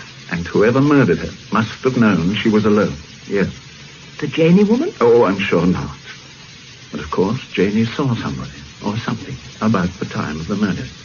And she stole the beads from the body, like she stole a coat from a refugee parcel. Only that doesn't make sense anymore. Why not? Well, at the sherry party this evening, Dorothy Darcy told me that when she went to the Rhodes house on Friday with Cardew to see if there was any refugee stuff to tidy up, everything was packed up, labelled, ready to be sent off. So Mad Janey couldn't have stolen it, or Janey's coat couldn't have been the one in the parcel. But it was. Rigby traced it to the woman who gave it to Stella for the refugees. And the police found the matching belt in the conservatory by the body. Now, what did Janey say? I took her jewels for the saints, I did, and a coat for to keep me warm. But it all contradicts, doesn't it? Well, unless somebody packed the clothes up after Stella died, and before Miss Darcy and Cardew went to the house on Friday. Now, why the devil anyone should do that, I don't know. Good Lord. What? Of course. Whoever killed her must have been covered in blood. He would have needed protective clothing, and to get rid of it... Good heavens. Yes. You must do something for me tomorrow, Brim, in London, would you? Of course. I was planning to return tomorrow. Where do you want me to go? The Public Schools Committee for Refugee Relief. I'm sorry to be a nuisance, but a friend of mine asked me to make some inquiries about a parcel. My name's Brimley, Miss Brimley. The parcel was from Caen School. It was sent last Friday. Last Friday? Then it would have arrived yesterday, and with luck, I ought to have entered it. It wouldn't have been sent away already, Miss... Just call me Jill. No, we're miles behind. Caen School. That's posh. Let's see. Oh, and a frightful muddle. But then if we weren't, we wouldn't be the Public Schools Committee for Refugee Relief, would we? Oh, here it is. Caen parcel post, £27. Oh, good. Is your friend at Caen? Yes. And I bet she's given something to the collection she didn't mean to give. How clever of you. Yes, at least she thinks she has. An old dress with a quite expensive brooch on it. It's the brooch, of course. The Caen parcel should be over here. Sorry, it's a terrible mess, isn't it? Like a mad post office. Parcels from every corner of the country. Every corner that has a public school, that is. Can we have a quick look inside? I mean, you don't have to get permission or anything. Oh, don't worry about that. Now, it ought to be here in this pile. Crown's label has C4 on it. My cousin went to Cannes. Oh, he was utter wet. Do you know what he told me? During Ascot week, they all... Oh, just a minute. Hello. Here we are. Oh, that is clever of you. Let me take it. Oh, thanks. There we are. I say, Cannes was where they had that dreadful murder, wasn't it? They're holding that mad woman, aren't they? Now, let's open it. Funny. What is, my dear? Well, normally the Cannes parcels are beautifully packed, but this is quite different. I'll take the things out one by one. Awful muddle. What colour dress? Grey. Grey with a few pink flowers. Socks. No duffel. 2 black pullovers. Well, honestly, they must be having a brainstorm. Look at these. A pair of filthy old gloves. Leather, I suppose. Awfully stained, aren't they? And look at these. Rubber overshoes. They're pretty grubby, too. Now, oh, what's this? A plastic cake. Ice cream cake. Ugh. Oh, it's damp and slimy. Oh. Are you all right, Miss Brimley? Yes. Don't worry about me. You look so pale. But there's no grey dress. No, my dear. There wouldn't be. These are enough. I don't understand. This is all mad. Something very dreadful has happened. I must phone. The police will want to know. Leave the parcel exactly as it is, please. Is it blood on those things? Yes. I'm afraid it is.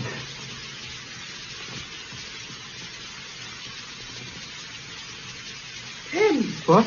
Oh, you did give me a start. And you haven't even put the light on. I was just going out. Standing there like a figure in Madame Tussauds. I'm just on my way to Mrs. Harlow, my music lesson. I know that, Tim Perkins. I know which evening it is. Yes, Miss Truebody. Well, Tim, what is the matter? I don't think there's anything the matter, Miss Truebody. Of course there is.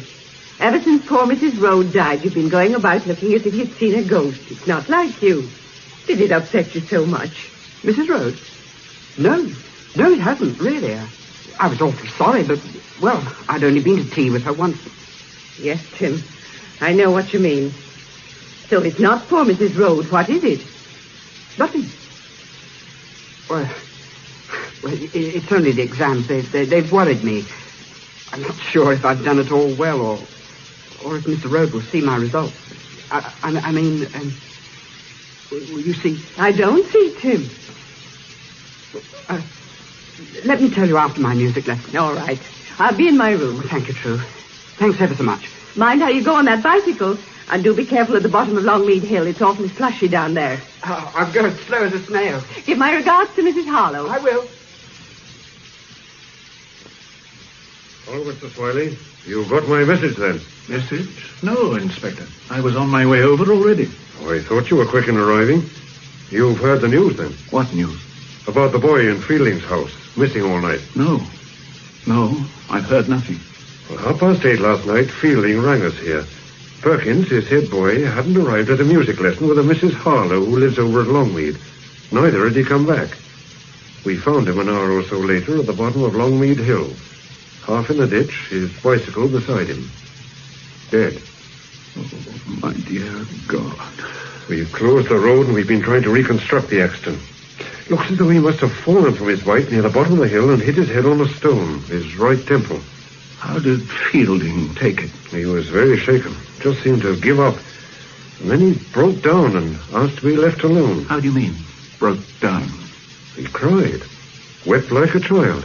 I would never have thought it. I suppose it was an accident. I suppose so. Perhaps, Inspector, before we go any further, I'd better give you my news. That's why I came to see you. I just heard from Miss Brimley. She's been looking at the contents of a parcel. Yes, there's the refugee relief place at York Square. No, I'm not sure. I'm only hopeful. Yeah. Yes, fingerprints on all surfaces. Yes. I'll come up with the 4:25 this afternoon. At 8:05. Oh, one last thing. I'll be bringing some samples of a schoolboy's handwriting and an examination paper. Yes. I'd like the opinion of a handwriting expert. Thanks. See you later. It's a funny sort of jump in the dark, that one of yours, about Perkins. Well, I've no idea yet what it might prove. But that bicycling cape in the parcel looks like the answer to Jane's silver wings in the moonlight. Someone riding a bike with a plastic cape flying out behind him. Yes, the devil riding on the wind. I shall have to let Janie go, I suppose. I wouldn't, Rigby. Keep her with you, so long as you can possibly manage. No more accidents, for heaven's sake. We've had enough. Then you don't believe Perkins' death was an accident? Good Lord, no. And nor do you you? I put a detective onto it. This is a clever chap we're up against. Everything devised to the last detail, even the weapon you found where you did. Stella Rhodes' murder was a murder with clues cast to mislead. A murder planned to look unplanned. And somehow poor young Perkins got in the way. Or more likely knew something, without knowing it, if you see what I mean. God knows what, except it was important to the murderer. All right. I'll keep Janie in. If you find any fingerprints on the stuff in the parcel, will you have anything local to compare them with?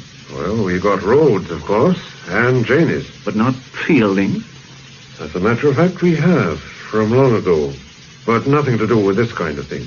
Oh, it was during the war. His brother told me, up in the north of England. It was hushed up, wasn't it? Yes.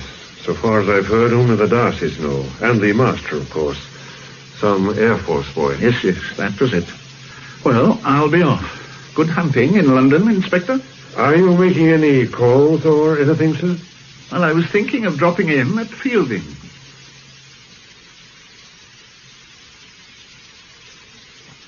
Mr. Fielding's very upset, sir. He told me he didn't want to see anyone, but I've said you're here, sir, and he'll be in shortly. Would you like me to take your coat? Yes. Thank you. All right, True. Yes, sir. Smiley, what do you want? I just wanted to say goodbye, Fielding, and to offer you my condolences. Well, goodbye. Thank you for calling. You needn't have bothered, really. You could have sent me a card, couldn't you? Well, I could have done, yes. But it just seems so very tragic when he was so near success. What do you mean? What the devil do you mean? Well, I mean in his work, the improvement. Simon Snow was telling me about it. Amazing, really, the way Rhodes brought him on. Goodbye, Smiley. Thanks for coming. But not at all. I suppose poor Rhodes must have been bucked with those exam results, too. I mean, it was more or less a matter of life and death for Perkins, passing that exam, wasn't it? He wouldn't have got his removed next half if he'd failed that science paper. You must have helped him wonderfully, both of you, you and Rhodes. Oh, you've heard the latest, I suppose, about that wretched gypsy woman who killed Stella Rhodes. They've decided she's fit to plead. Or just between ourselves, Fielding, I don't believe she did it. Do you? I don't. No. Can't kill them. It could only happen here. It's the game we play, the exclusion game. Divide and rule. Now, for God's sake, go. You've got what you wanted. Go. Oh, come on, Fielding. There's a fire here. Now, sit down. Good. Now, listen. If what I think is true, there isn't much time. I want you to tell me about Tim Perkins, about the exam paper. He would have failed, wouldn't he? Yes. I've had to leave. The day the Rhodes came to dinner, that day Rhodes left his case in the hall. It was unlocked. But you know that, don't you? Perkins took his chance, and later when you asked him how he'd done in the exam... He wept as only a child can. And he told you he'd cheated. That he had looked up the answers and copied them onto his paper. And after the murder of Stella Rhodes, he remembered what else he'd seen in the briefcase. Is that right? No, don't you see? Tim wouldn't have cheated to save his life. He never cheated at all. I cheated for him. You? But you couldn't copy his handwriting? It was only formulae and diagrams written with a ballpoint pen, the kind we all use. Don't you see, Smiley, it was easy. His paper was hopeless. He'd only done 2 out of the 7 questions. So I cribbed 5 answers from the science book. He was in the case, too, and wrote them in. Then it was you who opened the case. You who saw... Yes, it was me, I tell you, not Tim. He knew nothing. And when Stella was murdered, you knew who had done it. Yes, I knew Rhodes had killed her. Yes. And what exactly was in the case, beside the paper? A sheet of transparent plastic. It may have been one of those pack-away cape things. An old pair of gloves and a pair of homemade galoshes. Homemade? The hack from a pair of Wellington boots, sort of thing. Was that all? No. There was a length of heavy cable, I presume for demonstrating something in his science lesson. It seemed natural enough in winter to carry waterproofs about. Then, after the murder, I realized how he'd done it. Did you know why he'd done it? Rhodes was drunk with the pride of Khan. It had gone to his head. It must have hurt him terribly that Stella wouldn't take any part in the power and glory, wouldn't share any of it. The night they came to dinner, the night she died, she upset Rhodes. I never told anyone this, but she did. Rhodes was full of a sermon the master had just given. Hold fast to that which is good. Oh, Rhodes went on and on about it. He couldn't take too much drink, you know. He wasn't used to it. She kept quiet till he'd finished, then laughed and said, poor old Stan. You'll always be Stan to me. I've never seen anyone so angry as he was then. He went quite pale. I've watched her, too, at meals, at dinner parties, elsewhere as well as here. I watched the way she'd peel an apple. Oh, you know what I mean. Well, she must have seen how people do things here, but it never occurred to her she ought to copy them. Well, I admire that. So do you, I expect, but Khan doesn't. And Rhodes didn't. And I think he grew to hate her for not conforming. He came to see her as the one factor which would deprive him of a great career. He couldn't divorce her. That would do him more harm than being married to her in the eyes of Khan. Rhodes knew that. So he killed her. He plotted a squalid murder. With his little scientist's mind, he fabricated clues. But something went wrong. Tim Perkins got 61%. An impossible mark. He must have cheated. And to cheat, he must have opened the briefcase, and then he must have seen the cape, the boots, the gloves, the cable. So Rhodes killed him, too. Yes. Thank you, Fielding. I'll have to let Rigby know. Yes, let the sergeant know. I'll have to face the music about the cheating. I feel much better now, anyway. Much. I sent a chap round to collect Rhodes. He should be here any moment. And no arrests, just a chat. Why the hell didn't Fielding tell us about this before? Oh, that's what I'm wondering. It could be that he didn't understand the significance of what he saw until... Until what, sir? Perkins' death, I suppose, Rigby. And that doesn't add up. The handwriting blokes of the yard are convinced that the whole exam paper's in the same hand. Is Fielding a liar, then? Yes. The most accomplished liar I've come across for a long time. Rhodes could have done everything. He could have dressed himself up in a plastic outfit, killed his wife, then put the cape and things in the refugee parcel. Having done that, he plays the part of the distressed husband. The only trouble with that pretty picture is how he made the weapon fly through the air into a ditch 4 miles away. It just doesn't work. And would he have had the courage to go back in there, playing the distressed husband, knowing that Mad Janie was about? If he did know. Were there any fingerprints? Not a one. The blood on the gloves and on the length of the cable are of the same blood group, which was Stella Rhodes. Nobody knows that you found the weapon, or when you found it. Nobody outside my squad, and yourself. I think I'd better send someone round to Fielding and get a full statement, lies or not. May I suggest something, Rigby? By all means, sir. Speak to Rhodes first. Ask him about the briefcase. As an opening, I mean. And you'll stay, Mr. Smiley? By all means. What motive would Fielding have had? To lie or to kill? Both. I wish I really knew. Well, come in. Mr. Rhodes, sir. Well, come and sit down, Mr. Rhodes. Thank you. I'm sorry to drag you along like this, but there are just one or two things I'm not clear on. Oh, by the way, you know Mr. Smiley, don't you? Yes, from the voice. We met the other day. Mr. Smiley is helping us. I didn't feel he was really from the voice. You didn't quite smack of the tabernacle, Mr. Smiley. Well, Inspector, how can I help you? This business of the briefcase with the exam papers in it. The case I went back for. Aye. I was so awful about that boy. A nice boy, but he was very stupid. I suppose he found the case in Fielding's Hall and opened it and copied the answers. He could have only got that mark by cheating.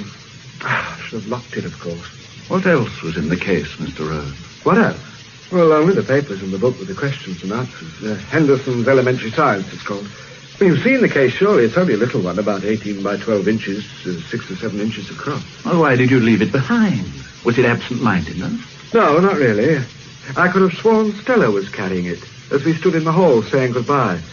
It wasn't until we got home that she asked me what I'd done with it. She asked you what you'd done with it? Yes. And then she threw a temper and said I expected her to remember everything. I didn't particularly want to go back. I could have rung Fielding and arranged to collect it first thing next morning. But Stella wouldn't hear of it. She made me go. You should have told me this in the first place, Mr. Rhodes. Well, you see, I didn't want to tell anyone about our quarrels. I wanted to keep the truth about Stella to myself, but then... But what, Mr. Rhodes? Well, you must suspect I killed her. And anyway, by now, a lot of people here in Caen know what Stella was really like, the truth about her. You mean that she was not a very nice woman? It was her father, old Mr. Glaston, who first told me. When I said I wanted to marry Stella. I never thought to hear a human being talk like that of his own child. What did he say? He said she was bad. Bad in her heart, that she was full of malice. He told me how she'd lead people on, all kind and warm, till they told her everything. Then she would hurt them. Say wicked things, half true, half lies. He told me a lot more besides. Well, go on, please, Mr. Rhodes. Of course, I didn't believe him. I just thought him a lying, jealous old man who wanted his child to wait on him until he died. So I married Stella. And when did you discover her father was right about her? The realization just crept up on me after a year or so, little things here and there, but... No, it wasn't until we came to Caen that I knew what her father had said was really true. She hadn't been very keen on chapel before, but as soon as she got here, she went in for it in a big way. She knew it would look wrong, that it would hurt me. She wasn't sincere. A lot of people at chapel knew that. Mr. Cardew, the minister, knew. He understood why I gave up chapel. I couldn't bear to see her going there every Sunday and going down on her knees. It was all wrong. It made a fool of your faith. All she wanted to be was different, to spite the school and me by playing the humble one. My wife and you were at chapel, you know, Mr. Rhodes. Yes, I know that. But your wife never gossiped. Stella said that. It made her cross, because to begin with, people liked her and they talked to her. She listened. Oh, she loved to listen. And she hoarded away every drop of gossip and dirt. She'd come home sometimes after her chapel work in the evenings and throw off her coat and laugh till I thought she'd gone mad. I've got them. I've got them all, I know, all their little secrets. Those that realized what she knew, they grew to be frightened of her. Did she have a hold on a man called Mulligan? Yes. Yes, how did you know that? He's got a daughter with an illegitimate kid near Leamington. Stella found out. Well, that's how she helped the Snows when they were moving in. She told me about that. She rang up Mulligan from the Snows and said, "Greetings from Leamington Spa, Mr. Mulligan. We need a little cooperation." And he cooperated. But they got her in the end, didn't they? They got their own back. Yes, they got their own back. Mad Janie didn't do it, Inspector. No, Janie's as soon have killed her own sister as killed Stella. They were as close as moon and stars. That's what Stella said. She looked after Janie. You see, it gave her a feeling of power to help a creature like Janie and have her fawning around. Not because she was kind, but because she was cruel. Was she cruel to her dog? You know about that too, do you? Oh, yes, she often beat it. But one day she beat it until it was... Oh, poor brute. She must have gone mad. Well, I couldn't take that. I took most things. I had to, you understand? I had to, unless I left Caen. But that... I shouted at her. She laughed. And then I hit her. Not hard, but hard enough. I gave her 24 hours to have the dog destroyed, or I'd tell the police. She took it to the vet the next day. I suppose she told him some tale. She could always do that. She said it had bitten the postman, Mr. Rhodes. Not very original. And she was found out by Miss Darcy. No, the Darcys understood about her. Yes, Felix Darcy. Oh, that was strange. Anyway, after the business of the dog, she took to pretending I was violent, cringing away whenever I came near, holding her arm up as though I was going to hit her again. She even made out I was plotting to murder her. She went and told Mr. Carr who I was. Did you know that? Yes, sir, we knew that. She didn't really believe it herself. She'd laugh about it sometimes. Then at other times she'd whine and stroke me, begging me not to kill her in the long night. It was the words that got her. The long nights. She liked the sound of them, the way an actor does. You were going to say something about Darcy. Darcy? Oh, yes. Yes, he knew about Stella, but not because she had anything on him. No, that was something different. She had something special there, something she'd never told me about, you see. There were nights when she'd slip out, all excited, as if going to a party. Quite late sometimes, 11 or 12 o'clock. You didn't ask her where she was going, Mr. Rood? No, I never did. You see, if I had, she'd have enjoyed not telling me or telling me a lie. I only knew she was going to meet somebody she had on the hook. Darcy must have known who it was. She said he did, but he couldn't tell. She liked that. Well, that was all I ever knew. Have you any idea who killed her? You know I didn't, don't you? Yes, I think I know that, sir. But you don't know who killed her. You don't know yet. I think we know who killed her, Rod. I think we do now. What the hell do you want with me again, Smiley? I thought you'd gone back to London. No, I didn't go back, after all. Something cropped up. Here, I mean. You had to do some more of your wretched little spying, did you? No, not spying, Fielding. Talking. Talking to Rose. Yes, I heard the police had pulled him in. Not pulled him in, Fielding. They've just been getting his story. Well, thank you for telling me, Smiley. It's most interesting, but you needn't have bothered. I'm not concerned any longer with Road or any of this dreadful, sordid business. At the end of this half, I leave Khan for good. Wash my hands of the place. Goodbye, Smiley. The story you told me yesterday, when I came and saw you, about cheating for Tim Perkins, how you took the paper from the case and altered it. Yes? It isn't true. They've examined it, and it isn't true. The writing was all one person, the boy's.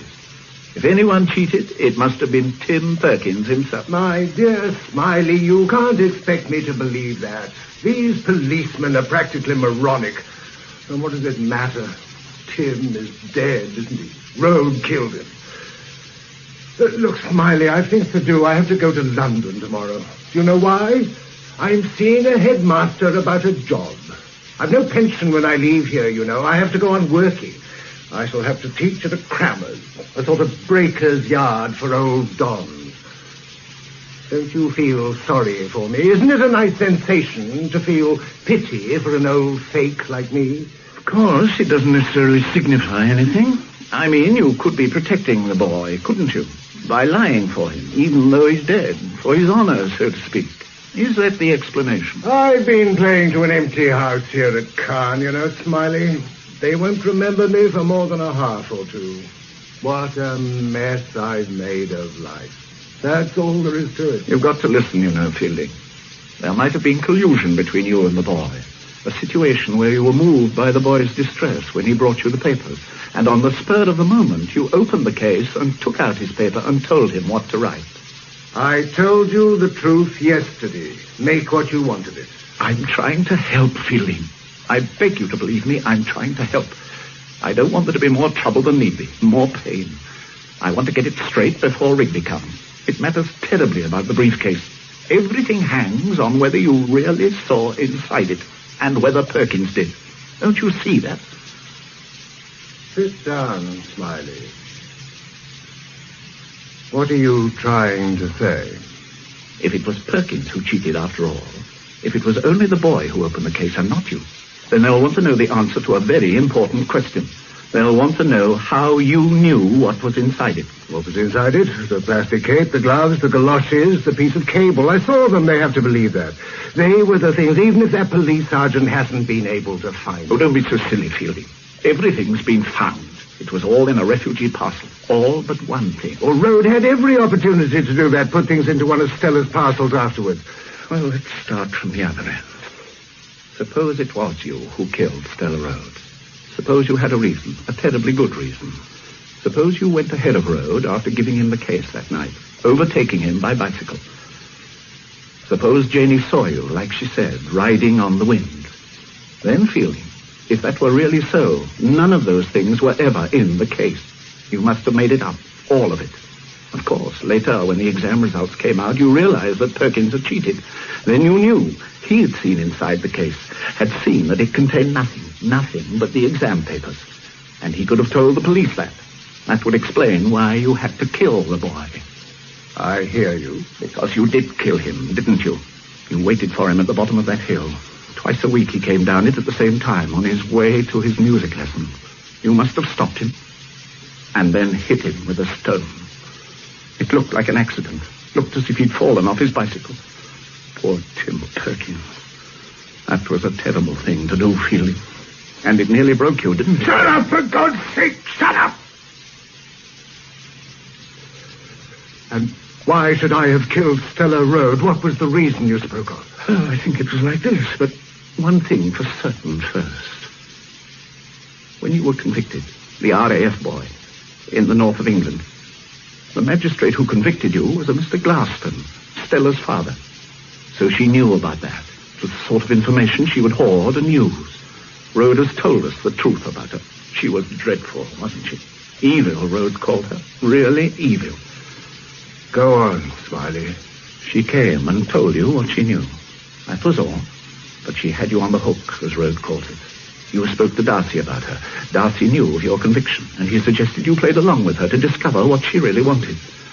So she summoned you to meetings at absurd times and places, in woods and disused churches, at night mostly, and she wanted nothing from you but your will. She made you listen to her boasts and her mad intrigues, made you fawn and cringe. At least, I believe it was like that. Although she also had the power to stop you getting another job, and she tormented you with that. You planned to kill her, Fielding. And then on the night when the case was left behind, you saw your chance, and you took it. Did I? Did I? And how did I know Rhodes was coming back for the case that night? It was part of Stella's little game. She left it behind purposely, and she arranged that you were to visit her after Rhodes had collected the case. She made him go back for the case.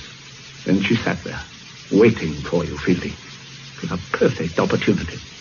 There was only the slight risk that Rhodes might have recalled you riding past him.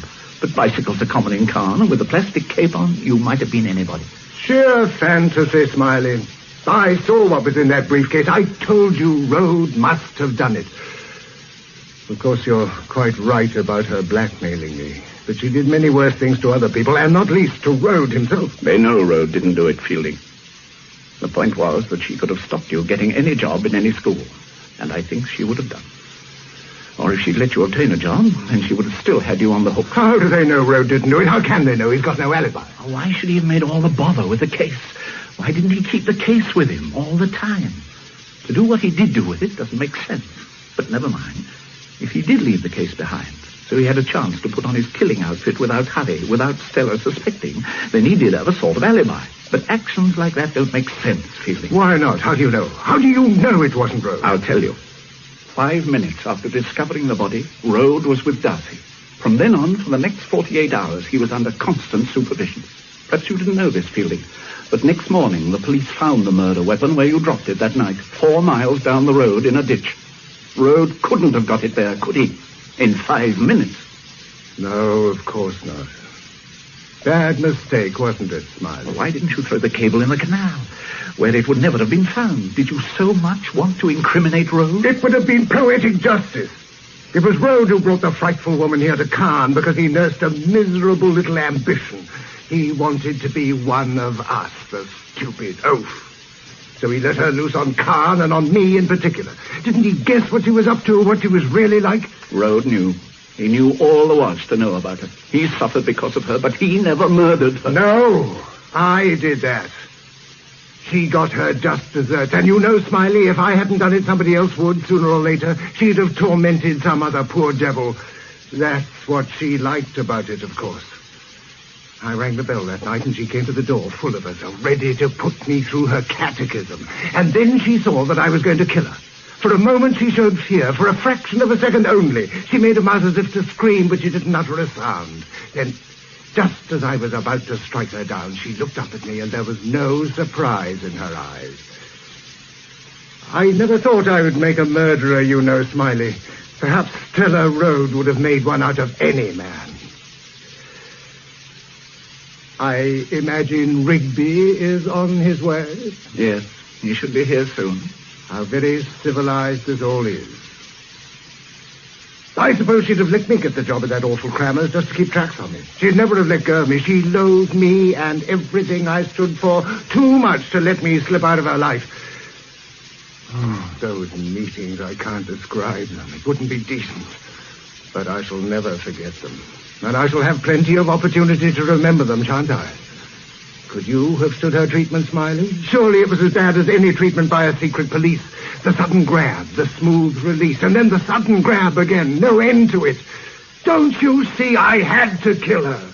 No, Fielding, no. Because I think of what followed. Tim Perkins. How old was he? 17. And he cheated probably for the first time in his life.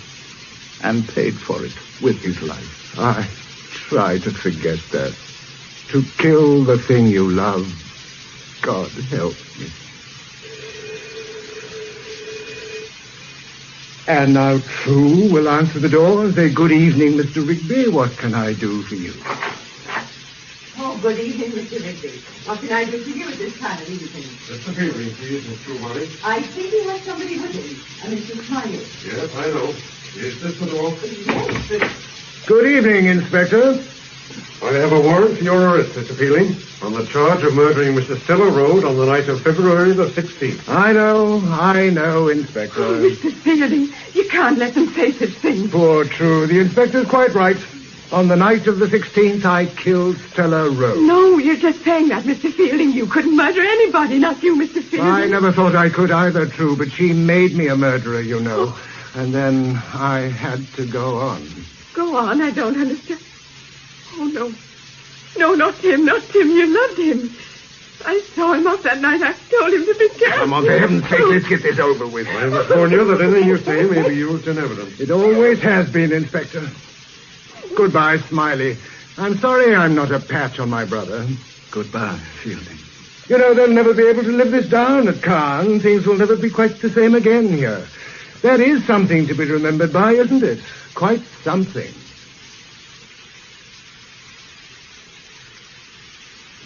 Patrick Barr played Fielding, and David Bird, George Smiley, in Frederick Radnam's adaptation of A Murder of Quality, the novel by John le Carré. Peter Williams played Inspector Rigby, and Joan Sanderson, Miss Brimley. Michael Spice was Road, Pauline Letts, Miss Truebody, Brian Hewlett, Perkins, Dennis Hawthorne, Darcy, Delia Payton, Dorothy Darcy, Maureen Beck, Mad Jady, Elizabeth Cassie, Jill, Claire Davenport and Edward Dewsbury, Shane and Charles Hecht, and Jill Carey and John Pullen, Anne and Simon Snow. A Murder of Quality was produced by David Geary. The Sunday play at 2:30 on Radio 4 tomorrow is John Drinkwater's classic Abraham Lincoln, starring Michael Hordern and Mary O'Farrell. 2:30 tomorrow afternoon, Abraham Lincoln. Scoop. True stories that have made headlines.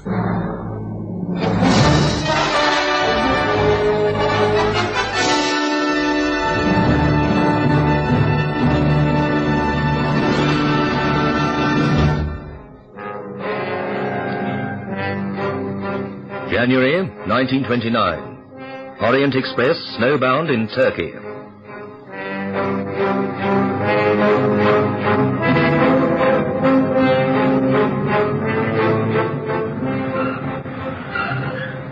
You know, Tom, it never occurred to me that there'd be snow in Turkey. It sounds such a warm name, doesn't it?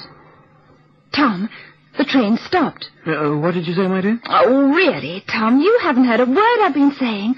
I said the train stopped. Oh, yes, so it has. We can't possibly be there already, can we? I thought they said we'd arrive at 2 No, my dear, we're nowhere near Constantinople. There's not a building in sight, only miles and miles of snow. Oh, Tom, there couldn't be anything wrong with the train, could there? What did you say, my dear? I do wish you'd take your nose out of that book and listen to me. Oh, I'm sorry, Kathy. I was wondering whether there was anything wrong with the train. Why should it stop here? There's nothing but snow. Oh, Kathy, the Orient Express never breaks down. Oh, I do hope you're right. Although I suppose there could always be a first time. But even if it has, we can't be far from Constantinople now. Oh, it's so cold. I do wish I'd brought another rug. I must get one when we get to Ankara, if Turkey's going to be as cold as this. Well, it is winter, and you should be used to the snow by now. We've been looking at it ever since we left Bulgaria. What's the time? Just after 9. Oh, thank goodness for that. I could do with some breakfast. There's one thing I like about this train. There's always something substantial to eat for breakfast, not just rolls and coffee. Tom, the train hasn't stuck on the line, has it? Oh, I shouldn't think so. Anyway, I wouldn't worry about it. They'll soon let us know if it has. Would you be Mr. and Mrs. Pickard? Yes, that's right. I'm Tom Pickard, and this is my wife, Kathy. Well, I'm Father Flanagan. I wonder if I might come in for a moment. Of course, we're glad to meet you. How did you know we were here? Well, I saw you when you got on the train in Paris, and I said to myself, these people are English. There are not many passengers aboard the train, and there are even fewer who can speak English. I thought I'd look around for you so that we could get to know each other. Do sit down, Father, and make yourself at home. Thank you, my son, I will. I'll just close the door. It does help to keep out the biting cold, doesn't it? Father Flanagan, why has the train stopped? Well, they tell me we've stuck in the snow. Oh, I was afraid that had happened. Oh, I hate getting stuck in things. It's like being in a lift. What do you think they'll do? Well, I don't think you've much to worry about. We should be free soon. At the most, we'll be here for 2 days. 2 days? Well, they've got to get to us, my dear Mrs. Pickard. Anyway, that's why I thought we should meet. Tell me, Father, isn't anyone doing anything constructive about the situation? Oh, they are indeed, my son. Joseph, the chef de train, is an excellent fellow. We'll be safe in his hands. The chef de train? Who's he? He's the man in charge of the train. He's already sent a couple of his crew members to see whether they can get a message through to Constantinople. But surely there's a town nearer than that. Oh, nothing large enough, I'm afraid. Only a number of small villages. We're pretty much out of the blue in this part of the track. Oh, but don't let it worry you, child. As soon as the message has got through, a snowplow will be here right on time. Have you travelled in the Orient Express before? Well, this is Kathy's first trip. I've travelled on it several times. I do business with a firm in Ankara, which brings me to Turkey every now and then. And you? Oh, I'm on my way to Palestine. I suppose you'd call it a life's ambition about to be fulfilled. I've also longed to see Constantinople, and that's why I decided to make the journey overland, as part of my leave. Now, what about some breakfast? Will you join me in the dining car? Oh, I thank you, Father Flanagan. We'll join you with pleasure. Well, now that breakfast was worth waiting for. It certainly was. Bacon and eggs were excellent. Oh, I do wish someone would come and tell us what's going on. Well, don't worry, my child. As someone once said, no news is good news. I suppose so. Very well said. By the way, I asked Joseph to let us know as soon as he hears anything at all. I'm pretty sure he won't forget. If only we could see out of this window. Perhaps if I used my handkerchief, we'll... Excuse me. I wonder whether I might join your table. There's no room at any of the others. Well, of course you may. Why not sit next to my wife? Oh, thank you. It's so good to be with one's own countrymen again. No one in my compartment speaks English, and I was feeling rather lonely. Then you must stay with us. Oh, are you sure I won't be a nuisance? No, of course not. We'll enjoy your company. How kind you are. Perhaps we should introduce ourselves. I'm Tom Pickard, and this is my wife, Kathy. Hello. And I'm Father Flanagan. Oh, and my name's Ethel Miles. I have a son at the British Embassy at Ankara, and I'm going to live with him. Have you had your breakfast yet, Mrs. Miles? Not yet, no. I'm not a great breakfast eater. Does this often happen on the Orient Express? I mean, does the train often stop on the line for so long? You mean it worries you too, Mrs. Miles? Yes, it does a little. I always thought this was one of the finest railway services in the world. Although it is winter time, which I suppose makes a difference. I don't know why it should. I've often travelled to Turkey during the winter. I must admit it's never happened to me before. Oh, there comes Joseph now. Let's hope he's got some news for us at last. Mr. Flanagan, mesdames et messieurs. Well, Joseph, now break it to us gently. I'm afraid I have to disappoint you. Something's gone wrong. We've been unable to contact Constantinople. Oh, no. Dear. The force of the blizzard has damaged the telegraph lines. When Ivan, he is one of my crew members, he discovered this, he knew it was pointless going any further in search of a telegraph office. If there is such a thing in this part of the world... Oh, Joseph. How long will it be before someone comes to look for us? Unfortunately, I cannot answer that question, Madame Picard. However, when we do not arrive, the authorities will investigate. Is there no way of clearing the line? Oh, it would be an enormous task. The snow is very deep and tightly packed on the line in front of the train. I'm afraid we may be here for some time. But I can assure you that my staff and I will do everything in our power to make things easier for you. Well, thank you, my son. Then, if you'll excuse me, I should like to break the news to the rest of our passengers. Please call if you need anything. Well, that's that. The first month of 1929, we spend it stuck in the snow. Look, why don't you call us by our Christian names? We're Kathy and Tom. Oh, and I'm Ethel. Yes, it'll make things more friendly, won't it? Oh, dear, if only the snow would stop, I'm sure we wouldn't feel so bad. Why don't we all share one compartment? It would be warmer. What do you think, Tom? That's an excellent idea. Oh, I would like that, my dear. Just to be with people who speak one's language is such a comfort. Good. Then when we've finished our coffee, we'll go and settle in. I'll help you with your luggage, Ethel, while Tom helps Father Flanagan with his. Thank you.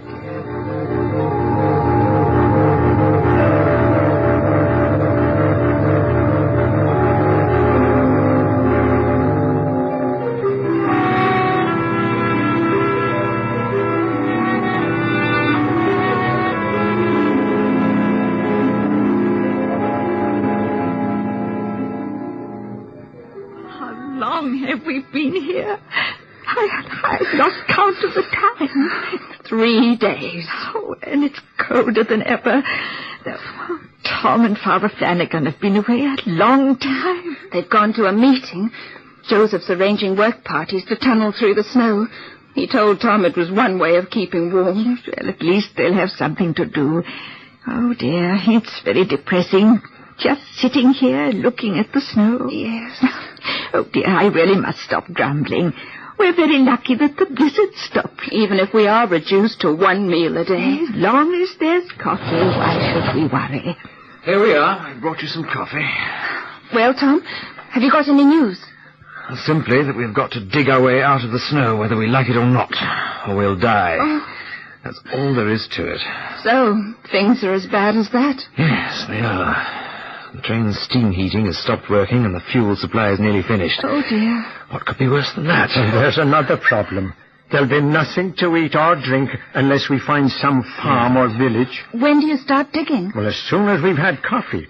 We'll just warm ourselves up and then it's into battle. It's incredible. The snow's piled so high that it's formed a roof right over the front section of the train. It's like a cave. And it's as hard as a rock. Joseph suggests that we start from the engine and dig forwards. We think it'll be easier that way.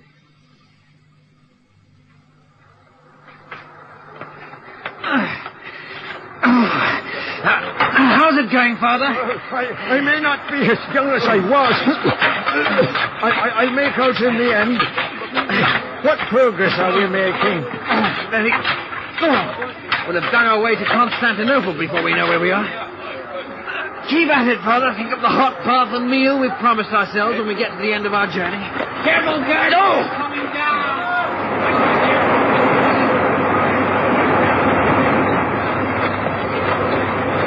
What's happening? Cover over here. The tunnel's collapsed. Oh, the Lord help us. Hold on!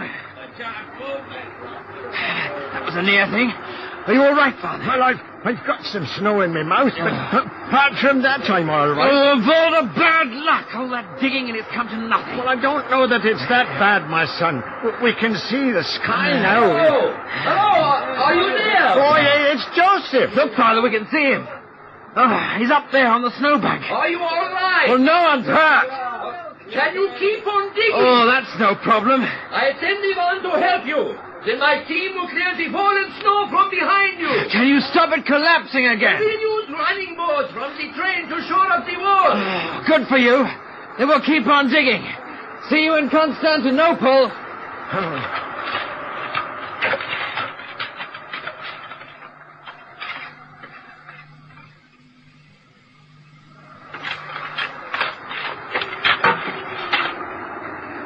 Father, you've got to rest. I'm all right, my son. I'm all right. We can't have much further to go. The father's right.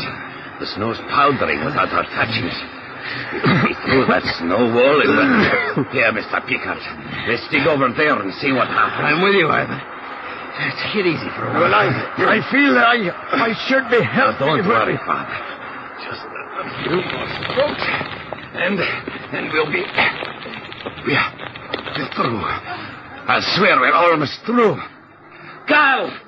Stefan! Come over here. We need more people to dig. Coming? You're right, Ivan. The digging's easier now. Yes. The snow's just falling away. Just another spadeful. And through. Come on. We've made it. God be We've made it. May God be Ivan, the lights. It's dusk and I can see lights. Ivan, where are we? I see lights twinkling against the snow. I'd say it's a village. Our troubles are over, friends. They'll give us food and shelter.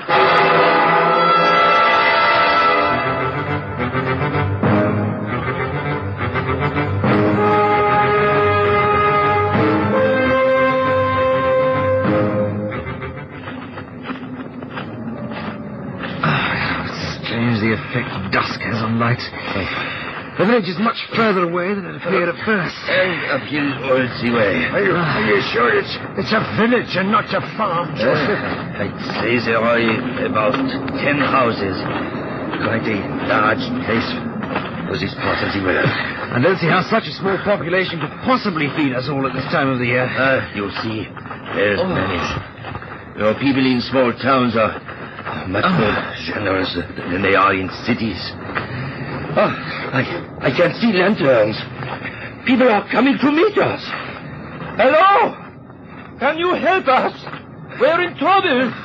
Why don't they answer? They didn't hear. I'll call again. Hello? They must have heard. They probably don't understand. If you like, I'll go. Ivan, wait. There's people around. Whatever's the matter with them? They're just standing there staring at us, carrying guns.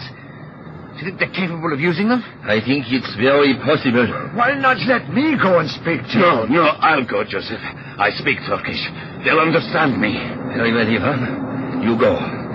We'll wait for you here. Right. I won't be long. But by the way, if I don't come back, you can smoke the cigars I bought in Paris.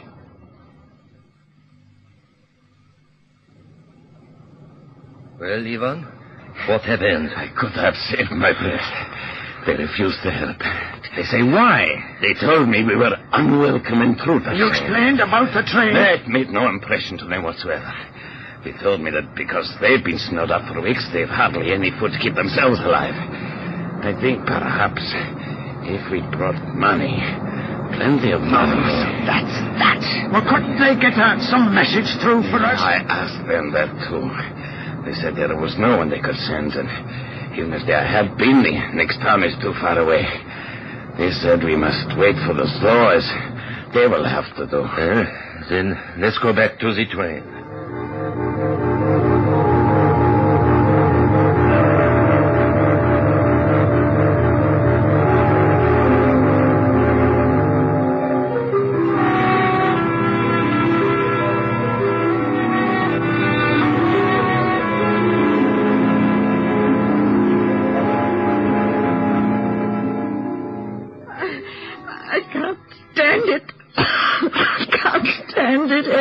It won't be much longer now, Ethel. I know it won't. Everyone's been saying that for days. Why wouldn't those people help us? How could they be so cruel? Oh, there. Let me put my coat around you. No, my dear, don't worry about me. I'm just being selfish. We've got to have faith, my daughter. Perhaps I should suffer. Perhaps it's some form of punishment. I'm anything but perfect. Oh, Father, do you think I'm in the way? Oh, what do you mean? I'm not young, and I'm very little use in the world. If I weren't here, there'd be more food for everyone else. Oh, what nonsense.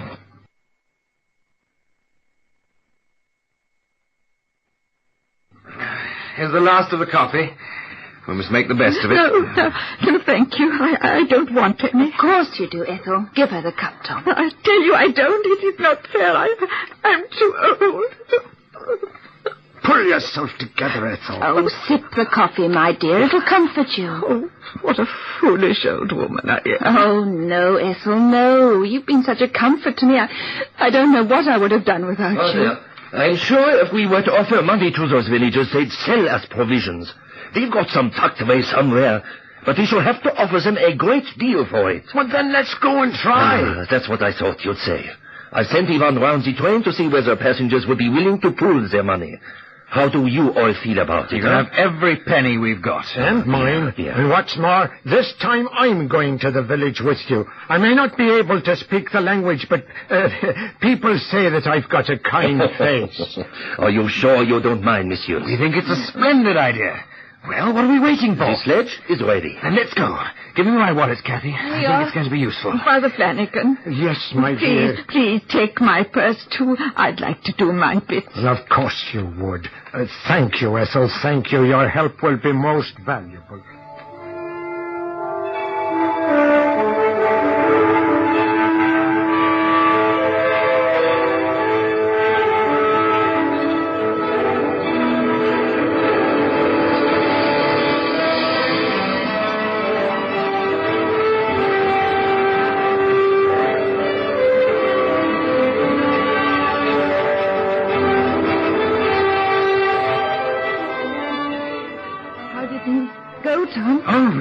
Successful, really. We got eggs, chickens, goats, and even a couple of sheep. Wonderful! We won't starve now. It sets me to think that some men give only for money.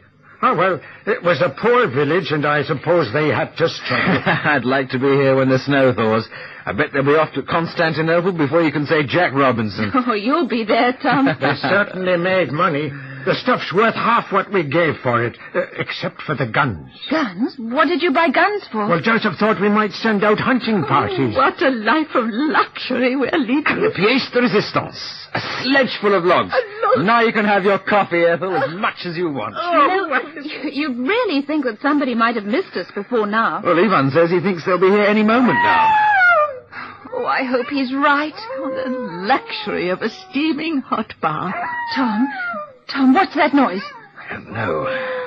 Sounds like some animal. But there's Ivan, and he's got a gun. Whatever for? Is there anything outside the train, Tom? Can't see a thing. The glass is misty. Would you be good enough to open your window, Madame Picard? Well, of course. What is it, Ivan? Wolves in the forest, Madame. Wolves? Are they dangerous? Well, they're always dangerous when they're hungry, Madame. What are you going to do? Shoot them if I can. Scare them away with gunfire if I miss them. Can you see anything? No, I can't. They're there, among the trees. They'll come out in a minute. What a good thing that they came out now, and not while we were walking to the village. Ivan, I can see them. They're over there, among the trees. Come out, my beauties. Yes, there they come. Oh, what horrible thing. Oh, they give me the shivers. Oh, missed. Oh. To Sverdlov. Good shooting. That's one now. The chef hit him. Oh, he's a good shot. Where's he shooting from? From among the saucepans in the kitchen. There's another. No. They're going. Oh, thank goodness. Tom, what's Joseph doing outside the train? They'll kill him. They're here. They're here. Oh, what's he saying? I can't make out a word. Madame, monsieur, ils sont arrivés. What is the man shouting If about? I could lean a little further out of the window, I could see. Careful, There. He's right. What? They're here. Ivan, what's happening? Sleighs full of soldiers coming over the hill. They found us.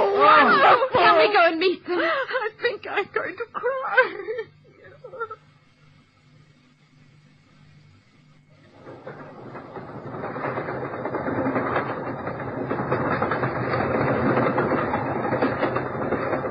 It's a wonderful letter you've written about Joseph, Father. I like this bit best. Made superhuman efforts to ensure that their passengers should suffer the least possible discomfort. Why, it's so true. Look, houses. Constantinople at last. Oh, after all this time. Oh, dear, I'm never content, am I? Now that we're here, I'm going to miss you all. Oh, dear Ethel, and we'll miss you. We must arrange to meet. We are in Constantinople, my friends. Thanks to you, Joseph. Oh, I did nothing, Monsieur Picard. Only my job. I know that. That's why we're sending this letter to the authorities. Oh? We'd like you to read it. Do you think my son will be waiting for me? Oh, I do want him to meet you all. And what about that steaming hot bath you promised yourself? Oh, yes, I shall have that as soon as we get to the hotel. Oh, I brought some special bath salts, Kathy. You must try some. Thank you. I don't know what to say. There is no need for such a letter. We won't forget what you've done for us, Joseph. In fact, we're going to recommend the Orient Express to all our friends. And I, Joseph, shall look after them. Well, the journey is nearly over. This was no ordinary one by the Orient Express, but one in which we all became friends, thanks to the snow.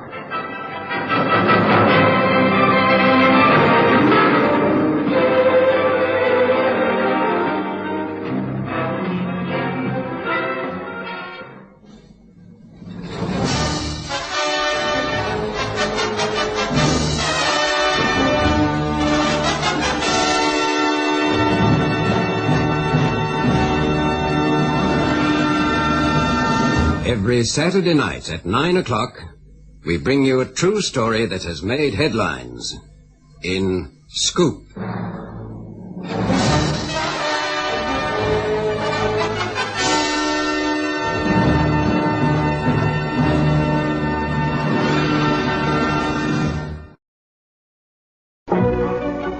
Second Holmes by Grant Eustace, starring Peter Egan as Stanford Holmes and Jeremy Nicholas as Dr. Watson. Episode 1, The Case of the Grandfather's Client.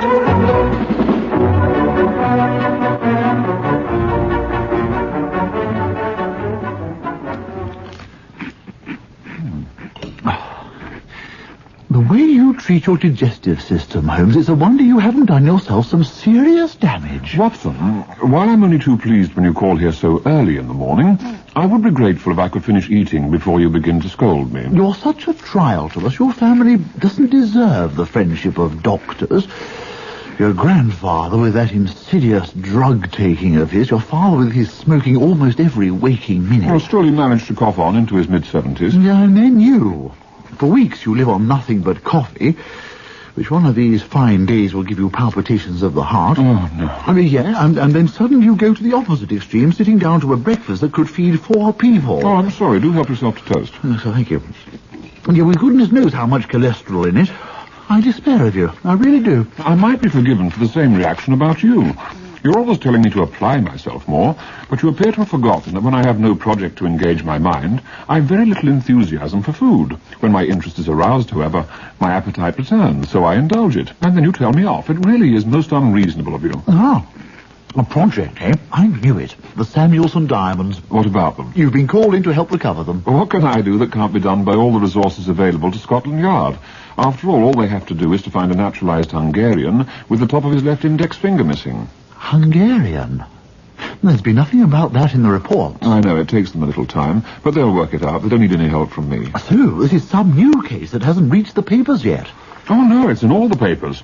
It's the excavation of the Roman remains down by the river. Remains? It seems to confirm what I've always believed. For the name Garlic Hythe, far from being a place where garlic was unloaded and sold, is really a corruption of Gralictus, meaning raised on gralli or stilts, so that... I don't believe it. Oh, that's certainly what Gralictus means. Holmes, every time my back is turned, you're off on some new tack. 2 months ago, it was all hang gliding. A month ago, you were building a satellite receiver. And now it's archaeology. Philology, actually. Well, it's not good enough. Do you think your grandfather went to the trouble, late in life, of establishing the Holmes line for you to neglect your calling? Establish the Holmes line? You make my family sound like a railway. My dear Watson, you must be by now the only person in the world who believes that the profession of consulting detective is not a dead one. Not at all. What about all these people who write to you every day? They are the least successful in our society, Watson, who approach me merely to boost their low morale. A young lady wants to locate a young man so she can bring about a paternity suit. An old lady wishes to recover a missing poodle, and so it goes on. They want a lost property office, not me. Just a minute, Holmes. Before you throw them away, don't I recognize the crest on the back of that envelope? I doubt it. Let me see. Oh, very well. Postmark Devon. A boar's head. Great Scott, Holmes, this is the Baskerville crest. Don't tell me Sir Henry Baskerville has written to you. He would need a means more supernatural than the post office. He would be comfortably over 120 by now. Ah, his son, of course. I may read this, mayn't I? Anything to stop you complaining about my drinking coffee. Let's see. My dear Holmes, you might be forgiven for believing this letter to be the ramblings of an old man. Now, indeed, I would not have written but for the insistence of my nephew, Michael. Nephew, eh? Basically, the problem is this. A couple of weeks ago, a sheep was found dead. Oh, dear. It had been badly savaged around the throat. Good Lord. I wonder what could have done that. Careful now, Watson. Don't jump to conclusions. Oh, no, of course. The throat. 2 or 3 times in the last week, there have been strange noises at night. Holmes, I knew it. These noises sound like an animal, but like no animal you have ever heard. The Baskerville name is associated with that ridiculous curse. Holmes, it is. It's the hound. Oh, Watson, how could it be the hound? My grandfather emptied a revolver into it, and I understand he was a moderately accurate shot. Well, it's obviously that hound's dead. Well, it was a put-up job anyway. The legend says... Good heavens, Holmes, there might, after all, be a spectral hound loose on Dartmoor. Watson, really? How can a down-to-earth medical man make such a statement? There are stranger things in heaven and earth, Holmes, than any... That's as may be. But where has this hound got its sense of timing from? Why should it lie low for 3 centuries and then appear just at this moment? Aha, so you're saying this is another attempt to use the legend as a cover for some evil purpose? No. Oh. But I will say it's a trivial matter we need consider no longer. Read the rest of Sir George's letter. Let's see. There is probably some simple explanation. But they're a superstitious lot down here, and this thing might get out of hand.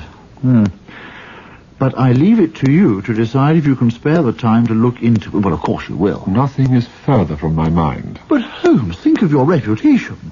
What if something were to happen to Sir George and you weren't there? Watson, Sir George is 79. Am I supposed to prevent nature taking its course? Do you know what I mean? In the event of foul play. Oh, there's no suggestion of that. So you intend to refuse this cry for help from a frail old man? If he's old and frail, he needs a nurse, not a detective. I'm well qualified for both. I shall go down. How is it that your practice allows you so much time away? That's the beauty of these health centres. With 4 GPs in one building, getting away for a few days is hardly ever a problem. I hope your patients share your view. Now, this is your last chance, Holmes. Are you coming down to Devon with me? I suppose I could see if there's any philological research I can do. Capital. I'll ring and say we're on our way.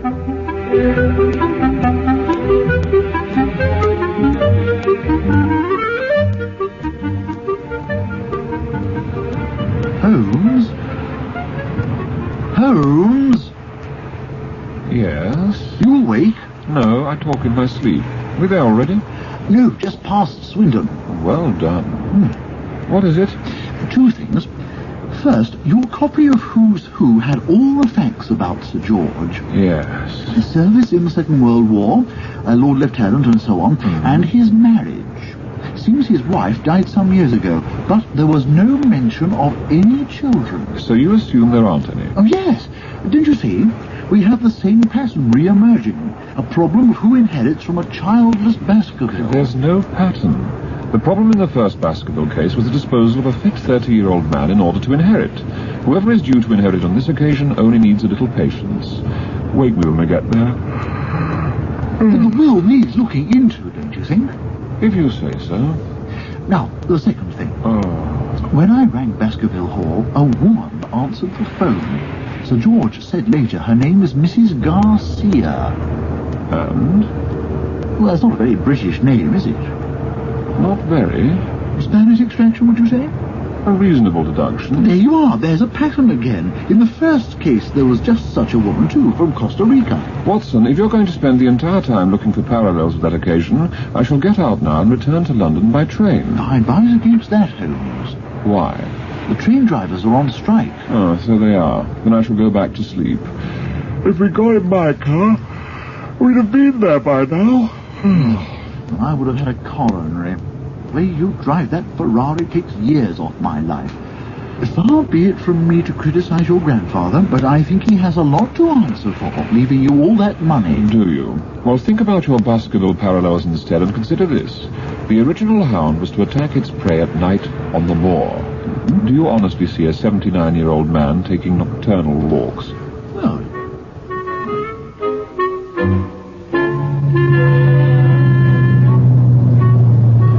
mind if we stop for a second, Holmes? What for? Well, this is quite a moment. Our arrival on the moor. I've never been here before, as it happens. Except in spirit. So, of course. What was it my grandfather wrote about it? I'm sure you'll remember it. When you are once out upon its bosom, you have left all traces of modern England behind you. He knew what he was about, eh, Holmes? It's still the same today. What was that? Just a trace of modern England, Watson. Right behind you. In fact, a coach full of Japanese tourists. The driver seems to think you're blocking the road. Japanese tourists? Is nothing sacred.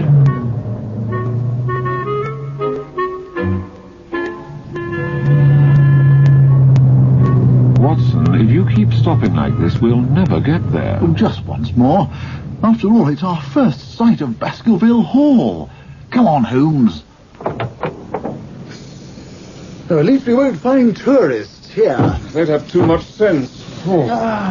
This really is wild country. Just us and the hall. Did you hear that, Holmes? That was a shot. From a 7.62 self-loading rifle, unless I'm very much mistaken. Holmes, we must get to the hall. Why, no one's shooting at us, are they? What if it's an attempt on Sir George's life? Ah, the hound's been trained to use a rifle, has it? Holmes, did you hear that? Good Lord, where did that come from? Not bad flying for this terrain. Can't be more than 50 feet from the ground. Holmes, look over there. Excuse me, gentlemen, but in case you're not aware of it, you're right on the edge of a military exercise area. Oh, good Lord. Keep on the road, or to the right of it, if you would. Yes, of course. Don't stray over that side. Thank you so much. We're very sorry. Any more nostalgic stops you wish to make before we get to the hall, Watson? Times may have changed, Holmes, but the mystery remains. Why did we receive that letter from Sir George? Because he posted it to us.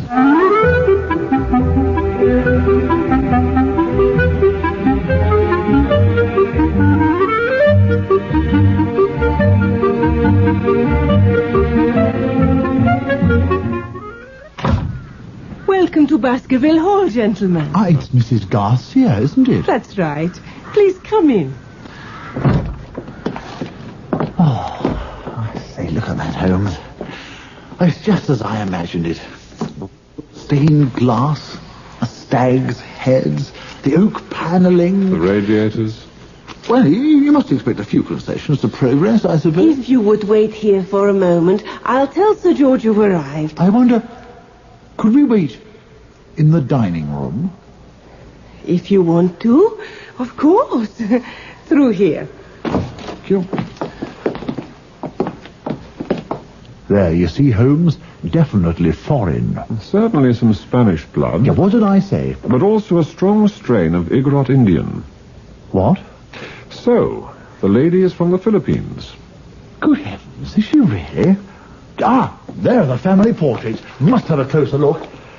Oh, it's fascinating, eh, Holmes? A poor second to Roman remains, I'm afraid. Good afternoon, Dr. Watson. No, I am Stanford Holmes. That's Dr. Watson. I'm sorry, I naturally thought... Of course. It's a slight affectation Watson has, using that large magnifying glass. Sir George, delighted to meet you. Let's go across to the library. Mrs. Garcia will want to lay up for dinner in here. I can't tell you much more than I put in the letter.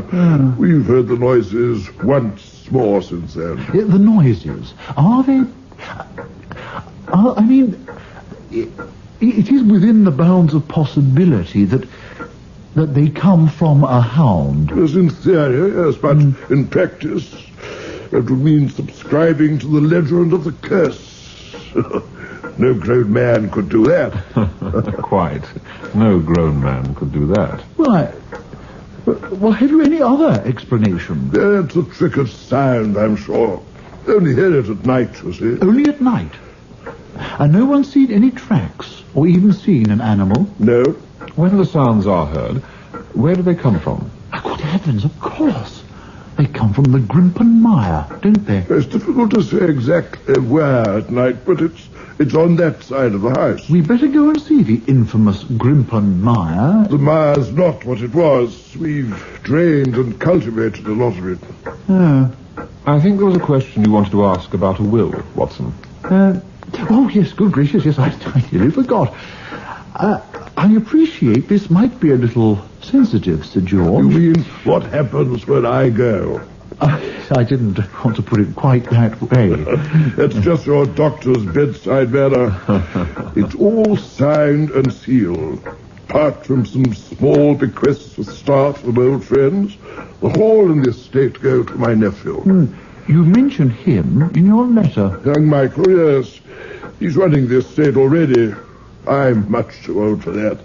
I can barely get into a Land Rover now, let alone drive it across the moor. Let alone walk across the moor. Never liked walking. Now I can't, anyway.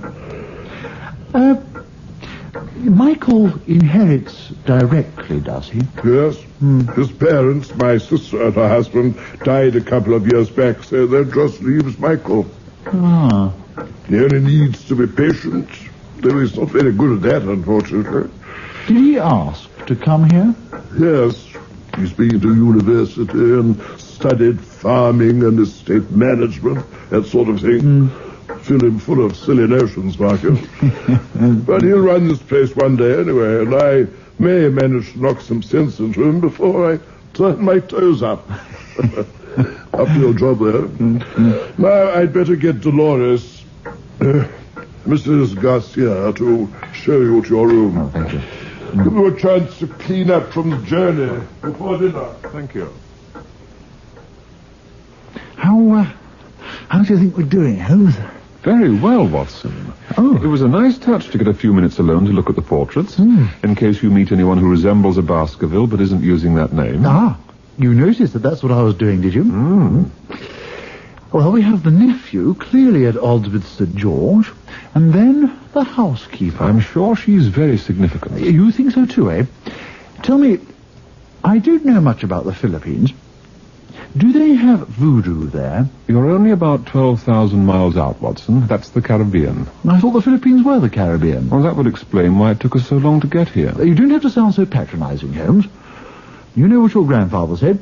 It's one of the elementary principles of practical reasoning that when the impossible has been eliminated, the residuum, however improbable, must contain the truth. Yes. It's just that we may differ on what we regard as impossible. But at least we can agree that that means we should go down for dinner.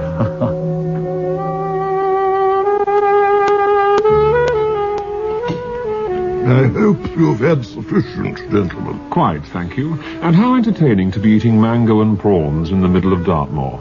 Yes, delicious. As Dolores tries to keep our menus interesting with some dishes from her own country. I wanted to ask about Mrs. Garcia, Sir George. Confidentially, of course. I say, you're a bit of a fast worker. You've only been here a few hours and already you've got your eye on...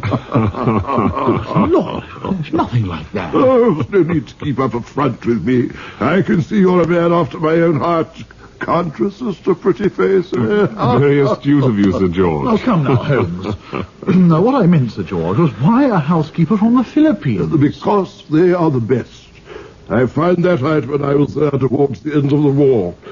I was attached to the American forces out there. Oh, they were good times. I remember, sir. Why this particular lady? What? Well, it was about the time the old housekeeper wanted to retire. An agency in London rang up and asked if I could take her. Unsolicited? As it happens, yes, suited my book very well, since she was a widow. No family ties, you see, even though she's barely 40. So she got the position. And very good she is, too. Most interesting. Don't you think, Holmes? Fascinating. Ah, sounds like Michael's back at last. Ah, good. He's been up to Bristol to arrange for some newfangled equipment he wants to buy. Evening. Mr. Holmes and Dr. Watson, I imagine. Yes, hello. Pleased to see you. Well, now you're here, I can leave you to entertain our guests. I can't keep late hours anymore. Of course. We should have a little Oh, talk. good night, Sir George. Good night, Sir George. Uncle, I wanted to discuss my meeting today. All in good time, Michael. Yes, but you Uncle, know Dolores doesn't like me talking business after dinner. Good night, gentlemen. Good night. Good night. Dolores this, Dolores that. I sometimes wonder who owns this place. Ah, you believe Mrs. Garcia exercises undue influence over Sir George? Well, he listens to her more than he does to me. And there's so much to talk to him about and to get done. Such as? Well, most of the estate is still being farmed with methods introduced by Uncle George's father when he came over from Canada. Hopelessly out of date. And then there's the hall itself, just asking to be open to tourists. You mean people like Japanese arriving in coaches? Well, I was thinking more of the Americans. Oh. Well, I'd accept anyone who pays. Well, does all this need to happen now? Surely you'll inherit soon enough and be your own master. But how soon is soon, Mr. Holmes? I'm 40, so I haven't got time to waste. It could be years before I'm really in charge, and changes are needed now. Did you hear that? Holmes, it's the hound. It certainly seems like it. Perhaps we could hear it a little more clearly if we went to the front door. I'll be damned if I set foot outside. You take this seriously, then? What do you expect? It doesn't much matter to me whether it's real or someone just using the legend like they did the first time. Either way, it's likely to mean somebody's death, and that I don't care for. Sir George doesn't seem unduly concerned. Oh, why should he be? His life's almost over. I'm only halfway through mine. There's no sign of anything by day, and yet at night we hear this. If I hear much more of it, I shall be shot of this place, inheritance or no inheritance. And if you'll take my advice, do as I do. Lock your doors until the morning. You're up and about early, Holmes. 4-poster beds may have charm, but they lack comfort. We need to bring this nonsense to a swift conclusion, if only to get back to a decent night's sleep. I don't see how he can do that yet. It's getting more complicated all the time. The man with the incentive to kill Sir George seems genuinely frightened himself. That's bluff, of course. But we need to locate his hound before we can act. Oh, dear. Now, what about Mrs. Garcia interposing herself between the two of them? Perhaps she's on to Michael. But if so, why doesn't she tell us? Women are strange creatures. So what do you plan to do next? There's an odd-job man who's here during the day, Fred Courtenay. I thought we might speak to him. That would almost certainly be a man with a wart on his chin, a slight limp, and an old brown wheelbarrow. Really? How on earth do you deduce that? By looking over your shoulder. Oh, I see. Mr. Courtenay? Everyone calls me Fred. Right. Fred. I wonder if I could just ask you a couple of questions. You from the income tax? Oh, good Lord, no. Just a friend of Sir George's. What do you want, then? You've been here a few years, I suppose. What if I have? You must be seeing a few changes recently. Change? There's meddling more like. That's all anyone thinks of. Sir George's nephew, now, if he had his way, we'd all be out of a job with machines in our place. tell me what machine knows the land like I do. Fred, if you know the country well, you'd know if there's an animal out in Grimpen Mire. I only knows about this earth. You tell me what 'tis that owls o' nights and kills sheep and leaves no track. Exactly. About Mrs. Garcia. Her at the house? Yes. Foreign. Don't hold with foreigners, don't trust them. And here's another busybody. Who's that? Doctor from Grimpen. Don't hold with doctors. They'm the blind leading the blind. Really? I gotta get these leaves swacked. Well now, darkest Grimpen is emancipated. Morning to you. Just visiting? Yes. My name is Watson, and this is... Holmes, yes. Still, Sir George did send for you. Found out anything useful? Oh, it's a little earlier in our... Investigation, I see. You were malingering. Well, really, I've been going to say we can't divulge... A client's confidences, I see. Well, Sir George tells me everything. Well, did, I should say, until that foreign woman arrived. You'll find Mrs. Garcia protects Sir George from... Me as well, that's right. And me his doctor. Can't see what someone from a hot climate wants in Devon. Downright suspicious, if you ask me. Still, can't stay here chatting. Not in this life to enjoy myself. No. Plot thickens, eh, Holmes? A gardener who doesn't like anyone and believes in the supernatural, and a doctor who thinks she's been supplanted by Mrs. Garcia. I propose we use the fine weather to see if the moor really is without traces of this, well, hound. Extraordinary. I told you there's nothing to see out there. You've wasted your day. Not at all. It was another excellent dinner. Good God, there it is again. I've had it now. In the morning, I'm off. Come on, Watson. Where to, Holmes? Outside, after your hound. Aren't we getting very close to the Grimpen Mire, Holmes? Yes. But whatever's making that noise is on dry land, so there should be little danger for us. Remarkable the way you never seem to be frightened, Holmes. That should be the direction. As I thought. Oh, goodness. Any moment now. Watson, have you got a license for that gun? When I'm on a desperate mission, I come prepared. That does frighten me. Just keep clear of my line of fire, Holmes. I most certainly will. Just a few more yards. There. Well done, Watson. I got it then. Yes. Oh, thank God. You shot and killed a stereo tape recorder. Oh.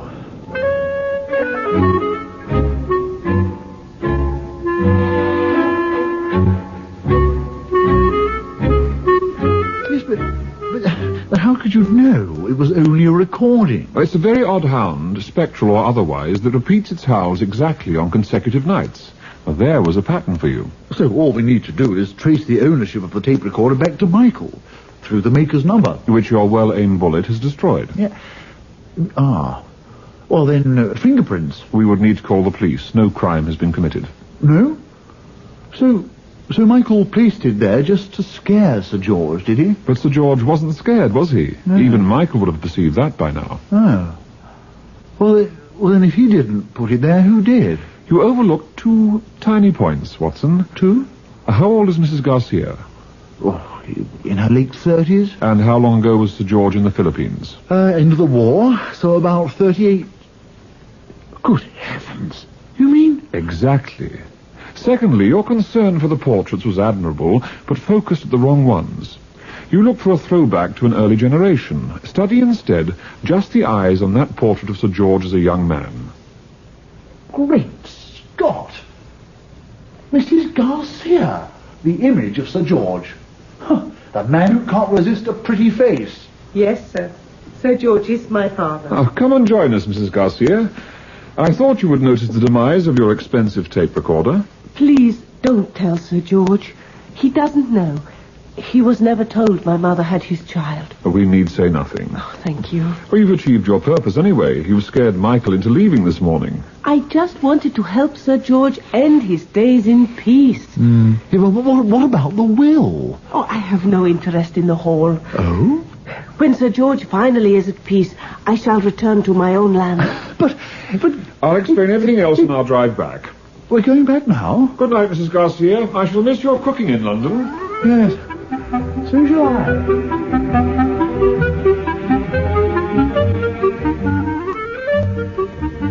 It's splendid to be back. All that grey stone on the moor was starting to depress me. What's this in the post? Holmes, one thing's troubling me. What did savage that sheep? A wild animal, I imagine. But then it's still at large. Huh? Then it's still at large. What? The wild animal. Quite possibly. This is excellent. What, a new case already? An invitation from the director of the dig at Garlic Hythe to go and visit him. I must get out my Wellington boots. But Holmes, what about that sheep? Holmes? Holmes?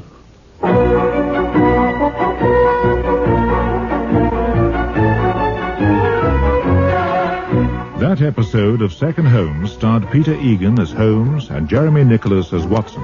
Mrs. Garcia was played by Rosalind Adams, Baskerville by Anthony Newlands, and Michael by David Goodison, with Steve Hodson as Fred and Jean Trent as the Doctor. Second Holmes was written by Grant Eustace and produced by Paul Mayhew Archer.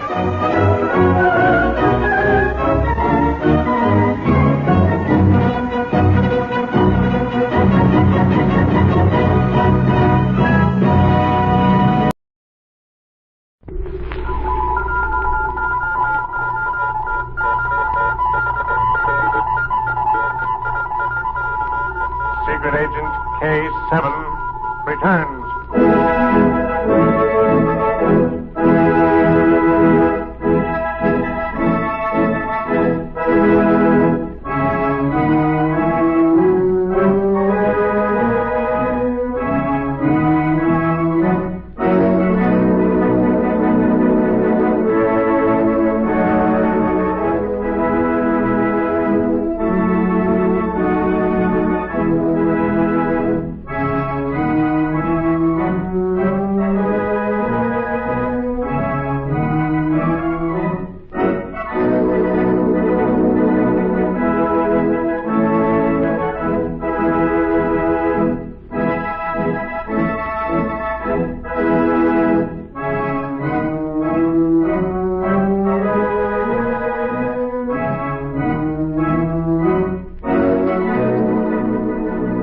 America's #1 adventurer, K7, former United States secret agent who operated in 22 countries, on land, on sea, and in the air, brings you a story of today. Here is K7. Ladies and gentlemen, recently my old friend, Special Agent B9, sent me the case history of how a master spy was brought into a country. The plot was carefully worked out, and, but for the patriotism of a naturalized citizen, it would have been successful. Had it been, military secrets of great importance would have gone to an enemy nation. As usual, John Holbrook will introduce the story. Thank you, K7. Special Agent B9 and his young assistant, Rita Drake, have just arrived in a famous seaport city after an ocean crossing. It's the evening of their first night ashore, and we find them dining together at the small, exclusive hotel where Rita is staying. Well, the food is delicious here, B9. Oh, I forgot to tell you. When I registered, I found a letter from Dad waiting for me. A letter from your father? Good. Yes, waiter, what is it? This note was just delivered, monsieur. The man is outside. Thank you. I wonder who it's from. I don't know. We'll soon find out. Well, this is unusual. It's from the old customs man who examined our luggage this morning. I told you he was an old friend of mine. What does he want? He's waiting in the lobby, Rita. He says that he must talk to me. That's strange. Waiter. Yes, monsieur? Have the man who gave you this letter taken to my rooms and tell him that we will join him in just a few minutes.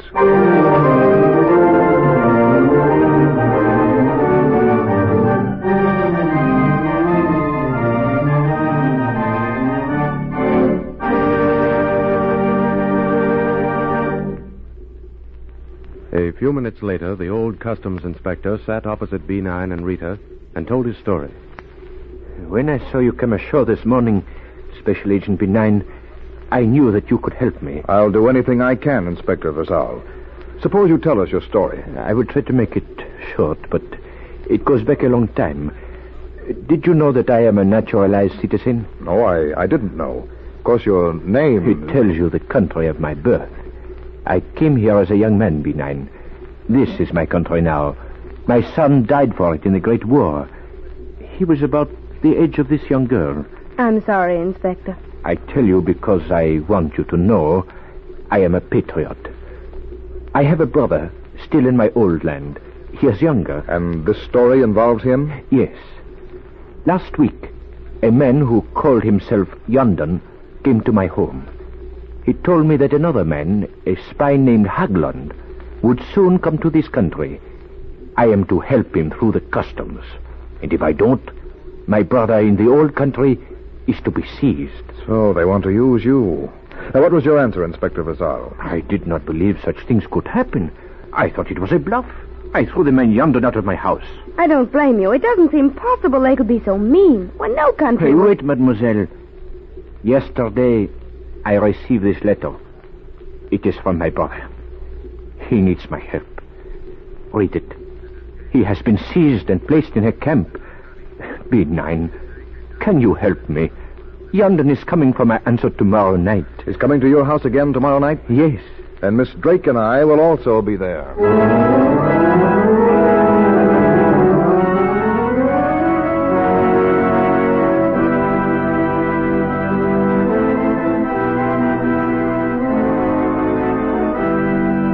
The next night, B9 and Rita waited at Inspector Brazal's home. B9 concealed himself in a position where he could hear everything. The spy arrived about 9 o'clock. He came directly to the point. I've come for your answer. What is it going to be? I don't know. You heard from your brother, didn't you? Yes, I had a letter from him. Then you had better make up your mind quickly. Haglund is already on the way here. His ship docks in 3 days. Unless you let him in... I'll let him through the customs. I'll do it. On one condition. What is that condition? That you furnish proof that my brother has been released and put over the border into another country before Haglund's ship docks. You think you can bargain for your brother's release? Otherwise, I will see that your spy Haglund is seized. My brother must be allowed out of his own country and into one where he will be free. He must also be allowed to carry his money and possessions with him. I'll take your message to our leader. That is all I can do. Tell him that I mean business. And unless my brother is freed, I will expose the spy. That is all. Good night.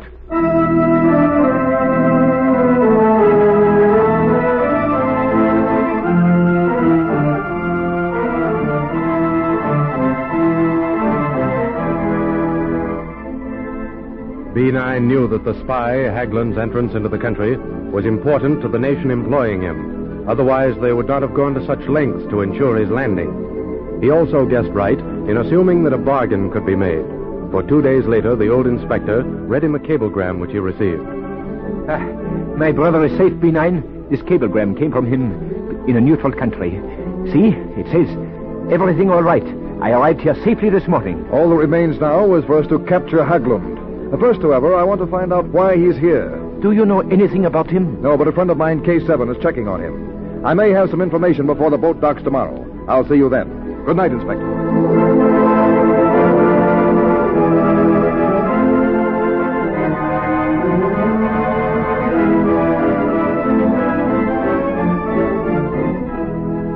That night, a new element of mystery arose. K7 learned that a famous aviation expert, whose name was really Haglund, was supposed to be aboard the incoming ship. He was coming to purchase military planes for his government. Was he a spy in disguise, or was he the real expert? What was the answer to the riddle? If K7 and B9 could have known what was happening on the darkened deck of the incoming liner, some 300 miles at sea, their problem would have been answered. 2 men walked the deck. One was a spy. The other, the real expert, Haglund.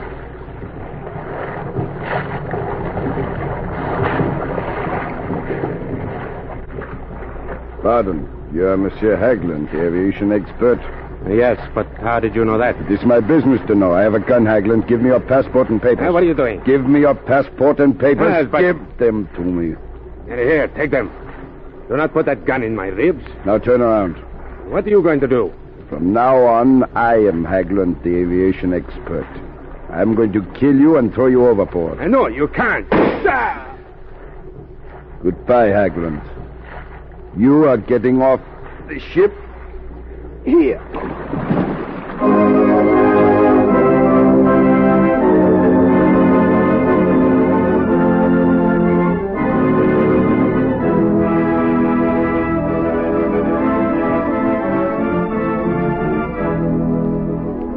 Early the next morning, before the murder was discovered, the spy, posing under the name of the expert Haglund, landed.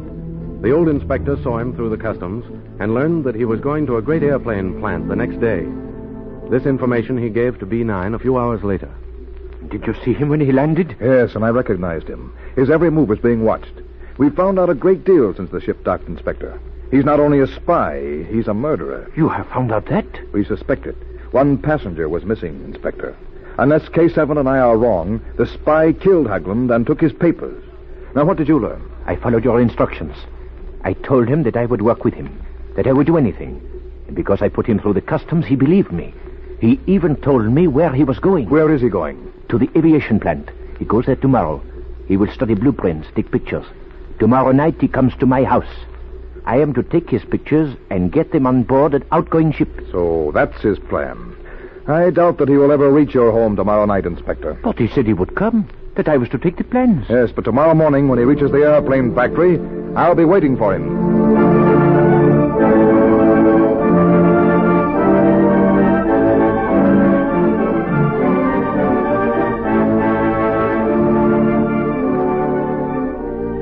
The next morning, Rita and B9 were at the airplane plant early.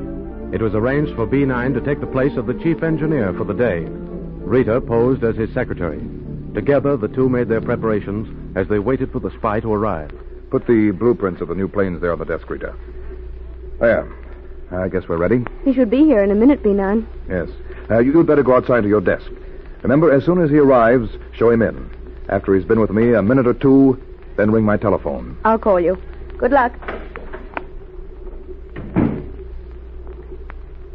A few minutes later, the spy arrived and was shown in. Mr. Haglund is here. I'm glad to know you, Haglund. That will be all, Miss Drake. I see you're ready for me. Blueprints. Yes. Since your government is interested in buying our planes, I thought you would like to study their specifications before we go to the test field. Yes, that is a good idea. You are thoughtful. These are very interesting. Let me explain... Oh, pardon me while I answer them. Hello? I'm busy, but... yes, I'll come out for a minute. Will you excuse me? I've been called out. I'll only be gone 10 minutes or so. It'll give you time to go over the blueprint. Not at all, not at all. I should be most busy. These prints, they interest me. I'll hurry back. Take your time. It was a trap. Once outside the office, B9 and Rita watched cautiously over a transom. The spy worked fast. He took a small camera from under his coat and photographed one blueprint after another. B9 and Rita watched him work. As he finished, they stepped into the office with leveled revolvers. All right, Haglund, put up your hands. What is the meaning of this? Take his camera, Rita. Give it to her, Haglund. This is an insult. I will see my country's ambassador. You have no country. You're a spy. You cannot prove it. As chief engineer of this I am plant, not chief engineer. I am Special Agent B9. And you are the master spy, Zaro Rodenwald. What are you going to do with me? I arrest you for the murder of the aviation engineer, Stefan Haglund. And I suppose you think that a court will believe that charge? I think so. We have just found a deckhand who witnessed that murder, Rodenwald. At first he was frightened, but now he's ready to talk. You're under arrest. The spy Rodenwald was convicted on the civil charge. There are many spies at work today. They seek information of mobilization plans, shipyards and aeroplane factories, coast defenses, munition centers, and details of new guns. They work against the peace of the world, and their activities must be stopped. Listen for my next story. This is K7 speaking.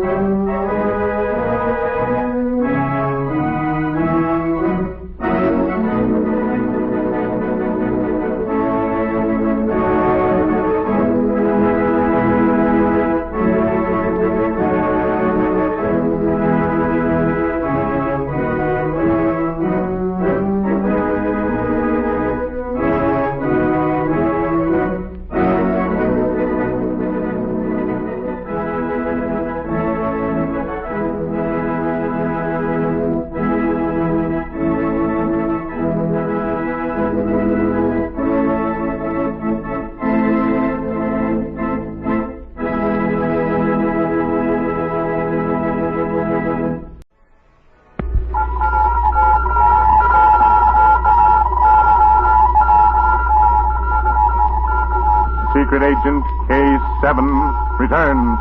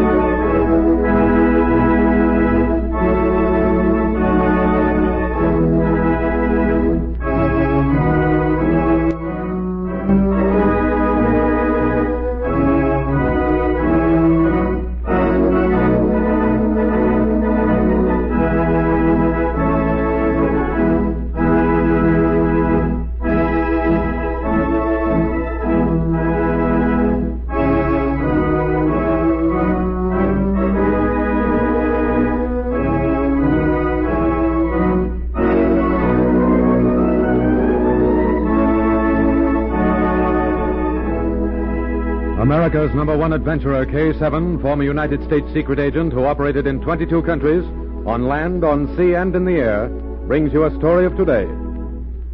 Here is K7. Ladies and gentlemen, twice before in this series I have told the story of how individual spies entered a country. There are many methods used by enemy aliens to gain admittance to a nation for spying activities. It is the story of how one particular nation brings in many spies at one time that I'm going to ask John Holbrook to introduce now. Thank you, K7. Recently, K7's friend and co-worker, Special Agent B9, and his assistant, Rita Drake, undertook the problem of trying to discover how the spies of a certain nation entered a country. Their investigations led them to the seacoast, where they spent many days. However, their efforts were fruitless until, quite by accident, Rita saw a young girl crying on the docks and went to her. Our story opens as Rita and B9 talk together on the waterfront. Rita, somewhere along this waterfront, there's a mystery that we haven't solved. B9, are you sure that spies are entering this country through this port? I'm positive of it. What are you looking at, Rita? That girl ahead of us. I saw her yesterday in that same spot. Don't you remember? I pointed her out to you. She was crying. This is the same girl, all right. She's crying now, too, B9. That girl's in trouble. But she might be thinking of... Well, you know what I mean. She sits there looking at the water, but hasn't quite nerve enough. I'm going to her, B9. Perhaps you're right, Rita. Come along. No, I don't want you with me.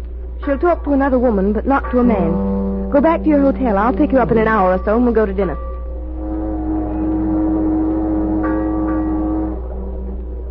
Hello. May I sit here with you, if you want to? I saw you here yesterday and again today. Oh, come on. Please talk to me. You're in trouble. I know you are. It's nothing. Nothing that you can help me with. Perhaps I can. Why don't you let me try? Is it about someone you care a lot about? Yes. He'll come back. No, I'm sure he won't. It's been 3 months. That's his ship out there. It's been in 4 times since he left, and he didn't come back with it. Tell me the whole story. Yes, I want to tell you. I've got to tell someone.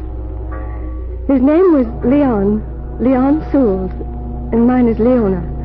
Leon and Leona. We laughed about it when we first met. And then we fell in love, and I married him. And he sailed away? On that ship out there, the Storm Cloud. It's a fishing boat, and he was going to be gone only 2 weeks. But when it came back, Leon wasn't aboard. Do you mean he got off the boat at some other port? I don't know. It's all so funny. The Storm Cloud was gone 10 days, and when it came back, the entire crew, even the captain, was different. I've talked to all of them, and they won't tell me anything, even if they knew Leon. Did you say the entire crew changed while the ship was at sea? Yes, and I knew all the men who were aboard with Leon. I met them with him. I see. Leona, perhaps I can help you. I'll find out what port the Storm Cloud put into while she was at sea. Meet me here tomorrow afternoon.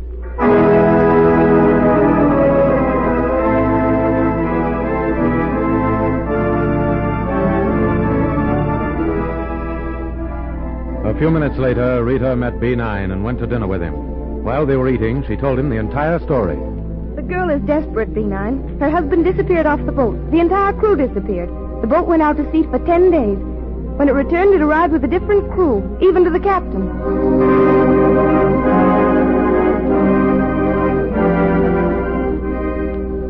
B9 first checked with the harbor master. The Storm Cloud's a converted destroyer now engaged in fishing. It leaves this port every 10 days or 2 weeks, but does not touch any other port while away. You have a record of her captains? Yes, she's now under the command of Captain Zadarsky. He's a citizen of... This is funny. The Storm Cloud sailed under the command of one man and came back under the command of another. Yet according to her papers, she didn't touch any port.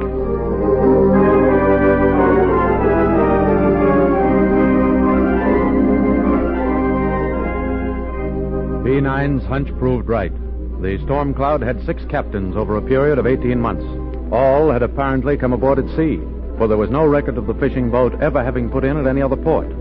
B9 next questioned the wholesale fish dealers. I wonder if you have a record of the fish you have purchased from the operators of the Storm Cloud. The Storm Cloud, they're not fishermen. She goes out to sea, but she never brings any fish back. We've laughed about it many times.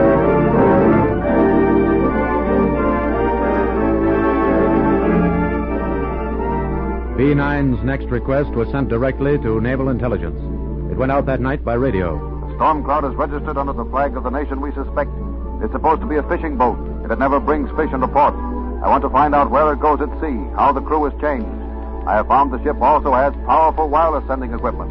Will you grant me permission for me to go aboard and make a search tomorrow afternoon? Permission will be granted.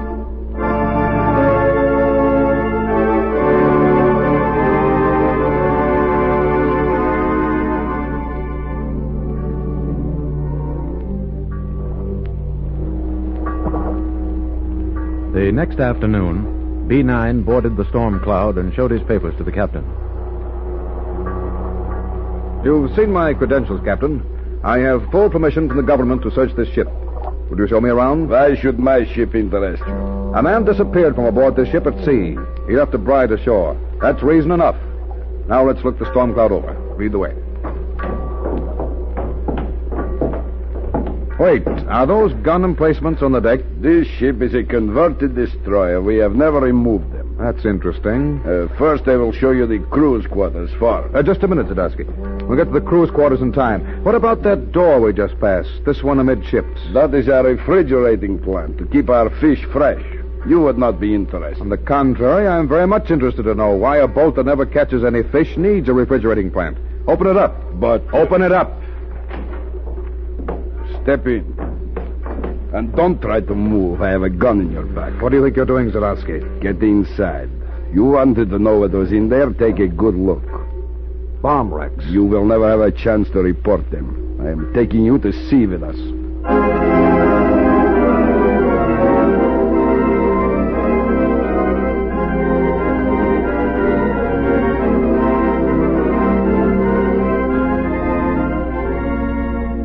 Ashore, Rita talked with the girl, Leona, as she waited for B9 to return. As they talked, Rita saw a boat leave the side of the ship and come toward them. A boat has just left the ship. If it's the man who came here with me, he may have some information about your husband. But the crew aboard now say they never heard of Leon. I've talked to all of them. What's the matter? This boat coming, there's only one man in it. It's not B9. No? Oh, but I know this man. He's Fourscore, a sailor. I've talked with him. He's almost here. I'll ask him about Leon again. Fourscore, have you heard anything? I have not time to talk now. Well, I only wanted to ask you. I am in a hurry. If you see any of the men from the Storm Cloud, tell them to go aboard. Tell them we are sailing at once. What does he mean? They can't sail with your friend aboard. Perhaps they think they can. Leona, I want you to help me. I'm going to the Coast Guard authorities. I want you to stay here and keep watch for my friend. I'll be back in a few minutes.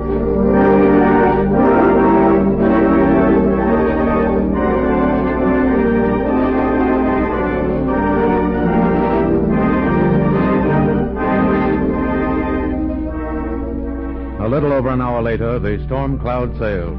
As it left the harbor, a swift gray destroyer followed. Rita stood at the destroyer's rail and talked with the captain. We're almost up with them. Yes, that fishing boat is fast. If they had more of a start on us, we never would have caught her. How will you make them stop? I'm going to stop them now. Stand by to open fire. Aye, aye, sir. Forward gun loaded. Fire a shot across her bow. They haven't slowed up. Hand me that megaphone. Ahoy, storm cloud! Stand by to be boarded. They're slowing. As I thought they would. Yeah, we'll come alongside. Come up alongside. I don't see B9. Would we be in trouble if he shouldn't be aboard? I'll talk to you about that after we search him. There's the captain. I'm coming aboard you, Captain. What do you want? I'm going aboard with you, Captain. Make fast, fore and aft.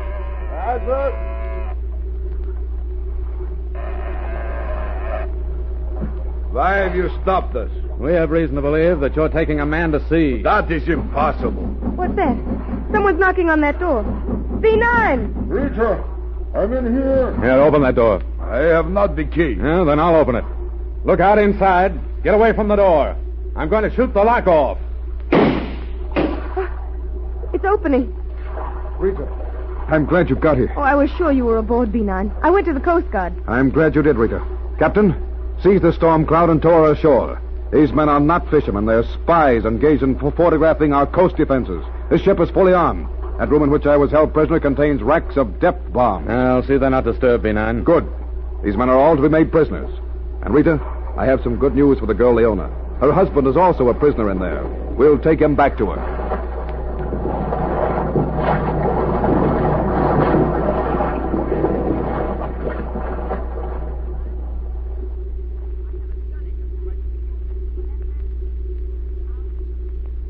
Further investigation proved the Storm Cloud to be a fighting ship disguised as a fishing boat.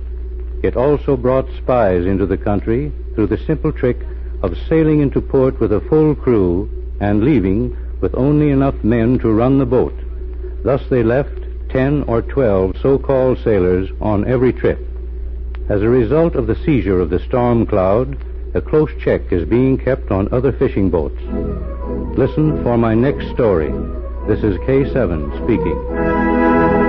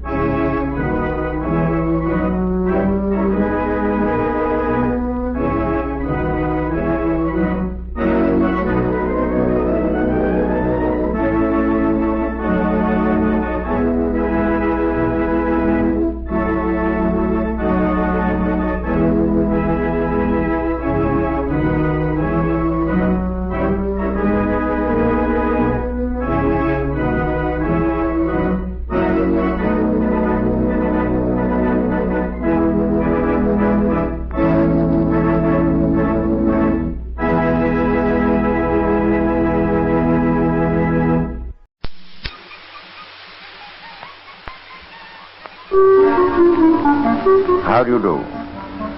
How often does it happen in serious crime, especially murder, that meekness, mildness, respectability, often kindness, intelligence, and charm are the outward characteristics of a man who, as they say, would be the last person in the world you'd suspect? It happens time and time again. But how much more seldom does it occur that the murderer looks like a ruffian? behaves like a ruffian, is recognized as a rascal of low mentality, and meanwhile manages, without resorting to the least craft or guile, to get away with it over and over again without exciting suspicion. It is the story of such a man that I'm going to tell you. But before I introduce our sordid cavalier, let us recall a contemporary of his in the London of 1888. One who, like our gentleman, moved in the East End of London during that year. Moved and struck by night.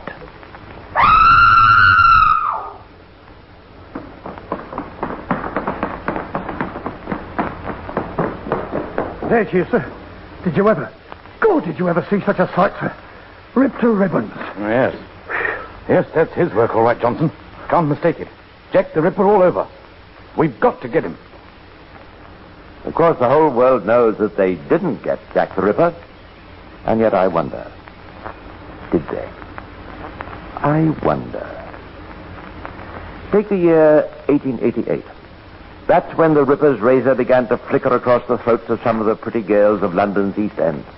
And that is the year that there arrived from Poland to take up a job in a Whitechapel hairdresser's shop a black-haired, beetle-browed swaggerer named Pasovsky.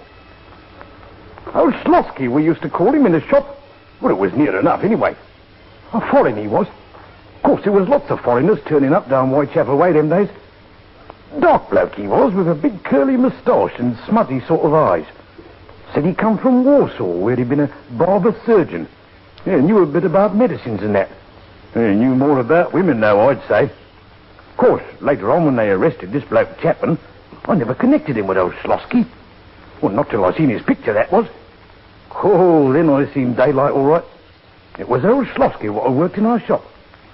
Of course, it was years later when they got him. To be exact, just 14 years. 14 years which contain enough known horrors committed by this cynical ruffian to let the imagination rove wide when it considers the possible unknown parallels from the same author. We don't, in fact, hear anything of Severin Pasovsky, better known as George Chapman, until the year 1902. But the gentleman has not been idle. There was the wife who followed him from Poland. And there was the wife called Lucy Badersky he married in 1889.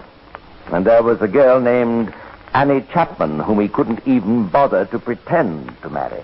Now listen, Annie, and get this into your head. Kolofsky's no good as a name in this country, see? Now, with you and me lodging together, we'd best be called something usual, see? What about Chapman, eh? Your name. I like that. I'll be George and you'll be Annie. Mr. and Mrs. George Chapman, eh? I like that. It's good. Sounds good. This happened in 1892. Before that, in 1889, Jack the Ripper ceased activity in London. In 1890, our beetle-browed Vassario went to America for a year.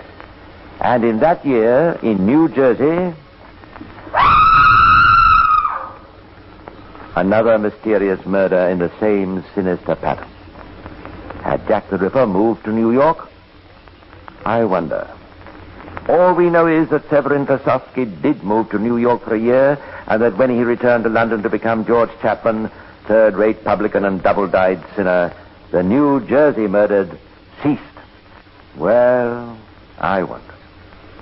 Still, let's have a look at some of the things we do know for certain. Let's meet up again with the man who, once he overplayed his hand, gave the London police one of the easiest jobs that ever came their way.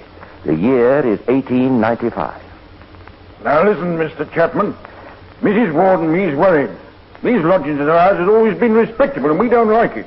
And what play don't you like, Mr. Ward, eh? You and that Mrs. Spink, that's what. What about Mrs. Spink? Go on. What about her and me, eh? What's up? Now, it may not be my business, Mr. Chapman, but it's my house. And if gentleman lodger starts carrying on with lady lodgers, then out they goes. Flat. See? I'll have you know, Mr. Ward, that Mrs. Spink is a respectable widow lady. What drink? A respectable widow lady, Mr. Ward. What I'm honourably courting with a view to matrimony. As a matter of fact, if you must know, we're being married tomorrow. Now are you satisfied? Being married tomorrow? Go on. You can see us leave for the ceremony with your own eyes, Mr. Ward. In a carriage. Dirty mind, that's your trouble.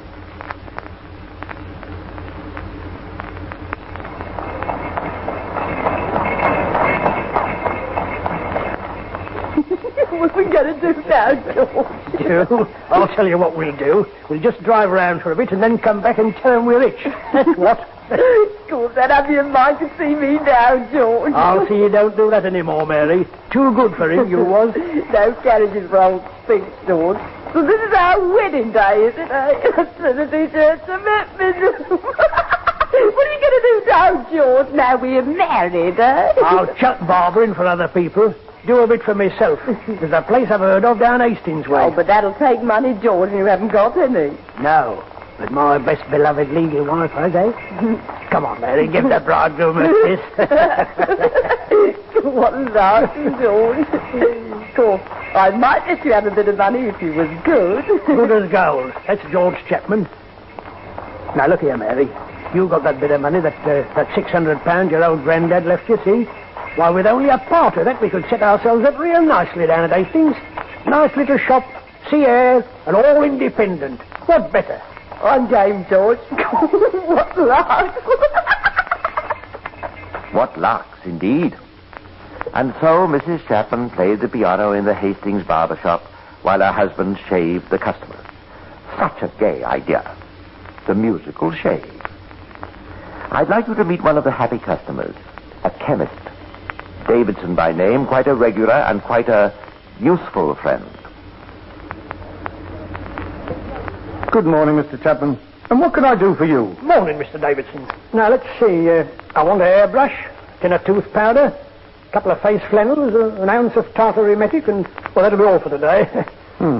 That's pretty deadly stuff, Mr. Chapman. But, of course, you'll know that with your medical training. There's one thing, Mr. Davidson. If ever I'm out of a job, I could probably hold one with you, eh? Yes, from what you've told me, you probably could. Are you experimenting? Just playing about. Like to keep me hand in, you know? Surely, Mr. Chapman, surely. You like that brush, eh? Yes. Good. Here are the face flannels, and you generally take Perkins tooth powder, don't you? That's right. Quite so. And the tartar emetic? Perhaps you wouldn't mind signing the poison book while I wait out. Not at all. Just there, if you please. Mrs. Chapman, well? Yes, thanks. Good. Well, there you are, Mr. Davidson. And there you are, Mr. Chapman, thank you. That will be just 4 and 9pence. Thank you. Good day to you, and good luck with the experiment. The experiment? No experiment, this, that's in the mind of the smudge-eyed barber. No, this is a design with a foregone conclusion.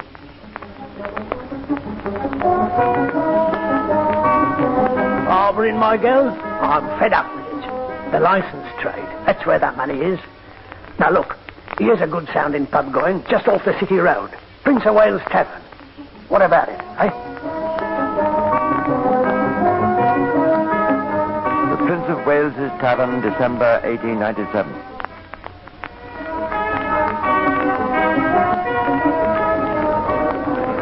Evening, George.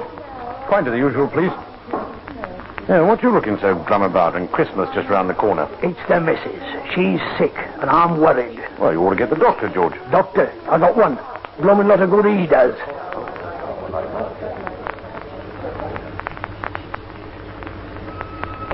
Nurse today and night, Doctor. I done all you told me. I give her everything with my own hands. With my own hands. Quite so. With his own hands. And so, on Christmas 1897, died the jovial Mrs. Spink. Deep, 18 feet deep in a common grave. Well out of the way. Hey, Mr. Chapman? But what are you up to now? Barmaid wanted. Good hours, wages, outings. Live in. Apply Chapman, Prince of Wales Tavern, Bartholomew Square. Dear Sir, I hereby beg to apply for the post advertised by you in the Advertiser. Can call to suit convenience. Yours truly, Bessie Taylor.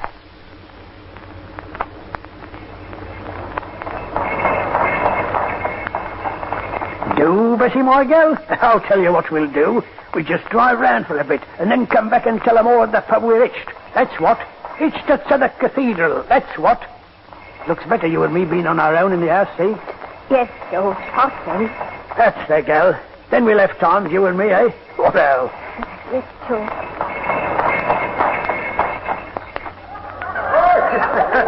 And here's a blooming good health to the happy pair. Yeah. And may all their troubles be little ones. Little ones. Very possibly, if he feared troubles at all, they would be little ones for the landlord of the Prince of Wales's tavern. As for the new bride, it was strange, wasn't it? After a few months... Why, Bessie, I hardly recognised you when I come into the bar just now. You got so thin, dear. Is he good to you, dear?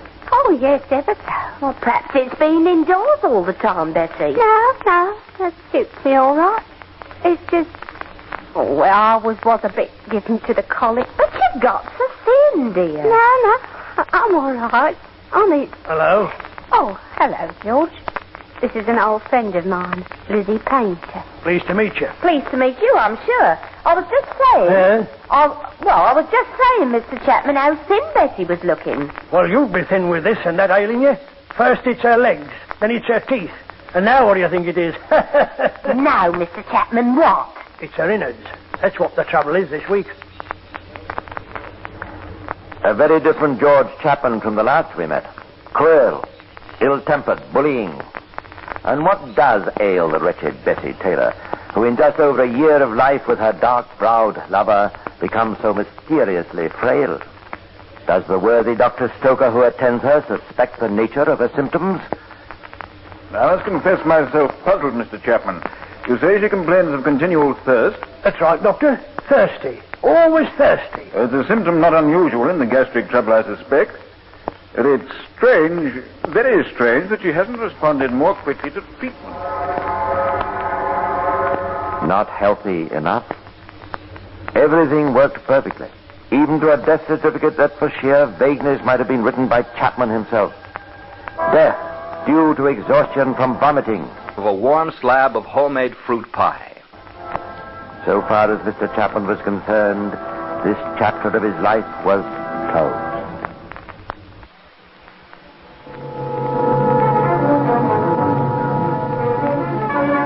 And so, with dear Bessie in the land of the departed, Mr. Chapman in the jolly bar of the Monument Tavern could stroke his handsome moustaches and feel at peace with the world. And so, in a month or two, the great mistake. Quite right, Mrs. Marsh, to come and see the place for yourself. I'd do the same for my own daughter. Well, of course, I didn't ever want our Maud to go into the licensed trade, but she was set on it. You know what young girls are, Mr. Chapman. We know what they are, Mrs. Marsh. But I can assure you that this is a superior house, and you need have no fear for your girl. Oh, I'm not saying our Maud can't look after herself, but she's only 19, Mr. Chapman, and it don't seem right somehow her being here alone with you, and you a bachelor gentleman. But she won't be alone, Mrs. Marsh. Why, there's a most respectable couple occupies the top of the house. Oh, well, in that case, I suppose it's all right, as she's set on it. Then I can expect her Monday, Mrs. Marsh. Yes, expect her Monday, Mr. Chapman. But this was all the great mistake. I don't know, Bob. I don't know. There's something about him I don't like. I don't think Maud's happy there. Why don't you run up and see her one evening? Well, funny you should say that. I was thinking just the same thing myself. Of course, if he really wants to marry her, like what he says... Does Maud want to marry him? That's the point. Well, it's not as though she'd been there more than a few weeks. I'll pop up tonight. Here, look, Lil, what about you coming along too? All right, Bob, if you'd like me to. Be surprised for our Maud to have us just drop in casual like. A great surprise. And one for Mr. Chapman, too. But what's going on here at the monument? Why the cheering, the toasting, the laughter, and the confetti?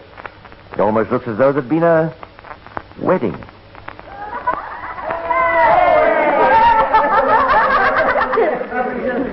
Why, hello, Dad. Hello, Mum.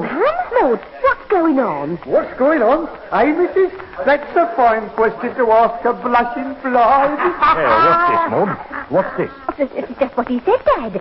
Mr. Chapman, I mean, George and me, well, we got married this morning. Married? Where, Maud? How? Why didn't you tell us? Well, it was sort of sudden. We got married in a Catholic room up in Bishopsgate. Where's the certificate? Certificate? Oh, I don't know, Dad. I think Mr. Chapman, George has got it. I don't know nothing about certificates. Well, where is he? Where's that Chapman? Good evening, Mr. Marsh. And Mrs. Marsh. Yes, today your daughter Maud has done me the honour of becoming Mrs. George Chapman. Where's the certificate? Mr. Marsh, you being a Protestant wouldn't understand such things. Our Roman Catholic laws is different. Not very convincing. But neither of these two men is particularly polished. Maybe he thinks the simple-minded and uneducated Mr. Marsh, the Roman Catholic law is different. And as for the other, his brashness is flabbergasting. So you'll stop on, both of you, when the house is shut and have a bite of supper with us, eh? That's it. And what's more, I'll show you what I've done. I've drawn up a will. That's right, a will. And Maud gets the lot. Now, come along, gents. It's time for the last orders, if you please. Last orders, if you please, gentlemen. Time, gentlemen, please. Don't like him, Rodman. That's flat. Lil, no more do I. Not as we can do anything. Ah, but he can and he will, though not yet a while. It's the year 1901 when pretty little Maud Marsh goes giggling to the arms wherein so many have giggled before, and in which how many have died. Who knows for certain? Not a year later, when the couple have quitted the Monument Tavern for the more pretentious Crown just down the road, little Mrs. Chapman feels ill. She's my girl, George Chapman, and I've a right to my say. Into hospital she ought to go. All right, let her. I've no objection, but she'll soon be out again. Mark my words.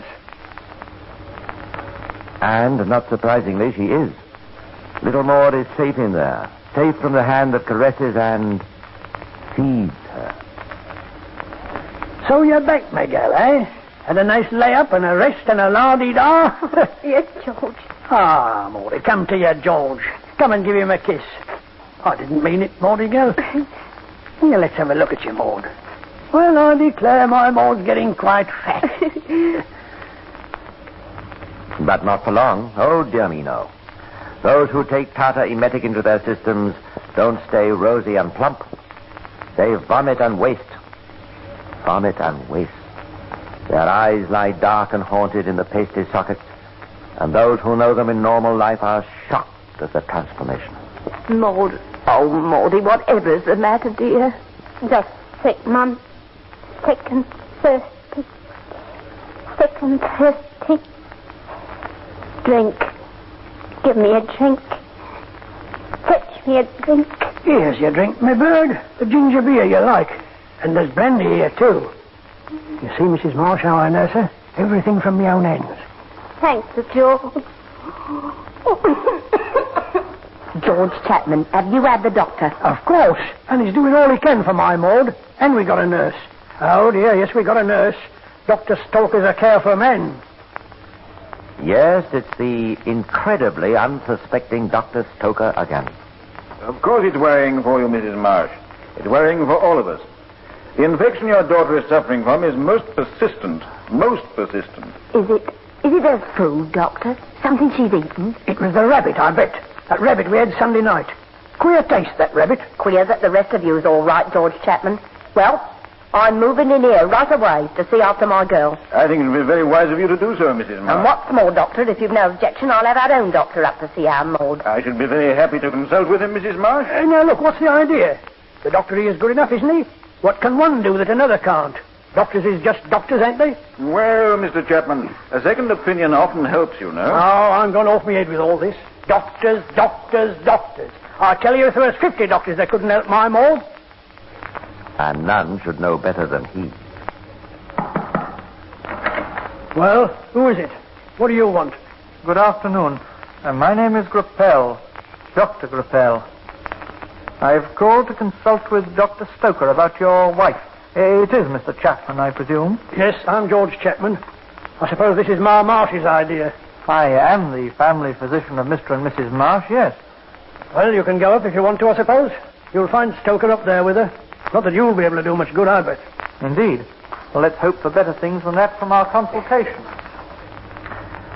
Puzzling for the doctors. Very. But for George Chapman, the cue for the final, the greatest mistake. The doctors leave. They speak to him vaguely of gastroenteritis. That's reassuring. People die of that, don't they? Of that and complaints such as phthisis and exhaustion from vomiting. The doctors leave and part. Maud is not dead yet. Perhaps, Mr. Chapman, you'd better make haste. Mom. Are you there, Mom? Oh, Mom. I'm so thirsty. Could you get me something? There, Maud, love, there. I'll get you something. Drink with a kick in it. That's what Maud wants, see? I brought it here. You'd like a little brandy, Maud? Yes, please, George. What time is it, Mum? Nearly 3 in the morning, ducks.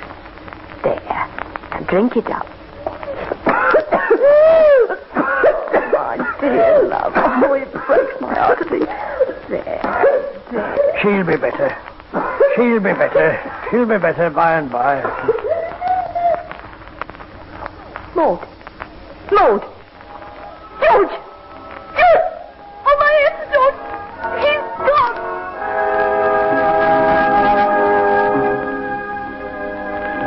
Well, Doctor, all we want now is the certificate, eh? Poor Maud. You'll have to make out the certificate, won't you, Doctor, for me to take round to... Well, what's the matter, Doctor? I can't, I'm afraid, Mr. Chapman, quite see my way to granting the certificate. Why not? What's up? I'm not altogether satisfied, Mr. Chapman, as to the precise cause of death. Why, obvious enough, isn't it? You think so? Exhaustion, Doctor, caused by inflammation of the bowels. And what caused the inflammation, do you think? Why, surely continual vomiting. And what do you think caused the vomiting? Quite so. We don't know. Well, Mr. Chapman, it's my intention, for my own professional satisfaction, of course, to conduct a post-mortem. Well, you're very welcome, I'm sure.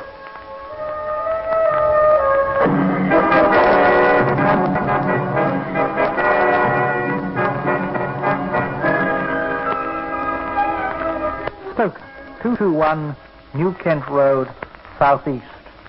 Learnt death, Maud Marsh. Strongly suspect cause arsenical poisoning. Urge post-mortem search. Grappel. And the wheels begin to turn faster, faster, faster.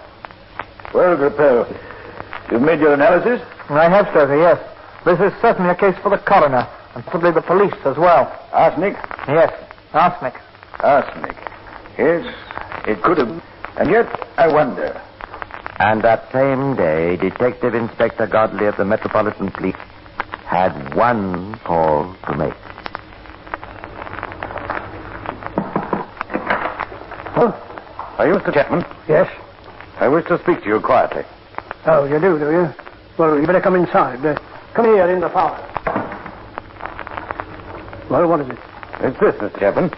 I picked the police district. Maud Marsh, who has been living with you as your wife, has been poisoned by arsenic.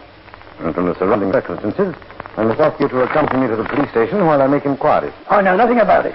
I don't know how she got the poison. And that, strange to tell, was true enough. For a moment, perhaps, before he was charged that evening with the murder of Maud Marsh, the heart of this dastardly villain may have flickered with hope. For it was not arsenic that killed Maud Marsh.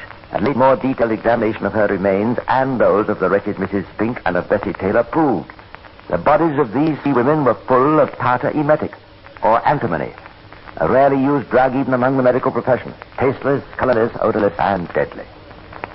As for George Chapman, never perhaps has a murder trial in London's grim old Bailey had so foregone a conclusion.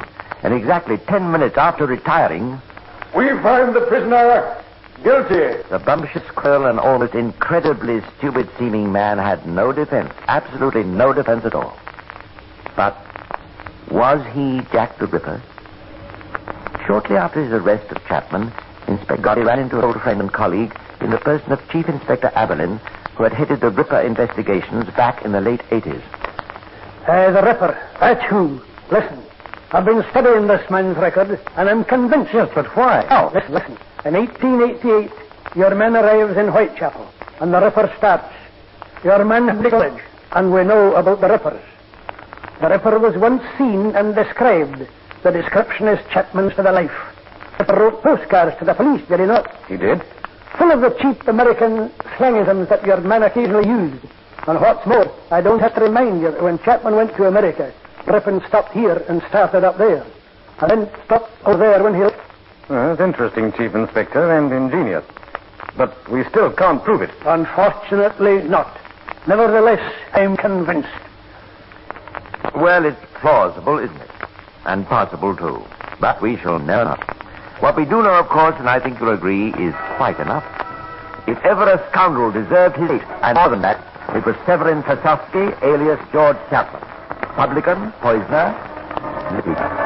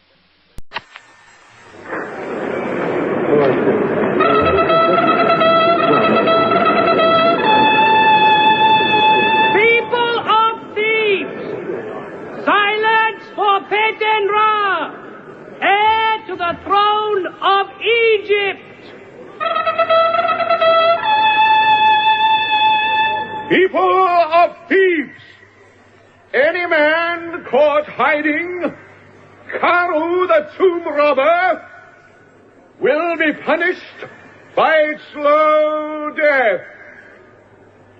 Karu is an enemy of the state and an enemy of Senmut, Pharaoh of all Egypt.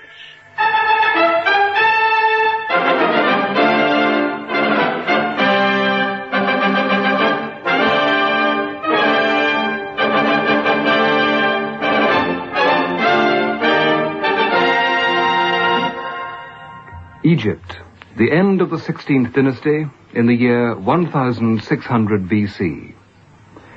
The land of the pharaohs has been invaded by nomadic tribes called the Hyksos. The pharaoh still rules, but in name only. We present Shadow of the Pharaoh, Part 1, Into the Shadow.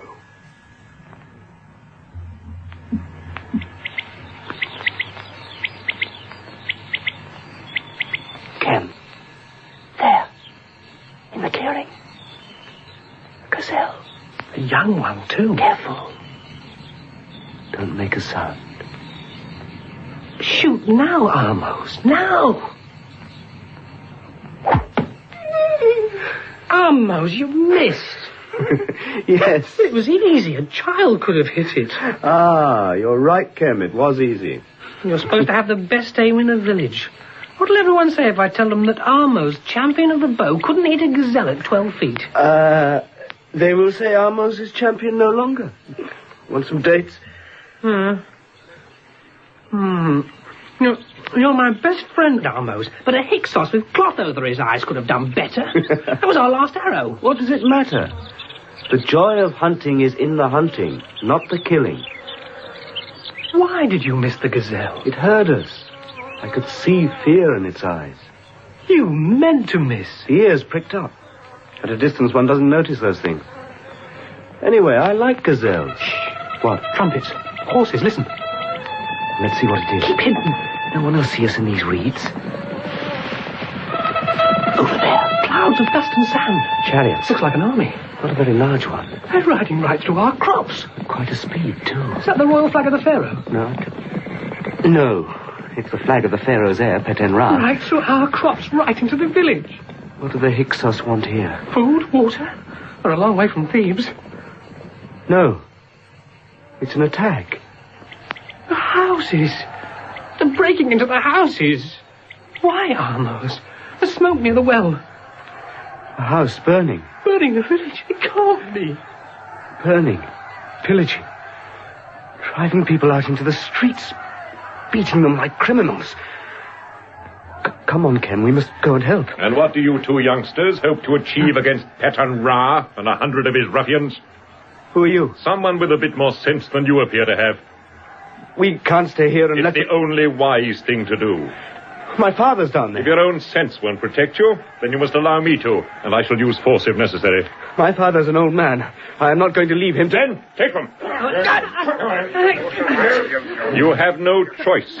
You must wait here until the danger is past. How dare you? Are you such a coward, then, that you're frightened of taking these men and defending innocent villagers who are being whipped, bullied, possibly murdered? Your father, old Batu, would wish me to keep you here. How do you know Batu is my father? I know. Look, Amos, they're taking prisoners. They're dragging them away in chains. Please, please, sir, let us go. Are we just to stay here and do nothing? There is nothing we can do. And so, Egypt lies down like a tame dog and whimpers while Peten Ra beats it to death. One day I will kill him. A fanfare of Peten Ra. Learn to fear that sound. Like the rest of Egypt. You could have done no good. One day you may thank me. We shall no doubt meet again. I shall never thank you. Never. When my father needed me, I was not there.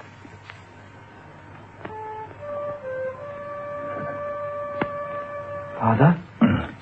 Father? I'm here, my son. They hurt you? No.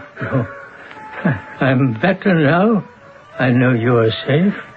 I should have been here to protect you. Sit down, my son.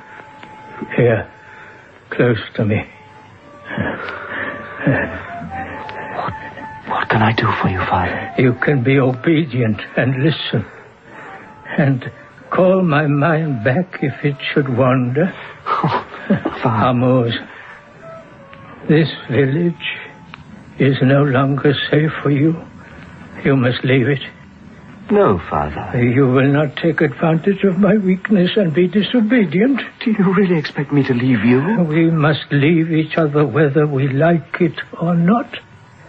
Amos, you have been brought up in this small village, learning to make things grow. A simple life. But your future will not be simple, my son.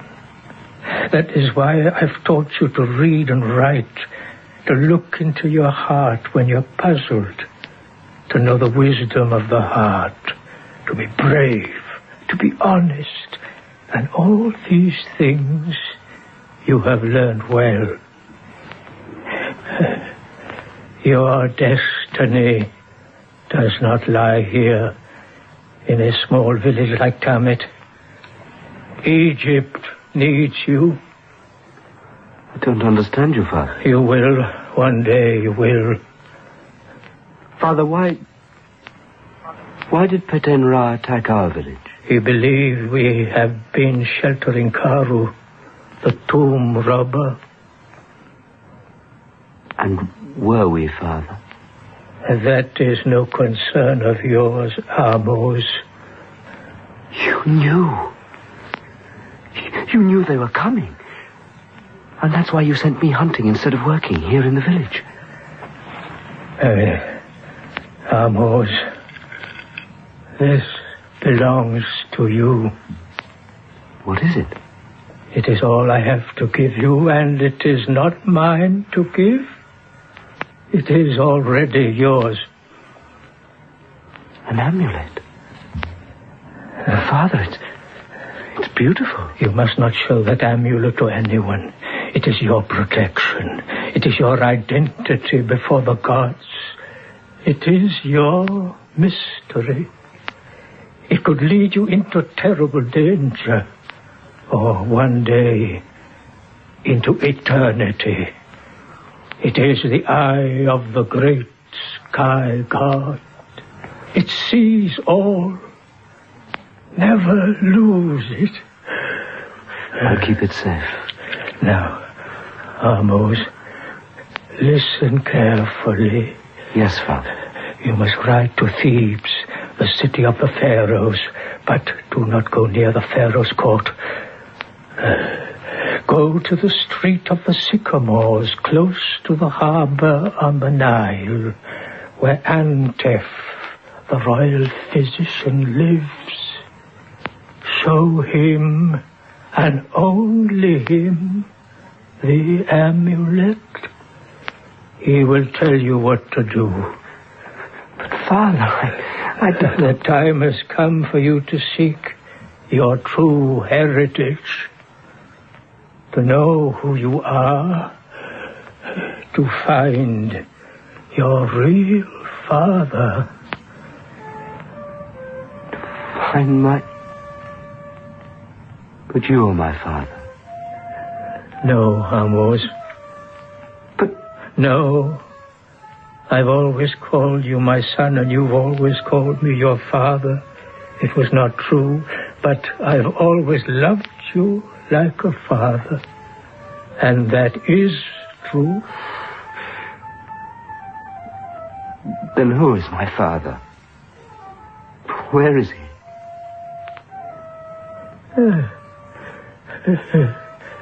Listen to that flute, Amos. The good gods are always near. We shall meet again. You know that. You will recognize me, won't you? May the eye of the sky god watch over you always.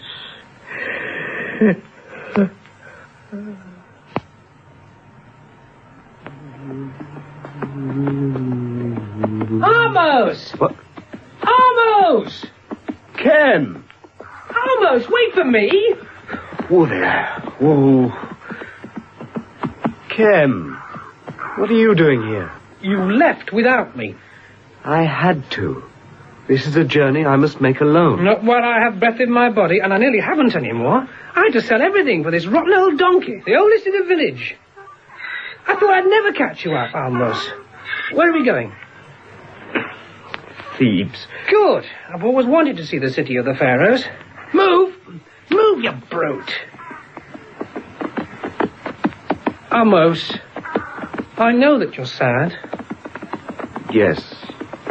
Your father was a good man.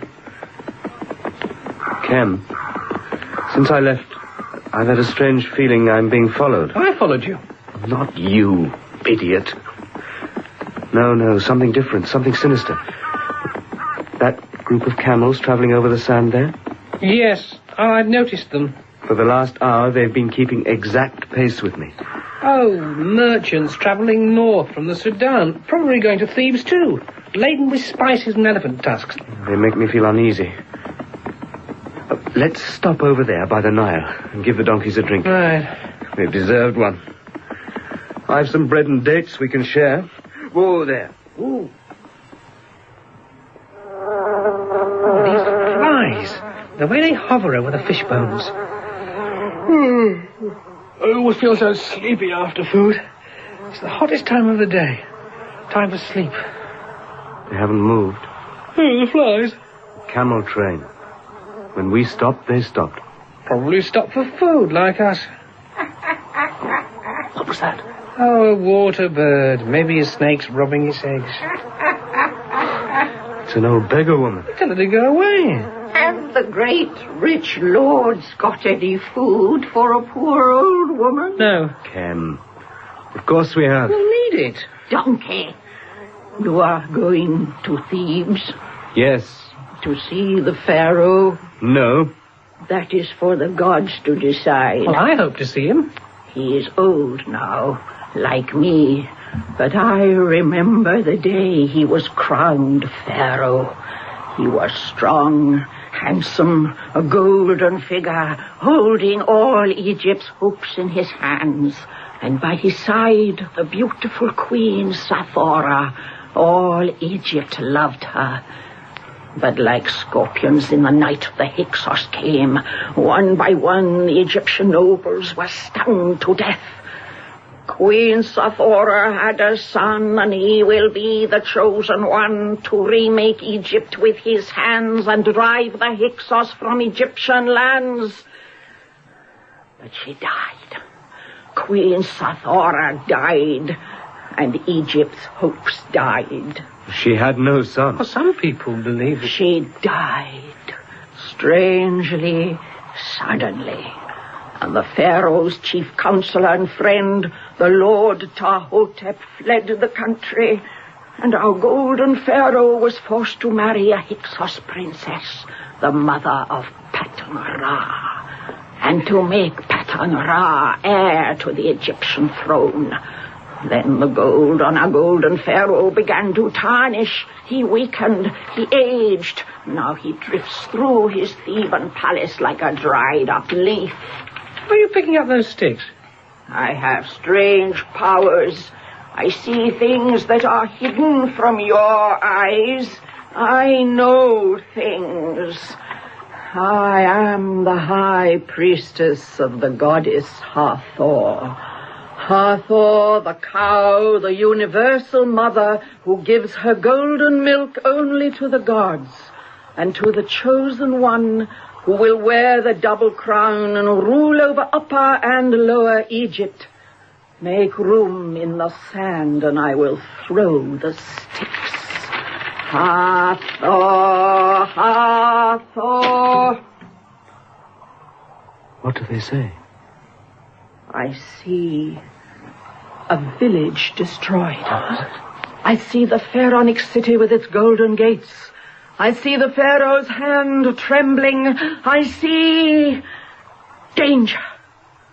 Danger threatening you both. A giant spider. Spiders?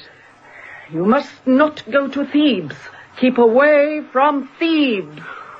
We must go. Egypt is in shadow. In dark, dark shadow. The Hyksos throw long shadows. Patan Ra throws a long shadow. But one day, the sun may shine. You. Yes? You are looking for your father. Yes, There is danger. Danger!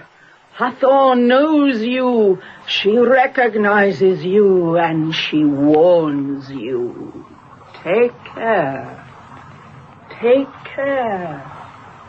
Take care.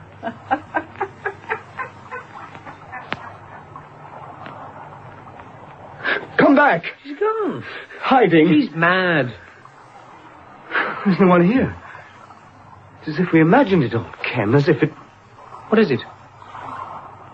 The camel train's gone. Nothing but sand. Let her ride on. I'll wake the donkeys. Almost. That sound's not being made by a bird. Ken, they're all around us. Almost. Look out! Tie them up. Leave me alone, will you? Murderers! Murderers! Take off their blindfolds. Well, I still can't see.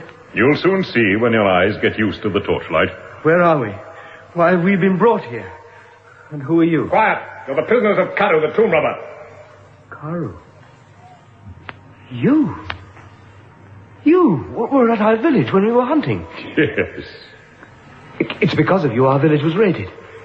Because of you our friends were taken away as slaves.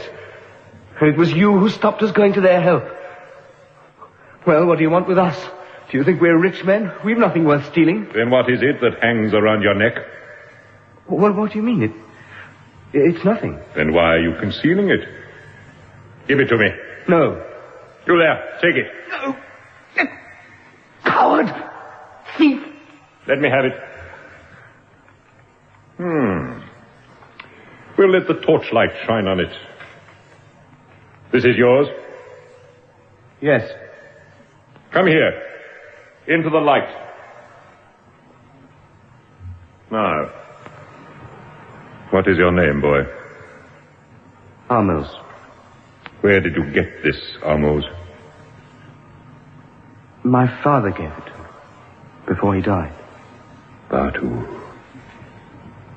I'm sorry he's dead. This place is a sacred one, Amos. Sacred to the old god of Thebes, Amun. Amun-Ra, the sun god, the god of war. He's sleeping now, but soon he will awake. You will meet him again. Take the amulet. It's of no value. Why did he let us go? And that god, what was it called? Amun-Ra? What did all that mean? He gave everything back to us, everything. The donkeys, your bow and arrows, that thing you wear around your neck. It's funny, I've never seen it before. Amos, you're dreaming. Ken, he took the amulet and held it up to the torchlight. He looked at it carefully, didn't he? And then he gave it back to me. He said it was of no value. Yes, Ken, of no value, and yet this amulet is made of solid gold. What's that? Look, it's a heron. And look, Ken, the city of Thebes. The city of 100 gates. Thebes. The city of the pharaohs.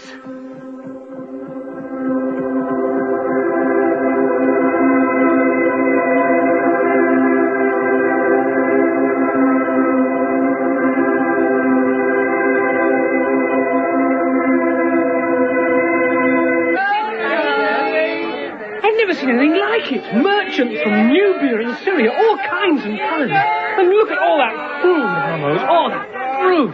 So many temples and palaces. All those statues and sphinxes. Gods everywhere. Never imagined it was like this. But where are we going? The Street of the Sycamores, if we can find it. Let's get some watermelon first. I'm dying of thirst. With what? I'll look sorry for myself. Not a chance. The city's crowded with beggars much better at their trade than you.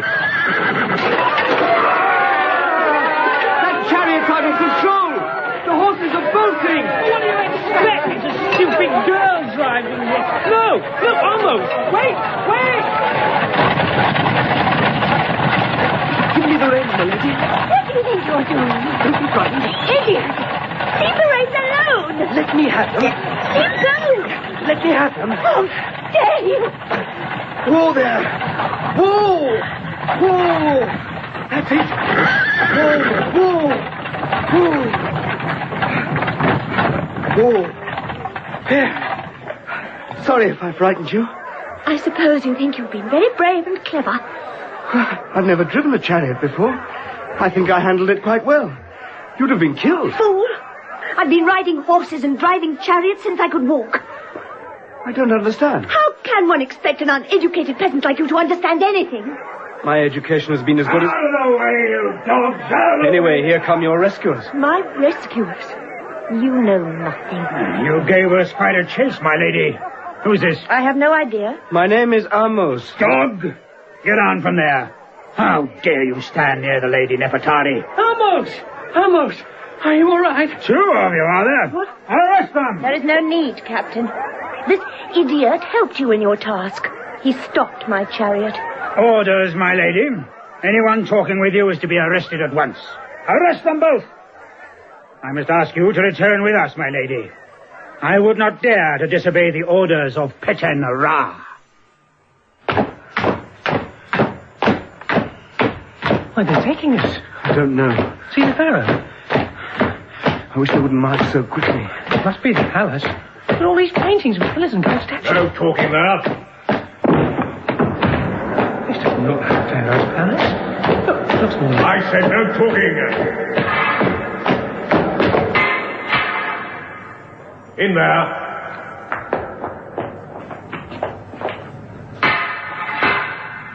It looks more like a prison. Sorry, Kim. This is all my fault. Why? What, for rescuing some stupid girl who couldn't drive a chariot? I didn't rescue her. Of course you did. I saw you. The horses were running away. No, Kim, it wasn't the horses that were running away. It was the Lady Nefertari herself. What? The soldiers weren't trying to rescue her, but to bring her back. She called me an idiot. That's exactly what I am. For some reason, she was trying to escape. And I stopped her. Down on your knees, you dogs.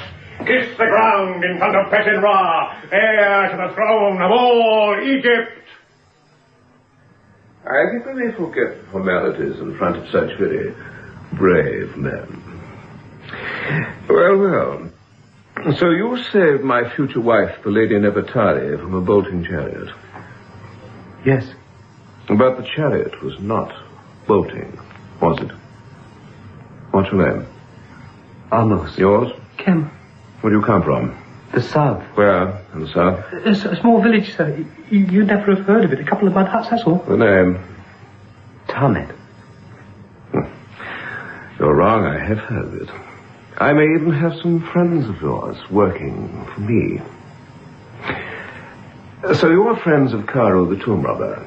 No. Don't lie to me. He hides near the village of Tarmet, or did. Or did. Did he send you to meet the Lady Nefertari? No one sent us. We've told you we were on You our... lie. This part of the palace is my own secret domain. Nobody questions what happens here. Nobody dares to. There are deep wells where hungry crocodiles wait in the mud to be fed. Small rooms where snakes and scorpions breed at an alarming rate. Pits where vast armies of ants wait to eat off flesh smeared with honey. Oh, no, little flies. This is not your lucky day to be caught in a spider's web. Spider? Once a fly is caught in my web, it never gets away again. Poor fly. Where is Karo? I don't know. Where were you going to take the Lady Nefertari? I didn't know who she was. It was a mistake. I thought the chariot had bolted. I'll get the truth in time. That is the truth. You take me for a fool. Do you think I'm like that pathetic old man who calls himself Pharaoh of all Egypt? Your Egyptian Pharaoh, Senmut, is my prisoner. He obeys my commands. He fears me. More than anything else, he fears me. And you know why? Because I am the god Seth. Seth, the forked tail. Seth, the murderer. Have a body. Have a body. It's the old woman. The one who told our fortunes. I have two little flies, Hammerbody, who refuse to tell the truth. What shall we do with them? Two little flies. Poor little flies. Welcome to Thebes, my dears. Welcome to the court of PHAROAH. What shall we do with them, Hammerbody? Put them in the vulture cage. In the vulture cage.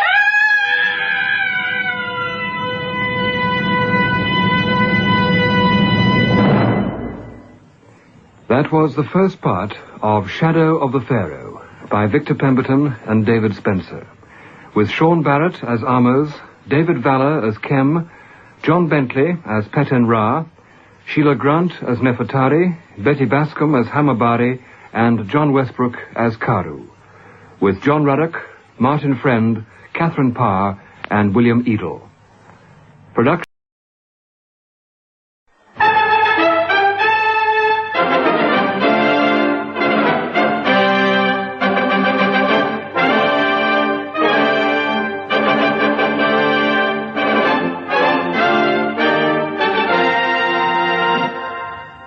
Egypt, the end of the 16th dynasty in the year 1600 BC. Ahmose has been told that he is Queen Sathora's son and the rightful heir to the throne. Caught in an ambush by Peten-Ra, he's been closed up in his mother's tomb with the Lady Nefertari, and the stone doors have been sealed.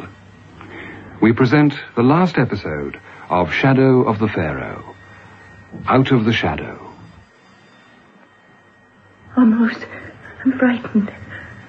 The torch will soon be out. We'll be left in the dark. We'll find a way out, Nefertari. I promise you. There's no way out. We can scream and beat at the walls, but no one will hear us. Nefertari. In that marble sarcophagus there, my mother sleeps. We never knew each other. When she sees me for the first time, shall I let her see that her son is frightened of death? There is nothing to fear. The gods are good. We are royal, Nefertari. We must show ourselves worthy of our blood. Somewhere in these walls we shall find the way to escape. If we're to prevent the Pharaoh's death, my father's death, we must get out of here. And again. And again. Well, Hammerbody? He shoots perfectly. He hits the target every time. I never miss, Lord Peten-Ra. Assassination is my profession. But if you do miss, you will die. If he misses, we will all die. You are Syrian? Yes. You remember your instructions? The High Priestess makes a speech. Then you, my lord, make a speech. And then? Then the Pharaoh. Wearing the crocodile mask of Sobek. Yes. He makes a speech. I wait until he has finished. That is most important. The people must hear all his words. When he shouts out, "Long live the Hyksos," I shoot. One arrow. That is all. That is all I'll need. How will you hide? In a crowd, there is no need to hide. Why, Hammerbody, should he hide? Someone may be looking for him. Who? Please, do not be so anxious. I shall be blind. A blind man cannot shoot a pharaoh.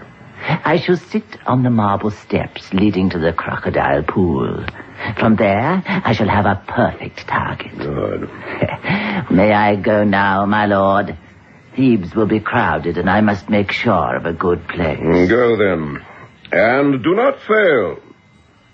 How can I fail?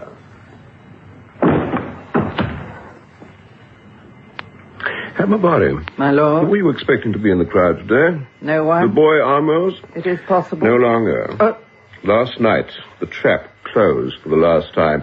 Nefertari was the perfect bait. He will trouble me no more. By the time the festival of crocodiles begins, he and Nefertari will be dead. How long did it take to suffocate? What have you done with them? They've been buried alive in Queen Sathora's tomb, and there is nothing you can do about it, Hammerbody. What should I do? Oh, come now, you've made a fool of me for a very long time. The trustworthy priestess, my friend, my ally, and all the time you were my enemy. What do you intend to do? Even you would not dare to kill the High Priestess of Hathor. If I dare to kill a pharaoh, I assure you I dare to kill a priestess. But I cannot ruin the festival. People have come from miles around to watch you talk to the crocodiles. How can I disappoint them? But tonight, Hammerbody, when I am the pharaoh of all Egypt, that will be different. Guards! Guards!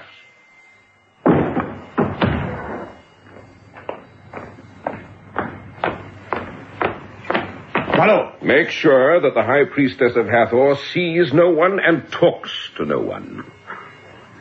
There will be no rescue this time. I shall see you at the ceremony. I leave you now to think of the two little birds dying slowly in a sealed tomb. There's no escape. No. And the torch will soon be out. Oh, almost. Are we really going to die? What are you looking at? My father told me that a person's life is painted on their tomb so that the gods may look and know them.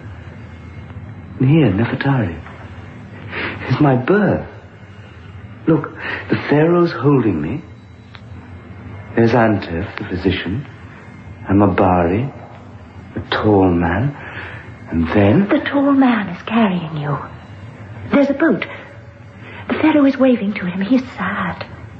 Now, you and the tall man are alone on the Nile, and... The torch, Amos. Smoke and a tall flame. It's going up. Nefertari, look, the name of the tall man who took me away and saved me from the Hyksos. He's your father, the Lord Tahotep. Your father wasn't a traitor. He was the Pharaoh's friend. He saved my life. The torch has gone out. How strange, Amos. I am no longer frightened.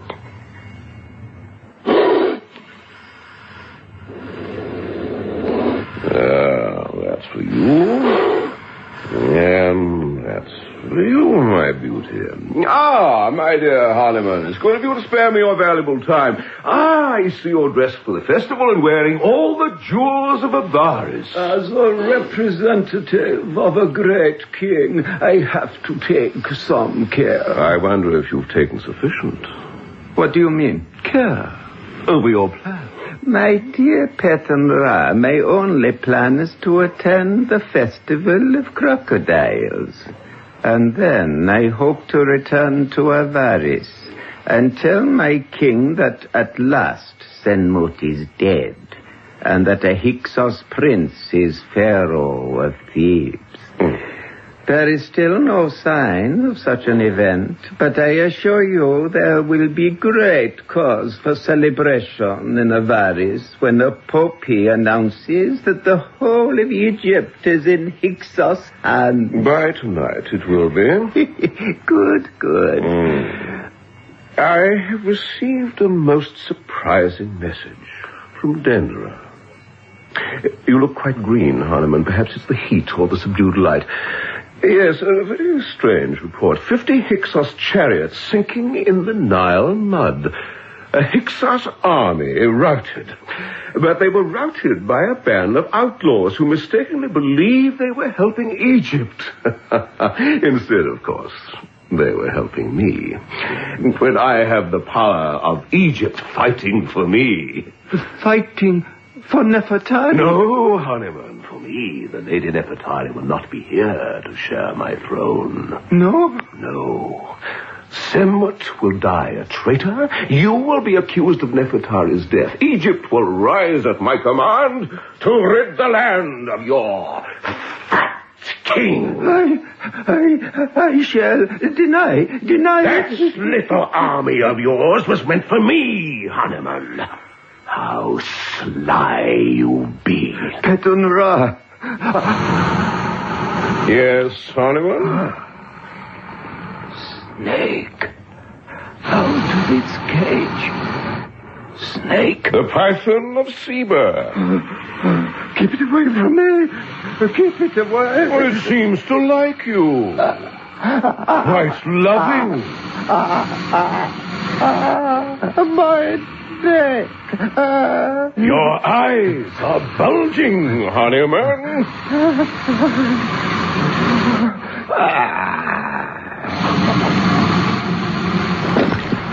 All that finery, Honeyman. And you'll miss the festival. Nefertari. It's difficult to breathe. So hot. Lightness. Is that what death is, almost? This lightness? Do you remember when I thought I was rescuing you? I was hungry. And then the White Temple in the moonlight. If I had become Pharaoh, I would have asked you to be my queen. Would you have shared Egypt with me? Nefertari? Nefertari? You're crying. I'm seeing what life means for the first time. It's beautiful, and we have to leave it. Listen. What is it? Scratching. The sound of scratching. There's something in the tomb. No. Scorpions. Rats. Oh, Amos, I'm frightened. I don't want to die. Great Pharaoh, your audience is assembling. The whole of Thebes is waiting for you. And you look magnificent. Now your cloak of crocodile skin. Good. There is no one to save you, O mighty lion of Thebes. And you can't even roar. But I hope you remember your speech. People of Egypt. People of Egypt. I, Senmut. Am a traitor. Good. Now for the golden mask of Sobek the crocodile. Beautiful, isn't it? Your face, Senmut, will never be seen again alive.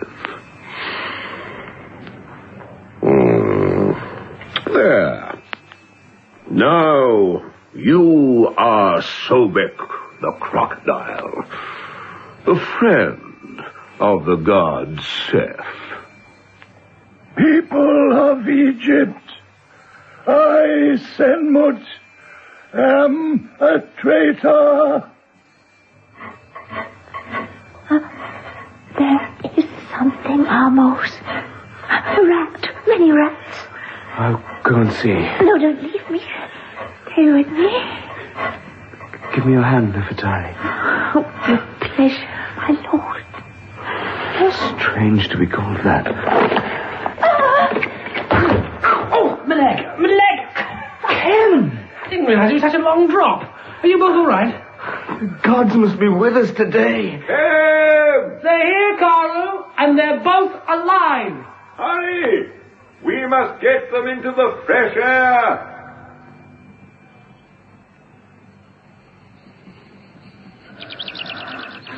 I'd forgotten how good it was just to breathe the clean air. Oh, it's the poor girl. You've recovered a little, I see, my lady. Here's some strong wine. It'll bring some colour back into your cheeks. You've been very good to us. If you're friends of Cairo, why shouldn't I be? Has the festival begun yet? No, not yet, don't you worry. The young lady as well. It's fortunate for both of you that I'm a tomb robber, that I know my way through the tunnels that connect the palace tombs. How did you know we were in my mother's tomb? Have you forgotten it connects with the black tomb of Osiris? The priests there are loyal to the pharaoh. And are you quite recovered, young lady? If you had not come when you did, it would have been too late. We were already in the presence of death. Caro, my father... The procession will soon be leaving the palace. The only way we can save your father now is out in the open in front of his own people. Betan Ra would not dare to challenge the crowd. Here are the weapons, Cairo. Ah, good. A bow and arrow for you, Amos. Kem tells me he's seen you shoot the head off a single reed. Once an accident. But, Caro, how are we going to save my father? Find the assassin. We don't know what he looks like. We know he's a Syrian marksman. The Festival of Crocodiles attracts great crowds. There'll be all nationalities in the streets, and everywhere you look, there'll be Syrians. It makes it even more difficult to find him. Can't we get near enough to the pharaoh to warn him? How can you warn a man in a trance? I know, I saw him. Besides, Betan Ra would have made certain that he's securely guarded. Well, what are we going to do? Get me some of those stones. Yes. What's that music? The priests of Sobek on their way to the crocodile pool. We have little time left. Now, here is the palace where the procession begins. It'll move slowly as the pharaoh will be walking under the ceremonial canopy. They pass between the temple of Horus and the temple of Nephthys, down the street of 100 Rams, round the lake of the Blue Lotuses, to the sacred crocodile pool on the edge of the Nile. You and I, Amos, will cover our heads like the holy men from Mitanni. We'll have to follow the procession all the way. Look, and I can... You, Kem, I'm sorry to say, will have to stay here and look after the Lady Nefertari. I'm not staying here. Nefertari, whatever happens, you must not be seen. You'll be recognized immediately. Don't leave this house. Is the pharaoh ready?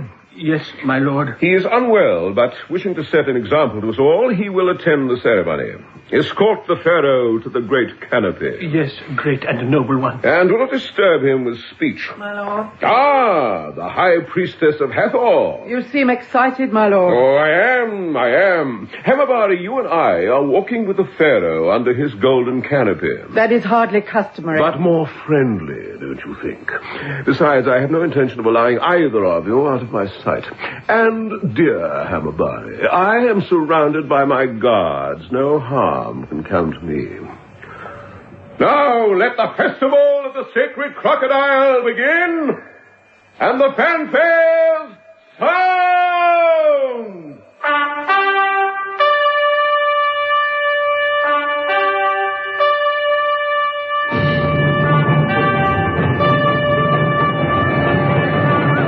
Thebes still loves her pharaoh. Is that my father? In that strange mask? Today he is Sobek, the crocodile. At every festival, the pharaoh becomes the god to whom the festival is dedicated. Peten Ra's walking with him. And Hemabari. Something must be wrong. She's looking from side to side as if she half expects to see us. We must remain hidden from her. Peten Ra is just waiting for her to give something away. It's going to be impossible to find the assassin in this crowd. What are we going to do, Karo? Move with the procession to the two temples. That, I think, is where the danger lies.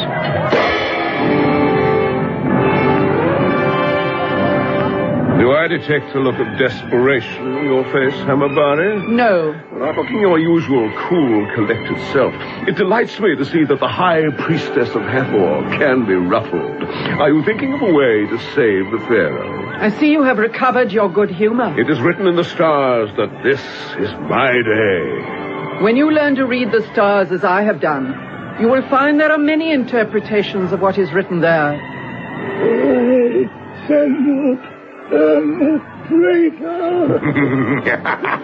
Do you see, my Lord Pharaoh? Your citizens are waiting for you to speak to them. Ah, the two temples.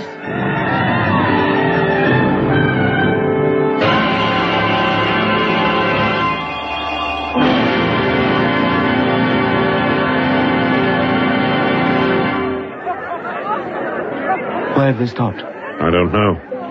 Acrobats? Yes, Amos. Syrian acrobats. Syrian? The procession's moving on. They're not making the speeches here. Come on, Amos. We must keep with them and as near to your father as we dare.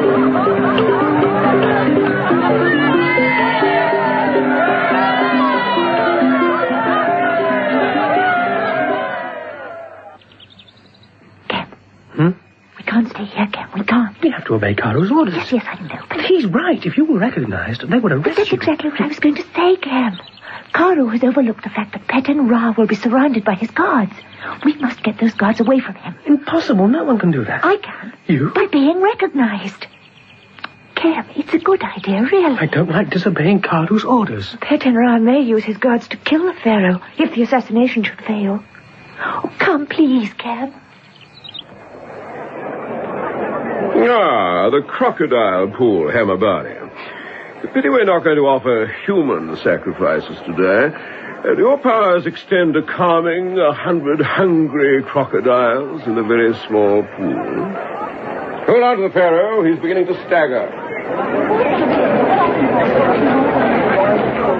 They've arrived, sacred crocodiles. The assassin must be here somewhere. Sirs, spare a piece of bread for a blind man.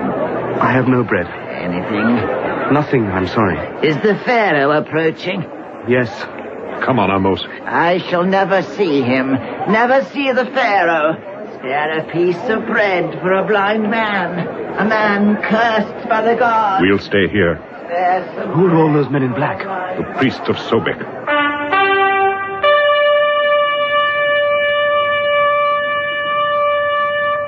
Silence for the high priestess of Hathor! Great Sobek, god of crocodiles, we salute you. We bring you offerings and beseech you to look kindly upon us. Thebes is full of blind men. You know, greatest of crocodiles, what it is to be blind. Were you not blinded by the light of Ra? Look then for a blind man. For a blind man can be dangerous. She's talking nonsense. He is Sobek the was never enemy blinded by waiting Ra. for his Ra time looks to angry. strike. Look for the blind man, Sobek, I beseech you. Peten Ra's risen. The guards are pushing Hamabari back. Blind. Of course, the blind man. I'll find him and kill him. People of Thebes, my enemies have spread dark stories about me, but I am as much an Egyptian as you are, and Egypt has been betrayed. The Pharaoh will tell you. Silence for Senmut, Pharaoh of all Egypt! People of Thebes, I, Senmut, am a traitor. I have sold Thebes to my have you done it? friend Yes, Apophis yes, of Sen the is Vermin. I believe in the Hyksos cause. Say no more, great Pharaoh! It's Nefertari. Arrest that woman! The guards are chasing after her. Stupid girl, I warned her to stay away. My son and heir, Peten Ra, tried to save you from the Hyksos yoke, but I prevented him. Long live the Hyksos! Peten Ra. Guards! Look at me, traitor. I am the future. People of Thebes, it is Peten Ra who is the traitor. He planned to kill my father, the Pharaoh. People of Thebes, I am the son of Queen Sathora. The shadow. The shadow. Keep it away from me. Crocodile fool, he'll fall in. The Pharaoh's shadow. Keep it away.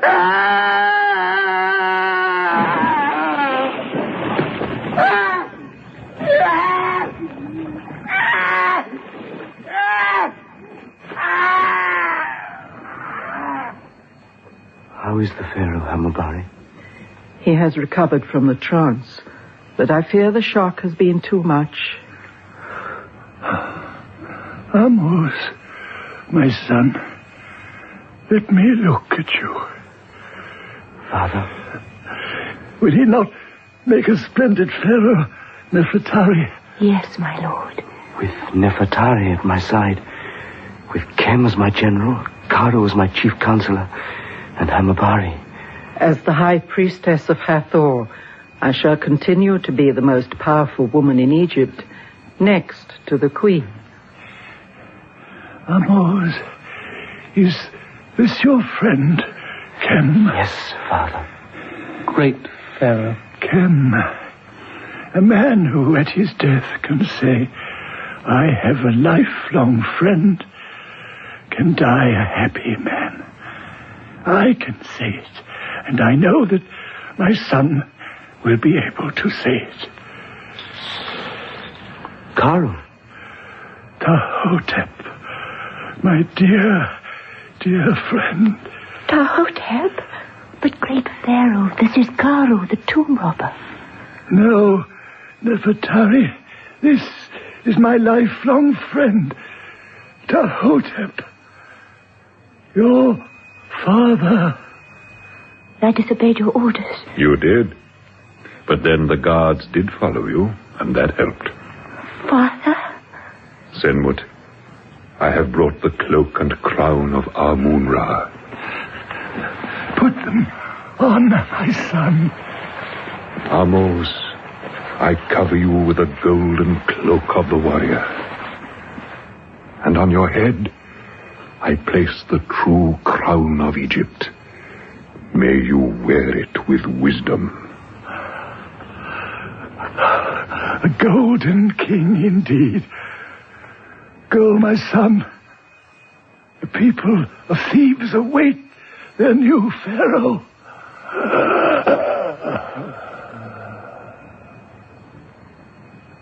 Amos, your father is dead. You are Pharaoh.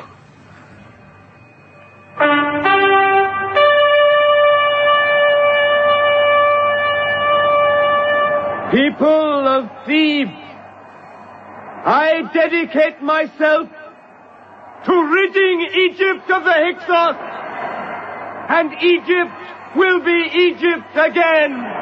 Long live Ahmose, Pharaoh of all Egypt. Long live Ahmose, Pharaoh of all Egypt.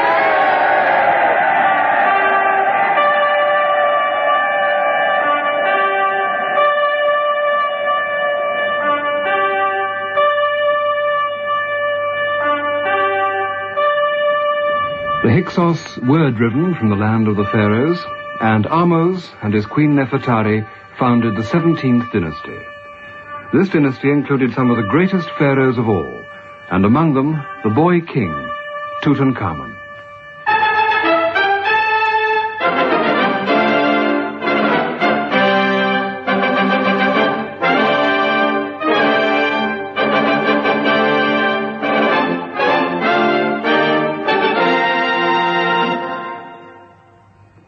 And so we come to the end of our serial Shadow of the Pharaoh by Victor Pemberton and David Spencer, with Sean Barrett as Ahmose, David Valler as Kem, John Bentley as Pet-en-Ra, Sheila Grant as Nefertari, Betty Bascom as Hamabari, Rolf Lefevre as Senmut, and Louis Stringer as Honemon, with Fraser Carr and Catherine Parr. Production was by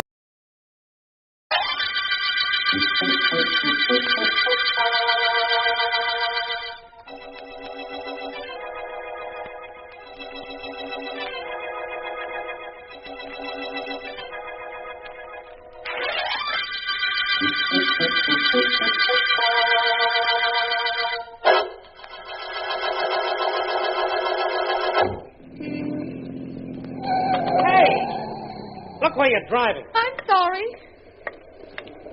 Oh, it's you, Georgia. You realize you almost ran me down? I'm sorry, Hartley. I was preoccupied. I was thinking about... It might be an idea to reserve your thinking for a time when you're not driving your car. You're sure, of course, you weren't aiming it at me. No. No, I'm not sure. I didn't think you were. Hartley, I hadn't meant to talk to you again, to beg you again.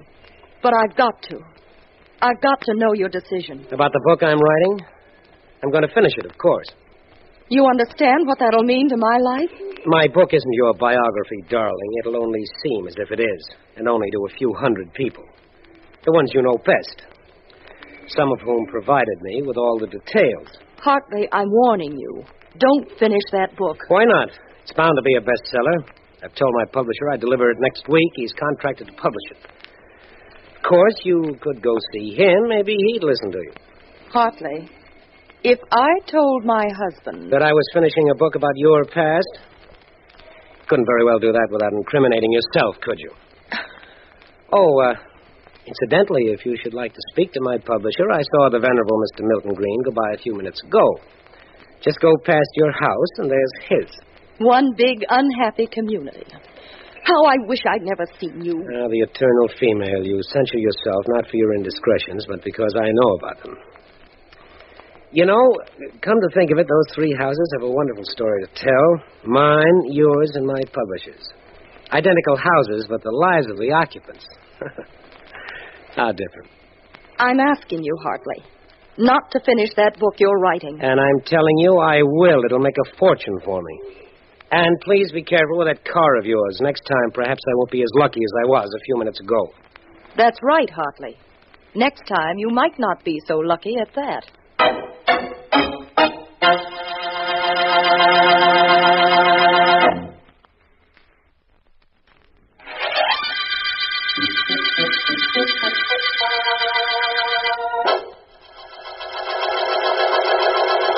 Mr. Stewart, I'm ready, sir, whenever you'd like to continue dictating. I'm ready now, Maines. Read me the last few lines I've dictated. Bring me up to the action. And here it is. When we left off this afternoon, you had your leading feminine character about to convince the theatrical producer that she ought to be the star of his next play. And the last line was a speech of hers. It said, "We could discuss this so much better in my apartment, Mr. Andrego." Oh, yes. New chapter, Maines. Yes, sir. Diana's apartment was a triumph of the decorator's art. Sure. The living room was a combination of subtlety, taste, and purpose. 3 characteristics of Diana herself. A maroon... Steward, I want to talk to you. Well, Captain Bailey. Yes, Captain Bailey. Steward, tell this cabin boy to get aft. Huh? Captain Bailey means he'd like to see me alone. It's perfectly all right, Maines. Wait in the next room till I call you. Yes, sir. I'll wait until you want me. Well, he's gone, Captain, only I'd much prefer it were you that went. What is it you want? Well? Mr. Steward, I've been to sea 17 years. Worked myself up from able-bodied seaman to captain. It was tough work. Only now I'm glad I did it. Well, if you're glad, I'm glad. And now, sir, will you leave? I just told you that so you'd believe what I'm going to say. Mr. Stewart, there's only one soft spot in me, and that's my wife. I saw her outside a little while ago. Yes, she told me. And she told me you're responsible for making her unhappy. I don't know how and I don't know why. All I know is you're not going to do it. Keeping my wife happy is more important to me than my life. And much more important to me than yours.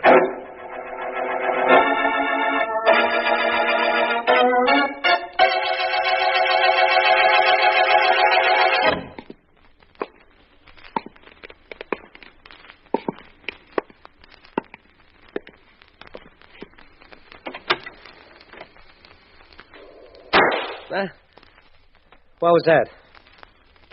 Who's there? Who's there? Put on that...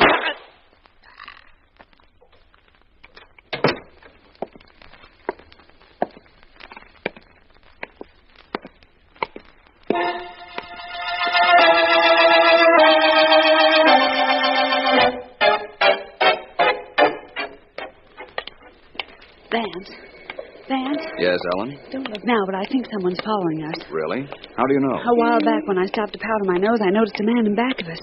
I saw him in my compact mirror. And you saw the same man when we turned the corner just now. So did I. That's nothing to be concerned about. According to you, there's nothing ever to be concerned about. Maybe whoever it is won't know that I'm only the brilliant Philo Vance's secretary. Maybe they'll think I know whatever it is they're after. I think we ought to start running. This seems a little foolish to me, but I'll effect a slight compromise. We'll walk a little faster. Well, that's great, but he's walking faster, too. Vance, let's really move. Hey there, you two! He's calling us, Vance. Come on, this is no time for logic. He looked awfully tough in that mirror. Ellen, there are things I do for you I never will be able to explain. I haven't run like this since I left college. I have. I've been running after you for years. Vance, he's gaining on us. Hey, Boozy, stop! Stop, I tell you! He's liable to shoot at us, Vance. That is all I wanted to hear. We're waiting right in this spot, Ellen. A bullet could travel faster than we. Well, quite a chase you two gave me just now. It wasn't really our best. May I ask what it is you want? Look, you, if there's anything I'm a police officer, Riley, 3rd Precinct, plain clothes. You call those plain? Well, in that case, good evening, officer. You want me? I'm Philo Vance. I know you're Philo Vance. At least I thought you were. Anyway, I followed you to make sure. Then when I see you heading towards your apartment house just now, I know. Look, Mr. Vance, the reason I told you... I think I know, officer. District Attorney Markham wants to see me and couldn't reach me on the telephone. There's probably been a murder. What do you mean, probably? Hey, there was a murder, Vance. A guy who writes books. Name was Hartley Stewart. And I'm supposed to get you to the murder house with a police escort.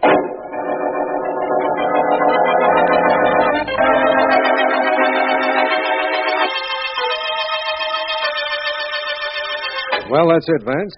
Sorry to have had to call out the police to reach you, but there was no other way. I understand, Markham. I'm glad you did reach me. Hartley Stewart lived in this house. Yes.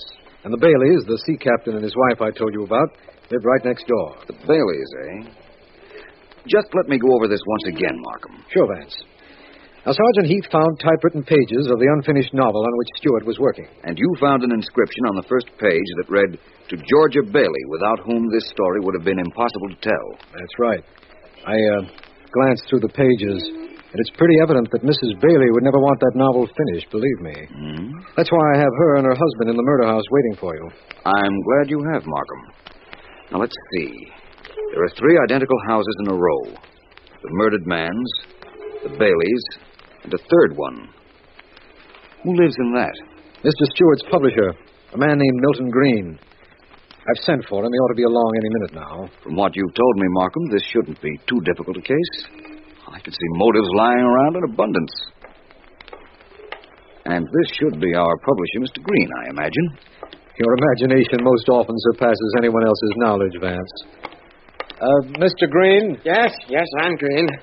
Who are you? I'm Markham, District Attorney. This is PHILO, VANCE. We thought that you, as Mr. Stewart's publisher, would be able to give us some information. I can't give you any information. Can't give you anything. I'm a sick man. Policeman woke me up. Why me? What can I tell you? We're not sure, Mr. Green. Sometimes, though, it's people who try to tell us nothing that actually tell us everything we want to know.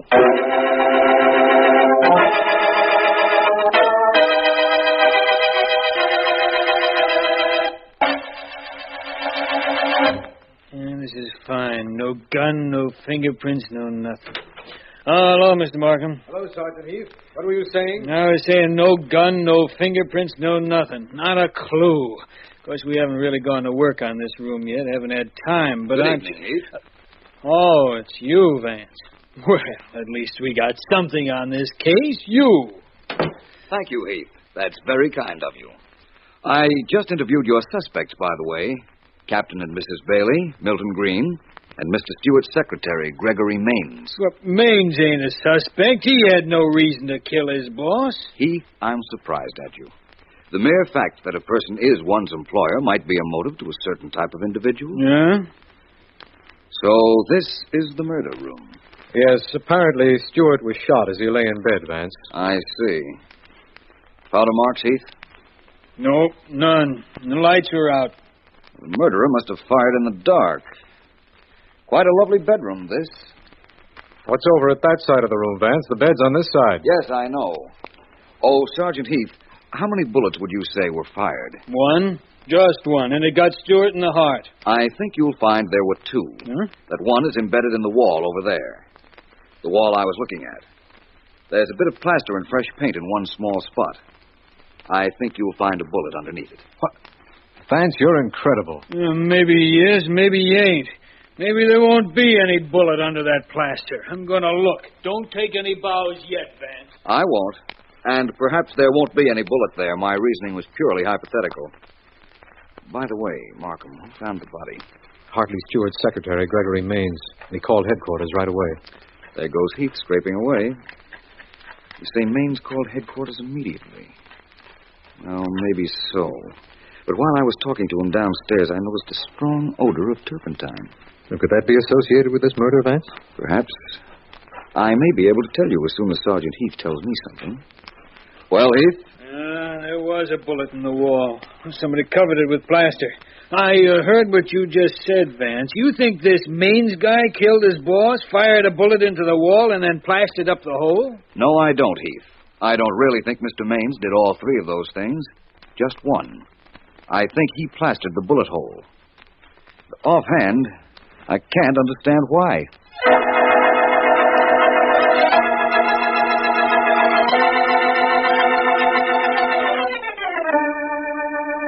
You better talk to me, Vance. Ask me something. Ask me anything. Just don't sit there and stare at me. I haven't anything to ask you, Maines. I'm waiting for you to tell me something. What? What? You want me to tell you I killed Stewart? I didn't do it. I didn't. All right. How about Mrs. Bailey? How well did you know her? I didn't know her very well. But whenever we'd meet, she was very nice to me. She's so lovely. I liked her, Vance. Oh? You knew that Mr. Stewart's book would ruin her life?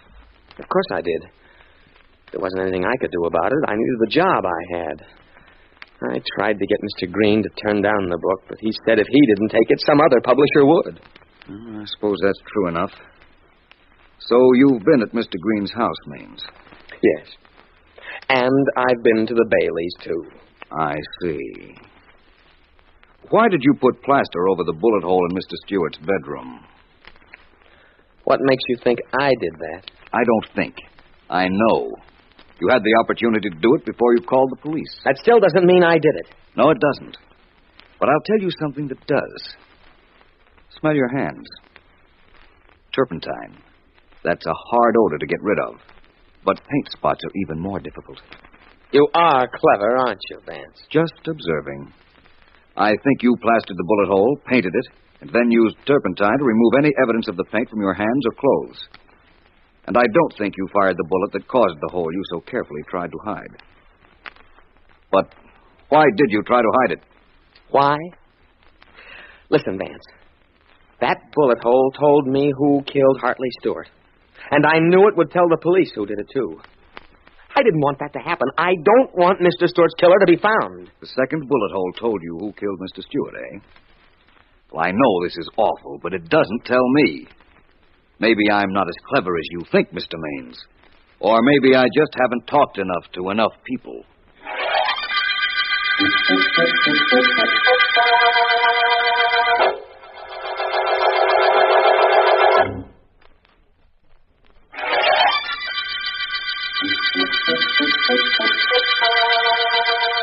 This is District Attorney Markham. The bestseller murder case began when novelist Hartley Stewart was found shot in his room. Suspects include Stewart's secretary, Gregory Maines, his next-door neighbors, Captain and Mrs. Bailey, and his publisher, Milton Green. Green, the Baileys, and Stewart lived in identical houses on the same street. And our case became complicated when a bullet hole covered with plaster was found at the side of the room exactly opposite Stewart's bed. Ballistics showed that both that bullet and the murder bullet came from the same gun. Vance has allowed the Baileys to return to their home, but he and I are going there in a few minutes. We hope to be able to... Ed, darling, I am. I'm going to the police and admit I shot Hartley Stewart. Oh, no, you're not, Georgie. You're doing nothing of the kind. I won't let you. You've got to. Sooner or later, they'll know he was writing a book about me. They'll know I couldn't allow that book to be finished. They'll think that either I killed him or you did. I'll tell them I shot him.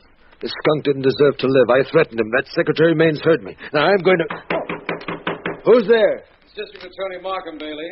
Vance is with me. Open up. I'm not going to open that door until you promise me you'll say nothing about killing Stewart, Georgie. I won't promise. I can't. That'll mean you'll go to jail. Open up. We know you're in there. We can hear your voices. Now open this door.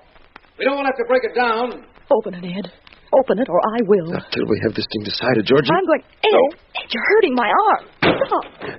Let him break it down. What do we care now? Only, Georgie, when they get in, you keep quiet, do you hear? Let me do the talking. Good evening, Captain Bailey, Mrs. Bailey. Why did you make us break down that door?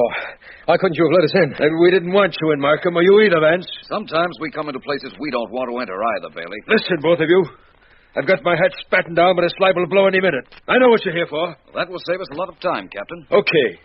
You know one of us killed Mr. Stewart. All right, one of us did. Well, we're both going to confess, and I don't want you to believe her. I killed him, you hear me? I did. No, he didn't kill Stewart. I did. Don't listen to him. Don't believe him. He's trying to protect me. She's lying. She knows I did it. Okay, I did it. Take me in. I'm ready. Ed. I think not, Bailey. I think we'll leave with Mrs. Bailey. Oh, no, you don't. Stay where you are, both of you. Is that the same gun that shot Stewart, Captain Bailey? What if it is? Please, Ed, put that gun away. This will get us nowhere. Get some things together, honey. Go ahead. Work fast. We'll be out of here before anyone knows we're gone or where we're going. I won't let him take you. Hurry. Ed, I want that gun. Do like I tell you, Georgie. Get some stuff stowed. Hurry. Ed, give me that gun. Give it to me. No. This is our one chance. Can't you see that? Get away from me. Give it to me, Ed. Running away won't help. Give me the gun. Your wife's being intelligent about this, Captain Bailey. Ed. Here's the gun, Georgie. That's being sensible, darling. I was only trying to... I know, dear, and I love you for it. Well, I'm ready, gentlemen. Are we ready, Vance? Not quite. Mrs. Bailey, would you and Captain Bailey show me your bedroom? What? Well, you may see it if you like, Mr. Vance. But why? Vance has a reason, I promise you that. May we see it? Well, it's just up at the head of the stairs. We'll be here when you get down. At the head of the stairs. Same as Mr. Stewart's? All these houses are the same. That's what I thought. Come on, Markham. Ed, darling, please get hold of yours. Vance, these houses are all the same. Why do you want to look at the Bailey bedroom? You won't believe me if I say it's just curiosity. No. I'm glad, because it isn't that at all. I didn't think it was. Well, there's the bedroom door. Very interesting room. Fitted out like a captain's cabin. Does that mean anything? No, but the bed's in the same corner of the room as Mr. Stewart's bed was. That does mean something. Forgive me for not knowing what. Oh, it's nothing terribly important, Markham. It merely tells me two other people who didn't kill Hartley Stewart.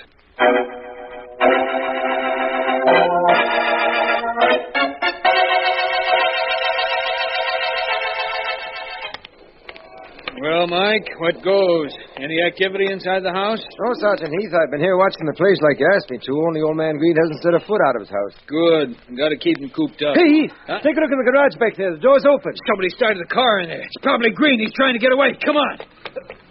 Where are you, Mike? I'm coming, Sergeant. And you better duck. Here comes that guy Green in his roadster. Hop out of the way. Around the running board. Hey, you in that car? Stop! Stop, I The say! running board, Heath. Right! Get off. Now, look, you. When I say stop, I mean stop, and right now. Go away. Don't try to stop me. Mr. I've got to Green, get away. Looks like I'll have to stop this little kitty car by No. turning the ignition off. Get your hand out of me. There. Oh. Now, What are you doing? where were you running to, Mr. Green? You knew you weren't supposed to leave your house. You knew that, didn't you? Yes, I know it, but I couldn't help it. I've got to get away from here, this house, the street, everything about it. I'm a sick man, Sergeant Heath. I've got to get away from here or I'll die. I'm sick. Oh. Hey, Mike, come on over here, hurry. This guy Green's collapsed.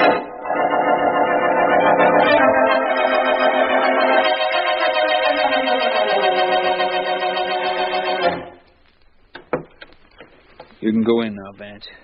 Only the doctor says there isn't much anybody can do for him. Fine thing I'm doing, playing nursemaid to a guy that's dying while a murderer is loose somewhere. It's your good turn for today, Heath. Maybe you'll get a merit badge for it. Sure. Bed's on your left as you come in, Vance. The left. The bed in Stewart's bedroom was on the right. That's where it was in the Bailey boudoir, too. So what? Can a guy put his bed where he wants? Go on in, Vance. He ain't got long, the doc says. I'm sorry to hear that. I'll see you, Heath. Yeah. Wait here for me. Okay. Hello, Mr. Green. Oh. Who is that? I can't see. It's I, Mr. Green. Philo Vance. Go away. All right. If that's what you want, Mr. Green. No. No, you must stay. Stay here.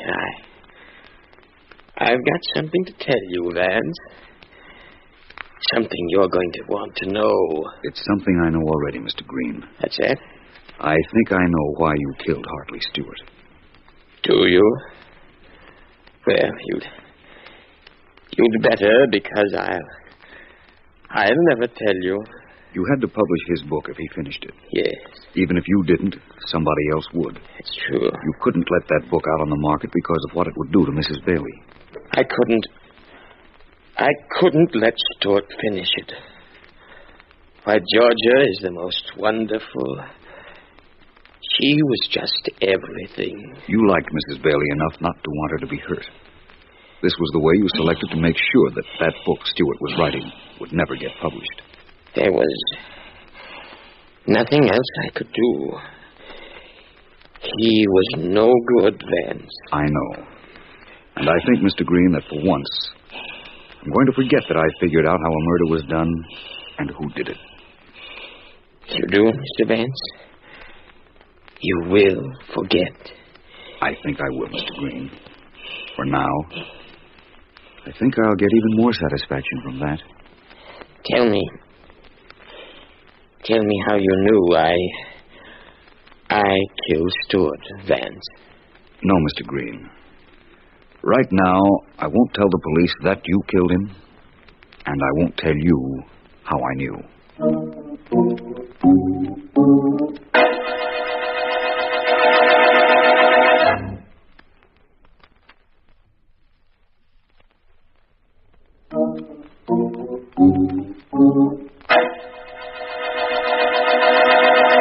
Vance, you've been strong and silent a lot of times, but you're overdoing it now. I'm sorry, Ellen. I don't have anything to say. But, Vance, you've admitted to me that you've stopped work on the bestseller murder case, but you haven't named the murderer. No, that's right. I haven't. Well, there's got to be a first time for everything. This is it, apparently. Did you strike out, Vance? I imagine so. I'll take that if you don't mind, Vance. I've been expecting a call from Sergeant Heath. By all means, Markham.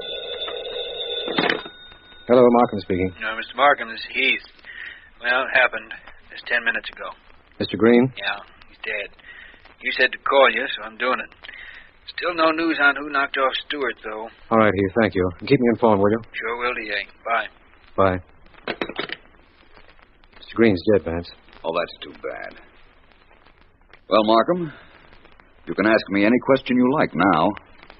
It was Green who fired that shot into Stewart, and the other one into the wall. It was Green. Well, Vance, why didn't you tell us? I wanted to wait until I found out whether or not Mr. Green would recover from his collapse. Now I can tell you. Green was very fond of Mrs. Bailey in a nice, kindly, fatherly way. He killed Stewart to prevent the novelist from finishing the book that would have ruined Mrs. Bailey.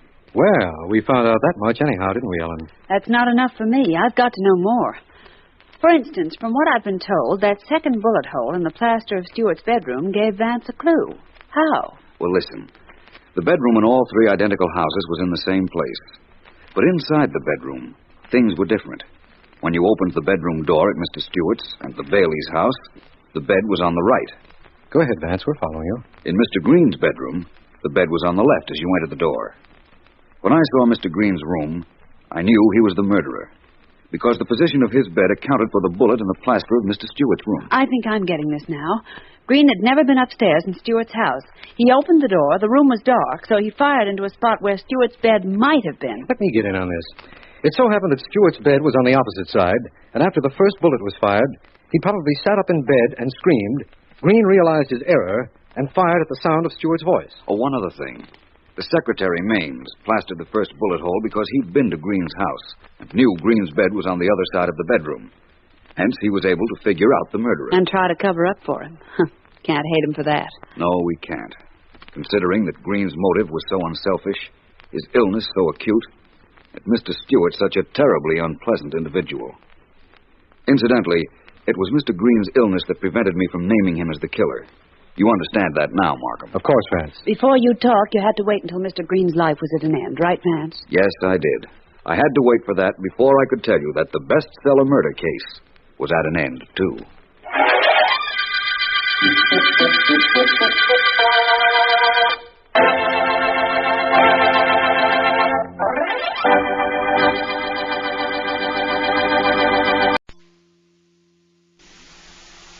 Quiet, please. Quiet, please.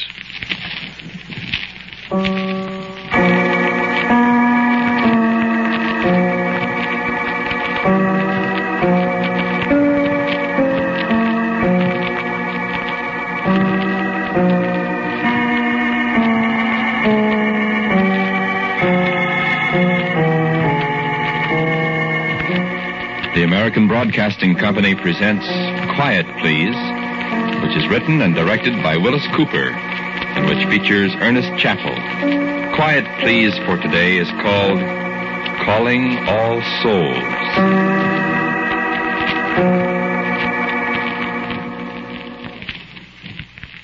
I tell you what happened last Halloween, or All Souls, or All Hallows, or whatever you call it in your part of the country. I bet you can't guess where I was. Well, I was a couple of places. But where I started, I was sitting in a tight little room in a great big house. You ever been west? Well, you know when you cross the Mississippi River on the Santa Fe from Illinois to Iowa, about 4 or 5 hours out of Chicago, Fort Madison, Iowa? Ever notice that great big place right alongside the riverbank to your right? The big high walls and the towers and the big gates? That's right, the Iowa State Prison. That's where I was last Halloween. In a little cell. Oh, very comfortable. All by myself. Waiting. And not much more time to wait. Sure. The death cell.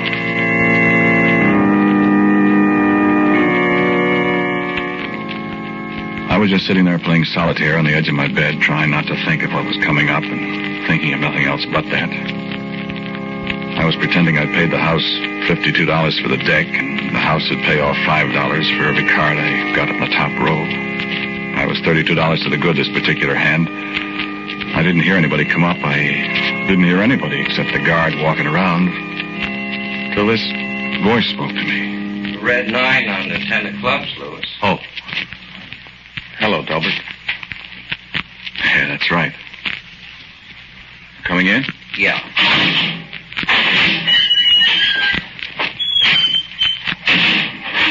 How are you? Yeah, are you? All right. Sit down. Yeah.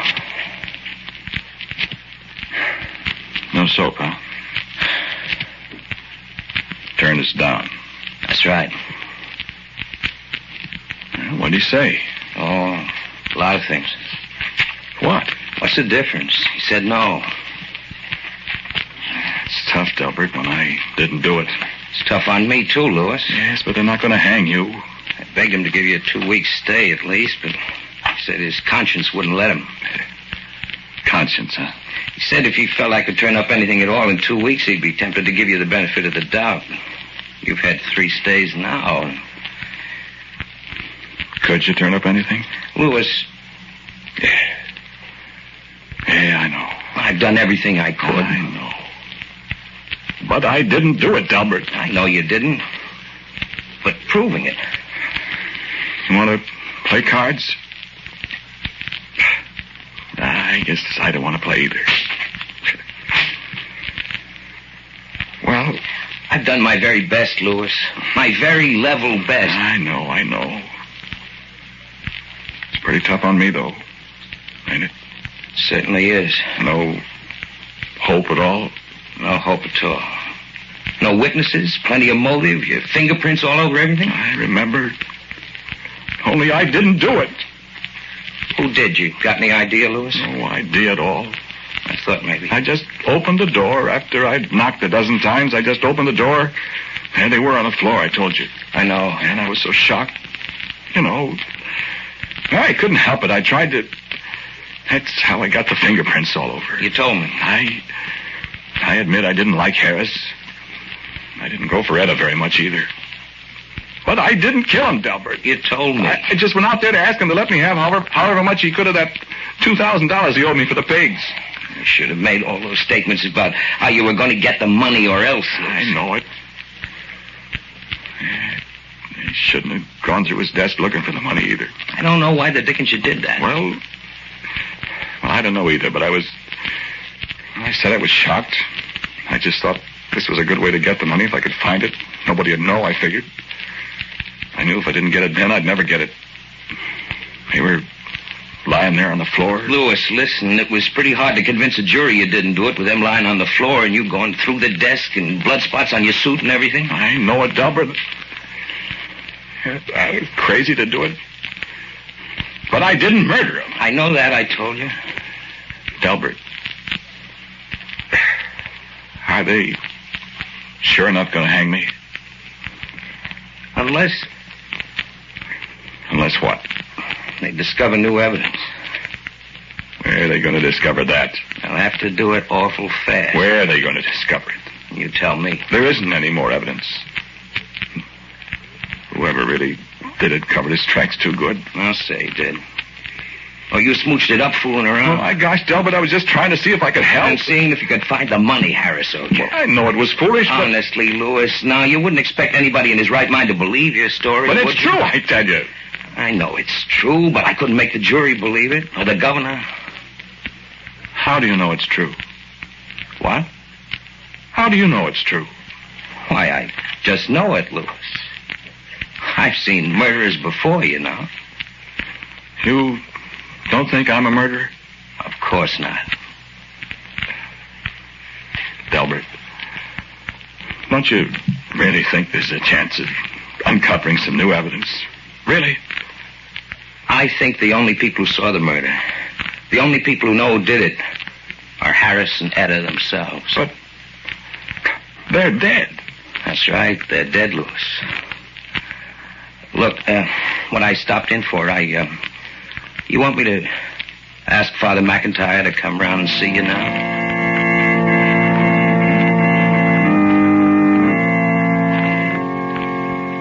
13 steps up with your hands fastened behind you. 13 steps. Stop and turn around. The man says, "Stand here." Look down the 13 steps at the reporters, the doctor with a stethoscope hanging around his neck. Feel a man tying your feet together. Feel the floor give a little underfoot. See how the man stays away from the little trapdoor. reaching out to make the rope tight around your ankles. Listen. Father McIntyre's voice in your ear. A little rustling behind you and the black hood over your head, and you can't see anymore. But you can feel the rope as it brushes against your neck, a little hairy and creepy crawly on your skin. The weight of the knot, 9 turns on your shoulder. The floor gives a little underfoot. No, I can't. I can't. I thought I didn't do it. I tell you, I didn't do it. All I could think of was what my lawyer said, what Delbert said before he got up and opened the door and went away. The only people who saw the murder, the only people who know who did it, are Harris and Etta themselves. And Harris and Etta knew I didn't do it. Maybe they didn't know who it was that did it, but they did know that I didn't do it. Maybe they didn't. And maybe they did. Maybe they did know. Maybe they could tell me. Maybe they could discover some new evidence, the way Delbert put it. Maybe they could tell me where to go, who to look for, what I'd find. I could tell it all to Delbert. He could go tell the governor, I'd get a stay. Maybe the evidence would be good enough so they'd let me go. Maybe they wouldn't hang. But Harris is dead. And Etta's dead. I saw them dead on the floor of their house when I went. And they accused me of murdering them. They found me guilty. I'm in the death cell, waiting. Harris, Etta, don't let me die. Don't let them. Etta, Harris, have mercy on my soul.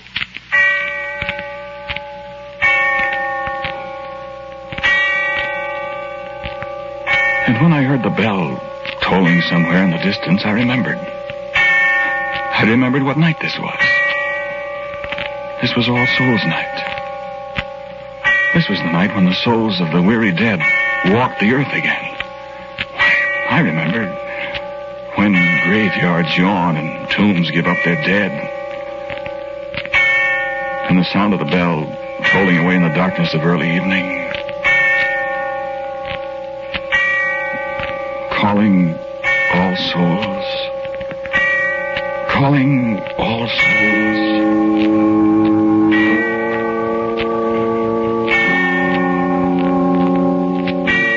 And I wondered if my soul had to leave my body when I walked up the 13 steps and after, if my soul had to leave my body then, why could it not leave my living body for a while and go seeking after the others that stepped from the tomb this night? The souls of the weary dead, the souls of the unhappy dead, the murdered, the kindly souls that knew.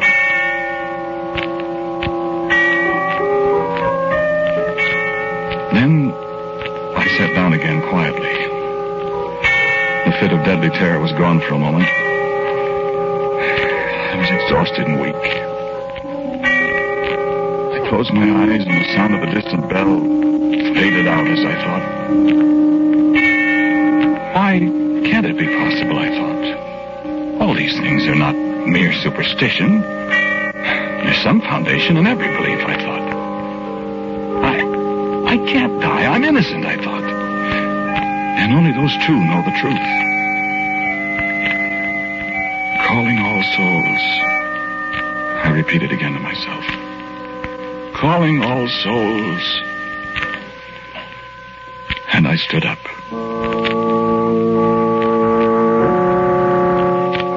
I stood up in that brightly lighted, sorrowful place. And as I rose, I turned to look behind me. And there, on the bed, still in an attitude of despair,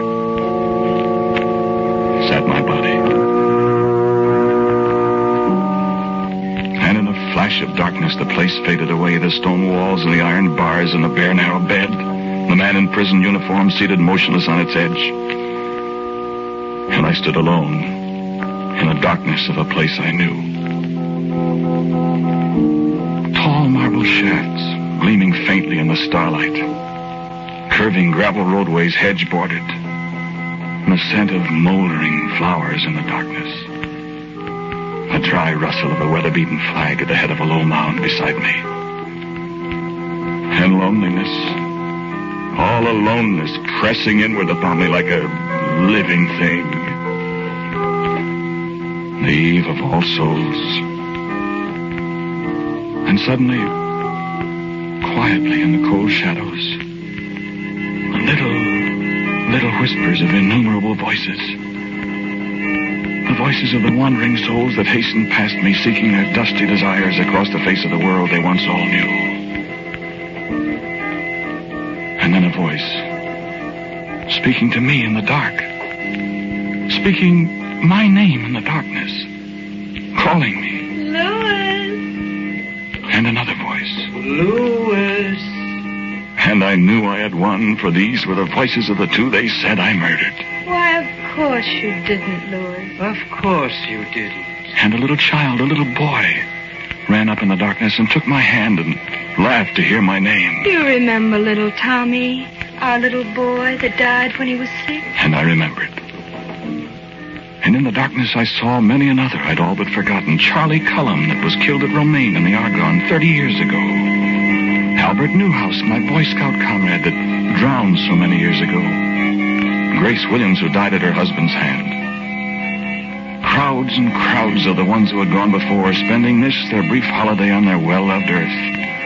And I, the only living soul among them, spending my brief moment with them to seek my life from them. On All Souls' Eve a year ago. And I said, help me. And Etta answered me. What is there we can do now, Louis? You know I didn't kill you, Etta. Of course. Of course. They're going to hang me for it. You didn't do it. But how can I prove it? Delbert said if we could find new evidence. There's plenty of evidence, Louis, to be found. Where? How? Why, let me see. He found the money. That's why you couldn't find it, Louis. But if he found the money, it must be gone by now. No, he has some of it left. But what good does that do? Why, there's a list of the numbers of the bills somewhere. They looked for it. They couldn't find it. Have them look in the bedroom, Louis, behind the third drawer in my chest of drawers. I know where it is. It fell down there. Oh, that's wonderful. But what good will it do now? Unless you tell me. There's plenty of evidence, Louis, if you'll just look for it. He ripped his coat on the catch of the living room door. There's threads there that could be identified. You know who did it?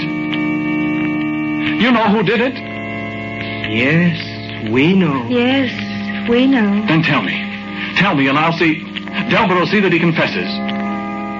Look, I tell you they're going to hang me for it. Do you hear? Tell me. Oh.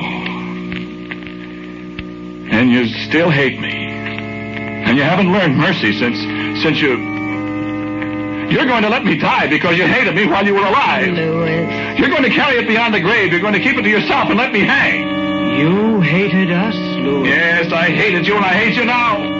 Ghost or no ghost, soul or no soul, No, Harris, have pity on me. It's all over now. There's no use hating me. Don't you hate the man that killed you? Don't you? No, Louis, no. We don't hate him. But you hate me. You're going to let me die. You know I'm innocent. You're going to let me die just because we didn't like each other on Earth. Louis, listen to us. There's no such thing as hate anymore with us.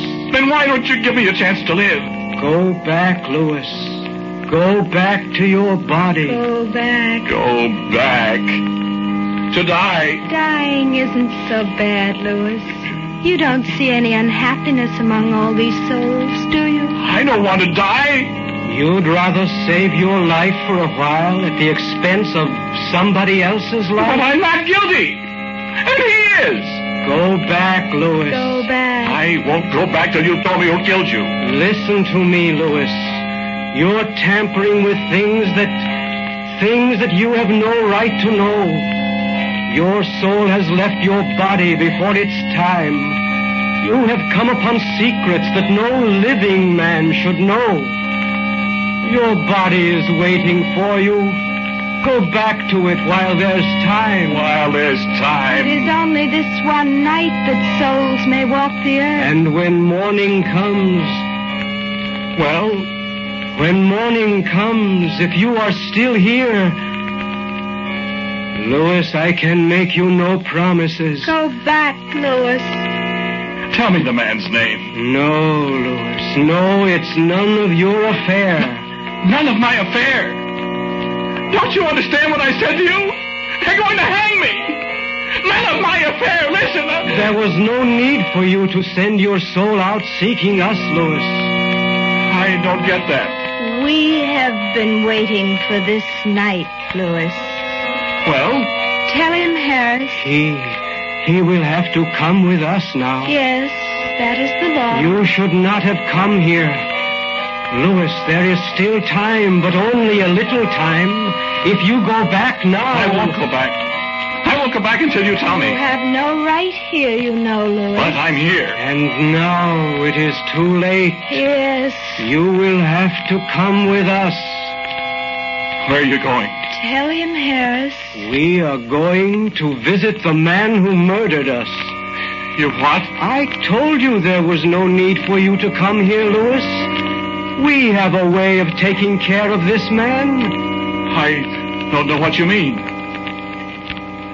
Haven't you ever heard of haunting, Louis?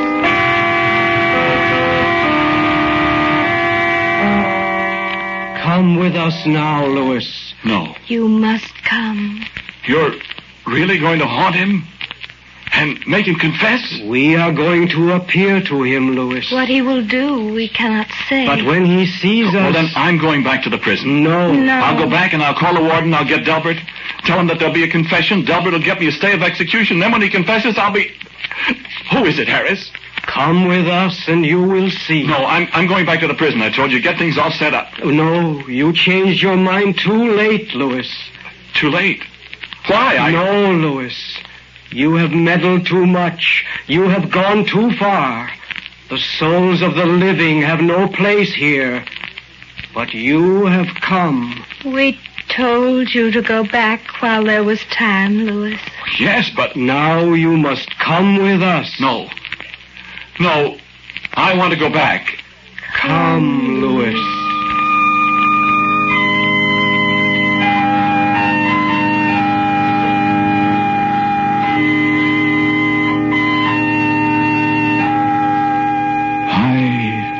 High up over the face of the sleeping, starlit world with the tiny lights of the living far below us. The broad, peaceful farmlands, the sleeping cities, the broad breast of the great river far below us. The universe throbbing with strange, compelling song. And above us, around us, the sense of a million souls. A million, a myriad, a countless multitude, returning joyously to their single night upon the earth they loved. And I looked up in the clearness of the haunted night, and above me, the endless pathway of the Milky Way glowed with a strange splendor. And Ada plucked my sleeve. The pathway of the souls, Louis. The way we all return. And I saw the features of the ones I had loved. Of strangers. Of men and women and little children. Of boys in ragged uniforms. Of bearded ancients and smiling babes in their mother's arms. And on their faces in the sparkling night an expression of awful eagerness. Of long-awaited realization that this night they would once again rest upon the mortal earth. And even I, the only living soul amongst all the multitude of the dead, even I felt an overpowering desire to set my feet again this moment upon the reality of earth. And I closed my eyes for a moment. And when I opened them, we three were in a room. And on a bed there was a sleeping man.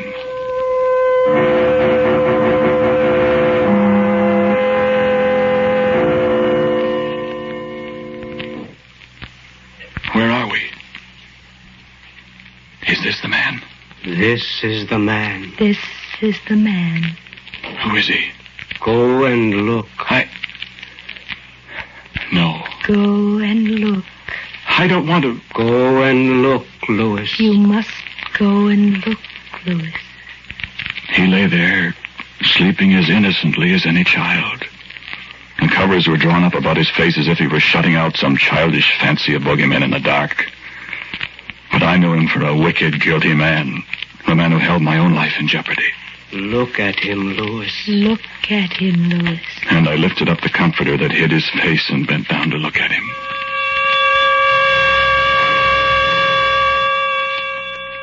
Delbert. Delbert. My friend. The man who had defended me in the courtroom and lost. The man who had gone to the governor. Or had he gone? To plead for my life. Delbert. The man who told me, of course I know you didn't do it. Of course he knew. He alone of mortal men knew the murderer. For the defender of the accused man was the murderer himself. Wake him, Louis. No. Wake him. Delbert. Delbert. Delbert, wake up.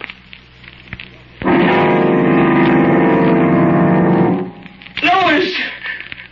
Louis, what are you doing here? He came with us, Delbert. Harris! Harris and Etta, Delbert. No! Now go away! You're a ghost! We are human souls, Delbert. Come to hear your testimony. No! No, I won't tell you anything. You murdered them, didn't you, Delbert? No! You murdered us, Delbert. No, Confess, Delbert. I didn't do it. You did do it. You, Louis! You can't be here. Confess. Well, Confess. Louis must hear you, Delbert. Louis! Louis, I did do it. I killed them, Louis. I murdered them. I knew I could throw the blame on you. I knew I could get you convicted and I could save myself. I hated them too, Louis. Oh, Louis.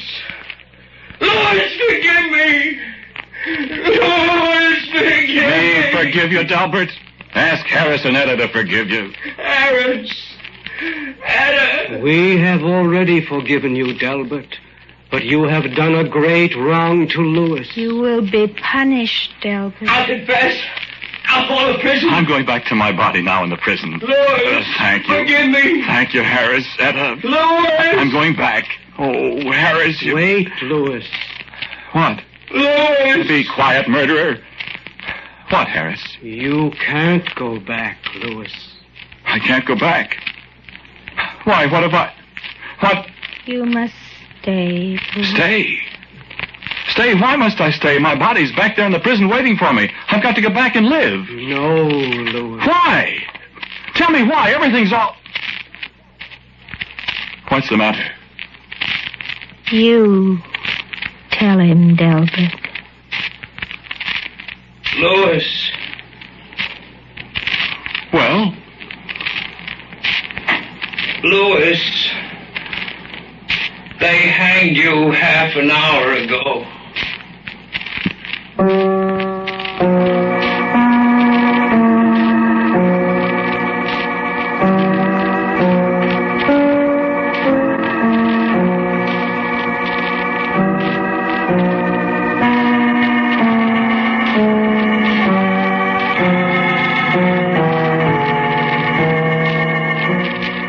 The title of today's Quiet Please story is Calling All Souls.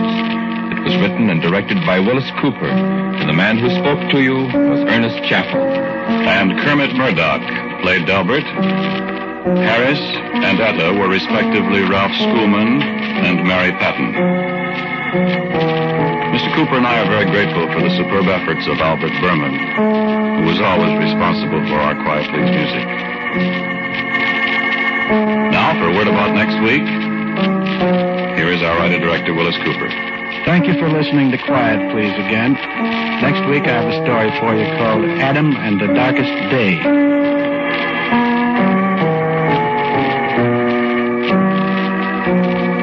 And so, until next week at the same time, I'm quietly yours, Ernest Chappell.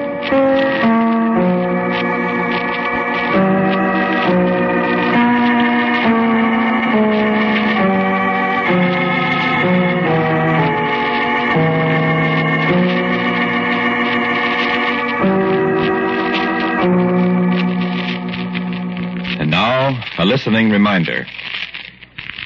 David Harding Counterspy is a name that means action, excitement, drama each time his efficient law enforcement organization exposes another racket. Hear Counterspy this afternoon over these ABC stations. This is ABC, the American Broadcasting Company. WJZ, New York's first station. WJZ. The Search.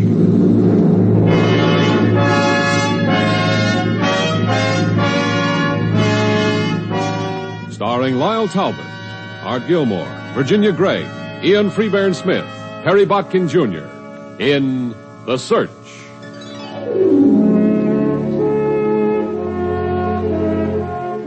And here is your host in Hollywood, Robert Young.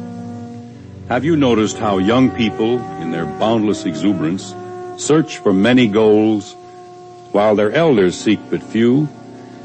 Yet what a different world this would be if the motives of maturity were as honest and sincere as those of the very young. Sergeant Jim Henshaw, played in our story by Lyle Talbot, is destined to find a lesson in motives from his teenage son.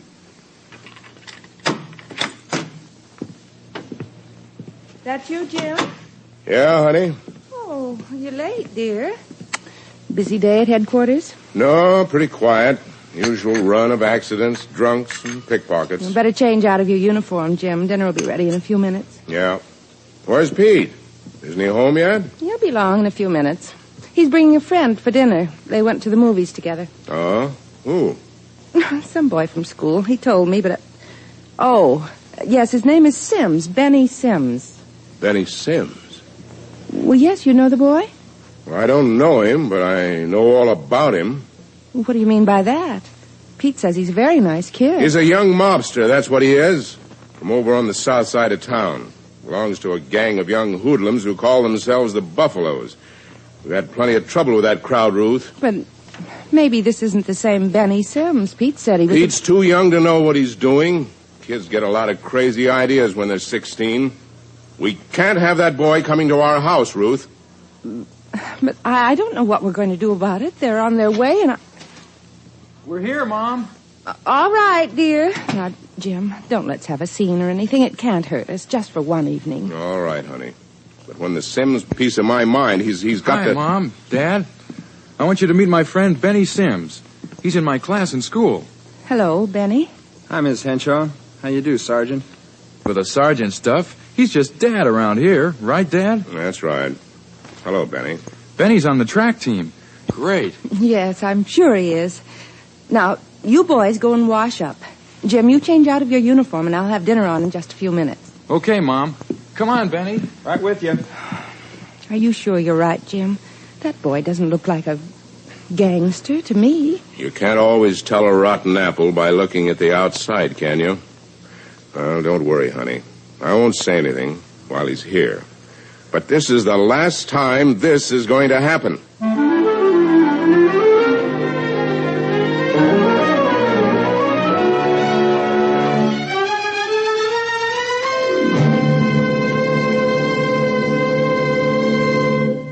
Be sure and join us next week when we'll bring you another exciting adventure of The Raven. And don't forget, for bright, shining teeth... Gee, that was a pretty good show, huh, Benny? Yeah, real good. Well, it's getting kind of late. Better start for home. Have to go all the way across town, you know. Yes, I know. I'm glad you could come, Benny. Thanks, Miss Henshaw. The dinner was real great. Had a fine time. Thank you. Well, good night. Good night, sir. Good night. I'll go to the door with you, Benny. You know, Benny's very polite. Don't be too hard on Pete, dear. He just doesn't understand. I'll handle it all right. So long, Benny. See you tomorrow.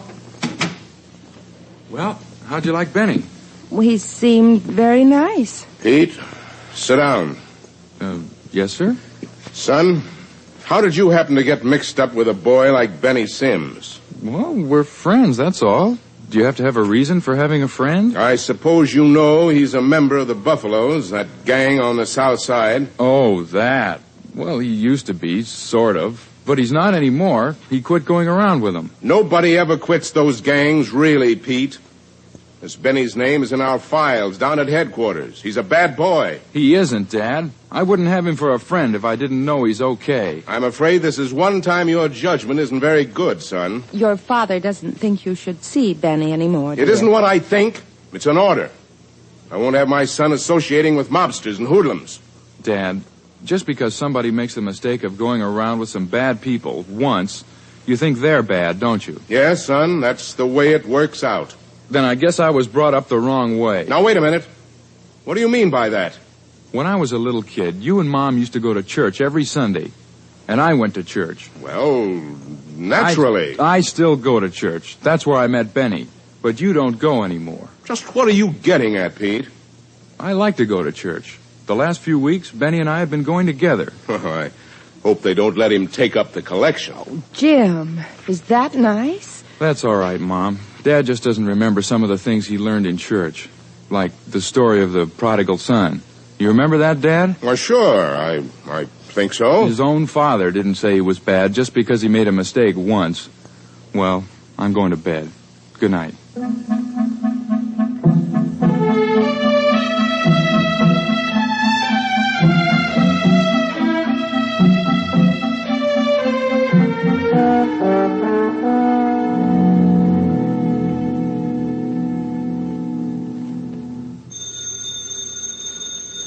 I'll get it, Ruth. It's probably for me anyway. Hello? Yeah, this is Sergeant Henshaw. What? Yeah. How long ago? Mm-hmm. What's his name? What? No, nothing. I'll be right down and question him.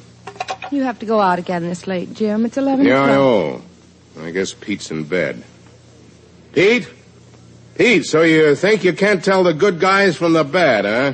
What do you mean, Dad? Our men just picked up a young hoodlum who beat up an old shopkeeper named Pulaski over on the south side. So? His name is Benny Sims. They think Benny beat up an old man? 2 witnesses put the finger on him. Now, what have you got to say for your pal? It's a lie, that's what I've got to say. I'm afraid not, son. Now maybe you'll believe me. Benny was with me tonight until 9 o'clock.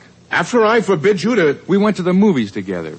There was nothing wrong in that. He left me at 9 and was going home. Oh, well. Well, he must have stopped on the way because old man Pulaski was attacked at 9:30.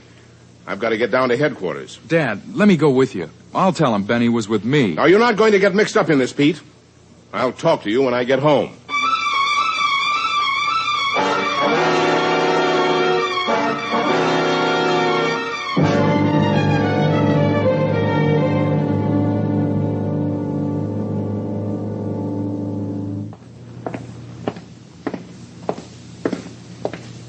Benny?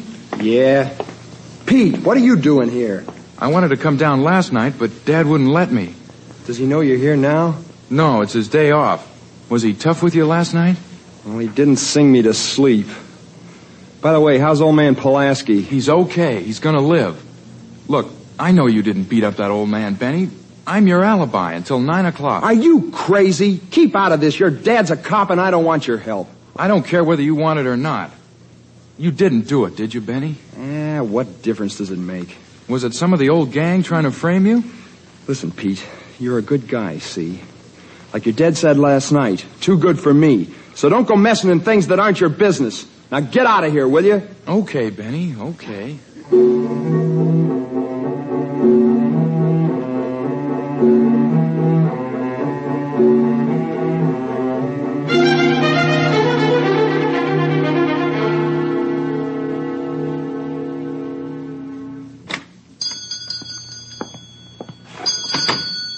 Mrs. Pulaski? What do you want? I just want to ask you a couple of questions. I'm a friend of Benny Sims. That young gangster beat up my husband and took our money. It won't do you no good. I got no more money. Now, wait a minute, Mrs. Pulaski. Calm down. I don't want your money. And what do you want? I got enough trouble. Here, look. This is my high school class picture. One of these boys is Benny Sims, the one you say beat up your husband. Can you pick him out? Sure I can. Two fellas outside tell me he's Benny Sims, and I tell that to police. I show you. Oh, so many faces. Yeah, that one. You're absolutely sure? I know that face anywhere. Great. Thanks, Mrs. Pulaski. That's all I wanted to know. No, wait, boy. What is this? The boy you identified isn't Benny. It's Slim Carter. All I wanted you to do was tell me Benny wasn't the one. You've done a lot more. Thanks.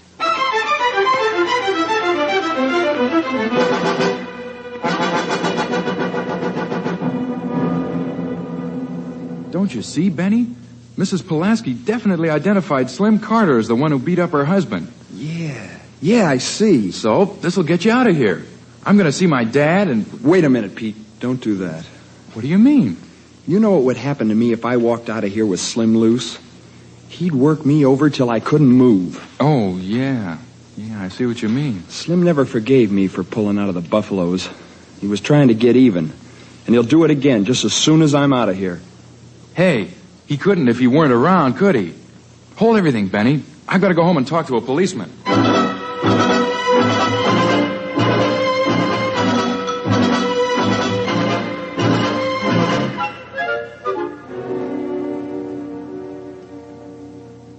So, there you are, Dad. What are you going to do about it? You mean the mob did all this just to frame Benny? Slim Carter did, and to steal some money at the same time. They can't let a person go straight without a fight. Then, Benny really was okay. Well, I'll get right down there and have him released. Wait a minute, Dad. There are a couple of things we got to do first. Yeah, such as? We'd better drive over to Mrs. Pulaski's so you can hear her identification. Then you better have Slim picked up before you let Benny go. You're quite a policeman, aren't you, Pete? I'm no policeman. Benny's my friend, so I had to believe in him. Let's go.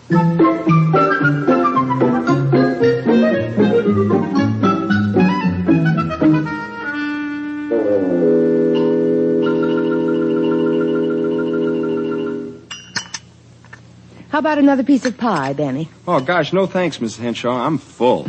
You sure are a good cook. Well, thanks. I'm afraid my regular boarders sort of forget to mention that. I'm afraid we forget a lot of things we should remember.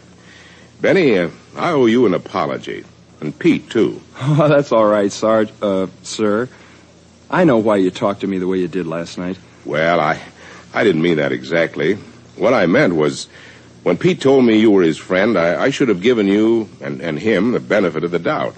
I'm afraid I didn't. Oh, that's all right. Sometimes you really have to prove you're honest before people believe it. It shouldn't be that way. Not in this country of ours.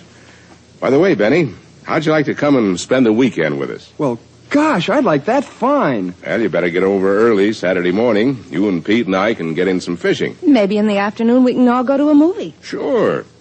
And Sunday morning we'll go to church together. Oh, that'll be great. Benny and I usually go anyway. Well, then if you don't mind, son, your mother and I'll go with you. It's a good thing someone in this family knows the way.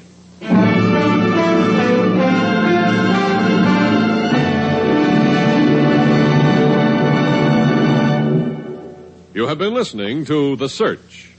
And here again is your host, Robert Young. During our lives as parents, I think we get into the habit of discipline for discipline's sake.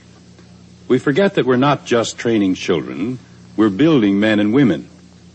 My church keeps me reminded of this, and if you go to church, I know yours does too.